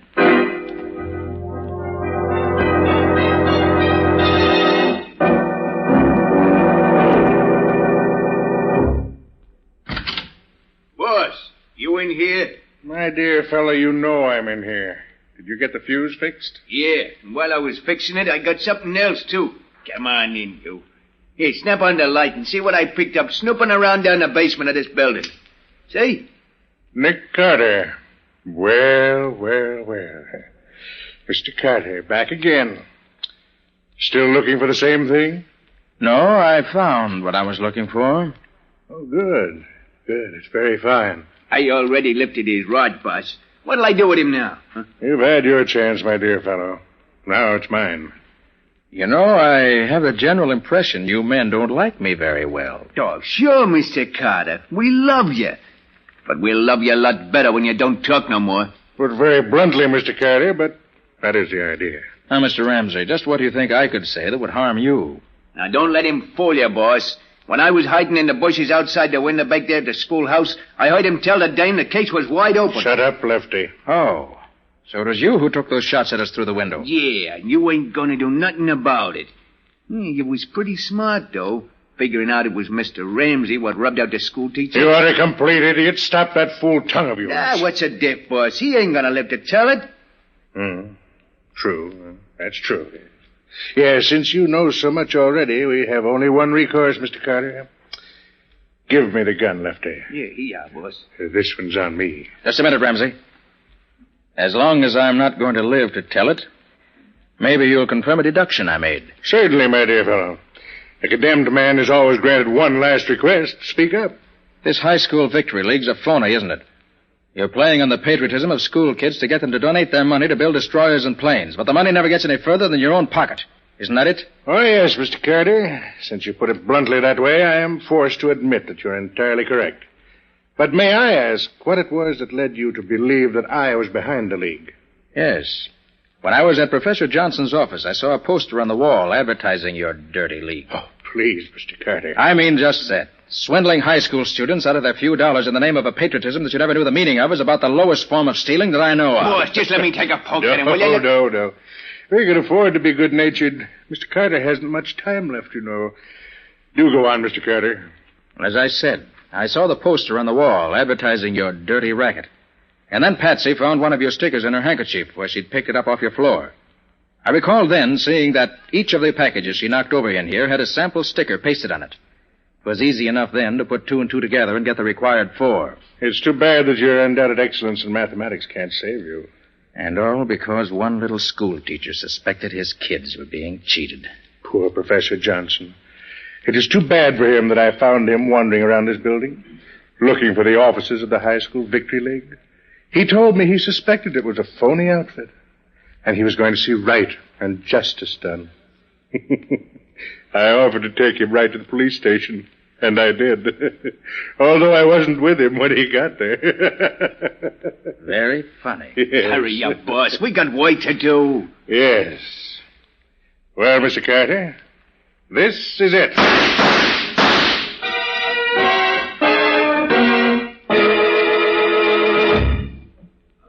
Blasting banshees, Nick. Don't do this to me again. I tell you, my nerves won't stand it. Oh, what's the matter, Riley? You got your men. Lying on the ground here, howling like stuck pigs. Yeah, sure, but what if I hadn't hit him when he aimed at you, Nick? What if I'd missed? Oh, Nick, your plan worked beautifully. The whole thing. Getting yourself found by Ramsey's henchmen and my getting Riley up here to hear the confession and everything. Yeah, Patsy, but you don't run such a split-second chance of life and death again, Nick. My heart won't stand it. Well, it was worth it. Just to see Ramsey walk into the trap like a bear looking for honey. Hey, Nick. Oh, Shorty, come on in. Take a look at our handiwork. Gee, so that's the bum who tried to frame me to the hot seat. He'll be getting it himself before long, thanks to Nick Carter. Harley, I want to tell you something. Of all the criminals I've tracked down, catching Ramsey gave me the most pleasure. A fellow like that, trading on the patriotism of school kids, is about the lowest rat in the world. Why, bad as the Nazis are, a guy like this is worse. You're right, Nick. You said it, Nick. Well, Riley, you've got all the evidence you need. Mm-hmm. The package of posters in the next room, the package of stickers here, and the confession. Right, Nick. We can take over from here. Thanks. Okay, Riley. So long. So long, Nick. So long, Patsy. So long, Lieutenant. Well, Patsy, come on. Chin up. Carry on and all that sort of thing. It's not my chin that's worrying me, Nick. It's having to walk down those 10 flights of stairs again. That'll be the 4th trip tonight. Why, Patsy. And at your age, too. Look, Nick. Can't we just sit here on the top step for the next 6 hours? You think you'd be rested enough then to walk down the 10 flights? I think that by then the elevators will be running again. And what a wonderful invention the elevator is.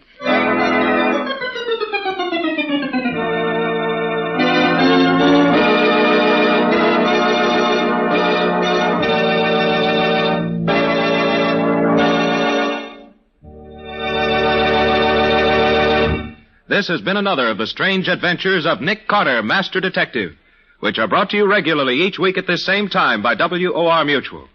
Now, tell us a little about next week's story, Nick. Well, next week's story includes rather more adventure than actual detecting. But if Nick hadn't been able to make the first few deductions that really started him off on the right track, there would have been no adventure. And there was adventure, and plenty of it.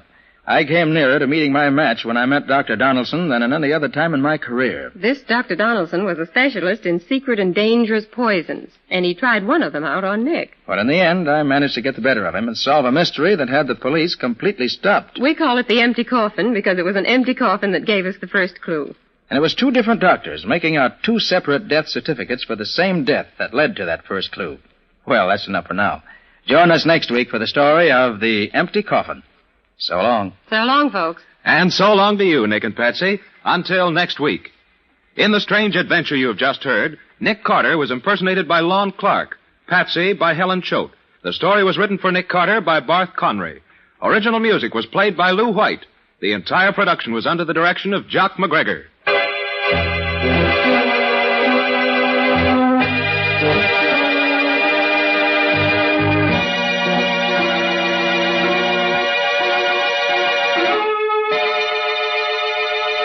Next week at this same time, listen to another curious experience of Nick Carter entitled The Empty Coffin, or Nick Carter and the Mystery of the Doctor's Poison.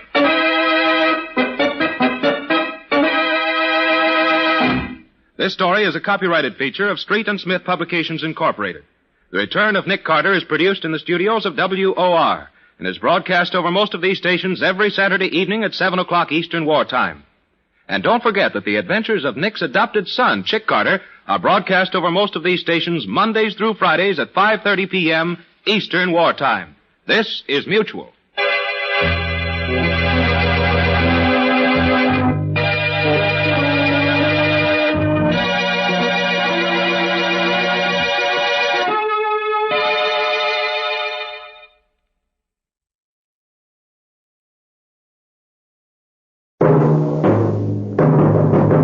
Night Beat.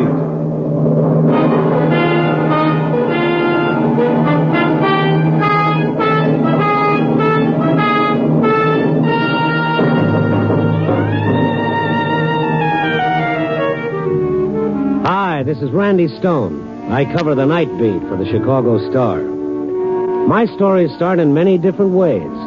This one began with a question and ended when the secret locked in a man's mind brought sudden death.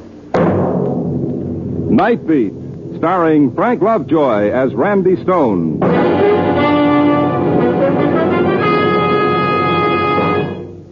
America's favorite whole wheat flakes. That's an honest description of Wheaties in 5 well-chosen words. But it really doesn't begin to tell you how Wheaties got to be that way. And if I expect you to pull up a bowl and spoon to a box of Wheaties tomorrow morning, there are at least 2 reasons I think I ought to mention. First of all, Wheaties taste good. They taste mighty good. Either plain with a little milk or cream, or with your favorite fruit sprinkled on top. They're crisp, delicate, flavorful flakes. Good right down to the bottom of the bowl. And secondly, good tasting as Wheaties are, they always remember to be good for you, too. I could tell you all the vitamins and minerals Wheaties contain, but why don't I just say Wheaties are 100% whole wheat flakes? That says more than a lot of fancy words. It's really amazing that anything that tastes as good as Wheaties can be so good for you. But it's true. Try Wheaties, America's favorite whole wheat flakes, next time you're up before breakfast.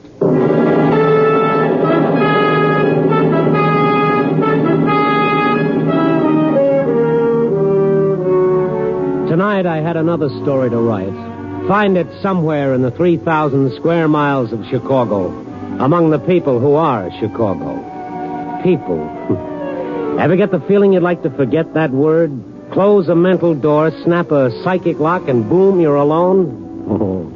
Can't do it, pal, because maybe you're people, too. So tonight I watched them again. I wandered south on Western Avenue, crossed Addison, and there was Riverview Park.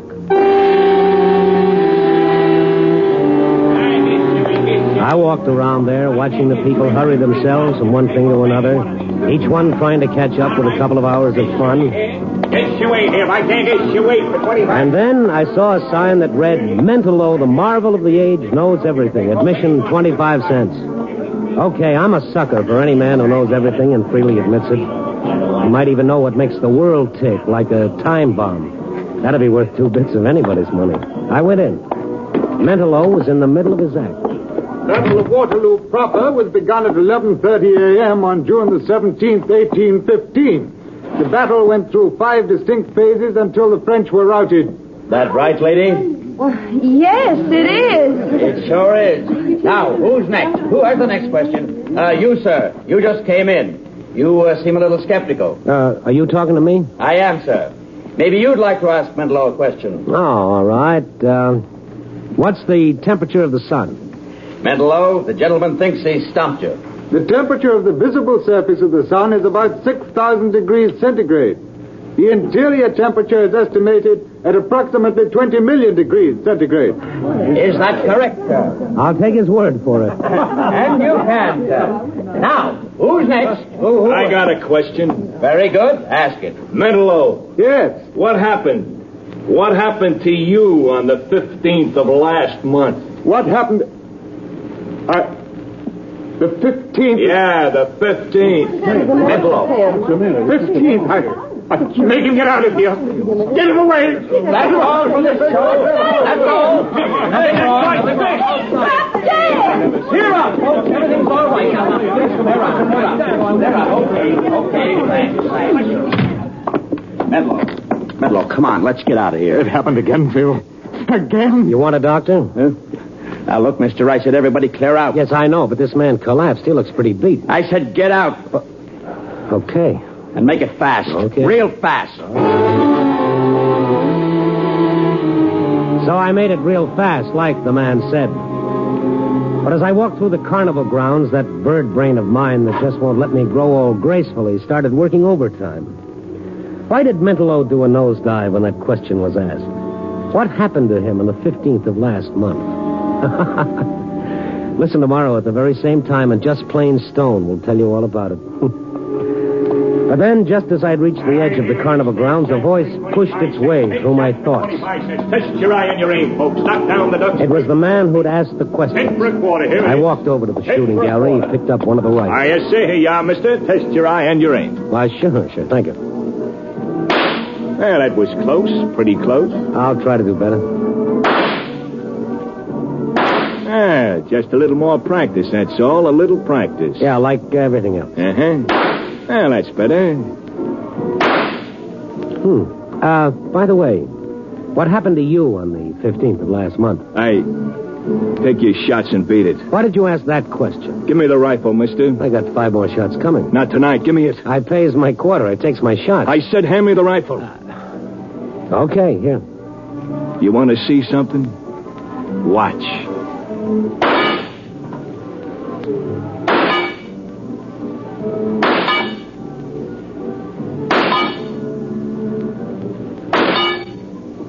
Well, with bullets or words, the man's good. You ain't a Connie man. No? No. But you're awful curious. That's an old family failing and an occupational hazard. Uh-huh. Why did you ask Mentallo that question? Did you know how it would affect him? You know, mister, a couple of months back, a guy picks up one of these rifles. He don't know nothing about guns, see? He gets careless and the gun goes off. At him. He's dead. Accident. Pal, you have a strange, oblique way of making me feel uncomfortable. I see what you mean. Uh-huh. Now you're hitting the bullseye. So long, mister. Okay, twice I got curious, twice I drew blanks. I thought about it some more and then decided to pass it up in favor of the cotton candy. And then I saw Mentallo. He was walking down the midway, but like a man in a trance. There was something about him that screamed, I need help. His little figure seemed odd, incongruous against the laughing, hurrying people. I followed him, wondering, and then he stopped in front of the roller coaster. For a moment he watched it, and then, as if suddenly making up his mind, he headed for the ticket booth. That didn't figure, so I bought a ticket, too, and followed him to the loading platform. Tickets for the next ride, please. Tickets for the next ride. Hey? Oh, thank you. Tickets for the next ride. Tickets for the next ride, please. I got in the car directly behind Mentallo. That dazed, bewildered expression was still on his face. His hands gripped the side of the car. He half rose in his seat as though he were going to leave, but he sat down again. And then... All right. Lock the safety bars. It's 200 feet up. Lock your safety bars. We started up the long incline toward the top of the 200-foot grade. I kept my eyes on Mentallo. He gripped the safety bar in front of him until his knuckles whitened under the pressure. A couple of kids behind me began to rib me. Geez, hi, I'm getting scared. Hey, mister, you gotta have a girl with you. I did, but I left her in the funhouse. Oh, what a square she must be. Yeah. Hey, if you get scared, mister, hold on to me. I'll keep that in mind. Hey, baby, I paid 4 bits for this. Let him grab his own cookie. hey, watch it. We're going over. Oh, here we go! And then it happened. We started down the almost perpendicular drop. Mentallo stood up. Mentallo! Let me go! Let me go! Mentallo struggled to his feet, almost dragged me out of my seat. The safety bar took me in. I held him while we hurtled down the long drop and finally hit the bottom. And then Mentallo stopped struggling to get free. He went limp and sank back into his seat. Why did you stop me? I've got to kill myself. Well, he almost did, and me with him. My arms ached from the effort of holding him down. But the ride was finally over. I got him off and away. He let me lead him like a child out of the park and to his cheap hotel room on the north side. I told him who I was and then waited until he spoke. Why didn't you let me do it? Well, I'm just an old busybody. How about some coffee? No, nothing. Just leave me alone, please. Just a minute, I saw your act tonight. I heard the question that sent you off. It's always someone different who asks it. Never the same person twice. Have you ever got hold of the person who asks it? No. I was afraid to. What did happen to you on the 15th of last month? I don't know. Something tells me that I must not remember. I must not. Your act is legitimate, isn't it? Legitimate? Yeah, no fake. No shills to ask questions you're sure to know the answer to. I have a photographic memory, Mr. Stone. I never forget anything. Yet you've forgotten one day of your life. Yes. You don't believe it, do you? Oh, yes, I do. But why did you try to kill yourself? Because I know that if I do remember, I wouldn't be able to stand it. Don't you have any clue at all? Two things. Two things that mean nothing. Or maybe they do. What are they? Just streamers in the sky and the name Helene. Streamers in the sky and Helene. Who is Helene? I don't know anybody by that name. I don't. I tell you, I don't. All right. Now take it easy, Mentallo. Oh, get out and leave me alone. Get out. Yeah. Get out and leave him alone. Phil. Well, my friend the Barker, hello. What are you doing here? I brought Mentallo home after he tried to kill himself. What? Mentallo, you all right? I'm all right, Phil, but I don't want to. Remember? Look, Phil, for what it's worth, he's sick. He's got to see a doctor. No, Phil, get him out of here. Mister, get out. But this man is... Get out and don't come back. Because if you do anything that hurts Mentallo, I'll kill you.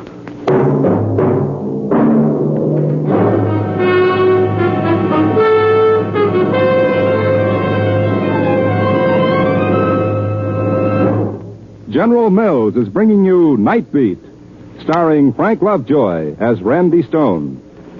If someone asked you to describe a bowl of Wheaties topped with fruit and swimming in thick, rich cream, you couldn't do better than to say breakfast of champions, because that's a fact.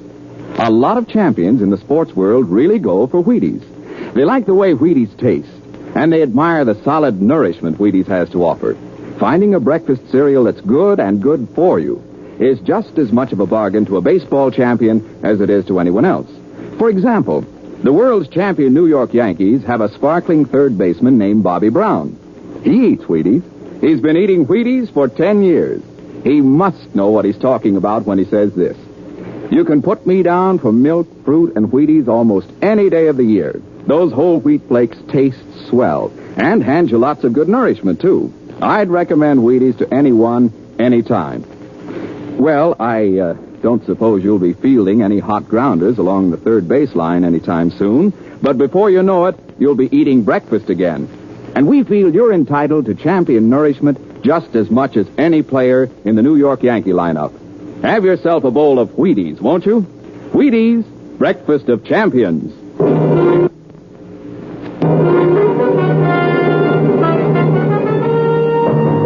And now back to Nightbeat and Randy Stone. Like I said before, sometimes you'd like to seal off the rest of the world and forget it.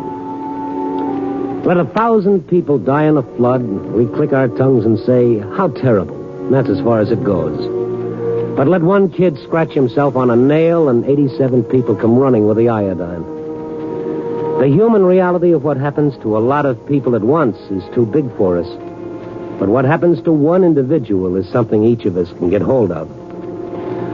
I don't know, maybe that's what sent me to a friend of mine, a psychiatrist whom I dragged out of bed. Oh, but, Randy, what concern is Mentallo of yours? Oh, I don't know, Ken. Why'd you become a psychiatrist? Well, I see what you mean. Okay, you see what I mean. Now, what gives with Mentallo? Self-protection. His mind is protecting him. Whatever happened on the 15th of last month is suppressed. The memory is horrible enough to force a complete blackout. Yeah, but he remembers two things, Ken. Streamers in the sky and the name Helena. What do the streamers mean? Almost anything. This guy's symbol for something else. Yeah, he tried to kill himself tonight. Will he try it again? It's likely. Well, what'll set him off again? Hard telling. Question, object, anything. Was Mentallo upset when you left him? Upset? He was practically hysterical. I'd better go with you. Oh, you're worried too, huh? I'd feel better if I saw him. Here's the room. It's right here, 612. Randy, try the door. Open. You know where the light is? I think I saw a switch by the door. Randy. Mentallo. Don't try to unfasten that buckle. Cut the belt. Lift him. Hurry. All right. Cut that belt. Hurry up, Randy. Is he alive? I think so. All right. Easy, Ken. There. Pulse is still strong. He couldn't have been hanging more than a few seconds before we came in. Poor little devil, Ken. Look, Randy. What? There's something clutched in his hand. But, well, yes, that's a key. That's an old-fashioned house key. Now, why? I don't know. Well, what's your guess? It's hard telling, Randy, but I do know this. He's no longer responsible for his actions. Well, then the next time he tries anything like this, maybe nobody will be around to stop it. Ken, is there anything that we can do? Is there anything you can do? It's up to him, Randy, but let's get him to my office. We'll see what we can do there.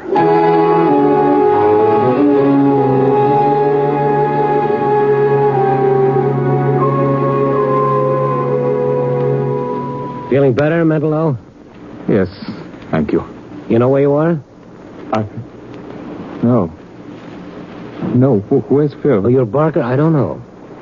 Now listen to me, Mentallo. You tried to hang yourself. Do you remember that? Yes. After Phil left, I felt so hopeless. You had this in your hand, this key. Look at it. I found it in my pocket, and then I knew I had to kill myself. Is it your key? Do you remember what it's for? No. You won't remember that, Randy. Oh. Who are you? He's a friend of mine, and he's a doctor, Mentallo. Well, I don't want any... Now, look, twice tonight you tried to kill yourself. Once is enough to call in the police. No. Oh, don't worry. That's not what we want to do. I want to help you, and the doctor wants to help you. Please believe that. No one can help me because I can't remember, and I must not remember. The police will ask questions when they learn you tried to kill yourself. But it's no business of theirs or yours. Why don't you leave me alone? Why do you care? Oh, that's the same old question asked the same old way, and this time I've run out of answers. Make up one of your own. I don't know. I'm sorry. And I believe you do want to help. Yes, we do. Now, look. There'll be no need to call in the police if you'll let us help you. You're sick. Do you know that? You're sick. Let us help you. All right. Good. Now, you trust Mr. Stone, don't you? Yes, I do. All right. You're going to sleep. When you feel this hypodermic needle, start counting backward from 100. Just a little sting. Then start counting backward from 100. Now, Mr. Stone. What, Mentallo? You stay near? Oh, yes, I'll stay. Start counting. 99. 99. 98. 95. 90. He knows your voice, Randy. He trusts you. You ask the question. Me, is it all right? Yes. Mentallo, can you hear me? Yeah? It's the 15th of last month. The 15th of last month. Streamers in the sky. What streamers? What are they? Where are they? The Aurora Borealis. The Northern Lights? Yes. Aurora. I went to Aurora. Aurora, Illinois? Yes. I was there. Now, you're in Aurora. Where did you go there? The house. Yes, I've got to open the door. The key... Here's the key. Unlock the door. She's going to be here. Helene. Who is Helene? I love her. She loves me. There's the room. The room. All right. Now, you're in the room. What did you do? I waited for her. And she came in. And then Helene!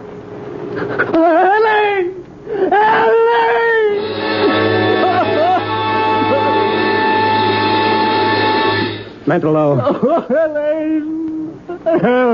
Ken, is he all right? Yes. We still don't know what happened. There's one way to find out, Randy. What, find the house in Aurora and take him there? That's it. What we've done here is bring him to recall that far. You see? Now it's a question of bringing back the whole thing, bit by bit. Ken didn't go along. Mentallo didn't want him to. It wasn't a long drive in miles. I watched Mentallo when I could. His face was contorted in an agony of effort as we drove through Aurora slowly, looking for one street, one house. Then...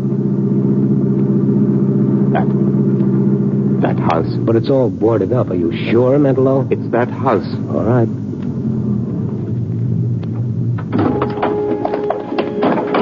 The house set back from the street. The only light came from a street lamp half a block away. Mentallo walked slowly ahead of me. Up the walk toward the porch, then up the porch stairs. Open the door. Locked. It was locked that day, too. Well, unlock it. You got the key. Yes, the key. Where's the light switch? No light. All right. We'll use the flashlight. Now, go ahead, Mentallo. Go ahead. But there's no furniture here, Mentallo. This house is vacant. This is her house. I know. There were 3 of us here. 3. This is the room. Go on. Mentallo, think. Oh, you've got to think. It's the only way you'll remember what happened. It's the only way you'll find out what's torturing you. She's here. She came to me in this room. Helene came to you here? Because she loved me. Where is she now?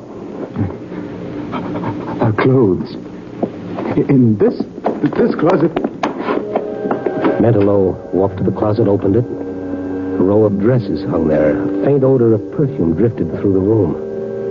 For a moment, Mentallo stood there, and he started toward a door. Mentallo, where are you going? I know. The basement. Wait for me.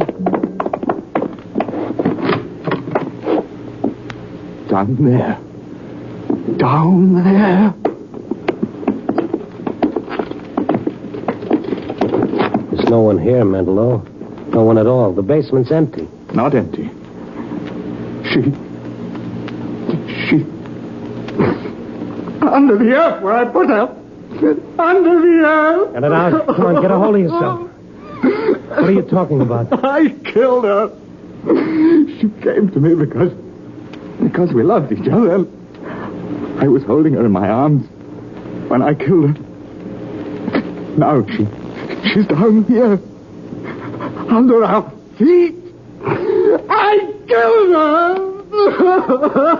Who was she? I killed her. You're satisfied now? You're satisfied?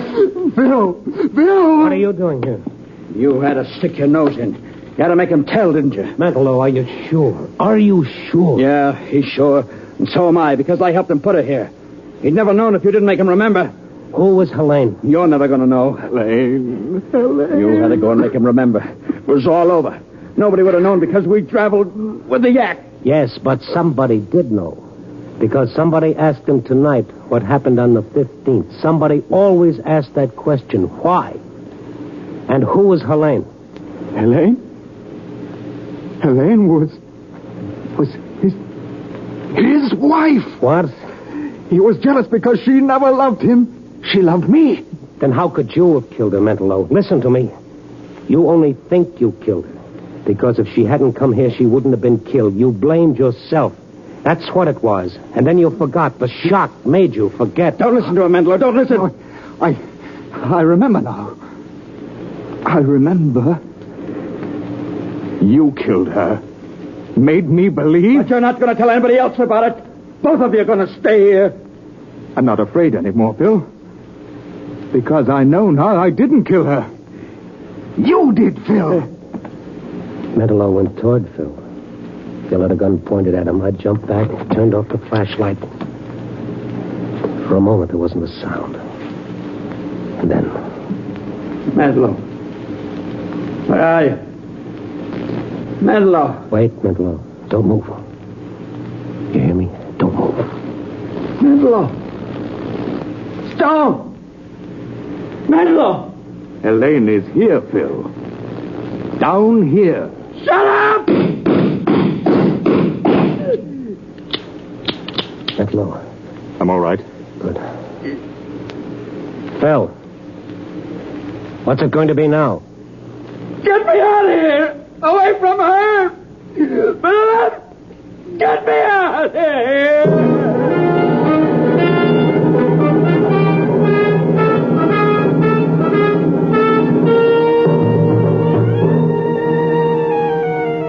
Well, it's almost dawn now. I can go home to my little trundle bed and sleep the day away. Yo-ho-ho, the reporter's life for me. Oh, sure. But anyhow, I got my story. Two men, one whose feelings of guilt forced him to believe he killed the woman he loved, and another man whose feelings of guilt made him a gibbering coward. But where's the moral? That someone always pays for a crime? Sure, but who is guilty? Maybe we should say, what is guilty?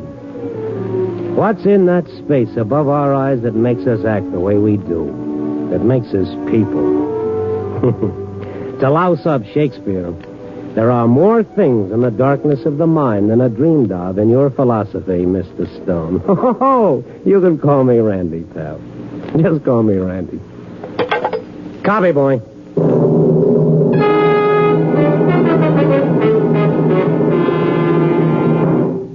Night Beat, first on the Wheaties Big Parade, stars Frank Lovejoy as Randy Stone. Here again is Frank Lovejoy. Stepping out of the role of Randy Stone, I'd like to make a very important request of you and your family. Pick up the May issue of Reader's Digest and turn to page 73 and read the short article called, What Do You Eat for Breakfast? I was amazed to learn from this article how important a good breakfast is to the health and welfare of every one of us. And that means the health and welfare of our nation. To all the men who sell Wheaties, you, the sales force of more than 700 enterprising men of General Mills, and you, the hundreds of thousands of grocers who must meet the exacting needs of the American homemaker, to all of you, I want to say that I'm mighty proud to be back on your team again. We have a big job to do. Together, we can help more families to help themselves by eating a good, substantial breakfast, one built around Wheaties, the breakfast of champions. As we do this, we can take pride in the fact that we're making a real contribution to the health and welfare of our nation. Good night, and thank you.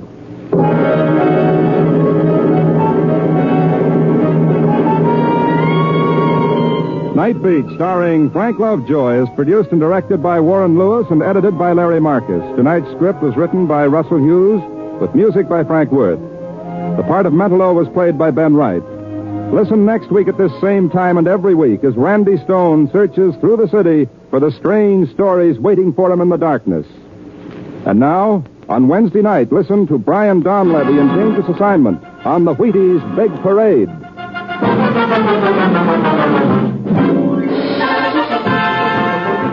Night Beat came to you from Hollywood.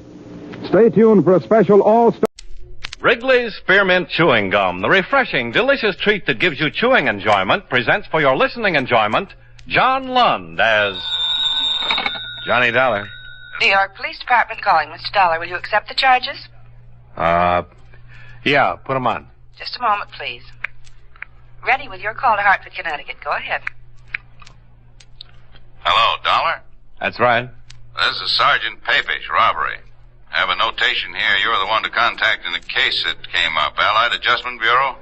Well, I've done a lot of work for him. What's it about, Sergeant? Well, we've recovered a mink coat you were looking for about 6 months ago. Oh? Yeah, stolen from a party named Jacoby in Rochester. The Jacobys are in Europe right now, but the furrier's already identified it as the one he sold to him. Jacoby? Rochester? Yeah. Oh, yeah, I remember. It was insured for $5,000. There's some other things taken in the same haul. A watch, rings, bracelet. That's the job. So far, we just have the coat and the girl who was wearing it. What does she say? Nothing. So far, she's got a couple of bullet holes in her. Maybe I better get down there, Sergeant. Room 212, Sergeant Papish. Right.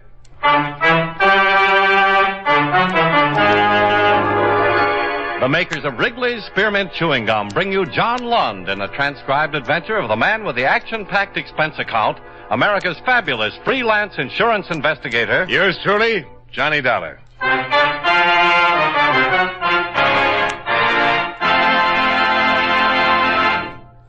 Wrigley's Spearmint Chewing Gum refreshes you. Wrigley's Spearmint Chewing Gum gives you real chewing enjoyment.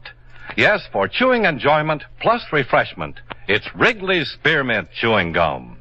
The lively, delicious flavor of Wrigley's Spearmint cools your mouth, helps keep your throat moist, and gives you a nice little lift. The good, smooth chewing of Wrigley's Spearmint helps keep you feeling fresh and alert, adds enjoyment to whatever you're doing. So for chewing enjoyment plus refreshment, treat yourself often to Wrigley's Spearmint Chewing Gum. Healthful, refreshing, delicious.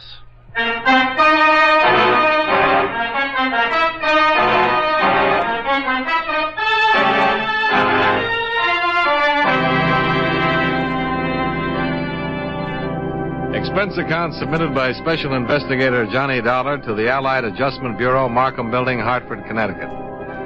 The following is an accounting of expenditures during my investigation of the Rochester theft matter. Expense account item 1, $1.65. Person-to-person collect call from Sergeant Papish, New York Police Department. Item 2, $32.56. Train fare and incidentals between Hartford and New York City after clearing authority to resume on the Jacoby case. It had been stalemated 6 months before when the Rochester police and I were unable to recover any part of the items stolen from the Jacoby residence. I arrived in New York at 1:35, dropped my bags off at the New Weston, then went directly to the Metropolitan Police Station.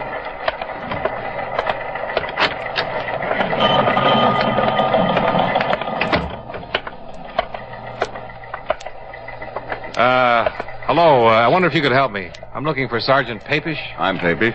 Oh, Johnny Dollar, Sergeant. Oh. Thanks for coming down, Dollar. Have a chair. Oh, thanks. Your mink coat's in the crime lab. They're looking it over. Uh-huh. We still haven't found out much about the girl who was wearing it. What's her name? Yeah, just Jane Doe for now. We didn't have her prints on file here, but we're waiting to hear from Washington now. She's been unconscious ever since we picked her up. Pretty bad shape. Oh, what exactly happened? It came in as a complaint about 3 this morning. A woman over on 57th Street telephoned about a disturbance. The prowl car went over to the address and found this girl lying in the entrance to the apartment house wearing the mink coat. She'd been shot twice. Uh-huh. No one in the apartment house seemed to know her or had ever seen her before. We asked about the neighborhood. No dice. But we did find out how she got there. Oh? The lady across the street said she saw a man drive up sometime after midnight and unload the girl from his car. She was able to give us a fair description of the car and the man. Here. Nice. But nothing definite. No license number or anything like that. Could be any car and any man, from what she said. Got an APB out, of course. Was there a purse or anything? Nothing. The dress she was wearing came from a store downtown. Hundreds just like it. The coat was the only item that might have helped, and it turned up listed in the stolen property file. How about jewelry? Small diamond ring on her little finger. I looked over the list of things taken in that Jacoby robbery. It doesn't fit any of those. You can look at it if you want to. I'll take your word for it. The supposed insurance company paid off the claim. Yeah, the whole thing. Well, at least we have the coat back for you. Maybe we'll get a line on the other things when this girl regains consciousness. If she does. Pretty bad, is it? Yeah. Nice-looking girl, too. Only about 25 or so. Excuse me. Sure. Robbery, Sergeant Papish. Oh, let me get it down here.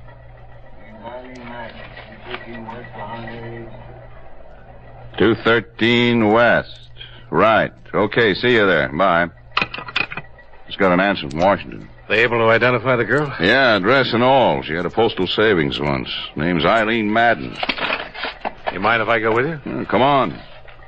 Maybe you'll get back all of your loot.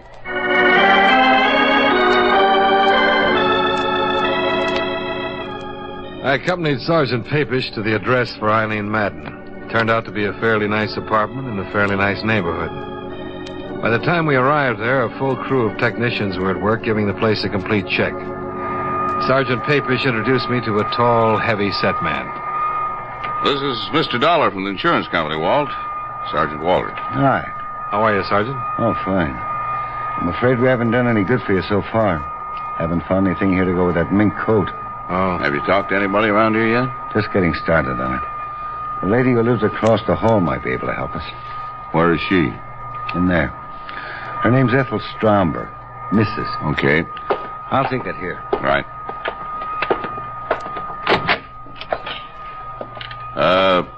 Are you Mrs. Stromberg? Yes, I am. I'm Sergeant Papish. This is Mr. Dollar. How do you do? How do you do? How's poor Eileen? Not very good, Mrs. Stromberg. She's still unconscious. Oh, dear, that's terrible. It's just a terrible thing. Where is she? I'd like to go to see her if it's possible. She's at the police emergency hospital right now, Mrs. Stromberg. I'll have them phone you when she can see people. Well, thank you. What an awful thing. How did that happen? What's that all about? Maybe... Very nice girl. Quiet, minded her own business. Do you know where we can contact her family?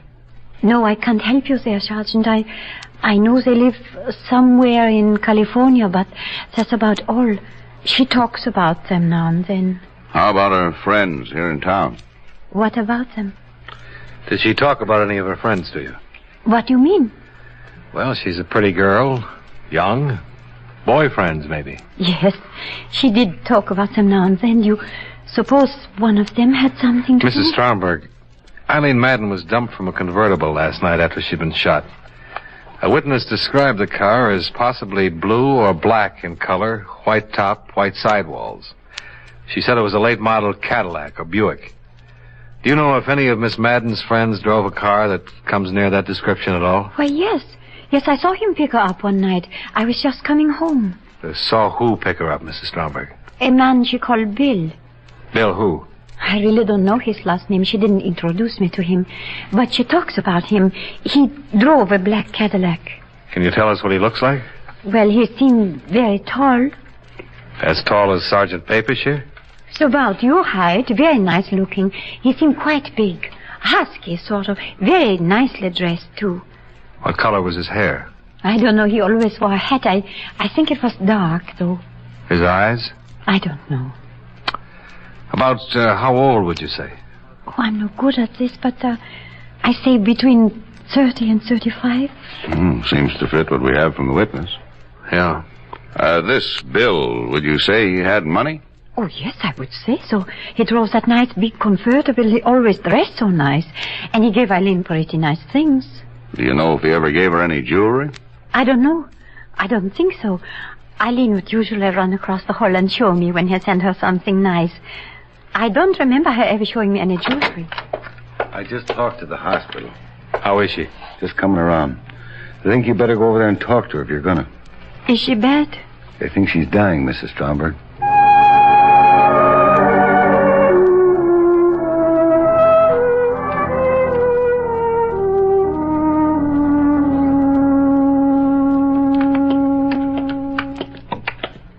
Think she'll make it?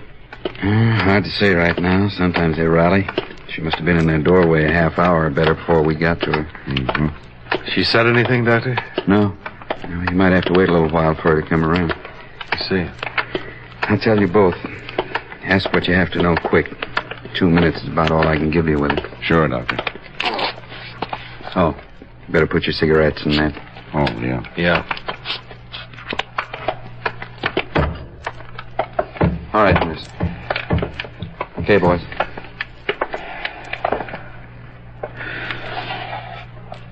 Is she conscious? Yeah, she can hear you.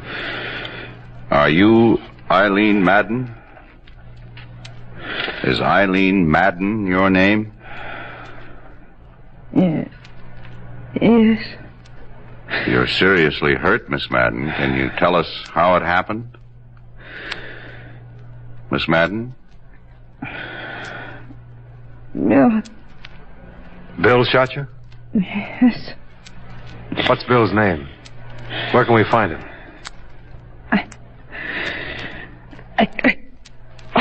Doctor, watch out. Nurse, hand me that.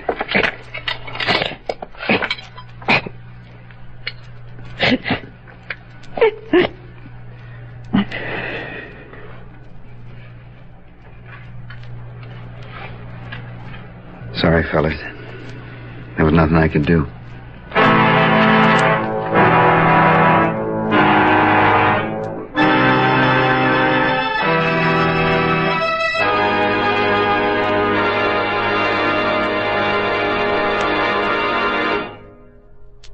Friends, wherever you are, whatever you're doing, you'll enjoy chewing Wrigley's Spearmint Gum. Chew Wrigley's Spearmint while you're working. The lively, full-bodied flavor of Wrigley's Spearmint gives you a refreshing little lift. The smooth, pleasant chewing of Wrigley's Spearmint Gum helps keep you feeling relaxed and satisfied. Makes your job seem easier. Chew Wrigley's Spearmint Gum in your home, when you're out walking or driving, when you're enjoying sports and other activities. Wrigley's Spearmint Gum tastes good anytime, and the natural chewing aids digestion and helps keep your teeth bright and attractive. Yes, wherever you are, whatever you're doing, you'll enjoy chewing Wrigley's Spearmint Chewing Gum. Healthful, refreshing, delicious. And now, with our star, John Lund, we bring you the second act of Yours Truly, Johnny Dollar.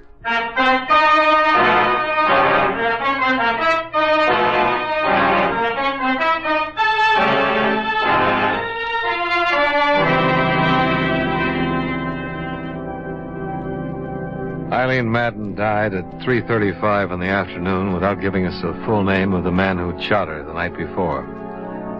I stayed with Sergeant Papish and Sergeant Walters as they continued their investigation of her death and the appearance of the mink coat covered in policy number 27M55567, issued to Roland J. Jacoby, Rochester, New York.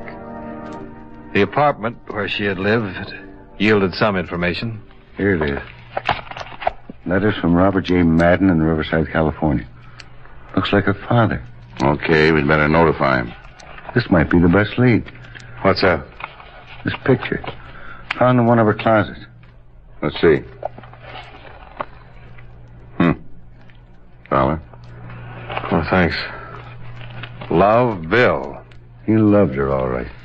Yeah. Anybody identified this yet? That Mrs. Stromberg's supposed to be here right now. What time you got? Oh, 5:30.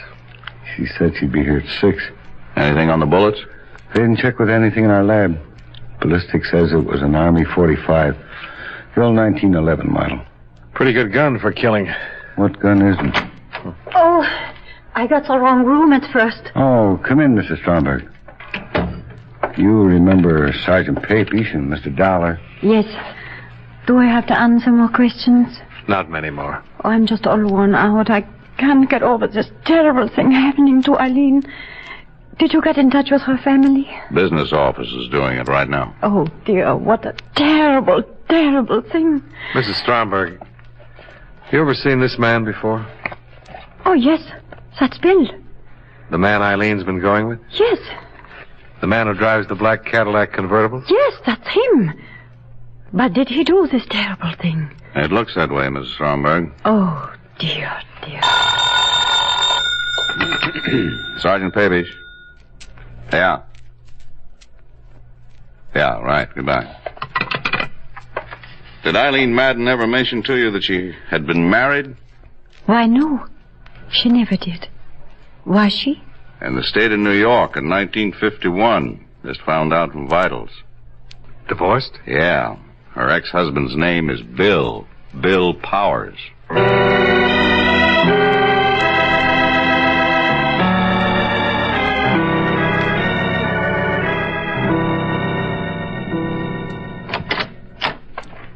Sergeant Papish, this is Mr. Dollar. How do you do? What's the matter? May we come inside, Mr. Powers? Sure. Well, what's this all about? Do you know a woman named Eileen Madden, Mr. Powers? Yeah, sure. We were married once. Why? Eileen Madden was shot to death last night, Mr. Powers. Eileen? Yes. What? Are you sure? We checked her prints. Oh. Shot? Yes. What? Oh, what happened? How could a thing like that happen? That's what we're trying to find out, Mr. Powers. I can't believe it. Eileen dead. Have you seen her lately? Well, yeah, I saw her last week. Had a drink together. Are you sure it's Eileen? We'd make sure before we came around to news like this. Mr. Dollar represents an insurance company, Mr. Powers. Miss Madden was wearing a stolen coat when we found her. Stolen coat? Yes, a stolen mink coat. Was she ever in trouble anywhere? I don't care what she was wearing. Eileen never steal anything. She was a fine girl, a wonderful girl. I was a fool to ever let our marriage go on the rocks. Can you come with us, Mr. Powers? Where? We need a positive identification. Sure. Sure, Sergeant. I'll be right with you. Want to smoke? Thanks. Well, he isn't the bird in the picture. No. Did you see the car in the driveway? Yeah. 51 Caddy, black convertible.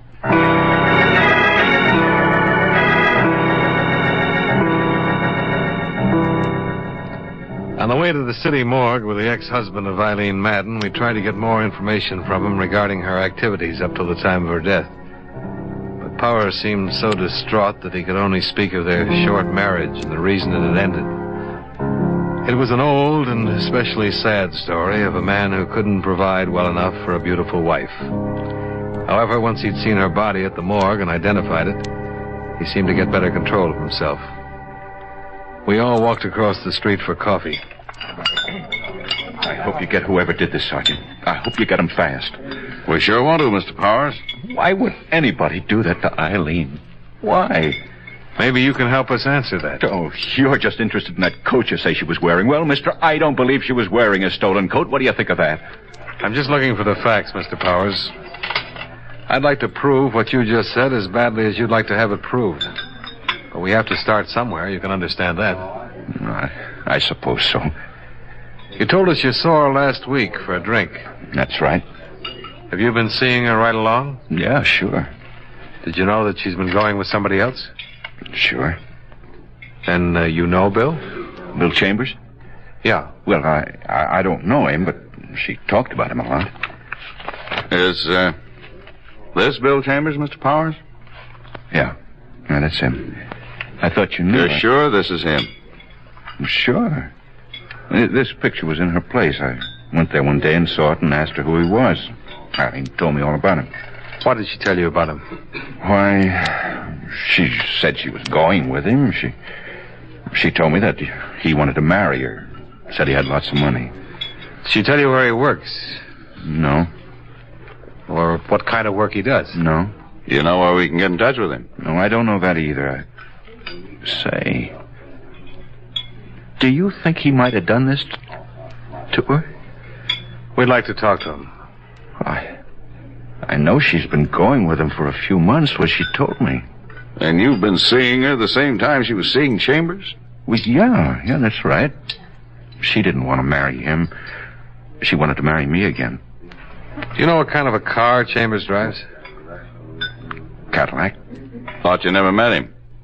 Well, she told me about his car. It's another thing. I went out and bought one myself. I thought it might do me some good with her. Mm-hmm. Were you at home last night? Yeah. Can you prove it? Yeah. I was home. She was out getting killed.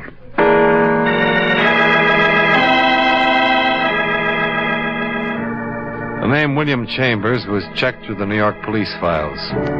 They listed 24 persons who more or less fit his general description. It took 2 days to locate and talk with all of them. Neither Mrs. Stromberg nor the witness who had seen the body dumped from the car could identify any of them. An all-points bulletin regarding the suspect and his car had been issued as soon as we learned his name. Same results. Nothing.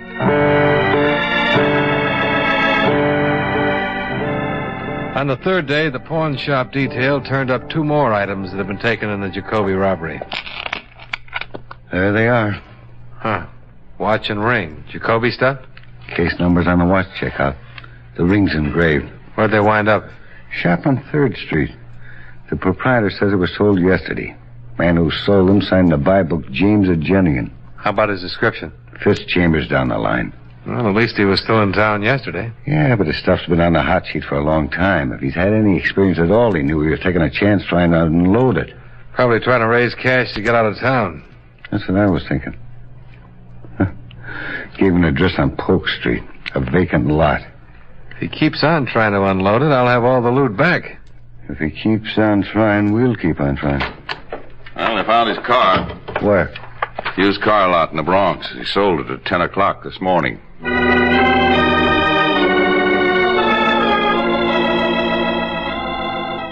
At the used car lot, we learned that a man answering the description of William Chambers had driven in that morning and offered a black 51 Cadillac convertible for sale. The used car lot manager had finally settled on a price and made out a check. He reported that the man had seemed extremely nervous and anxious to make a quick deal. The car was impounded and examined. A full set of fingerprints on the steering wheel and dashboard gave us a positive identification of William Chambers. William Carlson, alias William Carls, William Charles, Walter Cameron, male, Caucasian, age 33, 178, 6'1". Let's see, 14 arrests, 2 convictions, both car theft. Quite a lad. Aren't they all? Doesn't look like a killer, though, does he? I don't know. What's a killer supposed to look like?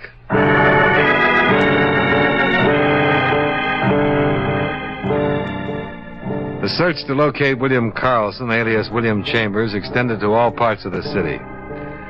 The associates and relatives listed in his criminal file were contacted and questioned. All of them denied having any knowledge of his whereabouts. In the meantime, 2 more pieces of stolen property connected with the Jacoby theft were recovered by the pawn shop detail. Each of the pawn shop proprietors identified the mugshot of the wanted man. He'd used different names in each instance. The handwriting was the same. Each address had to be checked out. I went with Sergeant Papish to the one he had given on 78th Street. It was not a vacant lot. Hello? Hello. We're looking for William Courtney. You found him? Huh? Cops? Yeah. Come on in. Hold still. I'm clean. Checked me through the buy book yesterday? Yeah. Your name's Carlson, isn't it? William Carlson? Yep. We've been looking a long time for you. I know. Yesterday, I decided I'd let you find me. I gave my right address. You want to get your hat? Sure. Look, I didn't mean to kill Eileen. I didn't mean to at all. I want you to know that. Let's talk about it downtown. No, we won't. I'm not talking to anybody downtown. I'm talking to you two right now, and that's it. So you better listen. Okay. I've been doing pretty good with these house jobs. Real good. Enough to buy myself a nice car, get some clothes, get around a little bit. I work all alone. I met her. I liked her. I wanted to marry her. I did. I really did. We went out the other night, and I gave her the mink coat for a present. I thought that'd cinch it. She didn't want to take it. She told me she was going to marry some guy she'd been married to before. I let her have it. That's all? That's all. That's it, mister. I could have run. Sold my car. Been getting rid of a lot of odds and ends I have around. I decided not to, after all. I don't want to run. Okay, let's get with it. Remember, I let you get me. I wrote my address right down where I knew you'd check it out. Okay. And there's no more talking. You two got it all straight. What's the matter with you, anyway? You got it all? I mean, about everything? Yeah, I've got it. Okay. Hey, wait a minute. You guys are too late. I took it when I heard you knock on the door. Where's the phone? It's too late, I tell you. It's in my stomach now.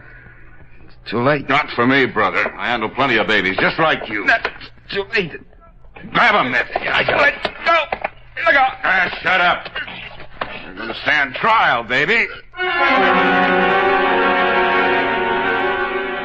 Sergeant Papish had handled attempted suicides. A lot of them. And in the 5 minutes before the arrival of the emergency ambulance, he managed to force William Carlson to take an antidote that saved his life.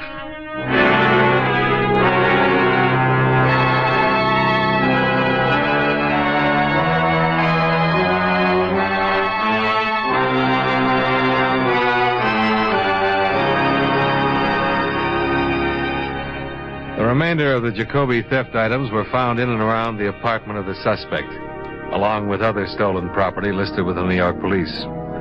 All of the articles on the enclosed list have been impounded and will be available following the trial of William Carlson. Expense account item 3, hotel and board while in New York, $88.65. Item 4, same as item 2, transportation back to Hartford. Expense account total, $155.42. Remarks? Please file a copy of the above report for the information of William Powers in regard to his ex-wife, Eileen Madden. I think this is what he wanted. Well, that's it. Yours truly, Johnny Dollar.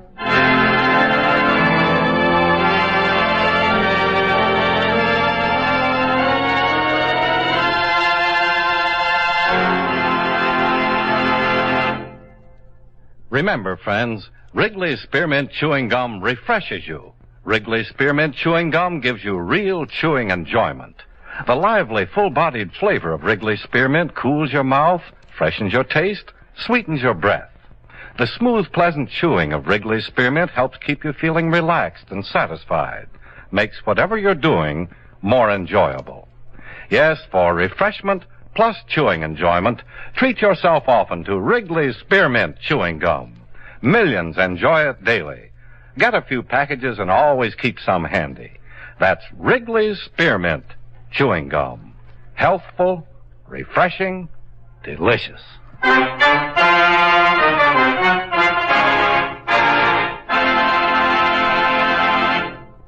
Yours truly, Johnny Dollar, brought to you by Wrigley's Spearmint Chewing Gum, stars John Lund in the title role and was written by E. Jack Newman with music by Eddie Dunstetter.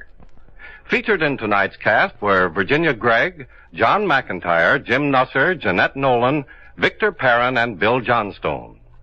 Yours truly, Johnny Dollar, is transcribed in Hollywood by Jaime Del Valle.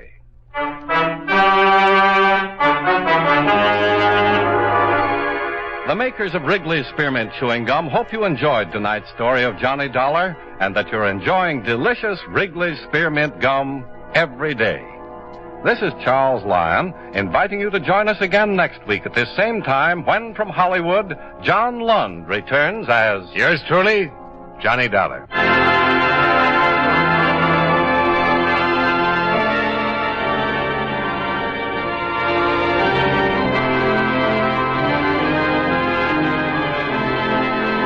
This is the CBS Radio Network. Why let your floors get scuffed up? Beacon Wax stops floor scuffing. Here's another in NBC's great parade of new shows.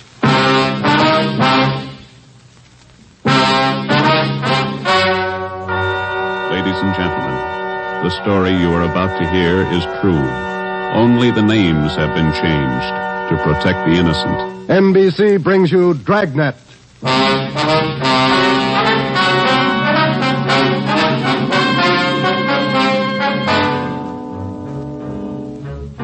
You're a detective sergeant. You're assigned to homicide. A mad killer is loose in the city. In every instance, he leaves the murder weapon behind. There are no fingerprints, no clues to the killer's identity. Your job, get him.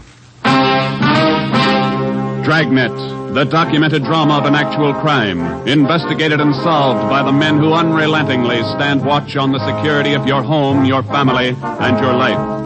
For the next 30 minutes, in cooperation with the Los Angeles Police Department, you will travel step by step on the side of the law through an actual case from official police files. From beginning to end, from crime to punishment, Dragnet is the story of your police force in action. It was Tuesday, June 3rd. It was warm in Los Angeles. We were working the day watch out of homicide. My partner's Ben Romero. The boss is Ed Backstrand, chief of detectives. My name's Friday. I was off duty reporting back in on an emergency call. It was 3:57 a.m. when I got to the basement of the city hall.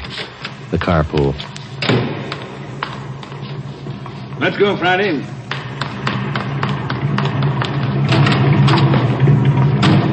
Sorry to call you back in. Couldn't be helped.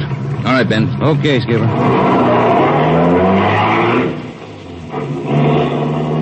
What's up, Ed? Double murder. When? I don't know. Found out about it 40 minutes ago. Got any ideas? Roughly same M.O. Was that 6413 Norwich, Skipper? No, 6430. What do you mean, the same M.O.? The same guy. Brickbat killer. How many does this make? Counting tonight, 4. We got anything at all? Smudged fingerprint we can't even classify. Sounds like a smart operator. We gotta get him. If we have to shake down the city from one end to the other. Big job, Skipper. Big killer.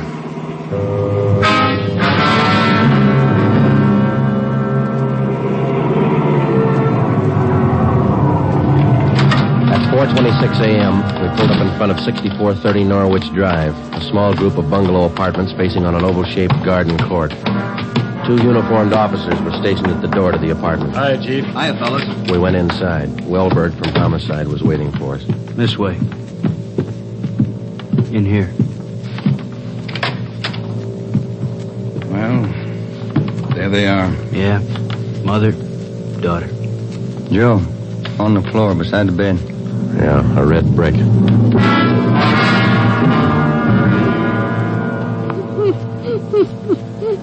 Miss Hafters, we know how you must feel about all this, but would you please try to answer a few more questions for us? Yes. All right. Poor Margaret. Miss Hafters, how long had you known Mrs. Diaz and her daughter? 9 years. This November they moved next door. I remember it so well. We got along right from the start. And as far as you know, the only close friends the mother and daughter had live right here in the apartment court? Yes. Margaret was a pretty girl, but she was no chaser, no boyfriends. Very close to her mother. The 2 of them very close. Did they keep any amount of valuables in the apartment? Money, jewelry, things like that? Oh, no. Mrs. Diaz and Margaret didn't have much, you know. Very modest income. They both worked. And you can think of no good reason. Oh, no. Oh, poor Margaret. Poor Mrs. Diaz. Lying in there. Shock. It's a terrible shock. Wellberg. Yes, Sergeant. Would you show Ms. Hafters back to her apartment? Sure, Sergeant. Thank you, Miss Hafters. We appreciate it. Yes, thank you. Poor Margaret. Poor Mrs. Diaz. Well, Joe? Let's check with Ed. He's back in the bedroom. Just that over there, will you? You get anything from the neighbors? The usual, Ed. No jealous boyfriends, ex-husbands, nothing like that. Boys find any evidence yet, Skipper? Well, still working on it. You got any theories? Well, we know the killings were all done by the same guy. Mm-hmm. Cuts the same pattern out of the window screen. Cuts the same pattern with a glass cutter out of the window. Reaches in and flips the locks. All right, where's that leave us? And before he gets inside, he makes sure there are only women in the house. That means he probably watches the house for a few days. Yeah. Once he gets inside, he wants only one thing, to kill. He's never taken any valuables. As far as we can tell, he's never searched for any. What kind of a man works like that? I think the guy's kill crazy. Hey, fellas. Yes, Donner? Here's a break. 2 fair prints. 1 thumb, 1 forefinger. What'd you get, Pete? Only got 9 points. Not enough to go into court, but enough to make him. We'll know him when we get him. Yeah. Found the prints on the lens of the old lady's eyeglasses. Probably knocked him off the night table when he went after her. And when he was done, he put him back on the table. Yeah. Had blood on his hands, see? Yeah. That's funny, isn't it? Why would he go to the trouble of picking up the woman's glasses after he killed her? We'll ask him when we find him. All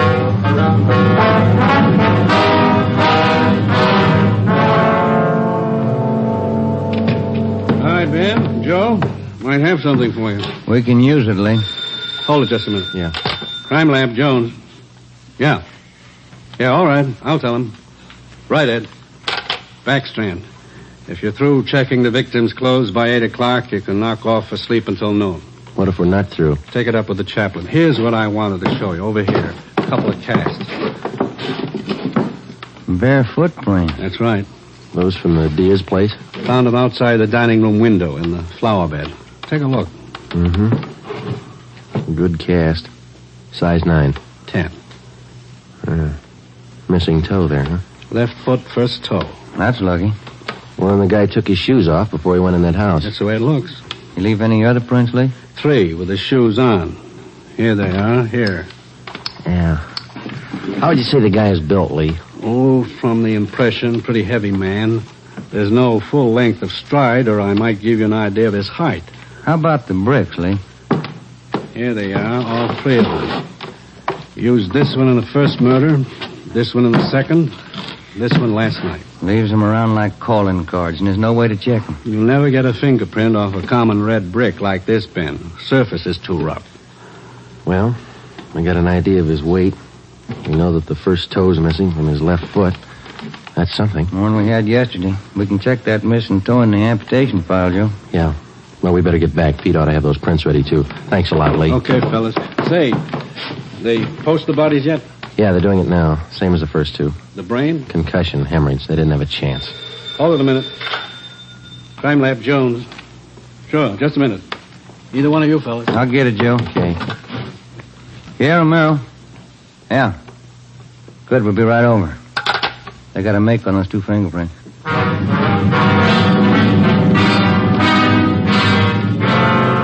Okay, Joe. Single print file. Made him on the index finger. Let me see, Pete. Take a look, Ben. Yeah. Doesn't look like a killer, does he, Joe? Kind of nice looking. That's right, Pete. They said the same thing about John Dillinger. The name at the top of the make sheet read Carlos Richard Monterey, male, Caucasian, age 19, height 5 feet 11 inches, weight 165 pounds, dark brown hair, dark brown eyes. Last known address, 1663 Naples Street, Los Angeles. Previous arrests, 1, auto theft, February 8th, 1936. That was all. Ben and I had been expecting more. The information on the mama sheet for Monterey was 13 years old. So was the picture. So was the description. So was the address. In 13 years, a man can change in 1,000 ways. So can his habits, his appearance, his address. In 13 years, everything can change except 2 things. A man's fingerprints and a physical deformity.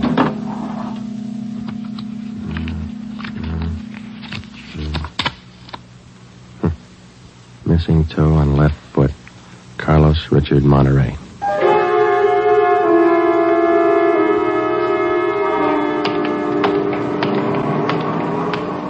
Here it is, Joe. 1663 Naples. Yeah, come on.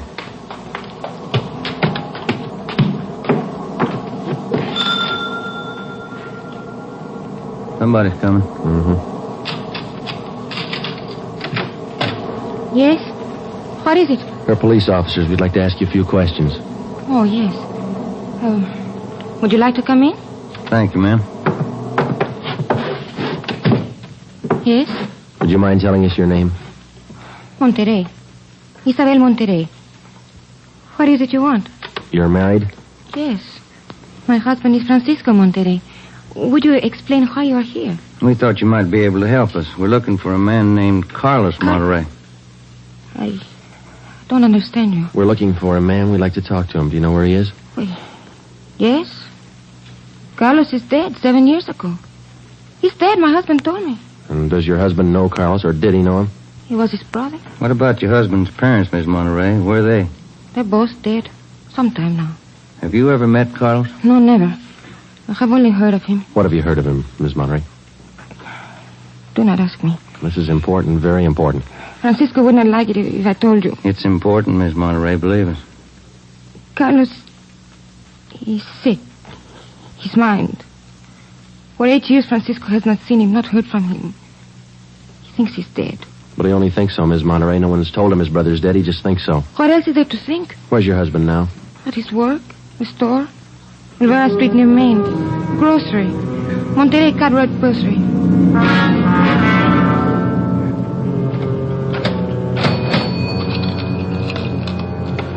Here's your change. Thank you, Mrs. Myers. Now, look, officers, you know how it is. You don't like to let these things get out. That's why I trust you. You can trust us, Mr. Monterey. We just want to check on a few things. Oh, fine. Always glad to help out if I can. Well, can you tell us if your brother was ever in a mental institution in his life? Oh, I know there was nothing wrong. 1923. Got a little bad, so Mom and Dad had to put him away for a while, just till he calmed down. I remember the day. Sometimes, dumb, stupid kid, what do he know? Standing there by himself in the train, crying. The public nurse, stupid way he cried. What do you do? I cried too. I was only 10, Sergeant. I saw him go. He was alone. Later on, Mr. Monterey, your brother was released from the state institution. Yeah, he was 16. And then he started running around, playing tough, carried a gun, lived by himself. He never came around. He dropped from sight about 1938. You haven't heard from him since then? Nothing. Never seen him. Do you know of anybody who might have seen him? Ooh, there was a girl he had. Anita something. On Soteo Street. Anita Martin, yeah, that's it. Soteo Street. Maybe she's seen it. Ask her. Maybe she's seen it. Carlos Monterey? Not in a year. Last March he was in. When I was working at the Peacock, down on South Main. He came in, we talked for a while. That was all. And you haven't seen Carlos for the past 2 months or so? I tell you, no. Has he written to you? Has he phoned you? Once, 3 weeks ago, he phoned. Here. He left a message with my girlfriend. But he didn't call back again. Now, that's it. That's all I know. Thank you, Miss Martin. Here's our card. If he does call, well, you'll let us know.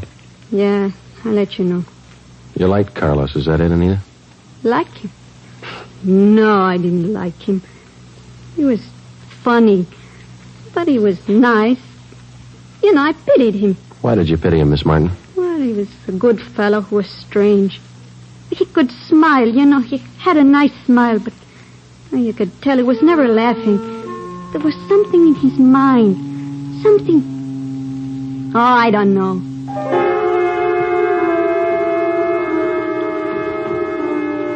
At least a year, closer to 2, I haven't seen Carlos. No letters, not a card, nothing.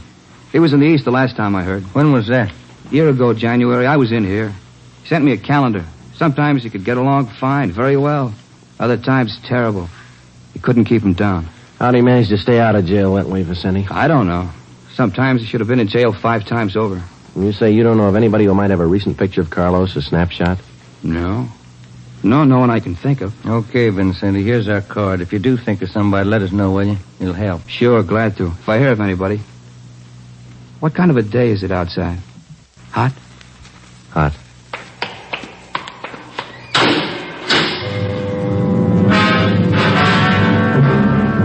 By 5 o'clock that afternoon, Ben and I were certain of one thing. Carlos Monterey was in the city of Los Angeles, somewhere. We drove back to the office and told Ed Backstrand about our interviews with Monterey's relatives and his friends. Inquiries and requests for further identification and information on him were immediately relayed to the state mental institutions. The 13-year-old picture of Monterey taken from the files was copied and distributed with a note of caution as to the age of the photograph. An APB was sent out. Stakeouts were placed at the home of Monterey's brother, at the brother's store, and at the apartment of Anita Martin. A special detail of 300 men was ordered to join the Dragnet already in operation. The details at the airport and the bus terminals were alerted, as well as the details at the Union Depot and the main post office. By 6 o'clock that night, almost 1,000 men were actively working at the job of tracking down Carlos Monterey. At 6:30 p.m., Ben and I drew a 4-hour relief period. We drove out to Ben's place, and his wife fixed us some dinner. At 10:30 that night, we reported into the office, picked up Ed Backstrand, and we drove out to join the manhunt. Unit 32R on the corner of South Flower and Loomis, the 390W, AMA 367. Unit 12A, code 1. 66A and 864 Wall Street. See the man about a 507, AMA 367. Unit 42, 5430 East Grand, apartment 10, 311, KMA 367. We cruised with the Dragnet operation until 5 o'clock that morning. Ben and I took turns driving. Actually, the tremendous job of scouring 500 square miles of city for one man was only beginning. Unless there was an unexpected break, the search for Carlos Monterey could wear on for weeks. It did. Night after night, the manhunt went on, and day after day. There was no break. 16 days later, on a Sunday night, I went to bed early. I read a while, and then I turned off the lamp and went to sleep.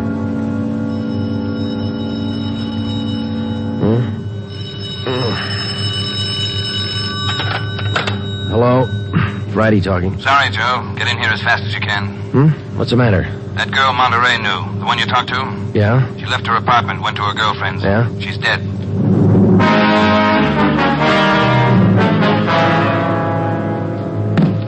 There it is. Ordinary red brick. Found it by the body. How long's she been dead, Skipper? She was seen alive about an hour and a half ago. Got 3 bare footprints. Good length of stride. Found them down in the lot beside the house. What do they look like? Same guy. First toe missing from the left foot. The same weight impression. Should be about 5'11". That checks out with what you got, doesn't it? All right, so it's the same guy. What about those shoes we found, Lee? Yeah, they correspond. They were impregnated with foreign matter. What'd you find? Particles of lettuce leaf, dry onion skin, traces of red cabbage. Maybe a vegetable counter. Maybe.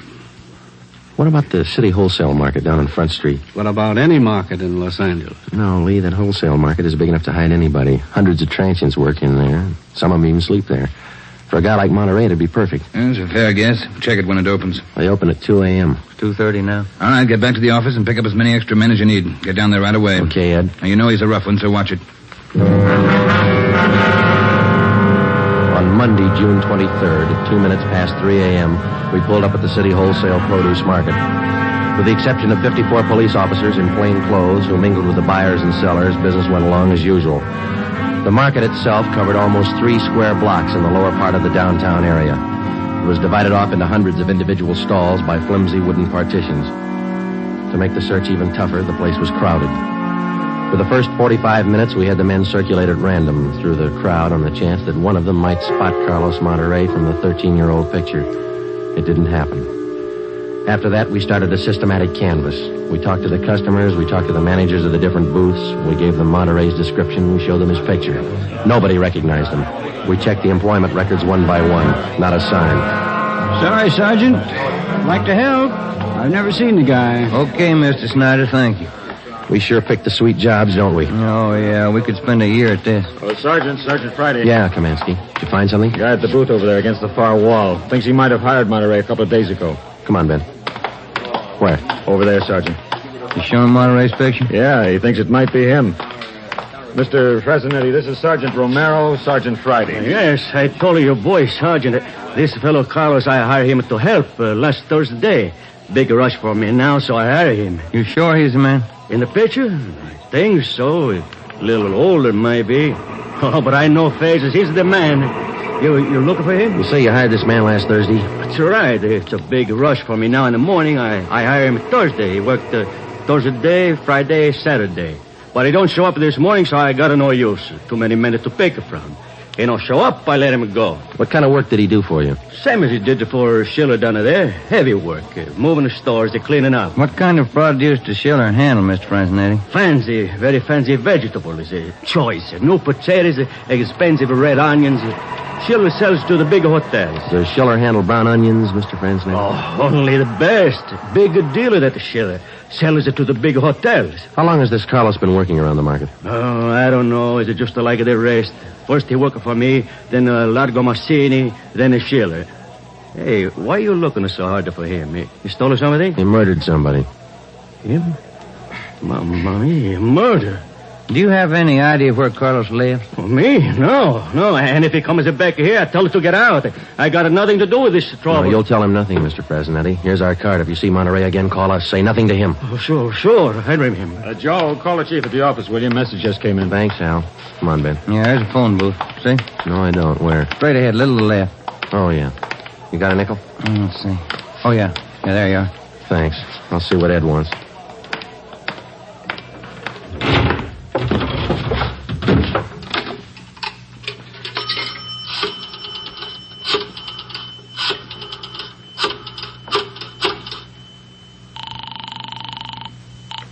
City Hall. 2511. 2511. Chief of Detectives Office, Hannon. Hi, Mike. Ed there? Ed, take it on extension 2, will you? Backstrand talking. Friday, Ed. Move fast on this one, Joe. What's up? Main post office. Carlos Monterey picked up a letter there less than 5 minutes ago.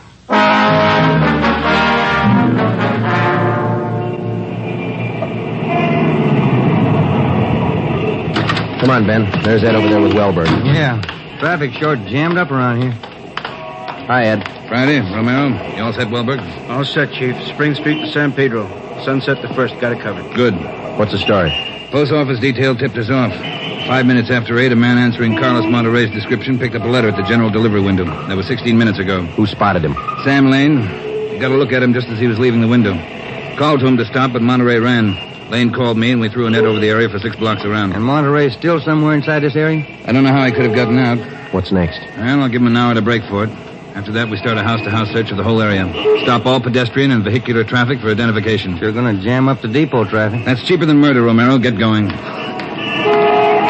first hour we counted off in 5-minute segments. Like Backstrand, we felt close enough to Monterey to touch him, but he still wasn't there. The north and south ends of the blockade started to move in, slowly, searching every store, every house, every conceivable place where a man might hide out. In the meantime, Ben and I worked the Spring Street side of the blockade, watching the faces of the pedestrians as they came through, one by one, examining all vehicles and their drivers. The morning wore on, the sun came out, and it started to get warm. By 11 o'clock that morning, Monterey still had not been found. The temperature was 93 in Los Angeles. It was still climbing. The search went on. At 10 minutes past 2 p.m., Backstrand made the rounds. How's it look, Skipper? Not good. Going slow. How much longer you figure? I don't know. It'll go to after dark, that's sure. District down here is like a rat's nest. Yeah. Nothing? Nothing. But he's someplace inside this blockade. He's got to be. Any chance of getting relief for the men in our squad? Some of them been working straight through since yesterday. I'll see. Check with me around 5 this afternoon. Thank you, Skipper. Keep a sharp lookout. One slip. That's all it takes. The search went on. At 3 o'clock that afternoon, the temperature was 95. We sweltered and we waited. At 3:45, Backstrand sent a squad of men into the Union Depot to search it from top to bottom. There was one false alarm when one of the men thought he saw Monterey slipping out a side door into a taxi. He turned out to be a train conductor. At 25 minutes past 4, Backstrand passed along the order to our detail to start moving in, house by house. It was a tedious job, and it went slow. The men were tired. At 5:30, the relief squad showed up. Ben and I stayed on.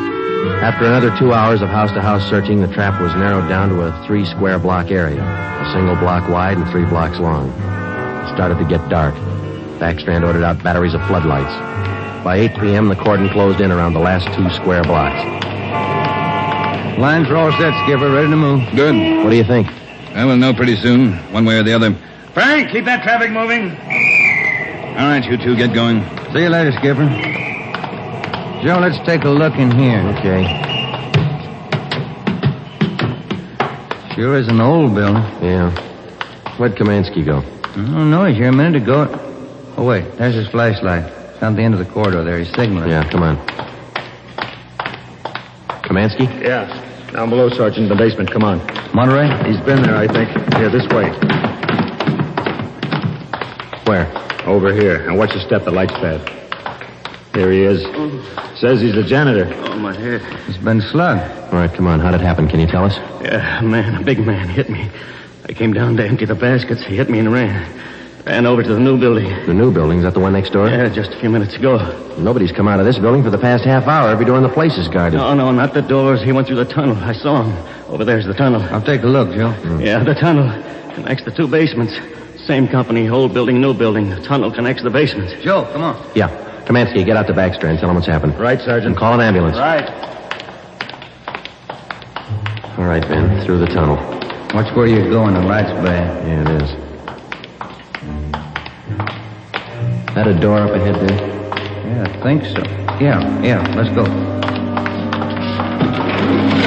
Good. There's a stairway. Come on.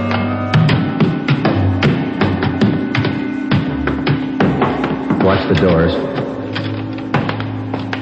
Joe, the elevators. They're both on the 3rd floor. Let's head for the stairs. Ben, come on.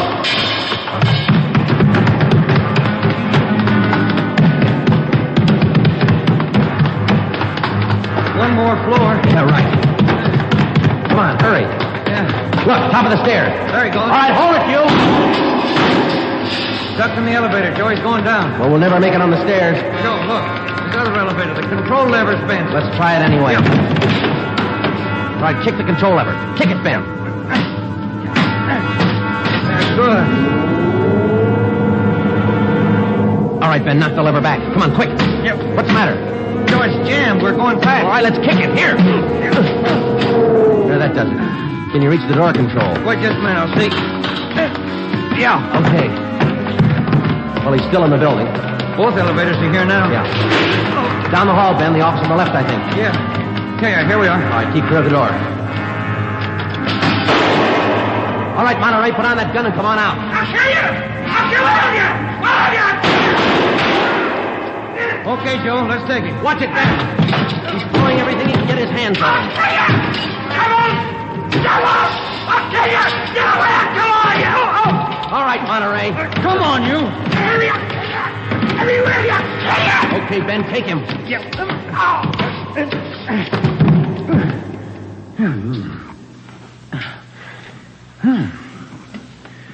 Nice looking guy.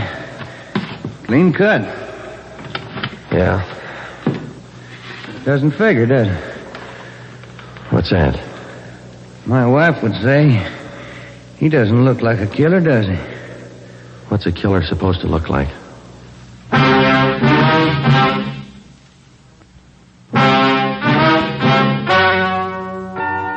story you have just heard is true. Only the names were changed to protect the innocent. Carlos Monterey was examined by 5 different psychiatrists appointed by the Superior Court and was found to be sane. He was tried and convicted of murder in the first degree. He was executed in the lethal gas chamber at the state penitentiary.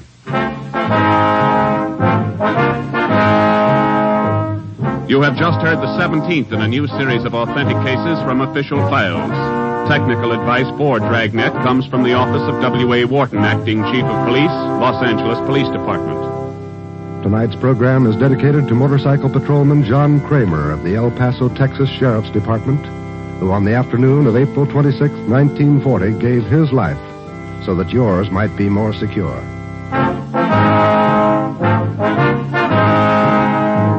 Dragnet came to you from Los Angeles. You're tuned for the stars on NBC.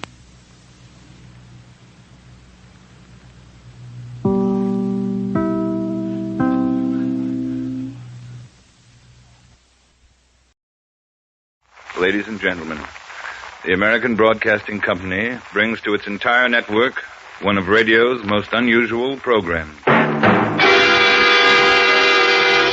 Pat Novak, for hire.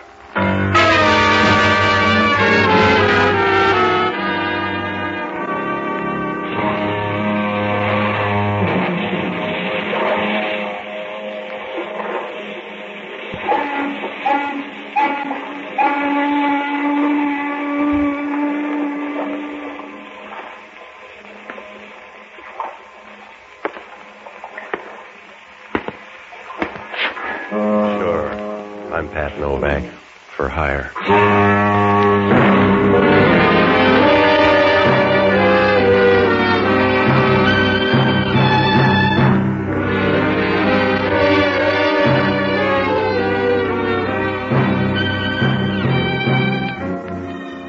That's what the sign out in front of my office says. Pat Foghorn, for hire. Oh, there are other ways to say it, but down on the waterfront in San Francisco, you gotta put your best foot forward. Especially if you want to trip up a friend. Down here, a friend is anybody who's been dead more than 10 years. And then it pays to watch out, because if you relax, somebody will come along and knock you on the back of your stomach. Works out all right, though. I rent boats and do anything else you can hide in the dark. It's about all you can ask, because along the Embarcadero, nothing's perfect except the heels. I found that out Wednesday afternoon. She was a lovely girl. The sort of person you'd expect to see in a choir loft. About 3 hours after choir practice. Her hair was red. Her eyes were as cold as rigor mortis. And you knew the first time you met her that you'd been seeing her too often. Must have been about 5 o'clock in the afternoon. I was walking down toward Pier 19 when she pulled up alongside of me in a cream convertible. Can I give you a lift? You already have. Well, is that love or reflex action? What's on your mind? You are Mr. Novak, but don't put on your tracksuit. It's a business matter. Well, in that case, you've got a name. I'm Con Regan. I went by your office a few minutes ago, but you were out. I'm in now. Go ahead. It won't take me long, Mr. Novak. Stay away from Rory Malone. Well, I'm doing all right so far. Who is he? He's important to me. I don't want to lose him, Mr. Novak, so please stay away. Go tell a girl. I don't even know the guy. You will, if you're not lying now. He's a prize fighter, and someone's going to try and hurt him. And you'd rather hurt him first. I'm willing to pay you to stay away from him. Suppose I'm going to see him a lot. Will you pay a lot? I'll give you $300. All right, Mr. Novak? You know, you're not smart, Angel. If you're pressing that hard, the other team's going to bid, too. The answer's no. I'm afraid that's up to you. But I'm warning you, don't do it. Please don't do it. Yeah, that's what Mother used to say. I'm still all right. Maybe Mother liked you better, Mr. Novak. See you later.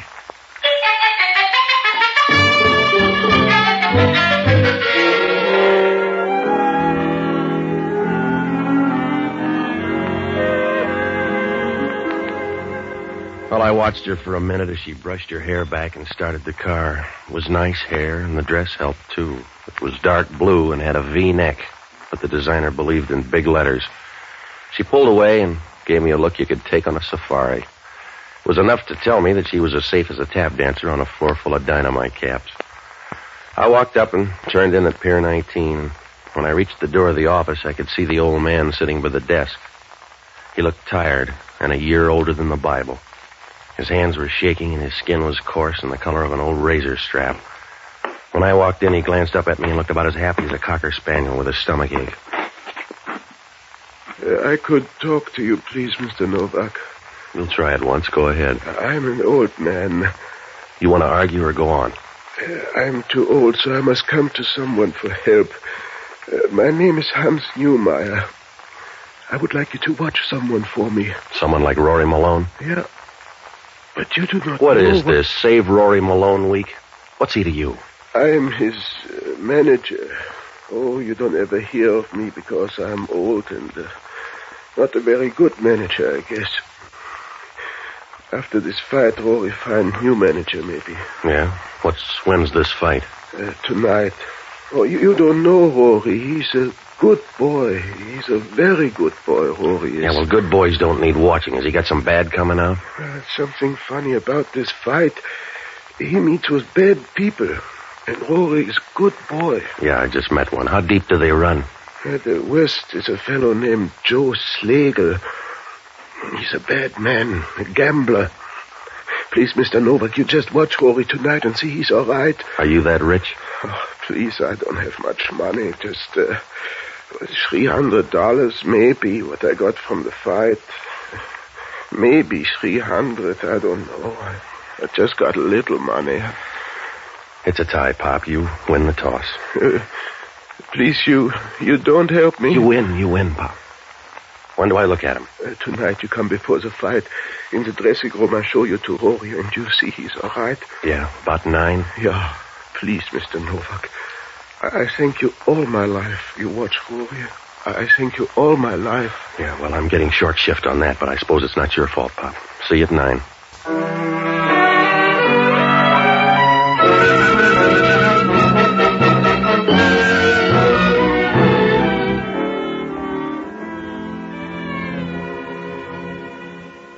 Well, I felt sorry for him when he turned and walked out of there. I could afford it. With $300, you can buy a lot of crying towels. At the door, he turned and smiled once before he shuffled out. He moved down the pier with a nervous, uncertain motion like a flower petal in a warm wind. When he disappeared, I took a cab and rode up to the press club. Oh, I found out a lot about Rory Malone, and most of it was good. He was a lightweight, and Hans Neumeyer had picked him up and brought him through the prelims up to main event stuff. He was fighting tonight against a Cleveland boy named George Zarek, and the betting was even. I ran into a Chronicle man whose wife divorced him and named a fight club as correspondent, and he said not to worry about Joe Slagle, that Rory Malone fought for purses, and that's all. He knew about the girl, Con Regan, but he didn't want to say much, just that she was a fast 5-gated horse trying for 7. Well, I had some dinner, and I went over to the arena about 8:30. When I walked into Rory Malone's dressing room, Hans Neumeyer wasn't anywhere around. I stood over in a corner and watched him get ready for the fight. There was enough liniment being thrown around to keep an old lady's home spry for years. The other handlers were in, watching him tape up Malone and put on the gloves. Most of the people cleared out then. Malone shadowboxed a minute before a second threw a robe around his shoulders and shoved him toward the door. As he passed, I fell in beside him, and we started walking under the arena. A few feet down, I bumped up against him. What? Sorry? About what, Hans Neumeyer? Who are you? Where's Neumeyer? What do you care? My name's Novak. I'm supposed to meet him here. Do you know where he is? No, he didn't show up. He's probably out drunk. Does he drink? No. Well, that's a funny answer. I don't know where he is. All I know is I need him tonight. I gotta get up to the ring. I'll go with you. Suit yourself. You gonna win tonight? You never know. Sometimes you do. Mister, You're either too smart or too dumb. What's the difference? You can't fight twice in one night. I want to talk to you, Rory. Not now, Kitty. After the fight. Please, Rory, talk to me now. Kitty, you're crazy. This guy's standing around, a lot of other people. What do you want to do? Put it on the radio? Where's Hans? He hasn't been around. Where is he, Rory? I don't know, Kitty. If I knew, I'd get him. There's something wrong, Rory. I've been watching. I know there's something wrong about this fight. Yeah. There's only going to be one guy fighting if you don't let me out. Please, Rory, don't brush me off like a dumb fly. I know there's something wrong. I don't want you to get into trouble. All right, Kitty. Oh, don't say all right when you know how I feel. Oh, let's talk about you and Joe Slagle. Oh, please, Rory. You don't know what it's like to see somebody you love go crazy. Your dough is safe, Kitty. That doesn't count. You know that doesn't count, Rory. The little money I've saved doesn't count next to you. Oh, please, Rory, don't do anything wrong. I'd die. I'd die of terrible heartbreak. It hurt me all my life. Stop it, will you, Kitty? Now stop crying. Don't worry, I'll win. Just don't let anything happen, Rory. I won't. I'll see you after the fight. Coming, Novak? Yeah. You're real good with your women, Malone. After this fight, I want a match with you, Novak. I've met two of them, and they both have you in their dream books right on the flyleaf. I'll remember. Talk some more. I'll talk enough to tell you that you're being followed about 12 inches behind. That's right, Malone. Keep walking. Turn in the next door. Hey, wait a minute. You better walk, Malone, unless you can outrun a bullet. You too, mister. I agreed an hour ago. All right. Open the door for him, Eddie. Okay. You stand over here. Now, Malone, take off your glove. I'm gonna need it. You're gonna be eating teeth. Take off your glove. Help him, Eddie. Yeah. That's it. Hold him on the other side, Steve. Put his hand on the table, Eddie. Now give me the block. Yeah. You can cry, Malone. It's gonna hurt.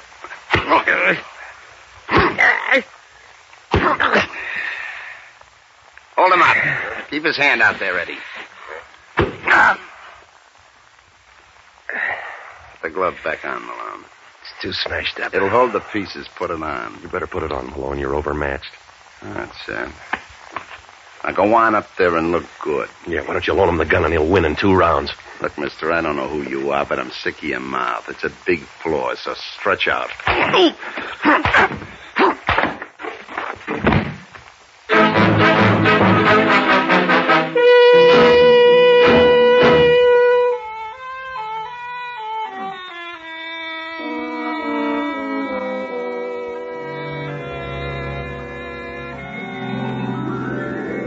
During the next 2 hours, they either moved me or the arena because I woke up in an alley down near the Golden Gate Theater. It was in back of a restaurant, and I was lying there trying to look good in a mixed green salad.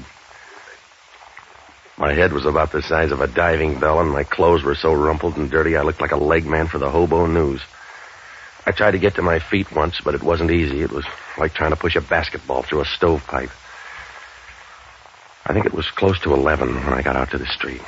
I didn't even buy a paper to find out about the fight. I grabbed a cab and went up to my apartment to iron out my spine. It was a good idea, but the girl at the desk had a message from Hans Neumeyer.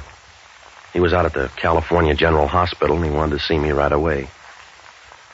When I got there, he was at the end of a ward on the 3rd floor, but the duty nurse wouldn't let me by. Oh, she was a real pretty nurse, if you like pure mammal. Somebody buzzed, and when she oozed down the hall, I ducked into the ward and started looking for Hans Neumeyer. It was dark, and he was away down at the end behind a white screen. He looked tired, and his eyes were moist and soft, like a ripe fruit that's just been squeezed too hard. Please, Mr. Novak, you come to see me. Yeah, just as soon as I got your message. You make mistake with Hans. I don't send message. Somebody wants to be your secretary. What happened to you? In my room. I just go to my room. Somebody is there. I don't know. Rory is all right? I limped a little, mister. Your boy got his hand smashed. Rory is a good boy. He's got a good girl. Who's Kitty? She's go with Rory a long time. Save money to marry with. Wait a minute. Keep still. Something the matter? Yeah. Somebody coming. Down this way. Come here behind that curtain. Maybe Rory comes to visit me.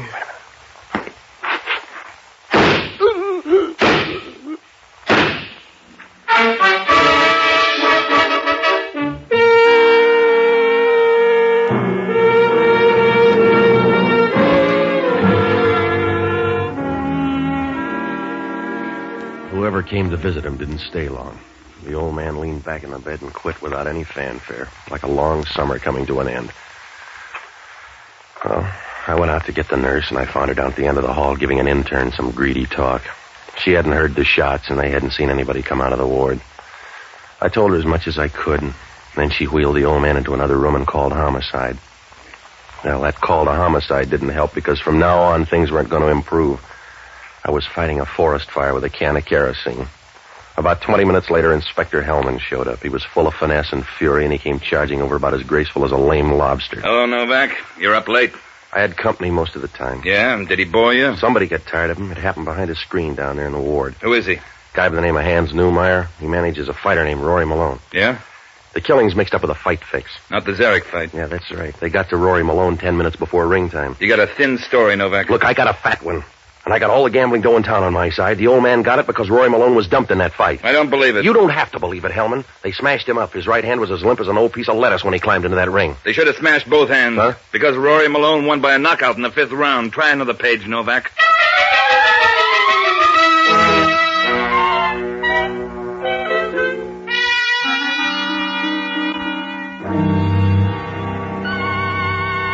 When Hellman told me Rory Malone won that fight, I might as well have handed him a feather.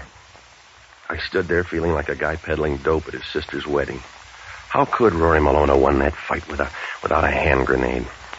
When I saw the hand, it wasn't strong enough to flatten a piece of silk on an ivory table, and yet he won by a knockout in the 5th round. Well, it pointed to one thing. Zarek had taken a dive. But why the double fix? Why had they smashed Rory's hand? Oh, it was a goofy pitch, like sending for a plumber to fix a hole in Boulder Dam.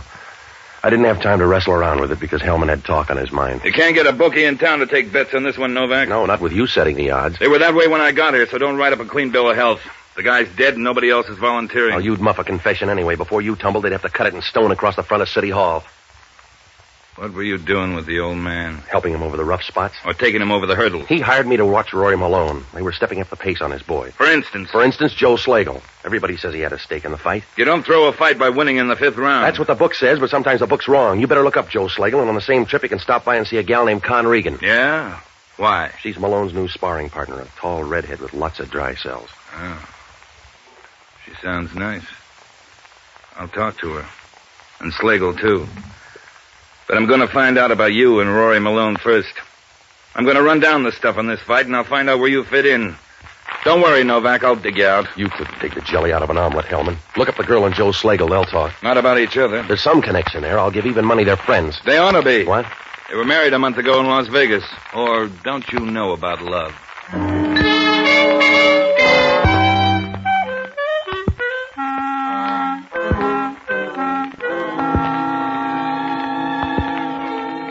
Hellman stood there a moment and smiled like a guy who's just killed a landlord. And then he turned around and walked out. Well, I stayed until they wrapped up the old man, and after that I went to the Chronicle office and pulled the clips on Joe Slagle. He'd been to 3 jails and gotten his master's at Alcatraz, and there were some pictures of him at the racetrack. He had a face any museum would buy and a forehead that was so low he must have had to look down to see his hairline. There was one other thing about him I noticed. He was the same guy who'd smashed Rory Malone's hand. I began to wonder about that friendship, but it was getting late and I had to work fast, so I looked up the only honest guy I know, an ex-doctor and a boozer by the name of Jocko Madigan. Well, he's a smart guy until he decided a head on your beer is worth more than a head on your shoulders. I finally found him in a little joint down on Geary Street talking some woman into giving up all men under 50. Ah, Patsy. I've missed you in a rather trivial way. Yeah, all right, Jocko. I'm giving this woman a lecture on diminishing returns. Jocko, will you stop drinking long enough to listen? Patsy, you fail to understand my drinking. Actually, I hate whiskey, but I go on drinking as a sort of sop to Providence. Yeah. Because everyone knows the guardian angels take care of small children and tipplers, and since I've passed the age where I look well in rompers, this is a very clever dodge to get a little outside help. Jocko, are you ever going to change? Patsy, don't Don't you know what a burden change is to a man as old as I am? Oh, yeah. Oh, it's not the change we mind. It's the way it happens, by degrees, never giving you a chance to remember anything else. Oh, it's heartbreaking, Patsy. All right. It's like visiting a half-forgotten neighborhood. It hasn't changed completely, just parts of it. A few old houses and some human remnants is still around, enough to remind you of the change, but never enough to make you happy. It's that way with growing old. Will you listen? They don't allow you to grow old suddenly and leave. They insist on this policy of having you dribble off into eternity. It's undignified, Patsy, feeling like a bowl of old dishwater with the stopper pulled out. Jocko, I want to talk to you. Oh, why didn't you say so? What's the matter? An old guy by the name of Hans Newmeyer is dead. Oh, bless him. Homicide's full of fever. They think I killed the old man. What did he do before he stopped doing it? A fight manager. He hired me to watch his fighter, Rory Malone. He should have hired a team because somebody got to him in the hospital tonight. How do you fit in? I was just passing through when the noise started. That was General Custer's problem. It's tied up with tonight's fight. Newmeyer was afraid of a gambler named Joe Slagle. He was around tonight and smashed Malone's hand before ring time. That's a hard way to lose. Yeah, well, it's a harder way to win. Malone won by a knockout in the fifth. Was he fighting his father? I'm not getting any place, Jocko, and I'm doing it in a hurry. It's a bad fit all the way around. They took 2 tries to get the old man, and if Slagle bought the fight, why'd he smash Malone's hand? Let's have a drink. Jocko, you gotta help me. Oh, it's the thirst that's confusing. I want you to get up to Rory Malone's place. You can find it in the book. Go through his stuff and try to pick up a lead, will you? Why don't you do it? I'm gonna look up a girlfriend named Con Regan. She's married to Slagle, but she's trying to work Malone into the act. Oh, well, in that case, I'd be in the way. Look, I'm in a spot, Jocko. Now get up to that apartment, will you? What if Malone walks in and finds me going through his stuff? Stop worrying. Well, he almost killed a man with one broken hand. Suppose someone smashed the other one.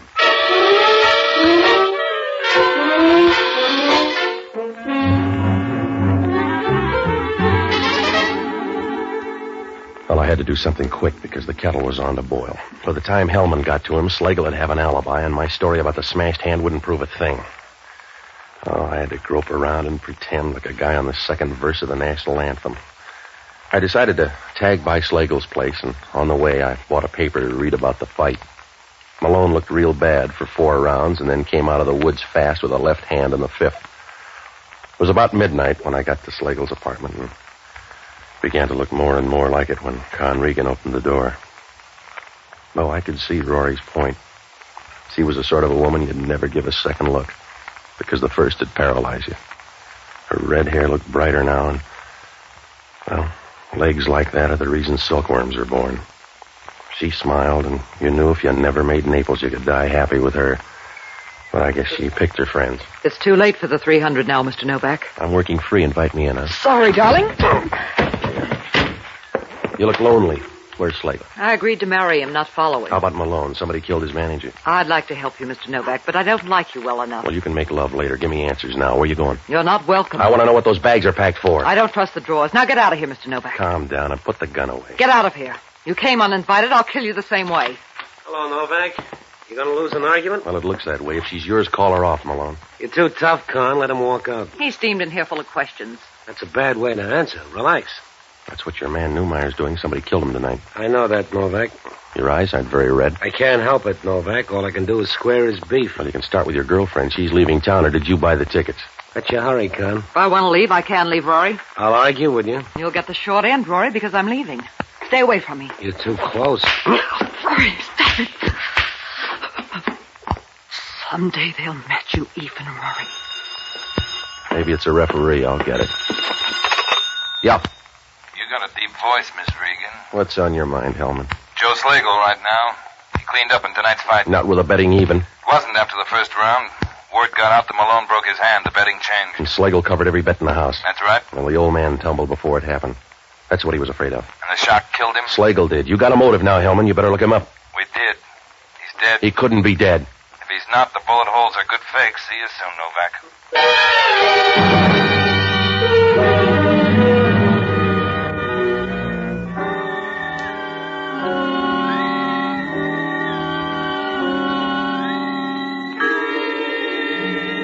Well, I didn't talk to the girl and Rory because I knew they'd dummy up on me and I had nothing to go on. Oh, it was like trying to build a wall out of jelly consomme. Nothing added up now. Whose side was Rory on, and where did that other girl, Kitty, fit in? My luck was on the black market tonight, and I knew it. So I went by my place to check with Jocko. He was in the kitchen, and he looked worried. Ah, Patsy, I was going to break open the thermometer until I found this bottle in the closet. All right, Jocko. What'd you find out? That it pays to know Joe Slagle. There's a $20,000 check in Malone's desk. Slagle signed it. He could afford it. Somebody killed him an hour ago. Where was Malone? I don't know, but that's not gratitude. Well, maybe he'll wire regrets. You'd better get up there. All his stuff's packed for a long trip. Well. A couple of trunks and all his bags. Does that sound like a weekend party? I don't know, Jocko. He's kind of fancy. Maybe he likes a lot of laundry.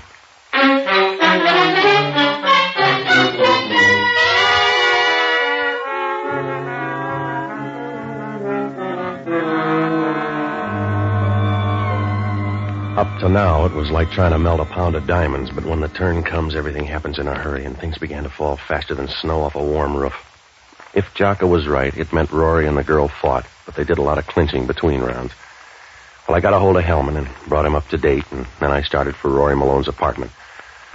When I got there, Hellman was outside the door listening, as quiet as a washing machine full of pebbles. They must be in the back room. I can't hear a thing. You couldn't hear a rifle shot in a boxcar, Hellman. Let's get a better view, huh? Hello, Novak. Gonna miss your train, Malone. I don't believe you. It's a chance to bet, Mr. Novak. This is Inspector Hellman from Homicide. Well, you guessed wrong, Inspector. I'm covered for Joe Slagle. Novak here's alibi from Miss Regan. We can check. You're scraping bottom, mister. We can start with that $20,000 check from Joe Slagle. That's where you'll stop, too. That $20,000 covered a sale of my contract. The fight commission can beef, but that's all. You ready, Con? I hope you are, too, because you're going downtown. Look, fella, you can make us miss a train, but we'll catch the next one. You're wishing now, Rory. Who's this? A fast friend with a slow burn. Hello, Kitty. Your boyfriend's gonna leave. Say goodbye. Please, Rory, you're crazy to go with her. She makes me that way, Kitty. I'm sorry. Rory, I've done too much for you. I've kept loving you all this time. You can't leave. You can't leave now. I don't want to be alone. Buy a dog, then. Oh, no, Rory. No, I won't let you go. You're too good with guns. Drop it. You better take her, Hellman. She's anxious. Oh, please, Rory. I loved you too much for this. I loved you enough to kill somebody. You can't leave, Rory. You can't leave me to myself. When the guy comes, tell him where the baggage is. What'll become of you, Rory Malone? What'll become of you, Rory Malone, when you have to think about me? When you hear the sound of me in your head? Oh, you're brave, Rory. You're brave to leave me alone. Come on, Con. In a place like this, we're wasting you. Come back! Come back, Rory Malone! Come back long enough to watch them laugh at me. Watch them laugh at me for the fool I am. Oh, it's the great fool of the world I am.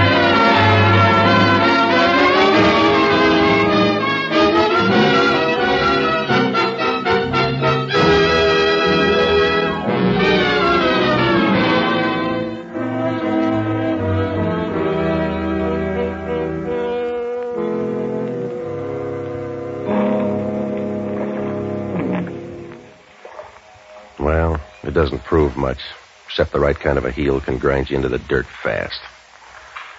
Well, Hellman pieced most of the story together. Slagle and Malone planned the fight, and it went off without a hitch. Slagle bought off the other fighter so that Malone could win as soon as the bets had been covered. Hans Newmeyer had an idea, but he liked Rory too much to believe it. They found out he was coming to me, and Con Regan tried to scare me off. She looked too good to Rory, and the scheme started to grow.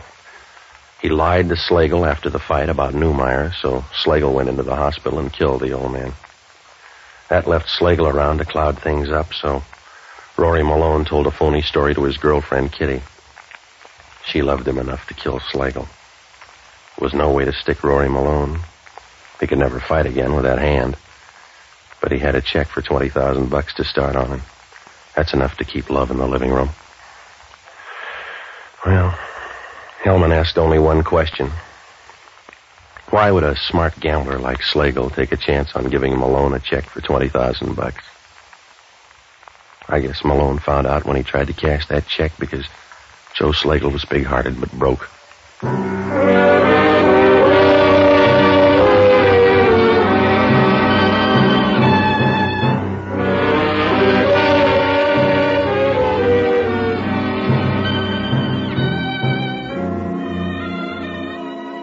American Broadcasting Company has just brought you the 6th of a new series, Pat Novak for Hire, starring Jack Webb. Pat Novak is produced and directed by William P. Russo. Jocko Madigan is played by Tudor Owen. Inspector Hellman is played by Raymond Burr. Music was composed and conducted by Basil Adlam. In our cast were Yvonne Patey, Stephen Schnabel, Frank Lovejoy, William Baeff, and Ted DeCorsia. This program is being released to our servicemen and women overseas through the worldwide facilities of the Armed Forces Radio Service. Be with us again next week when over most of these same ABC stations, we will bring you Pat Novak for Hire. This program came to you from Hollywood.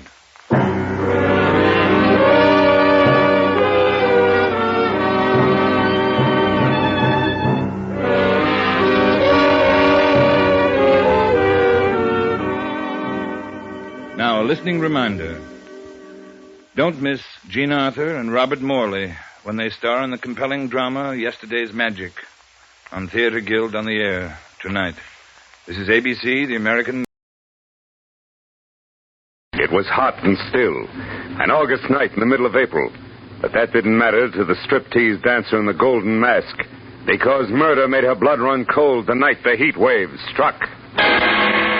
From the pen of Raymond Chandler, outstanding author of crime fiction, comes his most famous character in The Adventures of Philip Marlowe.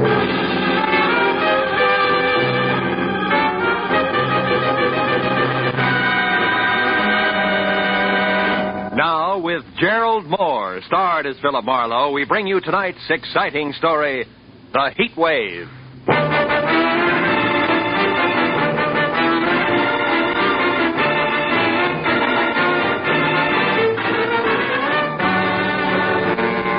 Spring was only 3 weeks old, but the sun bore down on Los Angeles with the middle of the summer vengeance. At noon, it was 102 in the shade, and by 3:30, with doors, window, and shirt collar all open as far as they would go, I still sweltered in the kind of heat that wilts both your clothes and your character, as I tried to make sense from the crisp words of a telegram I just received from one Karen Driscoll, Jr., no less, of Nob Hill, San Francisco.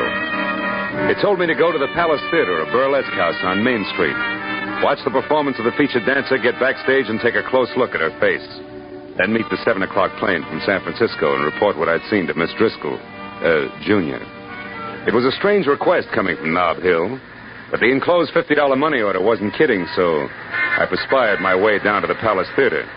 There, instead of the usual 30 beautiful girls, 30 sign over the marquee, was a 50-foot gold banner that screamed, "The Heat Wave, who is she?" And the showcase cards that led to the box office were all a circle of question marks that centered a woman wearing a strange gold mask and little else. I bought a ticket and went inside in time for the tail end of the matinee. A baggy-pants comedian was just winding up a corny south-of-the-border routine as I sat down. But there was Manuel, my brother, Manuel Labor.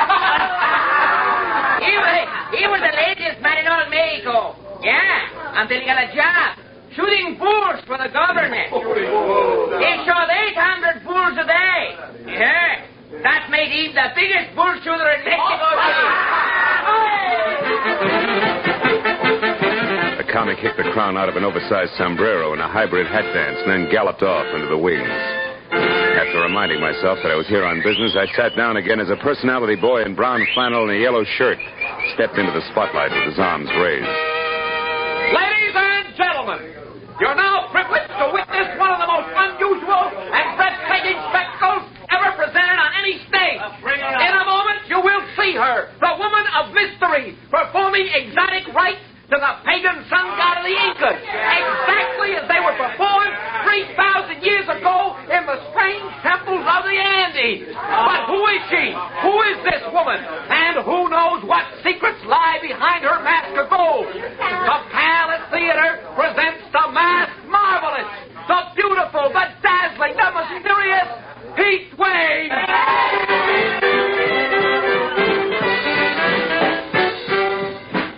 I had to admit it. This was special. She was the color of alabaster and as supple as a cat, and as she moved across the stage, she got more convolutions out of her two arms than a restless octopus could with 8. Her costume from the neck down was about as sheer as a new spider web. And above that, and covering her face completely, was a gold mask, grotesque and glistening. As the dance headed for a climax designed to knock the cash customers right out of their seats, I reminded myself again that I was here on business.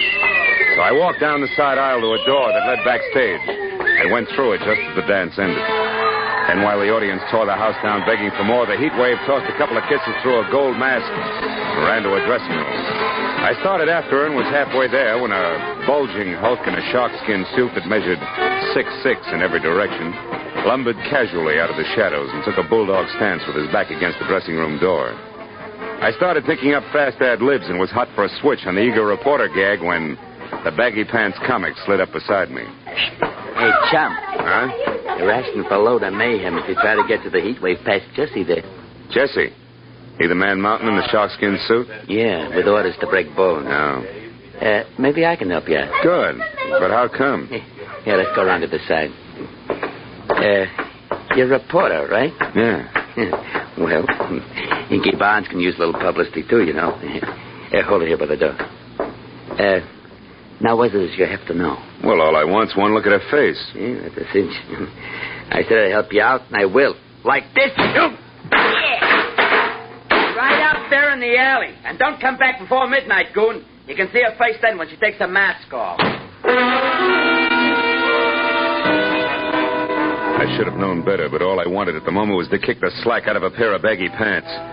So I bounced back up the steps, jerked the door open, and ran head-on into 3 square yards of sharkskin suit. It was Jesse. You ain't welcome around here, bum, so stay out. Have you got it? Okay, Jesse, let's say I've got it. Yeah. Also, don't drop it as you walk away.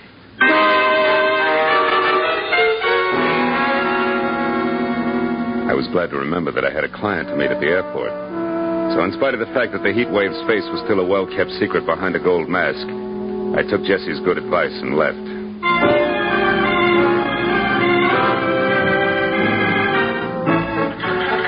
Flight 11 from San Francisco arriving at Gate 4. Will Dr. Robert Reamer please report to the information desk? When the plane taxied to a stop at the airline's gate, it was 7 o'clock sharp. And as the passengers unloaded, a tall, sinuous brunette with arched eyebrows, an imperial gesture, and a hat that had kept some imaginative milliner out of the red for several months had to be Miss Karen Driscoll, Jr. I introduced myself, ushered her to the cocktail lounge, and when a Gibson sparkled in front of each of us, she got down to business. Well, Marlowe, did you see her? Yes and no. I have a photograph here. Look, is this the same girl? It's a headshot. It's pretty, but no help, Miss Driscoll. You didn't see her face then? No. Look, Junior, do I refund your money now or start asking questions? Don't be ridiculous. I must know who that girl is, and I'll tell you why. This picture is of my sister, Midge Driscoll. Oh? Think your sister's the heat wave? Yes. Oh, she's doing it to humiliate me, Marlowe. Tomorrow I'm being married to a man whose family is distinguished in diplomatic circles. No? And this burlesque heat wave woman is to be revealed at midnight tonight. If she is my sister, can you imagine what the papers will do with that story tomorrow morning? Yeah, some wedding present. But your own sister, I don't get it. Why? Oh, it's an old hate, Marlowe. Midge lost a love affair, and I won it years ago. She's never gotten over it. Oh. And she's done things before. The day I was elected president of the Metropolitan Club, she faked an elopement with my chauffeur. The night of my engagement party, she rode a horse into the Flamingo Room. A brawl started, and she spent the night in jail. I see what you mean, but this heat wave's got a lot of talent for burlesque. A lot of experience in a line. In fact, she's a sensation, let's face it.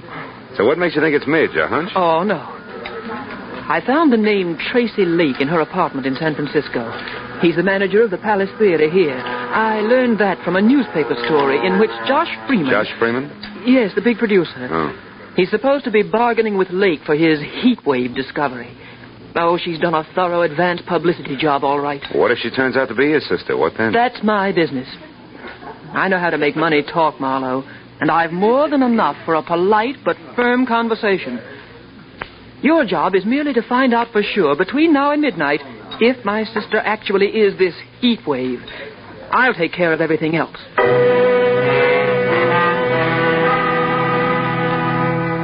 Karen Driscoll, Jr. gave me her local phone number, then got up, cursed the hot night, bid me hurry, and summoned a taxi. All control with a regal wave, one hand. And I was left to my own devices in something less than 5 hours to make them work in, so I drove back to the Palace Theater, which was stalling until midnight by showing a triple feature movie. Paid another admission and slipped backstage again. It was deserted except for 2 electricians tied up in pinochle under the switchboard light. The Heat Wave's dressing room was locked. Jessie was nowhere in sight, and I was about to leave again when I heard a familiar voice cooing into a dark note that turned out to be a phone booth. It was Hinky Barnes, the baggy pants comic. Beauty to the beautiful, you know. Hey, listen, baby. About that other deal, did you talk to her? She won't. You sure? Yeah. Yeah, well, look, I gotta talk to you. How about dinner? You can't? Well, I know you got things on your mind, but... Yeah, honey, I know you're tired. Well, okay. Don't worry, things are gonna be okay. You'll see. Bye-bye, baby. Hey, Hinky. Oh, you again. Yeah, that's right. That brings us up to date, even Steven.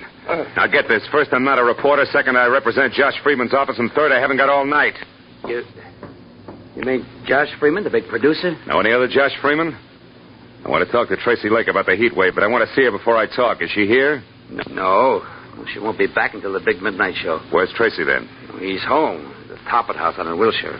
About 2 blocks down from Arthur Murray's. Hey, but listen, tell me something. Is Josh going to make a star out of her? With a talent like hers? What do you think, Hinky? I left Hinky with his mouth hanging open and the fire of ambition burning like an alcohol lamp in each eye as I drove out to the Toppet House on Wilshire. Leaning on the bell at Tracy Lake's apartment, I got ready to be a hard-hitting, practical-minded producer's right-hand man. Yeah, what is it? Tracy, my name's Marlowe out of Josh Freeman's office. Caught the Heat Waves Act this afternoon. Willing to wrap her up and take her home right now. But not sight unseen. Who is she? Wait a minute. Huh? You say you're from Josh Freeman, Marlowe? That's right. And I got a blank check right here in my pocket. Authorized to fill it out unless you're completely unreasonable. I see. Well, now, look, Marlowe, this heat wave thing is going over 1,000% better than any of us expected. Yeah, I know. But you see... The price is high already, and the bids have only started to come in. Oh, excuse me. I just opened a bottle of Paul Masson over there. Help yourself, Marlowe. I'll be right back. A perfectly good telephone sat within an arm's reach of Lake. But instead he went down the hall to an extension and closed the door behind him. It was distinctly malpractice, but time was running out on me, so I picked up the phone and listened. Is Mr. Ridgely the jeweler? Oh, yes. What is it, Ridgely? The bracelet you selected is ready now. We can deliver it immediately. Fine. Goes to Miss Nita LeVar, 44 Edgewood Terrace. Oh, enclose a card. Don't worry, darling. You're my real heat wave. Sign it, Tracy. Lovely, lovely. And the engagement ring? The sunburst? Yeah, that's for Miss LeVar, too. But deliver that to the theater at midnight. You got it? Yes, indeed, sir. Thank you. And congratulations. Tracy Lake and Nita LeVar. Who might she be? Sorry, Marlowe, a little personal business. Now, you were saying... Yeah. I was saying I can hand you a nice fat check if this mass marvelous is really okay. You're building up to quite a surprise, Tracy. You must have something. Yes. Indeed I have, old boy. Plenty. Yeah? I can't reveal the lady's name until midnight. All right. Play coy. What's her background? Has she got class? Class? Marlowe, you wouldn't believe it. Not blue book stuff. Society girl in burlesque? Why, anything's possible, Marlowe. Sure. She could even be from Nob Hill, huh? Yeah, like I said. Anything's possible, sure. Okay, Tracy, that's what I wanted to find out. See you after the unveiling, and you got a great night for it. Oh, Marlowe, I suppose Big Ed Peters is in on the deal as usual, along with Josh? Yeah, it's a regular Josh Freeman deal, just as usual. See you later, Tracy.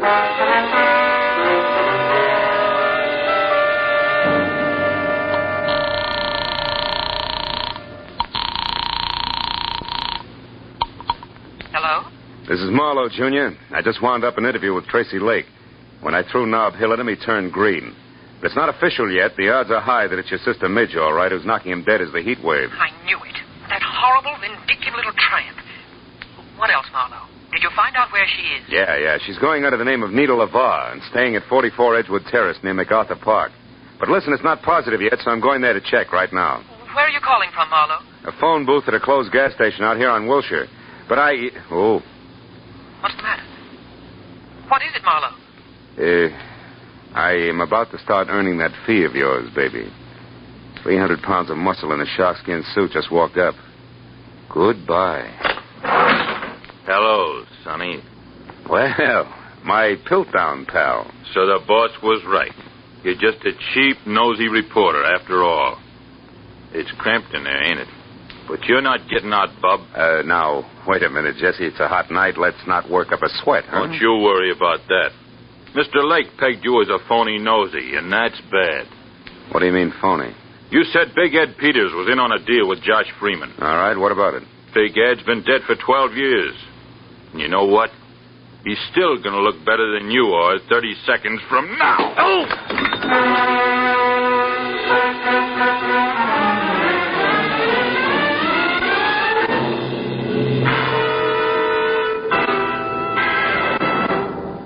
In just a moment, the second act of Philip Marlowe. But first, tomorrow night, in order of their appearance, you'll hear Joseph Cotton, Ozzie and Harriet, Jack Benny and his gang, Amos and Andy, Sam Spade, Lum and Abner, Helen Hayes, Eve Arden, and hold tight now, a special show with Bing Crosby, Bob Hope, Claudette Colbert, and Dinah Shore, over most of these same CBS network stations. And Jack Benny with Mary, Phil, Dennis, Don, and Rochester will be heard over them all. Now, with our star, Gerald Moore, we return to the second act of Philip Marlowe and tonight's story, The Heat Wave.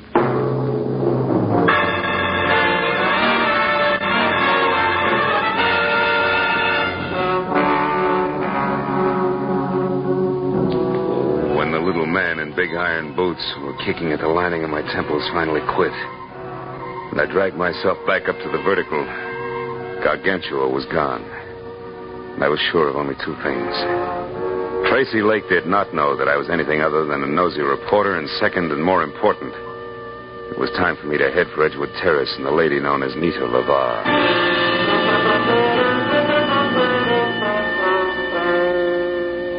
As I started for the front door of number 44, which was an all-alone stucco under tile L-shaped that showed a single light, the little men in iron boots went to work again. It reminded me that it might be healthier if I first found out exactly what was waiting behind the mat marked welcome.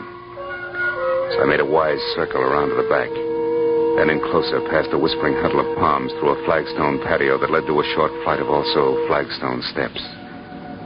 But there, when I was only a few feet from an uncurtained window, I stopped at the sight of something I hadn't expected. It was the body of a woman lying in a twisted heap at the bottom of the stairs. When I moved closer, I saw that the ugly cut on the side of her head that had killed her had come from the jagged edge of the last step. I also saw that the woman was Midge Driscoll.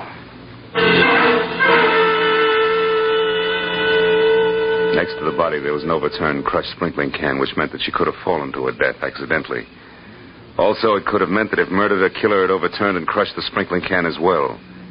I was somewhere between the two thoughts when I heard a car brake to a stop in front of the house. Then high heels on a cement walk. I quietly moved around to where I could see something tall and blonde who, in a better light, would have been better looking. Good evening. What? Who's there? Name's Philip Marlowe. Mean anything? Nothing. Then try this. I'm a friend of Midge Driscoll's. Midge? I never heard of anyone by that name. I'll bet. Step up a little closer, honey. Now, wait a minute, Mr. Bright Eyes. Midge! Yeah, Midge. And Driscoll. Name you never heard of, remember? Now, what do you say? Do we play it straight? Yeah. I'm Nita LaVar, Mr. Marlowe. Baby, you're getting in deeper by the minute, and by that I specifically mean that Midge Driscoll here and Nita LaVar are one and the same. Oh, you're crazy. I know my own name. It is and always has been Nita LaVar. That's Midge Driscoll. All right, since you've grown so cooperative, maybe you can tell me why she's dead. Well, it could be that she fell down those stairs. An hour before her unmasking is the heat wave? Heat wave? You know an awful lot, mister. How come? It's strictly business. I'm a private detective with clients. We'll talk about that later. Right now it's time to go in and call the police. And don't tell me you can't find your key. Don't worry, private detective. I won't. Here, catch. Got it. Now let's get inside. But let's not call the police, huh? Why not? Are you afraid that they'll... Oh, I see what you and that pretty little gun mean. I'm glad. I'd hate to have to shoot you. Why, want a night your quarter? Don't be funny. I didn't kill Midge. Then why no police? For a very good reason. Until tonight, Marlowe, I've been the heat wave. The substitute heat wave for Milady there, who didn't have the time or the talent for the build-up to the great joke she was going to pull on her sister. You mean you were the one I saw today? The one everybody saw every day. And liked. Liked so much the business boomed and all the heads in the front row weren't bald. Which has what to do with me calling the police? In general, everything. In particular, my career. I tried to get that crazy kid there to back off and let me go on with the act that she'd kill after one performance, but no. Miss Bunny Moneybanks wouldn't hear of it. Now that she's dead, you're in, is that it? Solid. And that's also the reason why I don't want to spend the next 2 hours talking to cops. So go on, put the key in the lock, turn it, open the door, and walk in. What happens then? Then, Mr. Marlowe, we call Tracy Lake and arrange for a playmate for you. Playmate named Jessie, maybe. A playmate named Jessie. And no maybe.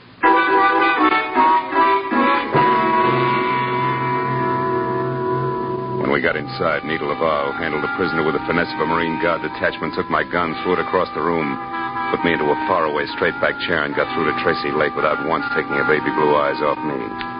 Then when she told the man she called Darling all about Midge's death, which could have been for my benefit, she placed a rush order for the monster. After that, she hung up, sat down, lit a cigarette, and waited. But a second later, she was back on her feet. When I said that friend Jessie was fast, she said I should shut up and more. Listen, Marlowe, you do exactly as I say. Coming! Now stay right where you are and don't so much as open your mouth. Who is it? It's me, Nita. Hinky. Oh, good. Come on in, Hinky. Hello, Nita. Hi. I just happened to be going by, and since I knew it was Midge's night, I thought that... Never mind what you thought. Just come in and listen. It isn't Midge's night, Hinky. It's mine. And don't ask questions now. Here. Ooh, what's the gun for, Nita? What's the matter? A private detective, but public nuisance named Marlowe. Marlowe, a detective? Mm-hmm. You told me he was from Josh Freeman's office. Ah, he was lying. Now, get this, Hinky. Midge Driscoll is out and back, dead. But why? I don't know why, and I care less.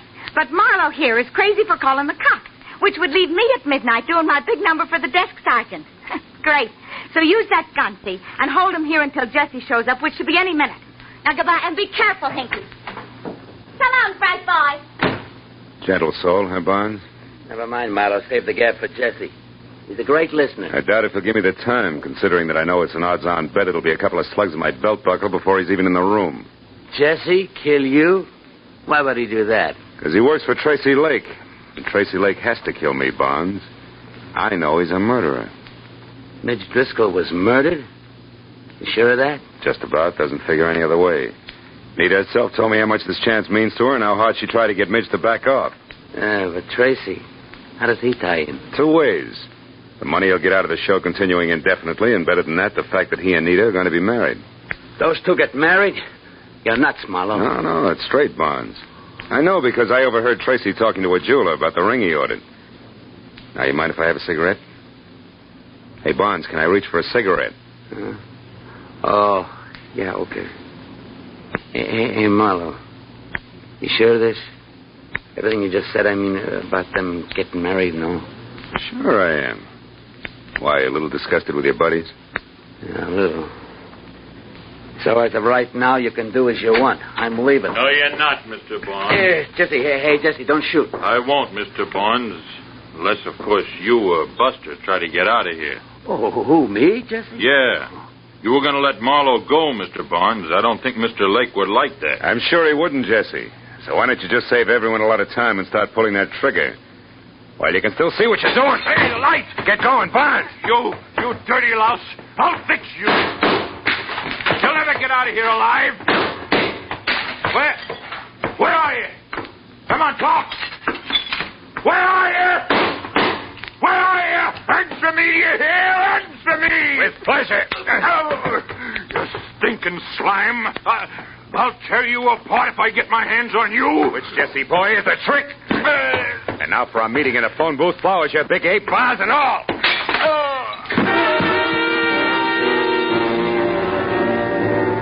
After I got some lights on and found my gun where Nita had tossed it when we first came in, I checked Jesse over once to make sure that he was neither dead nor too alive.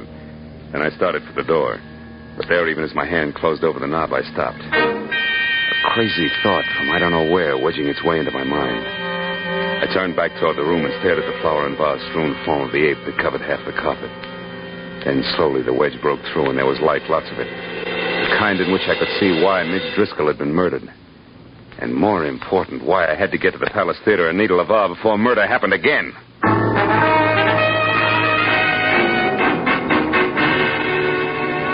I lurched from the curb in front of Nita's at 20 minutes to 12. When I screeched to a stop downtown at the Palace without somehow hitting or being hit along the way, those 20 minutes were gone. And I was worried because midnight meant that Nita would already be on stage for the unmasking. I raced past the general at the door and then across the lobby and into the theater where I figured I could get down a side aisle to the wings. That was figuring wrong. Because fire laws notwithstanding, the place was strictly SRO and packed tighter than the 7th Game World Series. Between the backs of perspiring necks, I could see that Nita, who was across stage from Tracy Lake himself and in the center of a single spotlight that could have opened a supermarket, was still masked. So while I prayed that Lake, who was winding up his spiel, would think of bigger and better adjectives, I ran back to the lobby and around to a flight of stairs that led to the first balcony, where over on one side and near the railing, I found an old man who was daddy to a trio of baby Spots, and the one giant that was on Nita. I shoved him aside just as Lake finished and the maestro took over. And with one hand, I got a good grip on the .38 in my pocket, and with the other, the handle on the big Spot. Hey, what are you doing? Hoping I'm wrong, Dad. But if not, hoping the gun I expect doesn't come from the wings, but... Hey, there, in that side balcony near the curtain, see it? Yeah, it's a gun, all right. Hey, that's Hinky Barn. Right. Let's give the funny man a big audience and lots of light. You're on, Barn. Watch out, he's going to shoot at us. Yeah, and us at him. You got him! You got him! Music! Music! Play something! Play music! Play some music!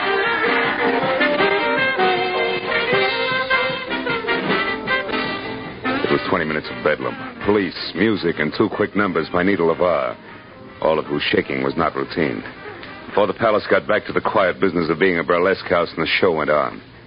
It was another hour and 20 minutes before it was all over and the theater was empty and dark, except for a work light on the stage where Nita, Tracy Lake, and I were sitting in the middle of a papier-mâché Inca civilization. Well, Marlowe, the police say that Hinky's going to live for a while. Can't figure the guy. Never knew he felt that way about Nita here. Neither did I. I was always okay to him, and I knew he cared some, but that's as far as it went. With you, Nita, yeah. But with Hinky, it was something else. Something strong enough to make him kill Midge Driscoll so that Nita would get a big chance, eh, Marlowe? Mm-hmm. And when he found out through me that you two were going to be married, he realized that the murder he had committed was for nothing. And now he was going to make one count.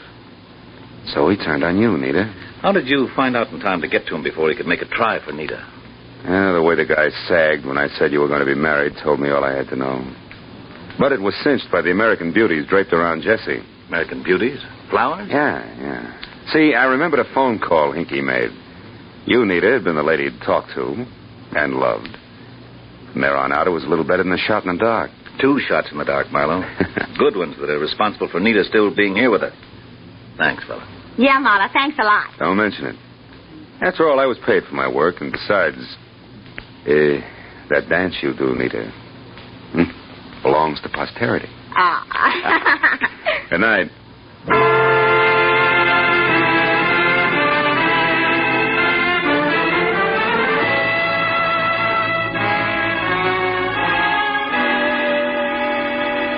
It was still hot in the city. I had no enthusiasm for further conversation, and a very sticky feeling from head to foot.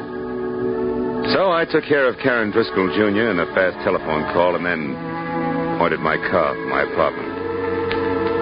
I couldn't help thinking of poor little Hinky Barnes, who brought laughter to everyone else, but could find no happiness for himself. He was like the man who went to see a doctor one day and said, "Doctor, I can't laugh anymore." And the doctor said, "Go and see Grok, the greatest clown of them all. If he can't make you laugh, there's no help for you." The man smiled and said, "Thank you, doctor. You see, I am Grok."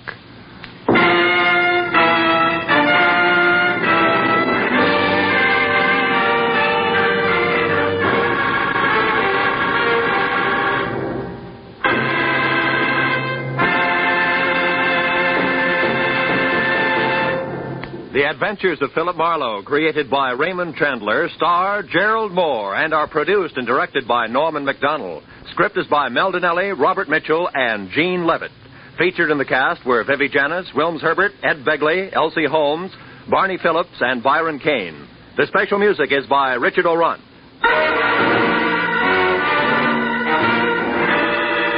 and be with us again next week when Philip Marlowe says... It started at dawn in Los Angeles taxi and wound up that night on a cliff in the middle of the Pacific. All because of a Dutchman with $50,000, a corpse in a lily pond, and an Oriental with a chauffeur who wanted a cloak made of nothing but feathers.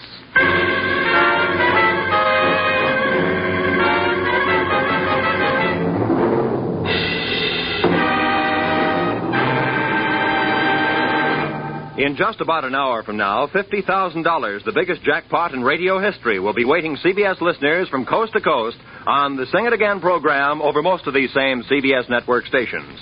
This is Roy Rowan speaking. Now, stay tuned for Gangbusters, which follows immediately over most of these stations. This is CBS, the Columbia Broadcasting System.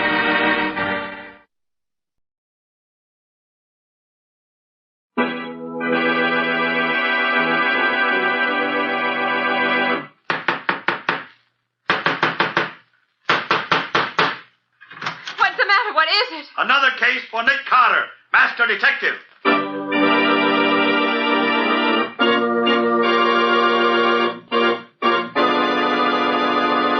Yes, it's another case for that most famous of all manhunters, the detective whose ability at solving crime is unequaled in the history of detective fiction. Nick Carter, Master Detective. Tonight's curious adventure... A cat brings death. For Nick Carter and the mystery of the missing Persian.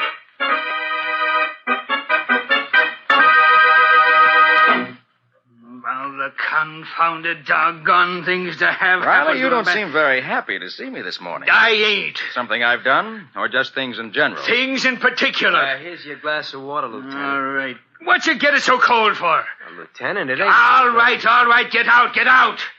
Now, where'd I put them pills? Taking your vitamins regularly, I see.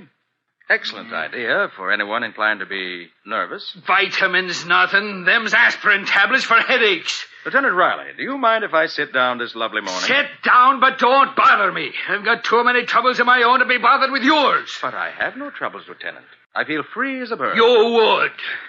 Care to tell old Uncle Nick what the trouble is? In case you're interested, Mr. Nicholas Carter, I am. Shut up if you want to hear this. Oh, sorry. Please forgive me. In case you're interested, I just had to release Scully Greer from his temporary residence in my jail. Oh, I couldn't get enough on him to hold him for a jury in spite of the fact that every cop in town knows he's guilty. Oh, what a pity. And we've been trailing his sidekick Sabin for more than a week steady without a sign of results. The same with that blonde, Reba Dawes. You're right back where we started. 3 smooth jobs pulled this month without a smell of a clue. 3 big jewel robberies, and my little Boy Scouts are still out chasing rainbows. You know, Riley, I haven't been following this case very closely, but I have a hunch. Hunch. You can't hold a crook on a hunch. There's been enough high-class sparkles lifted around here in the last 30 days to stock a pawn shop, and we can't put a finger on nobody. Now, you got a hunch. You can't Riley, I know. You can't hold a crook on a hunch. You got to pin something on him and make it stick. I've heard you say that before. Well, it's true. Why, Nick, I ain't even the phone, Lieutenant. All right. Lieutenant Riley, Police Headquarters. This is Commissioner Clark, Riley. Oh, yes, sir, Commissioner. Now, look, if somebody doesn't turn up something on these jewel robberies pretty quick now, there's going to be some changes around here. We've been working hard on it, Commissioner, and I ain't hardly been home long enough to eat, sir. That's a fact, sir. The trouble with you, Riley, is in your head, not in your stomach. Maybe we need some new blood in that department. Oh, now, Commissioner, we can't find clues when there ain't none to find. We're doing all we can, sir. You'll have to do better. I expect results within 48 hours. Goodbye. Goodbye, Commissioner. I take it that was the commissioner. You take it... Oh, look, Nick, couldn't you go someplace else for a while? Why, Riley, your lack of hospitality amazes me. I only came down to... the buzzer, Lieutenant. All right. Well, what is it now? More trouble? There's a woman out here demanding to see you. And I mean demanding. I ain't receiving visitors today. You'd better be. It's Mrs. Dudley Banks herself. Mrs. Dudley Banks? You know, Commissioner's favorite aunt. I know who she is. What does she want? Some more contributions She says she's been robbed, Lieutenant. Robbed? Oh, don't tell me we got another case to break. I can't stand much more of it. All right, send her in. You know, Riley, I remember reading recently that Mrs. Dudley Banks had the finest collection of rubies in the country. Oh, no, Nick. Not rubies. You don't suppose that Mrs. Dudley Banks, Lieutenant Riley. Lieutenant Riley, I have come to you personally to report a most distressing thing. I've been robbed in broad daylight and under the most distressing circumstances. You've been robbed? I most certainly have, and I shall expect you to take immediate action. You can depend on us, Mrs. Dudley Banks. Just what was the nature of your loss? My cat. Your cat? You said your cat? Precisely, my cat. A lemon-colored Persian of the female sex. She's known as Fluffy. She disappeared from my upstairs living room sometime this morning. Well, isn't it just possible that the cat just strayed off the premises like... Fluffy was stolen, of that I am certain. She's not given to wandering away. Yes, of course, ma'am. What do you expect me to do? Do? Why do you suppose I came down here for sympathy? Well, I expect you to recover the animal, apprehend the criminal, and punish him. Oh, sure. I shall be home after 4 o'clock. At that time, you will be at liberty to inspect the premises. You have my address, of course. Good day. Cat. A Persian cat. Of all the confounded nonsense! Oh, but Riley, think how lucky you are that it wasn't her rubies. Lucky, you call it. Well, Lieutenant, what are you going to do about this, pardon my pun, catastrophe? Do about it as if I didn't have enough troubles now. That old cluck may be the commissioner's favorite aunt, but if she thinks I'm going to assign anybody to round up a stray cat, she's a lot... You know, Riley, this case interests me. What? Yes. Why, a case like this might develop some startling angles before we get through with it. Oh, Nick, quit your kidding. No, really, Riley, I'm serious. This, I feel sure, is a case worthy of my talents. It'll be a pleasure for me to turn from the pursuit of murderers and other such small-time criminals to the really important work of discovering who walked off with the lovely feline pet of Mrs. Dudley Banks. Are you kidding, Nick? Definitely not, Riley. At 4 o'clock this afternoon, I shall ring Mrs. Dudley Banks' bell, wipe my feet on a doormat, hand my hat to the butler, and see what I can uncover about the mystery of the missing Persian. Go! So long, Lieutenant.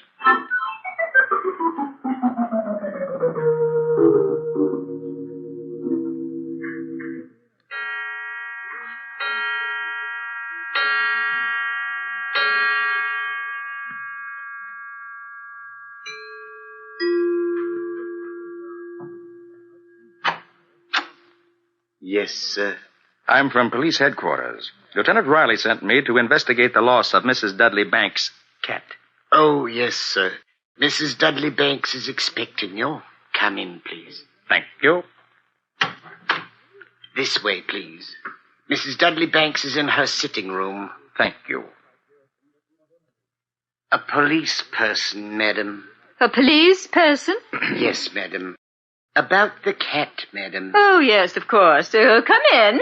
That will be all, Carrington. Very good, madam. My name is Carter, Mrs. Dudley Banks. Lieutenant Riley sent me here to see if I can find your cat. To see if you can find her, you must find her. That's what I mean, madam. Now, will you please tell me what you know about her disappearance? There's very little to tell. I was obliged to be absent from the house this morning for about 2 hours. I left my poor Fluffy right here in her own little basket. It's that one there with the pink ribbons on it. Yes. Now, who was here in the house while you were gone? My butler and my maid were both here, but neither of them paid the slightest attention to poor Fluffy. It was not until I myself returned at noon that she was missed. She was a lemon-yellow-colored Persian, I believe. Yes, a beautiful little creature. Here, let me show you her picture. Oh, I don't think that'll be necessary, Mrs. Dudley Banks. Not necessary? That's absurd. Surely you can find her more easily when you know what she looks like. Very well, madam, if you insist. Of course I insist. Here. Now, this one was taken about 2 months ago. Yes. It's not a very good picture because the stupid photographer sent his assistant instead of coming himself. Oh, I see. Well, a very pretty cat, isn't it? She? She is. That picture doesn't do her justice. Now, what happened when you discovered she was missing? I was broken-hearted. No, I mean, did you look for her? What a silly question. Of course we looked for her. We searched the whole house thoroughly, but Fluffy was gone. Has she ever run away before? I should say not. She adored me. I see. Madam, this is a very baffling case. There are a number of, angles. Are you sure nothing else is missing beside the cat? Nothing. We checked everything. And there were no visitors this morning while you were out? No one. No one, except the young woman from the ladies' auxiliary, of course. Ah. What did she come here for? Every Wednesday afternoon, my friends and I meet here to roll bandages. And this young woman comes the day before to bring us the materials. She's been coming here regularly? Every week. Do you know her name? I believe this young lady's name is Miss Conroy. She took over the job only last week. Oh. She hasn't been here before last week, huh? No, another girl did it before that. But, why are you asking all these questions about her? Surely you can't think she had anything to do with it. Well, you never can be sure, madam. Oh, but she's such a sweet girl. A blonde with beautiful green eyes, just like my poor dear Fluffy. Yes. Thank you, Mrs. Dudley Banks. I'll be getting back to headquarters now. You mean you've solved the mystery of dear Fluffy's disappearance? Perhaps. Will you have your butler show me out, please? Yes, of course. Carrington. Yes, madam. Show Mr. Carter out. Yes, madam. This way, sir. Good day, Mrs. Dudley Banks. Thank you, Carrington. Not at all, sir. Good day. Very interesting, Nick. This may produce results after all.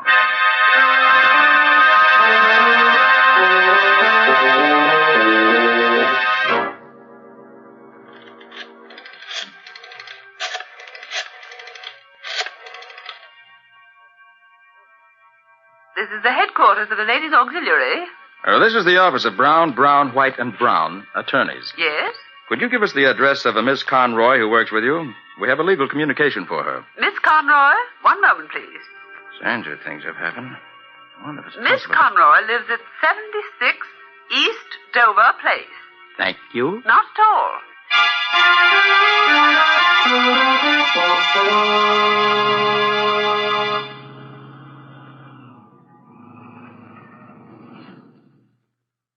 Driver, why are you stopping here? Well, this is the address you give me, mister. This is 76 East Dover Place? Well, it's as near as I can get to it. But this is an empty lot. I can't help that, mister. It's 76 East Dover Place just the same. Huh. Okay. Take me to the Mayflower Restaurant at 56th and 34th. Right.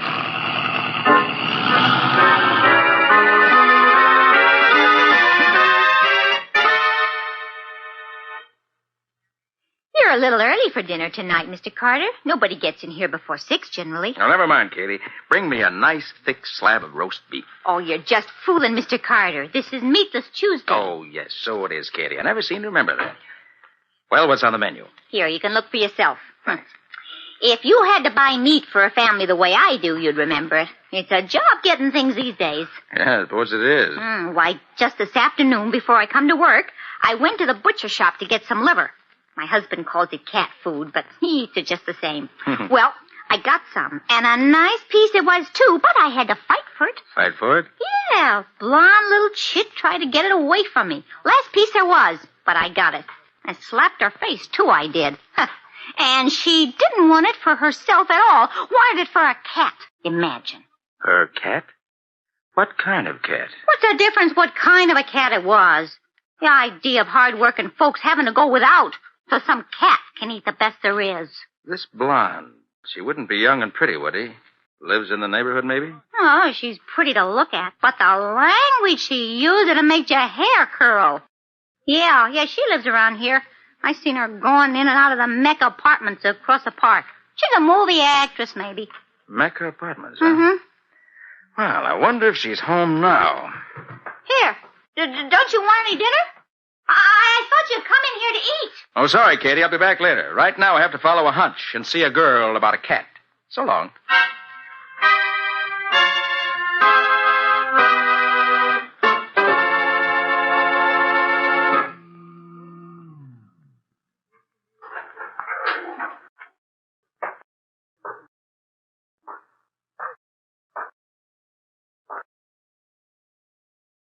Reba Dawes. Name on the door as big as life. Hey, that's the young lady Riley's been trying to pin something on for the past few weeks, if I recall correctly. Well, Nick, let's see what happens.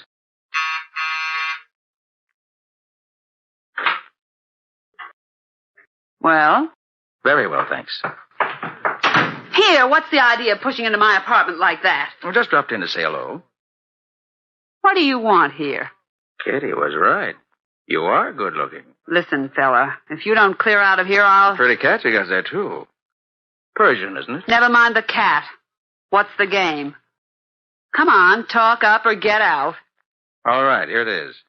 You call yourself Conroy, get to be a worker for the ladies' auxiliary, get chummy with Mrs. Dudley Banks, and then walk off with her pet Persian under your raincoat. What's the answer? Oh, a dick, are you? Could be. I think Lieutenant Riley would like to have a chat with you down at headquarters. Lieutenant Riley had me down at headquarters and had to let me go. He's got nothing on me. Then you won't have to worry, will you? We'll go down and confer with him anyway. We'll take Fluffy along with us. You let that cat alone. I'm not leaving here for you or anyone else. No? Mrs. Dudley Banks didn't like the idea of you taking her. You better answer that. It's somebody I'd like to see, and be yourself. I don't want to have to get rough. Watch yourself. I'll be right behind these curtains watching you. Oh, Scully, it's you. Sure it's me, babe. Who'd you expect? Oh, I don't know. I just... What's the matter, babe? You look scared. No, I'm not scared. You ready to travel? We're rolling tonight. Scully, Say, you did a nice job getting us the layout of the old lady's place. I'm proud of you. You know, that ladies' auxiliary racket worked out okay. Me and Sabin turned the trick in no time. The wall safe was a pipe to crack, and we cleaned it. We put the maid and the old lady to sleep and dumped them in the closet. They never got a squint at us at all. We had to get rough for the butler. The old coot tried to make a getaway. And we had to give him the wakes. Scully, Say, are you sick or something? I got something to tell you. There's a dick behind the curtain. Huh? Both of you. Turn around and keep your hands in sight. Get him up, Scully. Now, let's see if you're carrying a gun. What the... Just keep them up, Scully. And you too, Reba. I'm not pointing this gun of mine at you for exercise. Oh, no gun, huh? What's the matter? Don't you wish I had one? And you could pull me for carrying a concealed weapon. Nothing doing, copper. I don't carry any hardware outside of business hours, see? Hey, what are you doing here anyhow? Just been waiting around for you to show up. Hey, look, babe.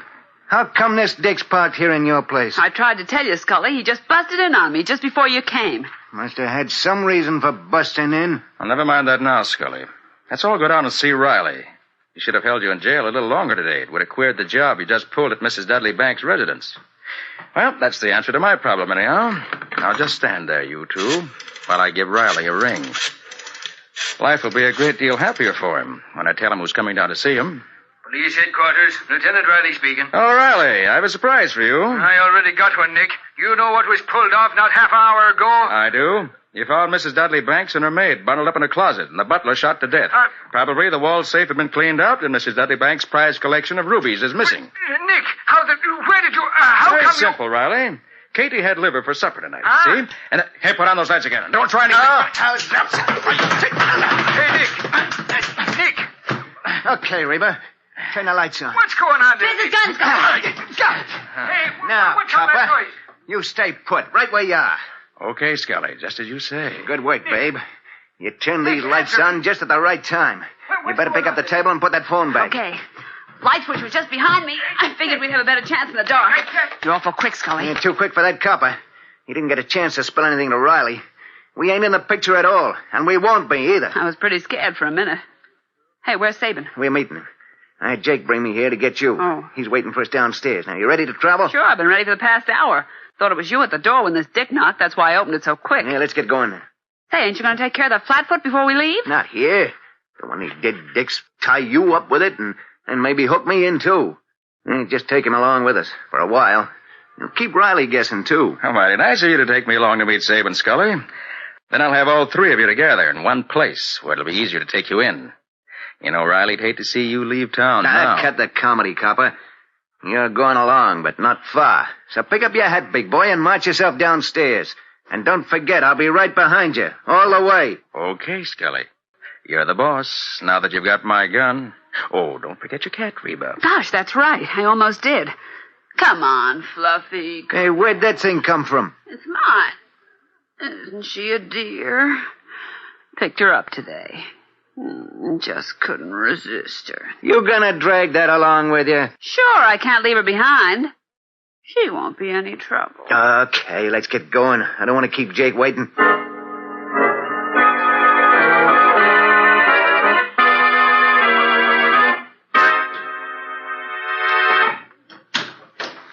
Anybody bother you while you was waiting, Jake? Nah.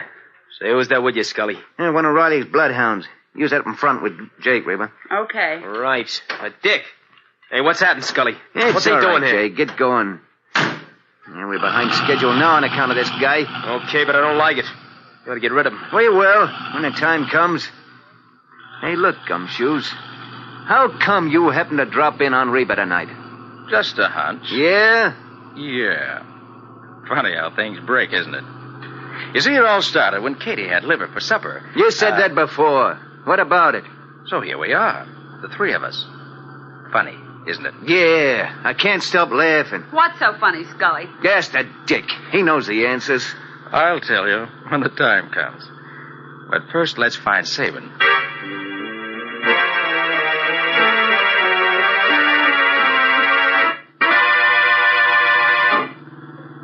Yeah, there's the place, Scully. That garage here. Yeah, pull right inside. Sabin will be waiting there for us. Right. That you, Scully? Yeah. Hey, where you been? If we don't get upstate before morning, we're gonna be... Hey, who's that with you? Keep your shit on and close the garage doors before some fool cop shows up and begins asking questions. Yeah, okay.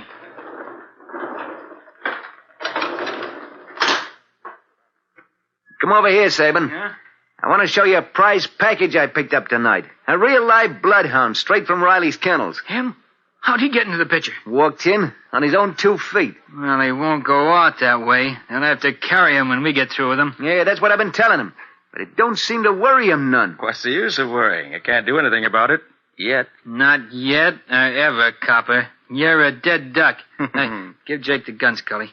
He can stay here and hold it on the gumshoe. You and Reba come into the house with me a minute. Okay, Sabin. Here, Jake. Keep this pointed at that Dick's heart. Yeah. I had to laugh when I think it's his own gun that's keeping him quiet. He'll keep quiet, all right. Or something's gonna happen to him. Hey, how long are you gonna be gone? Just a couple of minutes. We'll be right back. Everything's all set to go as soon as we finish what we gotta do. Okay, but don't forget we got a long way to go yet tonight. We ain't forgot. You just keep your eye on the copper till we get back. It's a pleasure. Hey, can I knock him off? Not yet. Wait till we get a ways out of town. Then you can finish him any way you like. You hear that, copper? You and me is gonna have fun. I don't like cops, and I'm gonna take it all out on you. I'm sure that'll be great fun, Jake. Yeah? You won't think so. Hey, Dick, don't start moving. Stay where you're on that back seat now. One more move and I'll plug you. Scully said not to shoot, Jake. There might be cops around. You come any closer, I'll let you have it, cops or no cops. Remember, Jake, cops. I warn you. You must have a gun of your own somewhere on you. Yeah, there it is. Now, my friend, to feel a little better, I'll just put this piece of wire around your wrists. And around your ankles. And slip this rag in your mouth. Tie it back here. There. Now, don't think you'll bother me any. And I'm going to have my hands full in a few minutes. I'm going to take you and your 3 pals back to Riley. Now, I'll just go over here and stand behind this door. And when they come back, I'll be a one-man welcoming party. Okay. Come on, you lugs. I'm waiting. Well, Mr. Copper, you're about to take your last ride. I hope you... Sabin, look. What is it? Jake's out cold. The dick's broken loose. Look out! Up with your hands, all of you. Hey, where'd Stop you those get bags and get your hands in the air. Ah! Maybe fast, Sabin, but not that fast. Hey, don't shoot, don't shoot. You know I ain't got no gun. Let's have another look to make sure. Now, you're clean. I'll just take Sabin's gun. I'll make sure he doesn't have another one on him anyway. He's clean, too. I'll keep those hands where I can see them, Reba. Just want to get a handkerchief out of my handbag. All right, but no tricks. Can't a girl use her own handkerchief when she has to blow? Sorry to have to sock you in the jaw, lady. Suppose I might have known you'd have a gun in your handbag. All right, you two. Pick her up and put her in the back of the car. Then get in yourself. Scully, you drive. Sabin, you sitting back with Reba and me. Just push Jake over, Scully. He won't bother you. All right, get going. Okay. Then we'll all drive down and surprise Lieutenant Riley.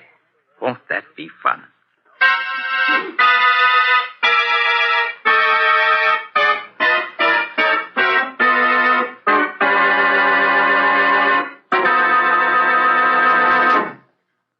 And after they left you alone with Jake, then what? Well, Patsy, when the three of them went into the house, I knew the chance I'd been waiting for had come. Mm-hmm. I was in the back seat, and Jake was in the front seat, holding my gun on me. Mm-hmm. So I got up out of my seat, moved over to Jake, took the gun away from him, and punched him in the jaw. He went out like a light. Nick, you moved up on a man holding a pistol on you? Why in the world didn't he kill you? Sounds to me like a hairbreadth Harry story. He tried to kill me, all right, Patsy. But he didn't know what I knew. That's why I had the advantage on him. Oh, stop teasing, Nick. Tell me, why in the world didn't he shoot you? As I said, Patsy, he tried to. But the gun wasn't loaded. Wasn't loaded? No. That's why I felt perfectly safe in just taking it away from him. Patsy, you should have seen the look in his face when he pointed the gun at my heart and pulled the trigger 3 times. But I thought you said it was your gun. He did, Patsy. And it wasn't loaded? No, Patsy. With shame and remorse, I admit it wasn't loaded. You see, when Scully jumped on me in Reba's apartment, I tried to shoot him with it. But the trigger simply clicked. Then I suddenly remembered that I'd been cleaning it the night before when I got that long-distance phone call. And I just forgot to load it again. That's a dangerous mistake to make, Nick, even if it did save your life this time. Quite right, Patsy, quite right. Well, I certainly had a lot of fun watching Scully pointing that empty gun at me all the time we were going to meet Sabin. You know, I really enjoyed it. I wish all my mistakes could turn out as well.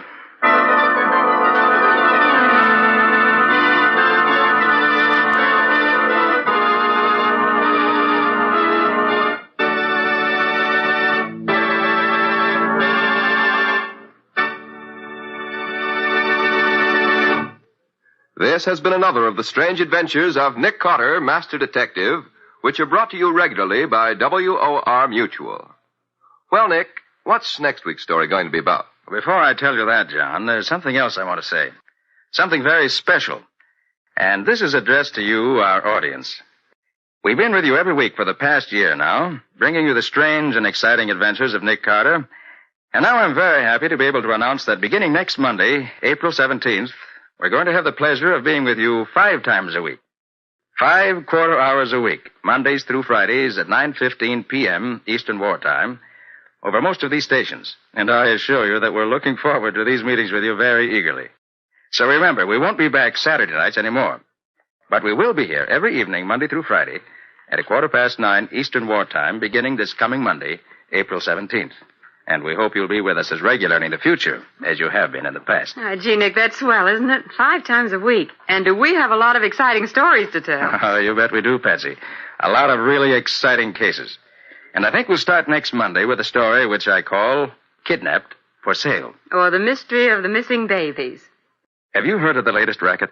Stealing young babies from their parents, not for ransom, but to sell them to people who want the baby for their own?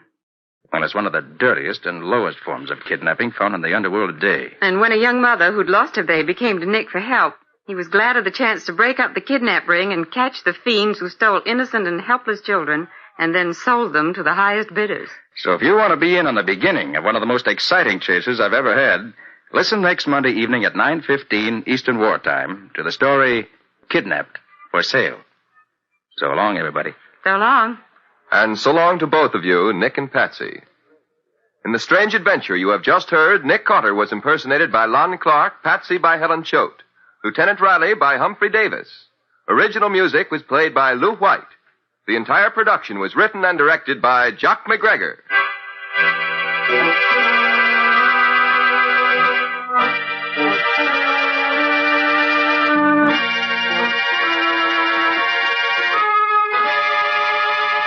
Next Monday evening at 9:15 Eastern Wartime, listen to the beginning of another curious experience of Nick Carter entitled Kidnapped for Sale, or Nick Carter and the Mystery of the Missing Babies.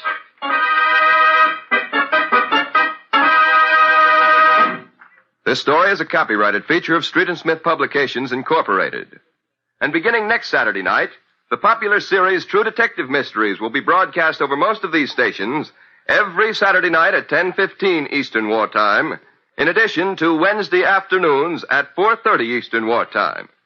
This is Mutual.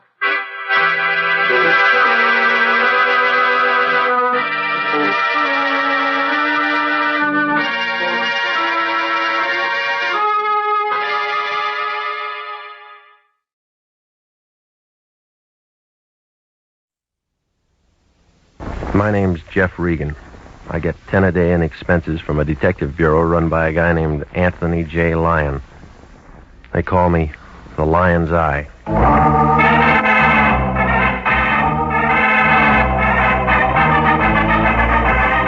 With Jack Webb as Jeff Regan investigator, stand by for hard-boiled action and mystery and thrilling adventure in tonight's story of The Man with the Key.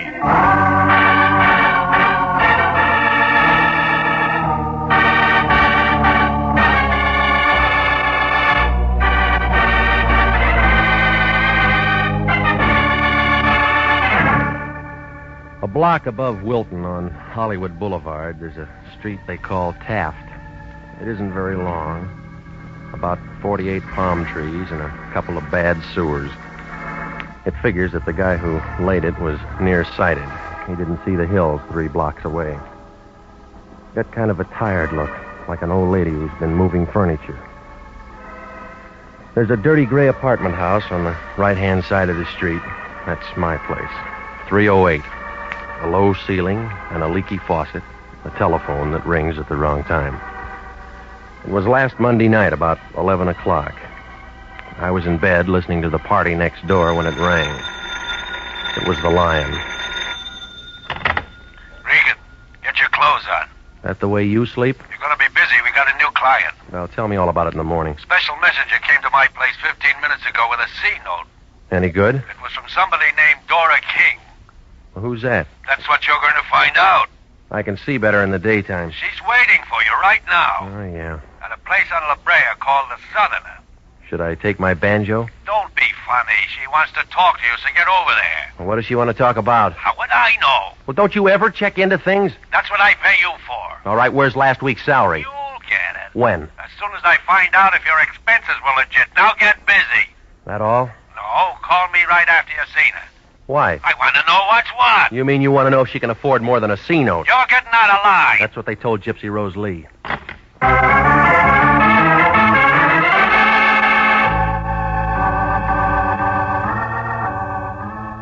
Well, I got over there about 11:30. Turned out to be a small place, long on the shadows and short on the whiskey. There was a bald-headed guy playing a piano in one corner. I guess he'd been inside for a long time, because he'd never been out for a music lesson. The bartender was the only other guy in the joint. His name couldn't have been Dora King. So I went to work on a straight shot and waited. 2 drinks later, a girl in a black dress walked in. She took in the piano player and the bartender and me. I won. She started toward me with a slow, easy kind of a walk, like a panther looking for breakfast.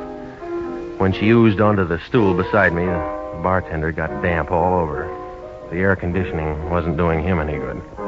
What'll it be, miss? Make it the same as his. Okay, bourbon and water. Got a match? Yeah. Got a cigarette? Mm-hmm. Got a name? Maybe. I'll bet it's Regan. All right, you got that much. My name's Dora King. I'm sorry I'm late. You ever on time when you meet a guy? No. It's your money. You can spend it any way you want. You always this nice to customers? I don't get paid to be nice. What do you get paid for? Have you got a story? I haven't had my drink yet. Hey, you. Coming up. I'm jet propelled. Here you are, miss. Hey, hot night, ain't it? You waiting for the weather to change? It ain't gonna change in here, brother. What's your first name? Jeff. I don't like it. Neither do I. I'm going to call you Regan. All right, let's start calling. Have you got a license? Covers up a hole in my wall. Have you got something that says you're what you say you are? All right, here. The Lion's Eye. 6 feet, 170. Brown eyes. You fit? Yeah, I got a mole on my left shoulder. Let me feel. You pass. Okay, you won the toss. Let's kick off. Well, this isn't where we play. We'll go in my car. Where? You'll find out when you get there. Maybe I won't like the field. You trust me, don't you? No. Good. Fill her up again. We're just leaving. Floor show starts in a couple of minutes. That piano player going to be in it? Yeah, he's my brother. He's going to play something he wrote himself. Any good? Stinks. Maybe you better go.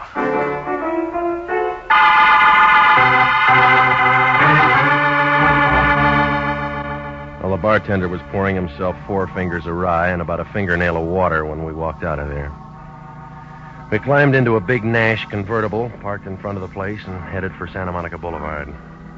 Then we turned east, past Western, down to Vermont, and south to Marathon. All at once, we were climbing a hill on a dark street. That gave us a view of the city. 20 years ago, a real estate broker might have had something, but now it was just an old neighborhood with a sad look, like a toe dancer with a short leg. Nobody said anything. I was beginning to have a feeling that maybe she'd forgot her compass when she slowed the car down. She pointed to a 2-story house in the middle of the block, and I nodded. Then she shoved the car in second and spun around the corner and came to a stop. I got out and walked around to let her out. She didn't move. End of the line. Short fare. Time for you to go to work. What kind of work? The white place back there, 3936. You saw it? It came through. It's a boarding house. I already got a room. On the 2nd floor, number 10. Knocked twice. Prohibition's dead, lady. There's a man there. His name's Bender. Ben Bender. That'll wake him up. He's expecting you. You're quitting? My job's finished. You're the new help. Well, what do I do? He'll tell you. That all? One thing more. Come here. Yeah. Part of my fee?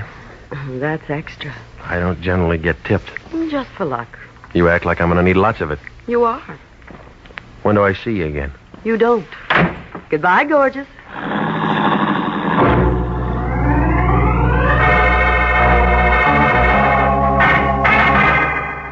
I stood there and watched her drive away, and then I noticed it.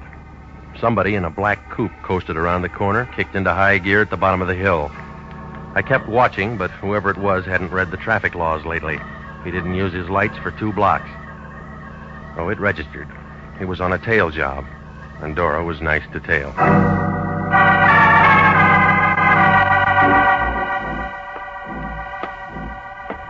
3936 Marathon. Inside, it smelled like stale beer and rotting wood. Room number 10 was at the top of the stairs. The door was already open. A thin guy with a hungry look was sitting on the edge of the bed. He was all bones. He didn't get up when I came in. He just kind of looked at me, and his eyes were full of water. All of a sudden, he pulled a bandana out of his pocket and began coughing. You're sitting in a draft. All my life. You Regan? A girl with warm lips said I'd find you here. Thanks for coming. Sit down. Hey, just got back from a trip. Up north? Yeah. Sanitarium? State said I needed a cure. Did it take? What do you think? You're still coughing. The doctor said I could go. Even give me a going-away present. $10 and a suit of clothes. It was a bum rap. That's what they all say. Who I am? Ben Bender. Big Ben Bender. Does that mean anything to you, Pilgrim? Must have been before my time. Yeah? How old do you think I am? I'm out of practice. I look 60. And I'm 45. That's what 7 years in a sanitarium will do. You ought to get a specialist. Already got one. What's his name? You. No, I'm only an intern. You'll do. All right, what do you want? When the guy goes up there, he makes a lot of friends. And a lot of enemies. Sometimes you can't tell one from the other. Does it make any difference? Big Ben don't trust nobody. No, what about that girl? Dora? Forget her. Her job's done. That's what she said. See this key? Yeah? I wear it around my neck. I worn it for 7 years. You'll wear it for the next 7 hours. Why? Them friends and enemies I was telling you about. What does the key fit? My safety deposit box at the American Security Bank. You meet me there. Tomorrow, at 10. What if I oversleep? Stay up all night. I'll pay for the no-dose. Just be there. After that? And your job's finished. It's off this door you ever made. Look, now, you kept this key 7 years. Why can't you keep it for 7 more hours? My business. What's in the box? My business. Okay. Any of those friends or enemies drive a black coupe, white sidewalls? I don't know. Why? My business.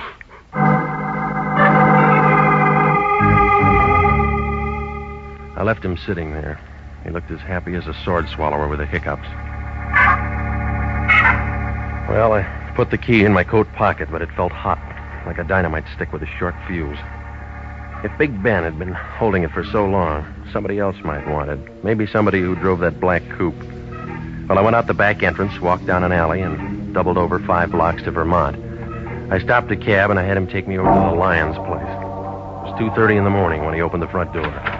He was wrapped in a bathrobe big enough to keep all the silkworms working overtime. What do you want, Regan? Information. You been drinking? I've been working. What kind of work? Well, I got a key. That all? That's what they say. Who's they? A con named Bender. Ben Bender? That's right. I thought he was doing a long run up in Quentin. Well, he's out now. Where does Dora King fit? Taxi service. She took me to Bender. He gave me the key. Let me see it. All right, here. Safety deposit box. That's right. Nursemaid to a hunk of metal until tomorrow at 10. What then? Well, I meet him at the American Security Bank and turn it over to him. Well, do it. Now, look, Big Shot, this key's hot. What makes it hot? Whatever's in that box. What's that? How should I know? Find out. You got the key. You got the client. Now, just a minute. Somebody waves a green back at you and you think it's a rainbow. That's enough. Oh, stop it, will you? It's another bum client and you know it. Let me worry about that. If Ben held that key for 7 years and won't hold it now, he's scared. What's he got to be scared of? Somebody else who wants in on the play. So what? I'm holding the key. That makes me the clay pigeon. You're getting paid for it. Just be there tomorrow at 10. Alive.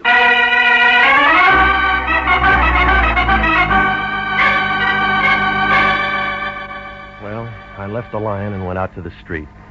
Nobody was there. I hailed a cab, and he let me off in front of my place. Nobody was there. I opened the front door of my apartment. Nobody was there. It began to feel like a good bet for the Lonely Hearts Club. It was a good feeling. I sat up all that night waiting. Nothing happened. I felt about as popular as a bald-headed chorus girl. Nobody made a play. It was 5 minutes to 10 when I pulled into the parking lot next to the American Security Bank. The car next to me was a black coupe with white sidewalls. It could have been the same one that tailed us the night before. But then I figured there's a lot of cars in L.A. like that. But I leaned in and I looked at the registration. This one belonged to a guy named Al Spandy, who lived in Van Nuys. I wrote the address down and walked into the bank. The guard in a blue uniform waved me downstairs to the safety deposit boxes. It was 10, and still nothing happened. I began to feel kind of relieved, like a flagpole sitter when the wind died down. Big Ben hadn't showed yet. The only one there was a blonde sitting in a glass cage in front of the vaults. She looked at me, and I began to wonder what she did on her days off. Good morning. May I help you? Yeah, I want to see if the rent on my box has been paid. Here's the key. 60B. Just a minute. I'll take a look. 60B. 60B's all paid for. Well, I guess my partner must have taken care of it. This isn't a joint box. You're the only one who can get into it, Mr. Bender. Would you like to go in now? No, I'm waiting for somebody. We're all waiting for somebody. I'm waiting for a man. So am I. Been waiting long? Years. Here? Yes. Better places to wait. The ones with money keep coming here. My name's Claire. I'll remember that. Will you remember this? Granite 3408. I'll try it on my phone. When? As soon as I get a spare nickel. I'll give you one. Well, you'll run out of them that way. That's why I work in a bank. Kind of hard on the depositors. Your, friend's late, isn't he? I can wait. Maybe he forgot. You should have tied a string around his finger. No, lady. He already had one around his neck.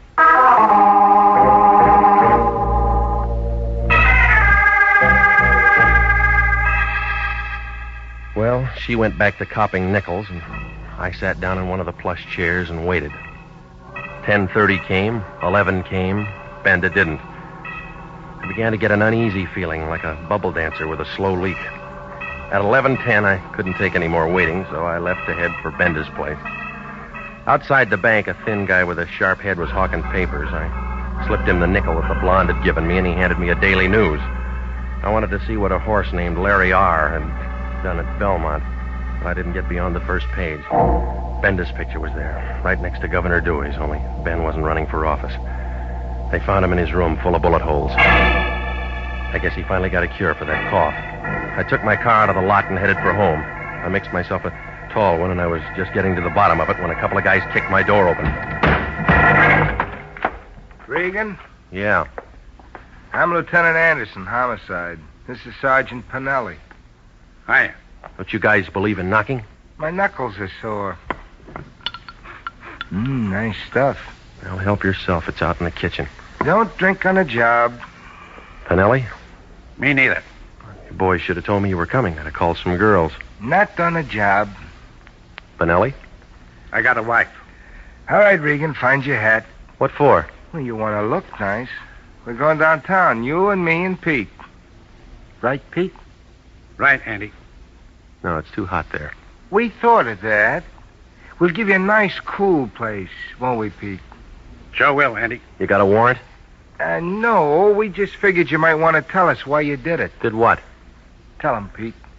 Knock off Ben Bender and burn his feet. You're out of your mind. Regan, we know you saw Bender last night. We know you got out of a car on the corner and walked up to his place. We know you were the last one to see him while he was still alive. You got a witness? Pretty one. A girl told us. Oh, you're trying real hard, Anderson, but you haven't got anything.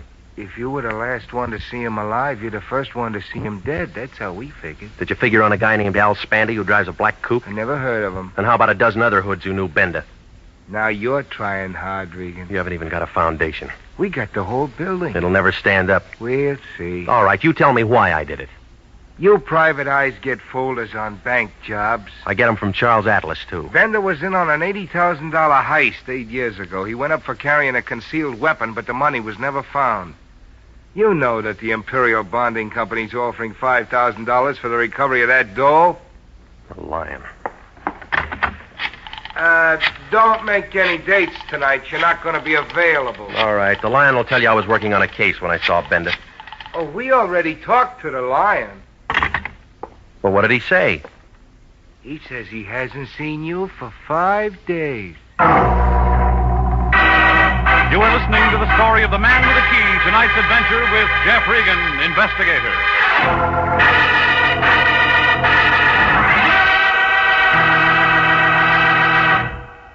Commissions are still available in the Army Nurse Corps Reserve. If you were a graduate registered nurse between the ages of 21 and 45, you may be eligible for a commission in the Army Nurse Corps section of the Regular Officers Reserve. These commissions are still available, and those who meet the high standards and qualify may elect active or inactive status. Those who request inactive status will continue with their civilian nursing duties but stand ready to serve in time of emergency. Nurses who elect active duty become commissioned officers in the regular Army. If you believe you qualify for a commission in the Army Nurse Corps Reserve, apply to the Adjutant General, Washington, D.C. And now back to the story of the man with the key and Jeff Regan, investigator.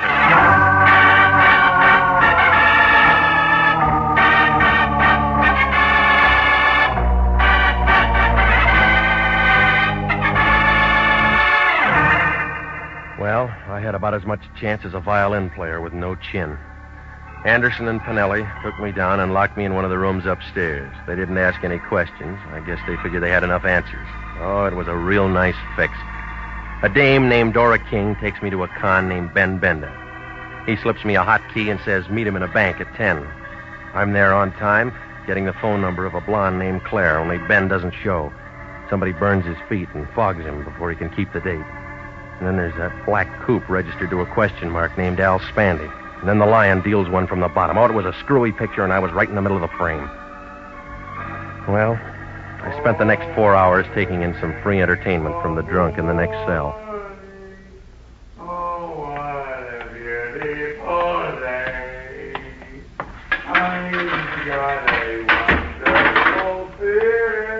Okay, Regan, on your feet. Bastille Day? You sprung. Well, I was getting tired of the floor show anyway. Try and make it Saturday sometimes. That's our big night. Or if I bring a date? Can I get a phone? I got to call my wife. That guy ought to be at Ciro's. Where do you think we picked him up? Regan, I'm running out of patience with you. How many times have I told you to keep out of trouble? Why didn't you tell him I was working on a case? I went to a lot of trouble to get you out. And you went to a lot of trouble to get me in. That was easy. Still got that key to Bender's safety deposit box? I got it. Tomorrow morning at 10, you're at that bank getting into the box. You're crazy. It's in Bender's name. I'll teach you how to spell it. I won't do it. Homicide might like to know you got that key. Now, you listen to me and we'll both make dough. Where I'd be, I couldn't spend it. If the $80,000 from the bank job Bender pulled happens to be in that box, like I think it is, Imperial Bonding owes us $5,000 reward. I don't like it. You owe it to the company. Now listen, you. Bender was knocked off for this key. Whoever wants it might make another try. Nobody knows you got it. Well, I'll give it to you and nobody'll know you got it. Regan, I'm giving you a chance to straighten yourself out. That's right. What do you mean? I feel stiff already.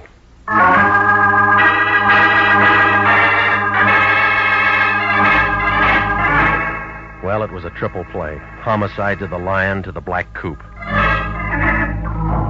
I went home to wash off some of the jailhouse Lysol. When I walked in the front door, I had company.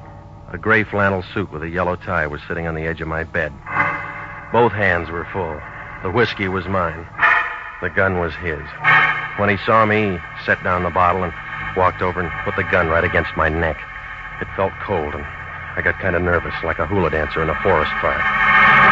Hiya, Regan. Been waiting for you. You like my liquor? I'm a rye drinker myself. Well, bring your own next time. That ain't being sociable. You weren't invited. How could I have been? You don't even know me. You're Al Spandy. You drive a black coupe. What'd I have for breakfast? Egg, and it's all over your tie. You look hot, Regan. You have to hold that gun there? Right there. Same one you used on Bender? The same. All right, now, gimme, Regan. I told you, I don't have any rye. Where's the key? I don't use one. My door's always open. I'm talking about that key you got from Bender. I don't have it. You hear any music? Yeah, but I'll sit the next one out. No, you won't. This is a men's cheat. I'll step on your toes. I don't mind. It's a polka, and I want to do it with you.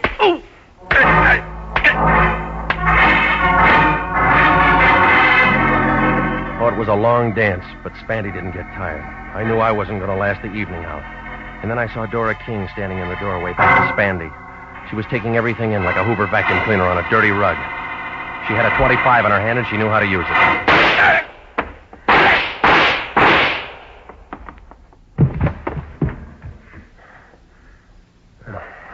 Thanks for cutting in, lady.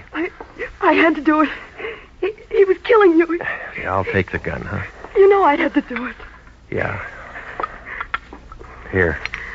Go on, drink it. Yes. You want to tell me all about it? Yes. I wanted to tell you at first, but Ben wouldn't let me. He's not around to stop you. Do you think Spandy hurt him much before he killed him? I wasn't there. He was sick. He couldn't have taken much. Why'd you tip the cops on me? I thought you might have done it. Now I know different. Tell that to Homicide. I will. You better. Spandy can't. He's dead? That's right. You still don't trust me. No, I don't. I couldn't help myself once the gun went off. Big Ben was my father. Yeah? He didn't want anyone to know. All he wanted was to give me a break. Why'd he hire me? He was afraid. Yeah, that's what he said. Regan? Yeah? May I have the key? I haven't got it. You can get it. Maybe. You know what's in that box? I think so. Or why don't I turn it over to the police? That's my job. Like I told you. I'm Big Ben's daughter. Yeah, lady. You convinced Spandy.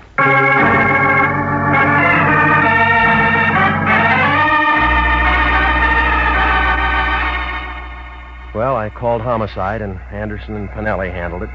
We all wound up downtown. It didn't take them long to find out that the gun Spandy used on me was the same one that killed Big Ben. Dora gave Anderson her story. He said it would take some fixing, but he could keep her out of the papers. It was justifiable homicide. She wouldn't even be indicted, but they had to hold her overnight.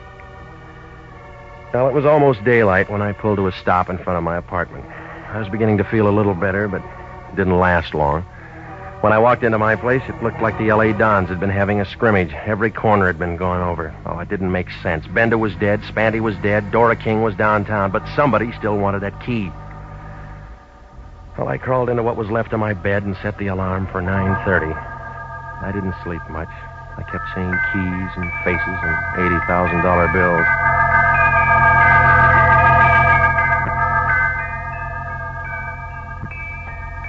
Ten o'clock the next morning, Granite 3408 was still sitting behind the same desk near the same safety deposit vault. She gave me the same look.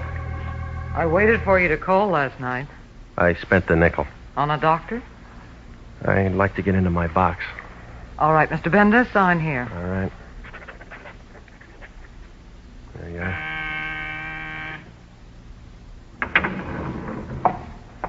This way. Looks like part of the new freeway.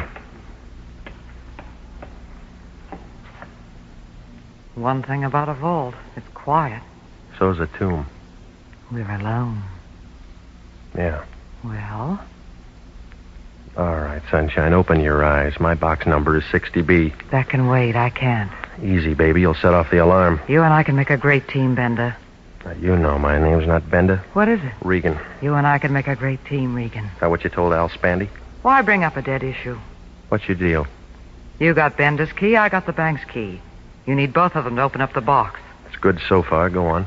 Oh, there's $80,000 there. Let's not let it go to waste. Big Ben waited 7 years to open that box. Look what happened to him. I waited just as long as Ben. And 7 years is harder on a girl. How'd you work it? Ben and I had a great plan. I was the cashier Ben heisted. Only I just gave him a bag full of paper. The real dough's in his box. Well, that's the safest way. Keep your money in a bank. Yeah. Mm-hmm. And when it cooled off, both of you go in and pick up the dough together. That's the way it was supposed to work, only Ben was dumb enough to get himself picked up and tucked away for 7 years. Oh, you made real good partners. Nobody trusted anybody. I trust you. That why you went through my place looking for the key last night? Girls got to use their head. Besides, you might have been home. Ben and Spandy are dead. And we don't have to worry about either of them. The money's still here. And we got the keys that'll open the box. Can you add that? Yeah. What's the answer? About 20 years. What do you mean? That bonding company will see that you get the full load for grand larceny. You wouldn't turn me in. Don't make book on that. You and I'd make a great team, Regan. We can't lose. That's what USC thought.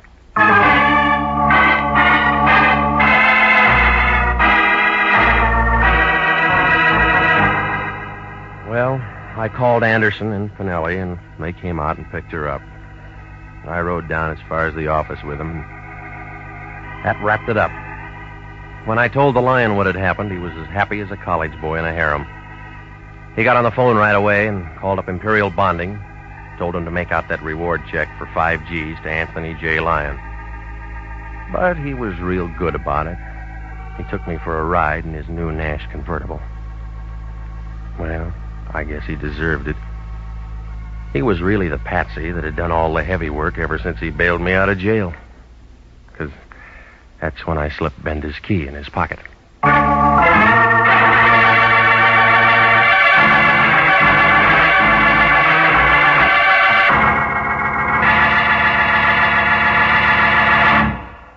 Jack Webb is featured as Jeff Regan with Herb Butterfield as Anthony J. Lyon. Jeff Regan, Investigator, written by E. Jack Newman and Larry Roman, produced by Sterling Tracy, is heard each week at this time over CBS. Tonight's cast included Ken Christie, Yvonne Patey, Marvin Miller, Paul Frees, and June Martell.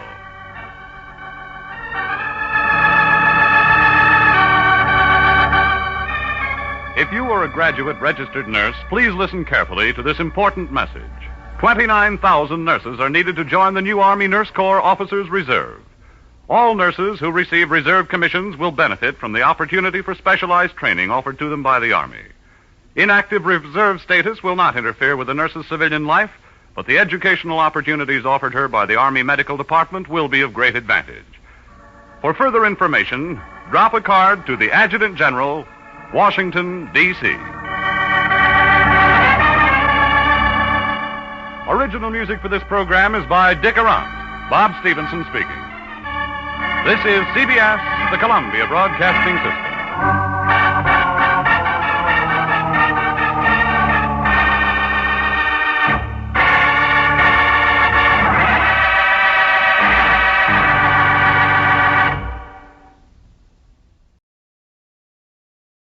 The WBBM Air Theater, Wrigley Building, Chicago.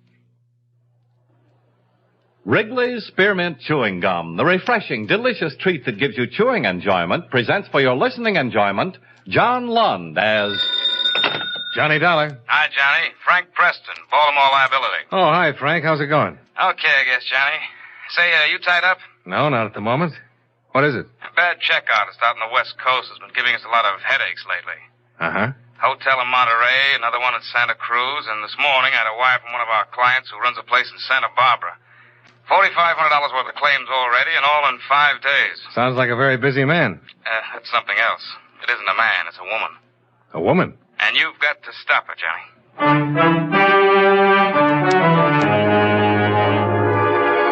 The makers of Wrigley's Spearmint Chewing Gum bring you John Lund in another adventure of the man with the action-packed expense account, America's fabulous freelance insurance investigator. Yours truly, Johnny Dollar.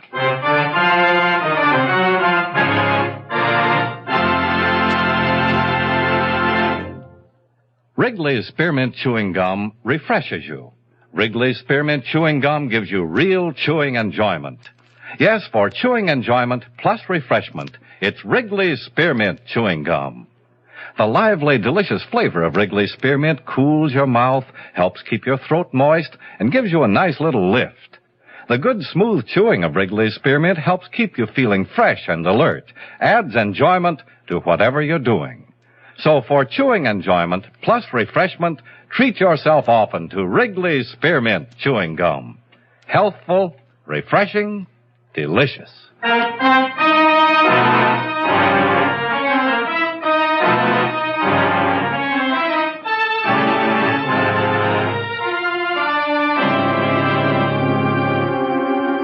Expense account submitted by Special Investigator Johnny Dollar to the Baltimore Liability and Trust Corporation, 418 Virginia Boulevard, Baltimore, Maryland. The following is an accounting of expenditures during my investigation of the Emily Braddock matter.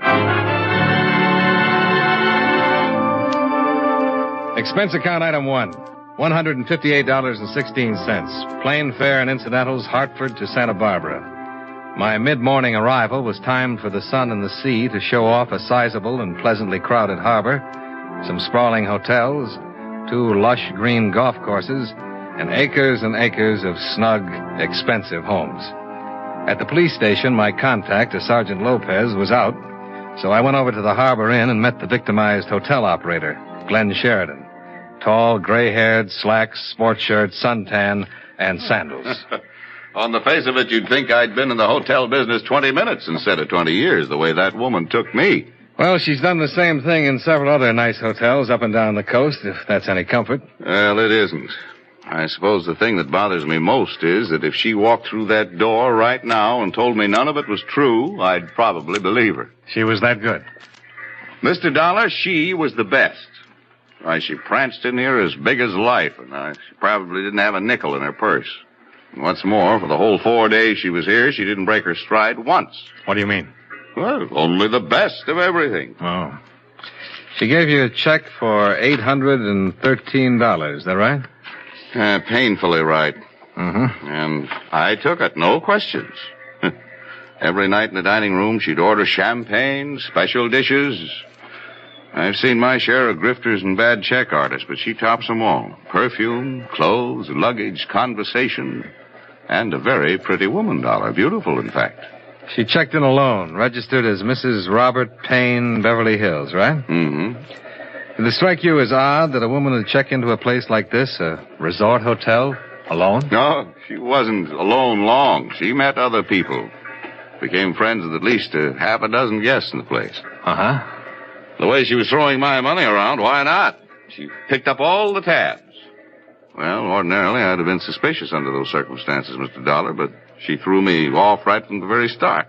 Well, how's that, Mr. Sheridan? Well, she showed up about midnight, came in a cab that was just loaded down with expensive luggage. Probably wrote a bad check for that someplace. Yeah, probably. She came swinging in the lobby with a cabbie following her and told the night clerk she wanted to see me. When I came down to the desk, she yelled, "Sherry!" Ran up and kissed me and asked how my wife was. Can you beat that? Nope. She acted as though we knew each other. And one of those tricks your mind plays on you in this business, I actually thought I remembered her from someplace. I see. She registered as Mrs. Robert Payne. Said she was on her way back from Lake Tahoe, wanted to rest up. Something about just getting a divorce and being awarded $3,000 a month alimony. That impressed me. Well, it didn't impress anyone, Mr. Sheridan. Well, I did make a check. She gave her home address as Beverly Hills, and there was a Robert Payne listed there.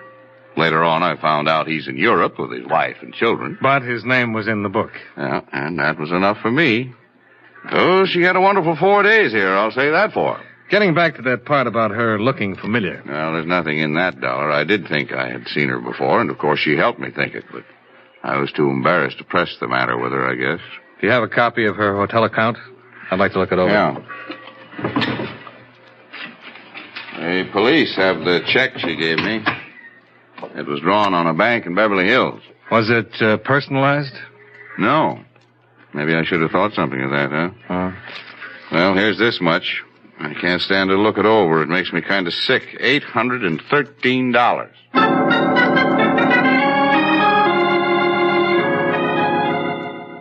I spent another hour with Mr. Sheridan as he distastefully covered the items on the bill she'd paid with the bad check. Later that afternoon, I met with Sergeant Lopez, who reported a woman answering the same description had passed bad checks in Burlingame, Santa Maria, and Ojai.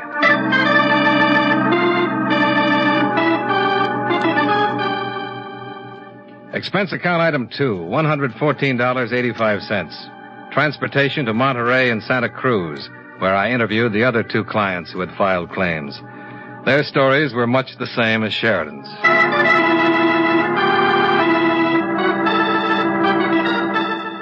Expense account item 3, $4.15. Long-distance phone call. That you, Johnny? Yeah, Frank. All the claims are pretty solid. The police have no line on this... Don't come home. Oh? Hop down to Malibu Beach. She's done it again. At a place called the Seaside Inn. The guy who runs it found out it was bad 15 minutes after she left. That was this morning.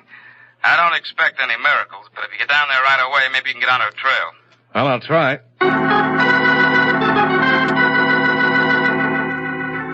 Expense account item 4, $38 even. Transportation Santa Barbara to Malibu. I didn't even bother to listen to a disgruntled hotel proprietor repeat a story I knew so well. I went directly to the sheriff's station and Sergeant Pell's. Well, that's about the picture. She was at the inn for 4 days and checked out this morning. She used the name Bradley.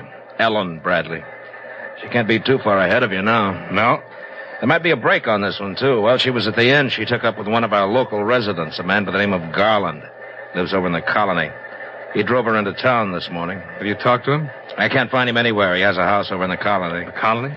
Yeah, that's down the road a piece. They call it that because a lot of movie stars built beach homes there a long time ago. Movie colony, you know? Oh, yeah. Is this Garland an actor? Yeah, when he gets work, which isn't very often, I guess. Mainly, he keeps suntanned. We're trying to locate him now, and as soon as we do it... Oh, sure. Sergeant Pell. Yeah, right away.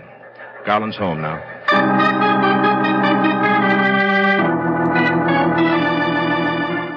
I went with Sergeant Pell's to talk with Garland, who was in trunks and sunglasses in front of his house.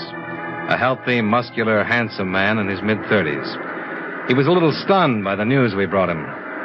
Ellen, a phoning? Sergeant, are you sure about this? Well, you can ask the man at the Seaside Inn. He got the check, and Mr. Dollar here's been looking all over the state for it. Well, come on, let's go up into the house. All right. I thought I knew her pretty well. Did you meet her out here, or did you know her before? Oh, I met her at the Seaside Inn the first night she was here. Go ahead. Thank you. Now, sit down. Like something to drink? No, thank you. Not now, thanks. Understand you drove her into Los Angeles. That's right. I took her in this morning. Where did you take her? The Beverly Glen Hotel. Did she check in there? No, she just dumped all her luggage. She told me she didn't know whether or not she'd have to go to Chicago tonight. Something about a house she owned there that had to be rented or sold. Did you leave her there? No, she made a phone call. Said she had to meet her lawyer. Yeah? She say where? Yeah, a bar in Hollywood. Topper on Coenga. So I drove her over there and left her. When was this? Oh, 3 hours ago, about 1 o'clock, I guess. How was she dressed? Black strapless job. Uh-huh. Did she mention any names? Tell you anything about herself? Yeah, she told me that 6 months ago her little 2-year-old boy was killed in an automobile accident. She said that was the thing that broke up her marriage to this Bradley guy. Uh-huh. Said she needed to believe in something again, that she needed someone to believe in her. Well, I figured her for a pretty nice person, just having a little fling. Even with what you've told me, I believe that part of it. Why? Because she told me, and she cried a little when she was telling me. Oh, I don't care how you look at me. I don't think anyone could invent a story that tragic without some sort of basis. Well, maybe you've got a point, Garland, but a good liar can see a story in a newspaper, adapt it to his own needs, and maybe even cry a little about it. Well, I still believe it. You know, Mr. Dollar, you ought to try believing what people tell you sometime. Yeah, I'll try it. Next time I have 2 weeks off. What? In my business, they call that a vacation.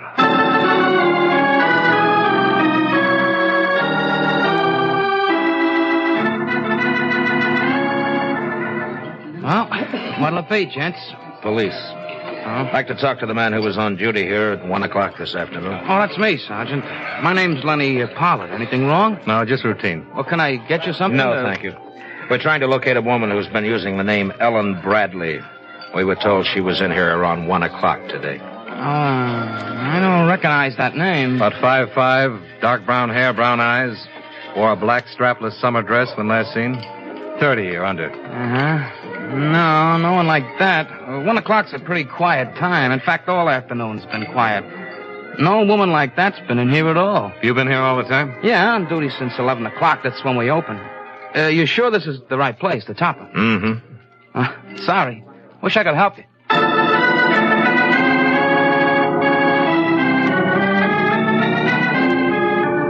When we got to the Beverly Glen Hotel, a worried clerk was still wondering what to do with the 14 pieces of luggage Ellen Bradley had left there earlier. No, she hadn't phoned in and given him any instructions. No, she was not registered at the hotel. Sergeant Pels made arrangements for a man to cover the lobby in case she showed up to claim her things.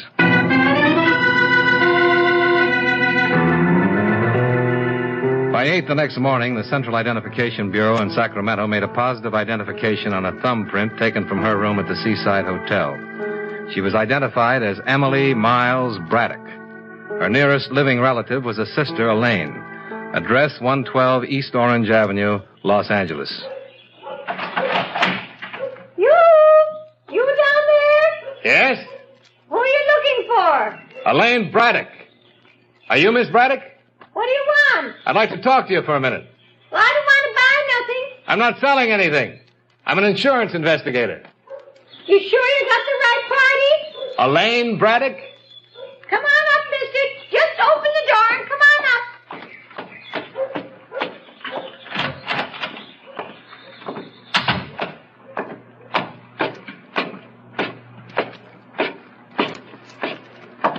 Come on in. Wanted to see me, here I am. What do you want to see me about? The gray-haired woman who had cackled at me from the second story was sitting in a wheelchair by the window. My name's Johnny Dollar. I'm here about your sister. Oh, Emily, huh? Yes, we're trying to find her. Has she been around here? We know she's in the Los Angeles area. Emily was here a little bit yesterday afternoon. Where she's gone now, I don't know. Have no idea. How long was she here? Oh, she stayed maybe 2 or 3 hours. I hope I don't ever see her again. She's no good. Well, how did she get here?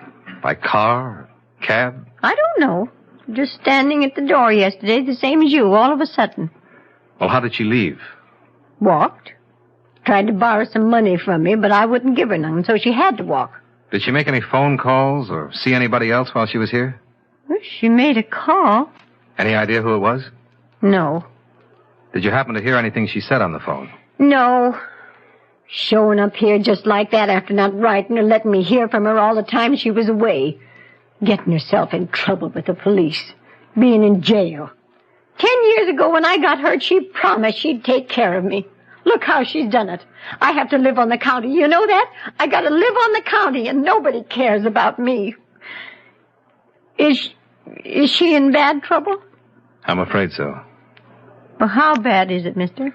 Oh, 10 years, maybe. 10 years? 10 years? Yeah, 2 was bad enough, but 10... What'd you say your name was? Dollar. Mr. Dollar, I hope you don't catch her.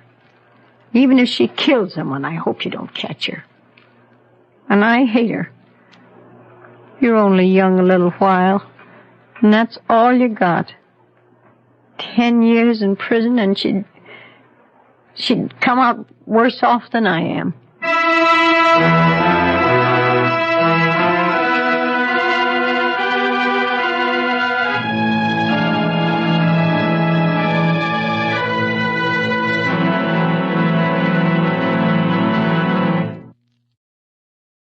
Friends, wherever you are, whatever you're doing, you'll enjoy chewing Wrigley's Spearmint Gum.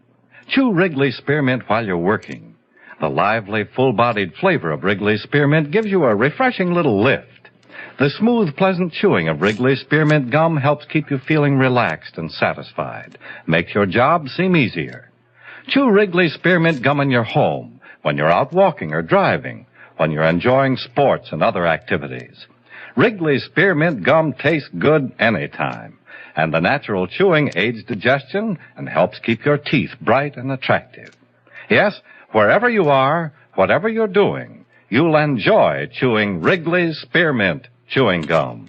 Healthful, refreshing, delicious. And now, with our star, John Lund, we bring you the second act of Yours Truly, Johnny Dollar.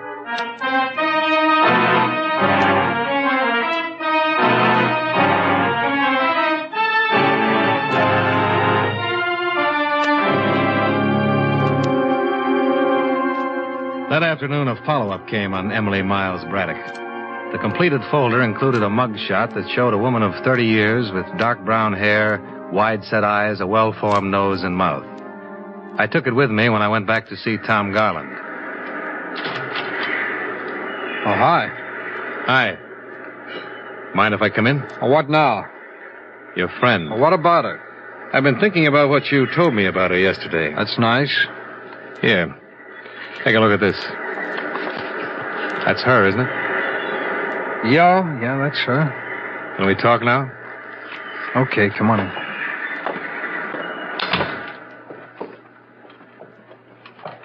Her name's Emily Braddock, not Ellen Bradley. Up until 2 months ago, she was in the State Correction Home for Women, serving a 2-year term for grand theft. Here, take your picture back. I'm not pushing my weight showing it to you, Garland. But you're a little stubborn about what you want to believe about her. If she lost a baby, as she told you, she was in prison when it happened. I thought I'd better prove this lie. All right, so you proved it. You mind if I sit down? No, help yourself. Thanks. Well, do you have anything else to tell me? Well, I suppose I do, since you don't seem to want to tell me anything. I've been on this case almost a week now. In that time, I've talked to 8 different men who have met Emily Braddock, and 1 woman who knew her by her real name and for what she really is. Garland, every one of those people came out on the short end of things with her. Just a minute, I've looked at this mug shot. I've heard these men describe her, and I think I can understand why. It's not hard to imagine this face set off with a nice hairdo, some earrings, makeup, and the works. This sister of hers I met this morning lives in a very crummy neighborhood. A family home. She's all Emily has left. Or vice versa. Emily walked out on her. Well, if it's as bad as you say it is, why shouldn't she? For one reason, her sister's a hopeless cripple. But even she would protect Emily. You're my only hope. What? This woman can get away from us right now. She's smart and clever. She can go right on doing the same thing she's been doing all along. Oh, she'll get caught eventually. But because I know her and she passed a few bad checks doesn't mean that I'm responsible in any way. You know that. You're right, it doesn't. But you're involved just the same. You're different from a hotel man who's been tilted. You're a boyfriend. True, just a 4-day boyfriend. But a woman like that can do a lot of damage in 4 days' time. Why are you here, Dollar? What do you want? I'm here to disillusion you, Garland. Because I don't think you're disillusioned enough right now. Now, wait a minute. You're a perfect stranger to me. I don't know you from a Grand Rapids chair. But I'm doing you a favor telling you that Emily Braddock is a crook and a thief and a forger, and that everything she ever told you was a lie. Now and then a woman walks into a man's life that he'd sell his soul for. But don't ever do any business along those lines with this baby, because all she'll do is give you a bad check for it. She's trouble in a great big way, Garland, and you know it as well as I do. Well, what do you want me to do? Apologize for meeting her? I'll be satisfied if you tell me why you lied. Garland, Emily Braddock never went to that bar you were talking about earlier. You didn't drop her off there. No one there had even seen her. And she's the kind who could walk into the World Series with 50,000 other people around and still be noticed. Where is she now? I don't know. I won't buy that. Not from you. Now, let's try once more. Where is she? What did you do with her after you dropped the luggage off at the Beverly Glen Hotel? Where did you take her? She phoned you from her sister's house yesterday afternoon, didn't she? Right after I'd been here with Sergeant Pels. Garland, you should see that sister. Ellen's in Santa Monica. Where? At a little hotel called El Tonquis. She's registered there as Evelyn Brady. Where's your phone? It's over there.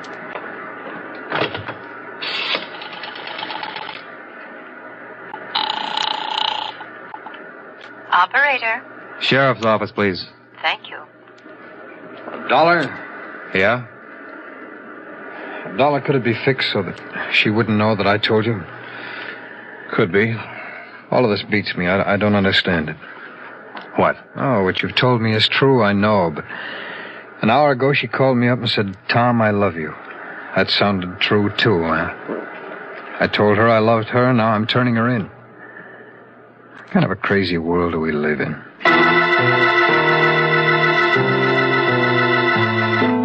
20 minutes later, Sergeant Pels and I were in the rickety elevator in the El Tonquis Hotel, a place as dingy and old as the Spanish name it bore. A little different from the swank hotels where our suspect had lived so gaily. Pels was thinking of it, too. Some joint this is. Yeah. What was it, 518? Yeah, it's down this way, I think. This one kind of harpooned you a little, huh? Yeah, I suppose so. There are a lot worse things than passing bad checks and telling lies. But the way she handled it, no one even raised an eyebrow. Yeah. I heard it.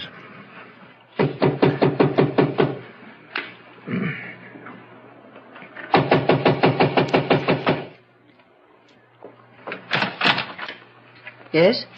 Emily Braddock? Beg your pardon. I said, is your name Emily Braddock? You must have the wrong room. My name's Evelyn Brady. Sorry, miss. You're the one we want. I'll have to change into a dress. I'll check the room. Excuse me. What's this all about? I think you already know. I have no idea. What is it all about? Bad checks. There must be some mistake. All right, miss. Go ahead and change. We'll wait out here. Thank you. I'm sorry. We'll have to keep this open a little bit. Oh? You can dress behind it if you want. If that doesn't suit you, well, we'll take you down like you are. Thanks again. Two windows on the outside, no ledge. Firelighters across the court. Any luggage? A little makeup kit.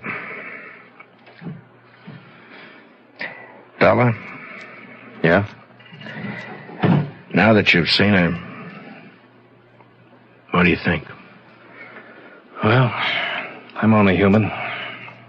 Too bad she's a crook.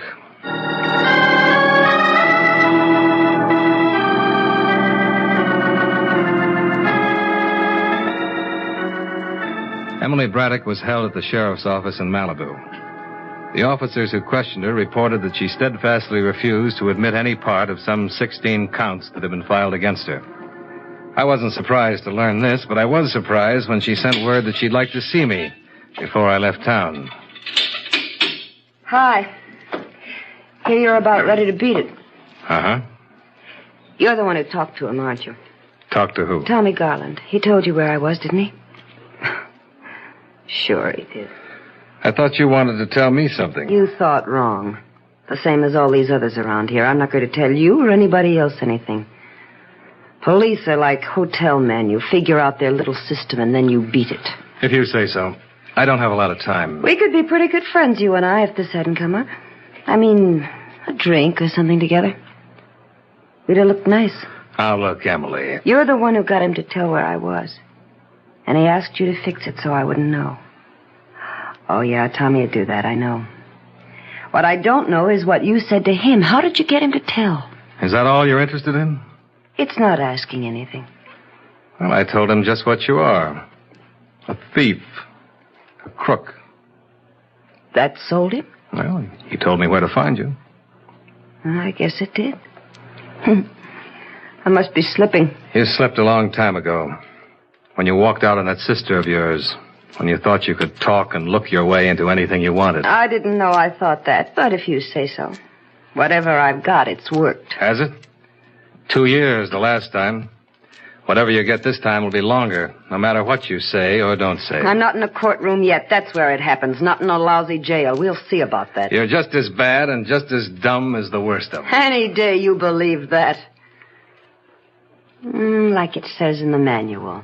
When a woman suspect is to be interrogated, remember that the strongest appeal to her is in her family connections and moral outlook. Question her regarding these. Stinking cops. Just stinking cops. You never give up, do you? Hardly ever. Stinking cop.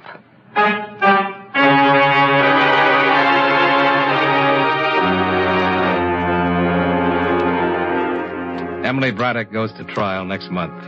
I won't be there, but 6 clients of Baltimore liability will be.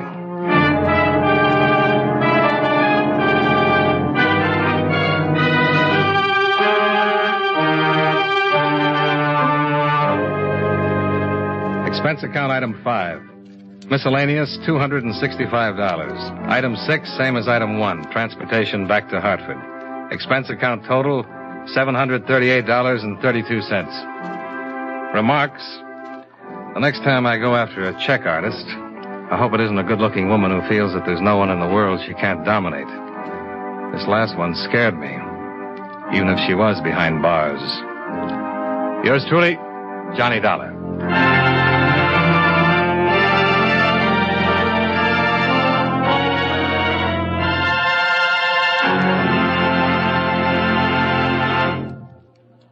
Remember, friends, Wrigley's Spearmint Chewing Gum refreshes you.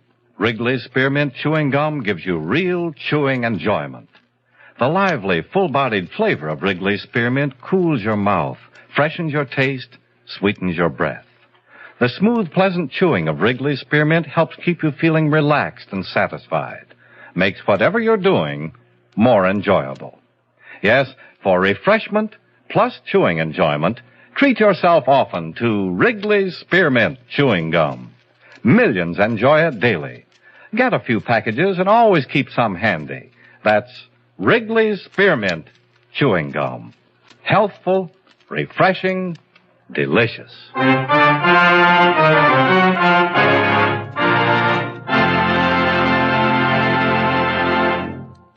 Yours truly, Johnny Dollar, brought to you by Wrigley Spearmint Chewing Gum, stars John Lund in the title role and was written by E. Jack Newman with music by Milton Charles. Featured in tonight's cast were James McCallion, John McIntyre, Bill Conrad, Stacey Harris, Jeanette Nolan, and Joan Banks. Yours truly, Johnny Dollar, is produced and directed in Hollywood by Jaime Del Valle.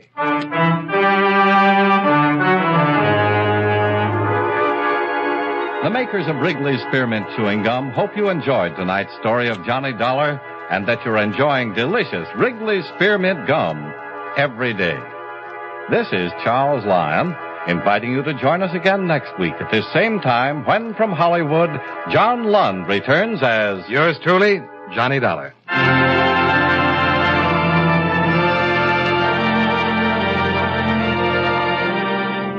This is the CBS Radio Network. Broadway's My Beat, from Times Square to Columbus Circle, the gaudiest, the most violent, the lonesomest mile in the world.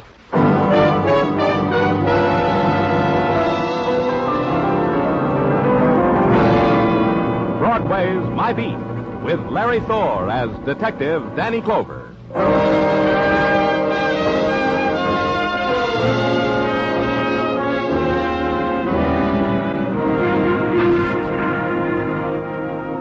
Broadway.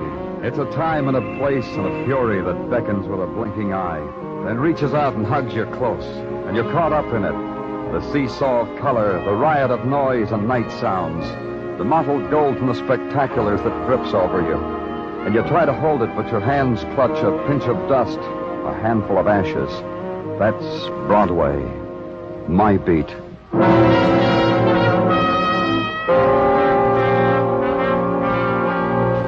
Scattered in the streets, there are cubes of silence, spotted so that the roar of the city rolls against them, ebbs.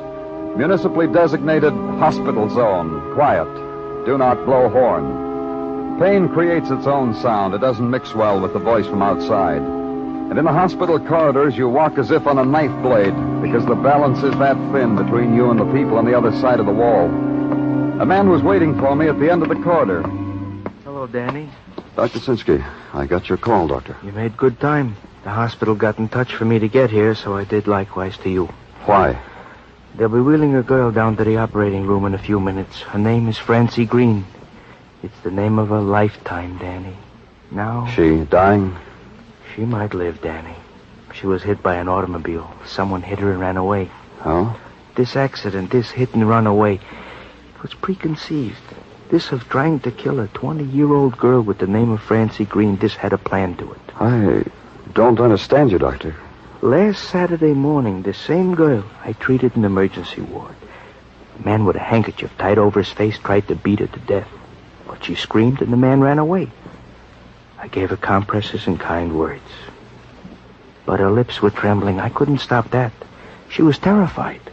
Go on. Tonight, Danny, I talked to her. She said someone tried to push her in front of a subway train yesterday. She just felt there's someone's hand on her back.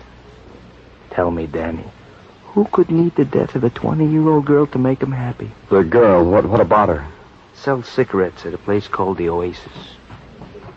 She's coming now, Danny. Francie, you'll be all right. I'm a policeman, Francie. I'm Danny Clover.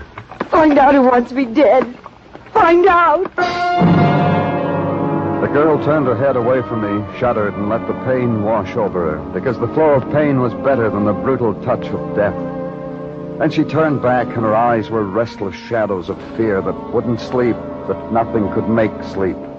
Her begging now was silent, and my promise to her was silent. Then I got out.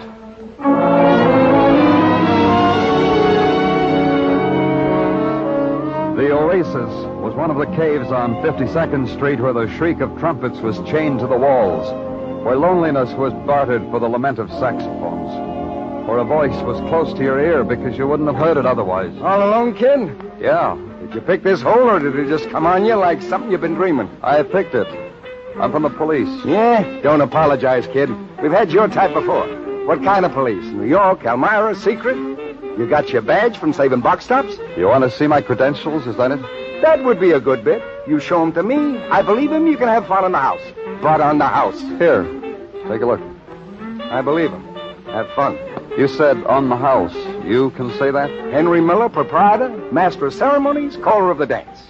Time magazine says of me, and I quote, colorful owner of perhaps the worst nightclub in America, but without doubt the best time in the world. What do they say about Francie Green? The cigarette girl? They didn't get around to her. You got a bit with Francie?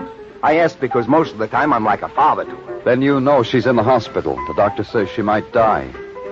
But you'd know that, being like a father. All right. I'll split hairs with you.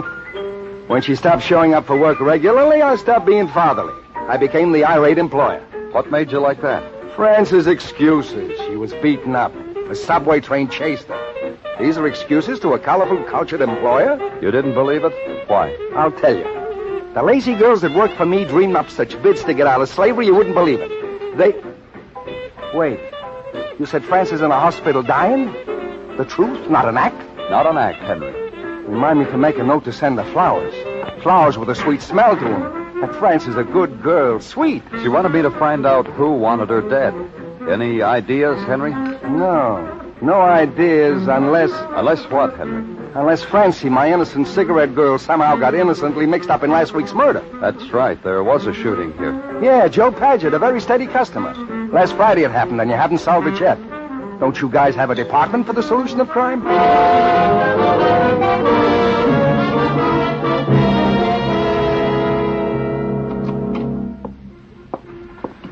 Good morning to you, Danny.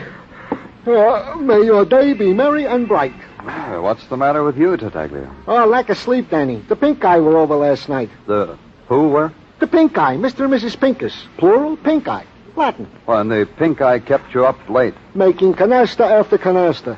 Salt to the wound. As Father Salvatore said, it's the luck of the pinkorum. Tartaglia. Father Salvatore said that and demanded a new deck. Laughingly. Tartaglia. Huh?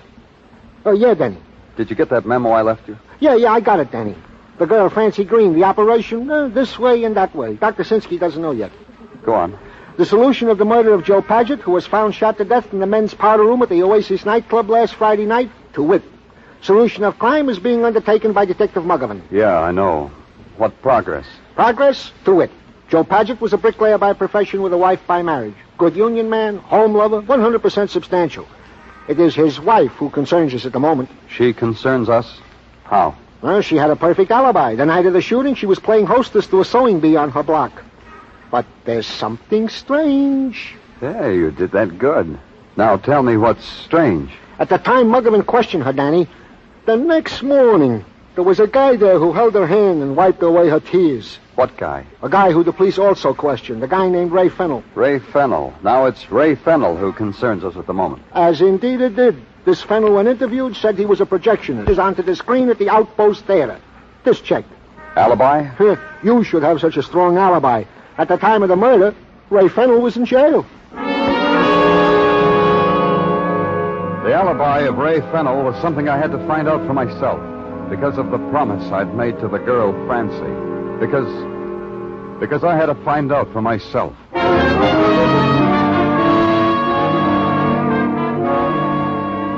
The Outpost was one of the movie cribs on 42nd Street, converted from a legitimate theater to a burlesque house to a grind house.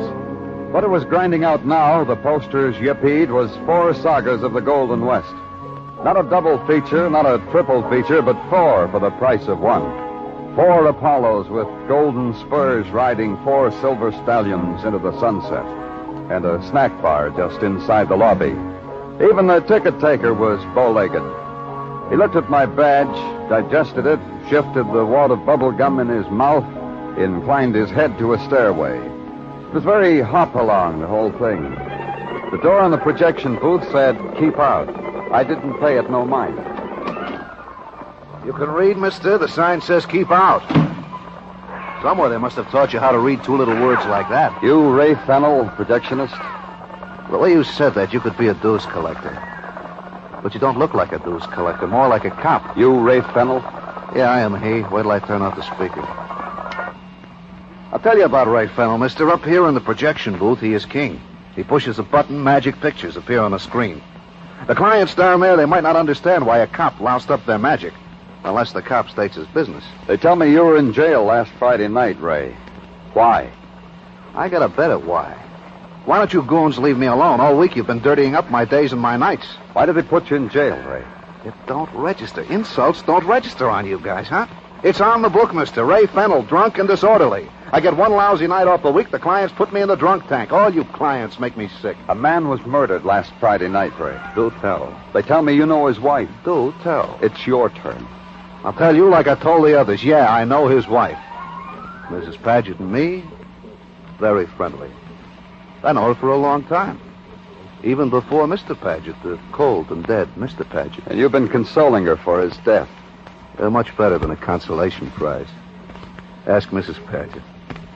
You could almost say she's happy her husband's dead. And you? How about you, Ray? What's good enough for Mrs. Paget's good enough for me. Oh, now look what you made me do. I don't pay no attention. The film breaks. You won't mind if I take myself away from you to fix this? Yeah, I mind, Ray. Leave it alone. You'll square this dereliction of duty with the management, with the union, with the clients. The clients get restless. Listen to them. They'll understand. All of us clients understand things like that. But some things we don't. You don't say. Like what? Like about a girl named Francie Green. You know her, too, Ray? Never heard the name. Never laid eyes on her. You're building something, aren't you, mister? Yeah, we want to know why somebody wants her dead. It's easy, mister. Everybody wants somebody else dead. Take my good friend, Mrs. Paget, for instance. And you, for instance. Let's go, Ray. Are you crazy? I can't leave this booth. Yes, you can. Call your relief or whatever you have to do. Then let's go. Why? Why? You goons got nothing on me. I've been over it 1,000 times. I got the alibi. It's all down in your little dime store notebook. Don't get excited, Ray. Now you've heard the name Francie Green, all I want you to do is look at her. And I want her to look at you.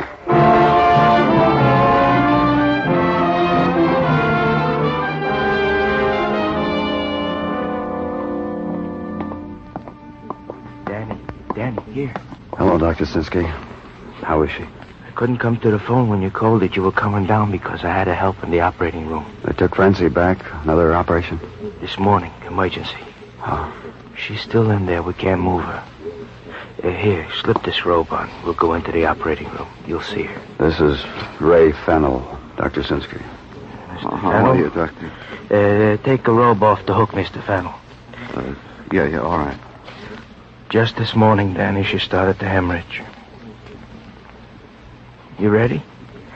Through this door. We're feeding her oxygen. I don't feel so good. Such a sweet girl.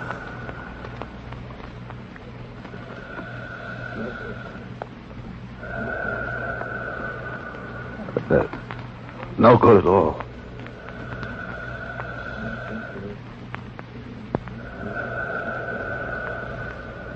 Francie Green. Such a nice name. Wyatt. 20 years old.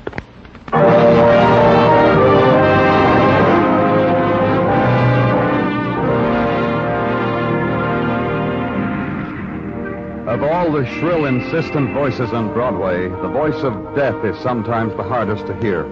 But it's there, and finally it will be heard. As Broadway heard the whisper of the dying of Francie Green. To Broadway, the fact that Francie had been a cigarette girl in a nightclub gave her shroud some glamour. But the fact that her dying was the final sum of the brutal violence committed upon her, Broadway shrugged off. A girl like that, they said, what can you expect? At headquarters, we felt differently about the dying of Francie Green. Sergeant Gino Tartaglia, he felt different about it, too. Danny, it frightens me. Sometimes I wake up in the middle of the night and it frightens me. What does, Tartaglia? Everything. This job, this metropolis, we call a metropolis. This young girl, Francie, who shouldn't have died, but died anyway. Tartaglia. Wait. Let me finish, Danny. Let me spill it out. Otherwise, I'll be ripe to fall into the clutches of a psychoanalyst or some other professional man. Even my domestic relations with Mrs. Tartaglia have become strained. Oh? Yeah, Danny. I screamed at her last night. I raised my voice to Mrs. Tartaglia in front of the Tartaglia children. All she was doing was hoovering around me. Hoovering? Yeah, with a hoover. She was performing a necessary domestic duty like vacuuming the Tartaglia rug, and I scream at her. Just because I am so internally upset about this murder of Francie Green. Feel better now, Tartaglia? Is it all right to go ahead? Yeah, Danny. I've told you my feelings on the matter. So now let us proceed to the chores of the day. Anytime you're ready, Tartaglia. The alibi of Ray Fennell, the projectionist, has been checked and rechecked as per your command. The records show he was veritably in the drunk tank the night of the murder of the bricklayer Joe Paget, arrested by Patrolman Samish. Yeah, it doesn't get us anywhere, does it? That's not my department, Danny, to get us anywhere. I'm only a cog in this infernal machine we call living. There's a connection somewhere, Tartaglia. There has to be. Paget was killed last Friday night. The attacks on Francie began right after that. Whatever you say, Danny. I also have here an item that might or might not be of interest to you. Oh? What is it? The body of an unidentified man was washed up in the East River last night. The consensus is that he was murdered. You want it? Now, give it to Detective Kenny. Anything else? Nothing, Danny, except I am filled with a great sorrow over the death of... Yeah, I know. Is it all right with you if I leave now? Well, whatever you wish. Where you going? To call on Mrs. Joe Paget. I want to know how she feels about all this.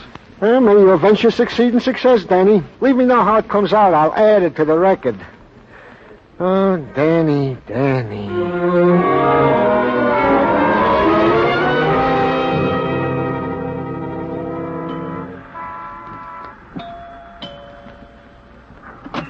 Yes?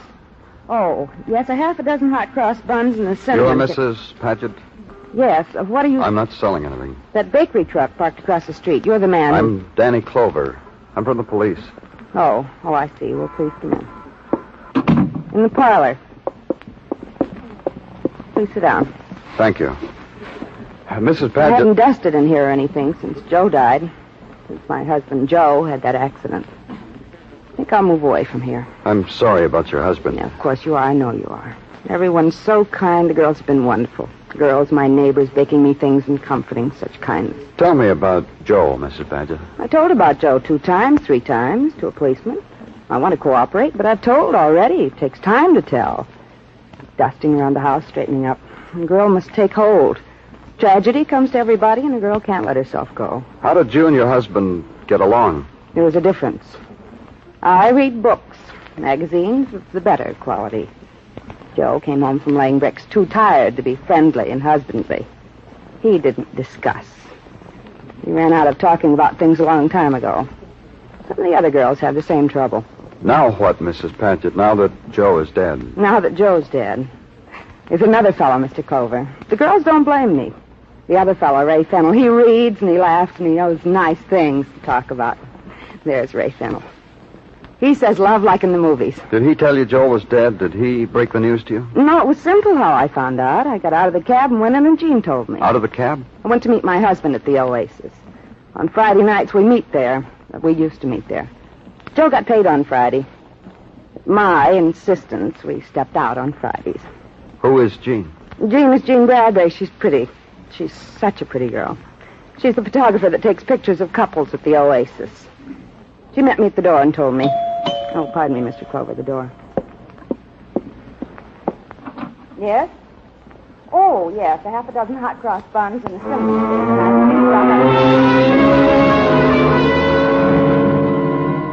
There was nothing after that. She offered me a slice of cinnamon cake, and I said no. I asked her whether there was anything else she could tell me. She said no, so I left. Left to the idea that Mrs. Paget was one of the girls, one of the million housewives. And because I'm a policeman, the idea was clouded with the fact that there are files on housewives who have committed murder. Mrs. Paget had told me a story. It was a story that needed checking. I called headquarters for information on Jean Bradbury, photographer at the Oasis. They came up with her hotel address. I went there. I guess I disturbed her. Go away! Go away! Can't you understand? Get away from here. Go away. I've got to talk to you. Go away, go away, go away. I'm from the police, Miss Bradbury. You want to talk out here? How do you say no to a police? How do you tell a cop you don't want to talk to him? Sometimes, like now, you can't.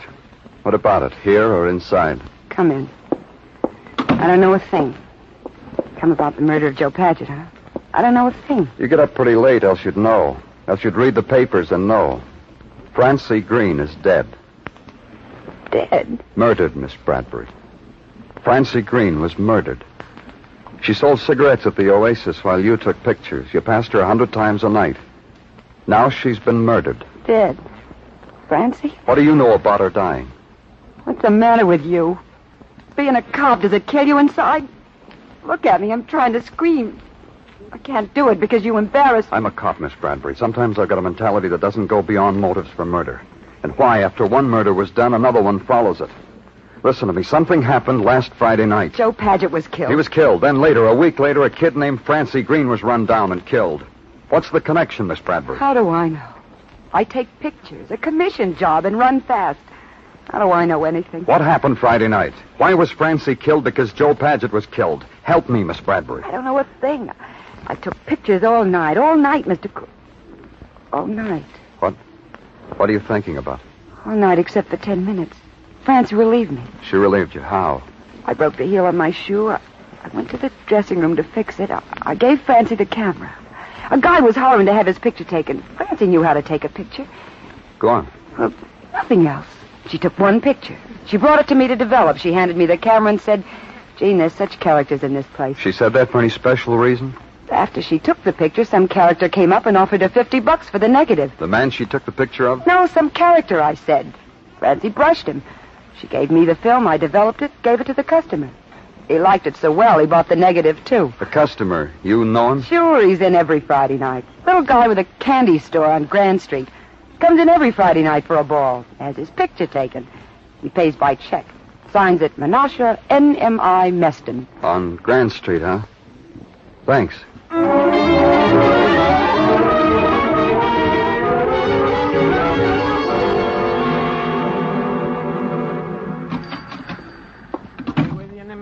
At this moment in eternity, I'm busy. It's all right, Menasha. Take your time. Thank you. Making up an order of confections for the shindig Mrs. Rosenblatt's throwing for her son, Davy. Davy's bar mitzvah tomorrow. Confirmed, you know. Should be with Glick. I will relay to Mrs. Rosenblatt your compliments today. This'll only take a minute. 5 pounds chocolate-covered cherries I got to weigh up. Got it ready in the sack. 4 pounds, 12 ounces. Yeah. 5 pounds to the penny. Who is this Mrs. Rosenblatt getting fancy? Chocolate-covered cherries. I remember when a dime's worth a penny licorice was... how often do you have a son who's bar mitzvah? Now I can wait on you. What is your pleasure in the line of confections, mister? A friend of yours, Jean Bradbury. A doll. She says you took her picture at the Oasis last Friday. Every Friday Jean takes my picture. Last Friday? Come to think of it, last Friday, no, it was Francie. Anyhow, every Friday I have an anniversary with a different girl. Celebrate some charming thing that has happened to us during the week. Pardon me, mister, but you have a right to talk to me intimately like this? I'm from the police, Menasha. Danny Clover. Oh, then maybe I better explain to you about my name. That NMI in the middle, Menasha NMI Meston, this NMI is an affectation. I picked it up in the Army. I wasn't blessed with a middle initial. I didn't mean no harm by it. May I see the picture you had taken last Friday, Menasha? Naturally, I got them all pinned in the wall. Let's see, which one was last Friday? Oh, this one right here. I remember because the girl is last Friday's girl. The doll, huh? Yeah. The man behind you in the background, you know him? Huh? No, I never had the pleasure. As a matter of fact, now that you point them out, this is the first time I noticed them. Mind if I take the picture with me, Menasha? It gives me such glamour. It's absolutely necessary you should take it. It's necessary, Menasha. Excuse me. That's candy store. Yeah, he's here. It's for you, Mr. Clover. Thanks.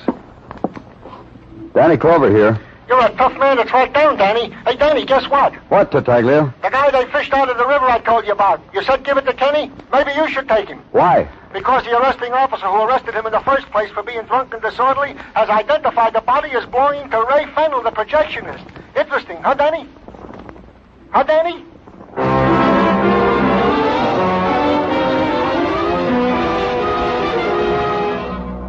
It was interesting. Interesting enough to make me go back to headquarters to look at the broken body that the river had washed back.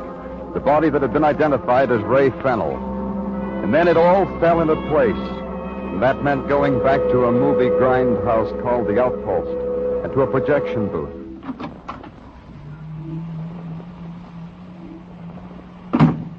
I don't even have to turn around to know who it is. I got a feeling up my back the minute you opened the door. Turn around anyway, Ray. Yeah. I hear you've been calling on Mrs. Paget. Makes a nice girl for a man, huh? I called at the morgue, too, Ray. There's a man there with a tag around his toe. The tag says it's Ray Fennell. But the tag's wrong, isn't it? Yeah? But then maybe only you and me know that. So what is it, Bill? Murder. You committing same. You killed your alibi for last Friday night. But like you say, so far only you and I know that. So let's go and tell the people, huh? Oh, you got corny dialogue for a policeman. Here, I'll prove it to you. I'll flick the switch and prove it to you. Ever, Kansas? There's no call on you to do this for me. Well, there is, ma'am. Cause it's my duty to get the varmints that killed your father. Rustle your cattle. Who's cornier? You or the cowboy? I give you a choice. The man in the morgue, Ray. The same one you hired to get drunk and disorderly enough to be put in jail. Your build, your identification, enough to establish you positively among 100 weekend drunks. You're more fascinating than moving pictures. Go on. Why would I do that? You have created a certain suspense in me. For an alibi, police proven. Your alibi for the time you needed to murder Ray Paget because he stood in the way of Mrs. Paget. That's very funny. Shut up, Ray. I'm not through. Then you had to murder Francie because she took a picture that you were in. You made a mistake, though. Oh? Yeah. You talked to her about the picture.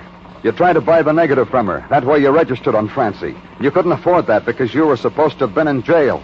So you had to kill her. I had to do that, huh? Sure. You should have let it alone, Ray. Who cares about a picture taken in a nightclub?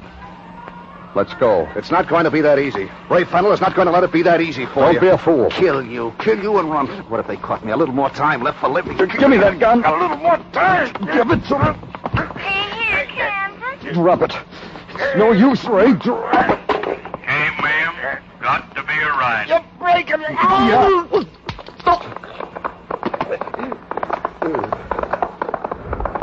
Like I said, Ray, let's go tell the people.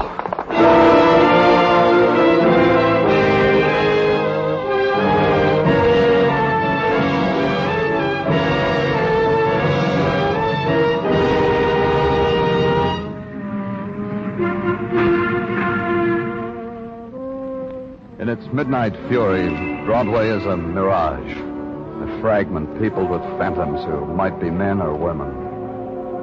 You touch some, they vanish. You touch others, they snarl and slink away. It's real, or it's a slab gouged out of a dream. You never know which.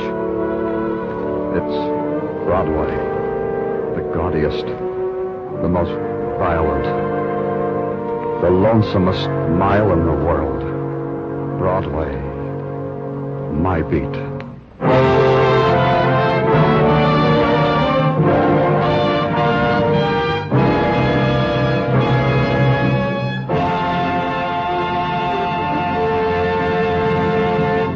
Broadway's My Beat stars Larry Thor as Detective Danny Clover with Charles Calvert as Tartaglia. The program was produced and directed by Elliott Lewis. The musical score was composed and conducted by Alexander Courage. The cast tonight included Kay Stewart, Virginia Gregg, Joe Forte, Hy Averback, David Ellis, and Jack Crucian.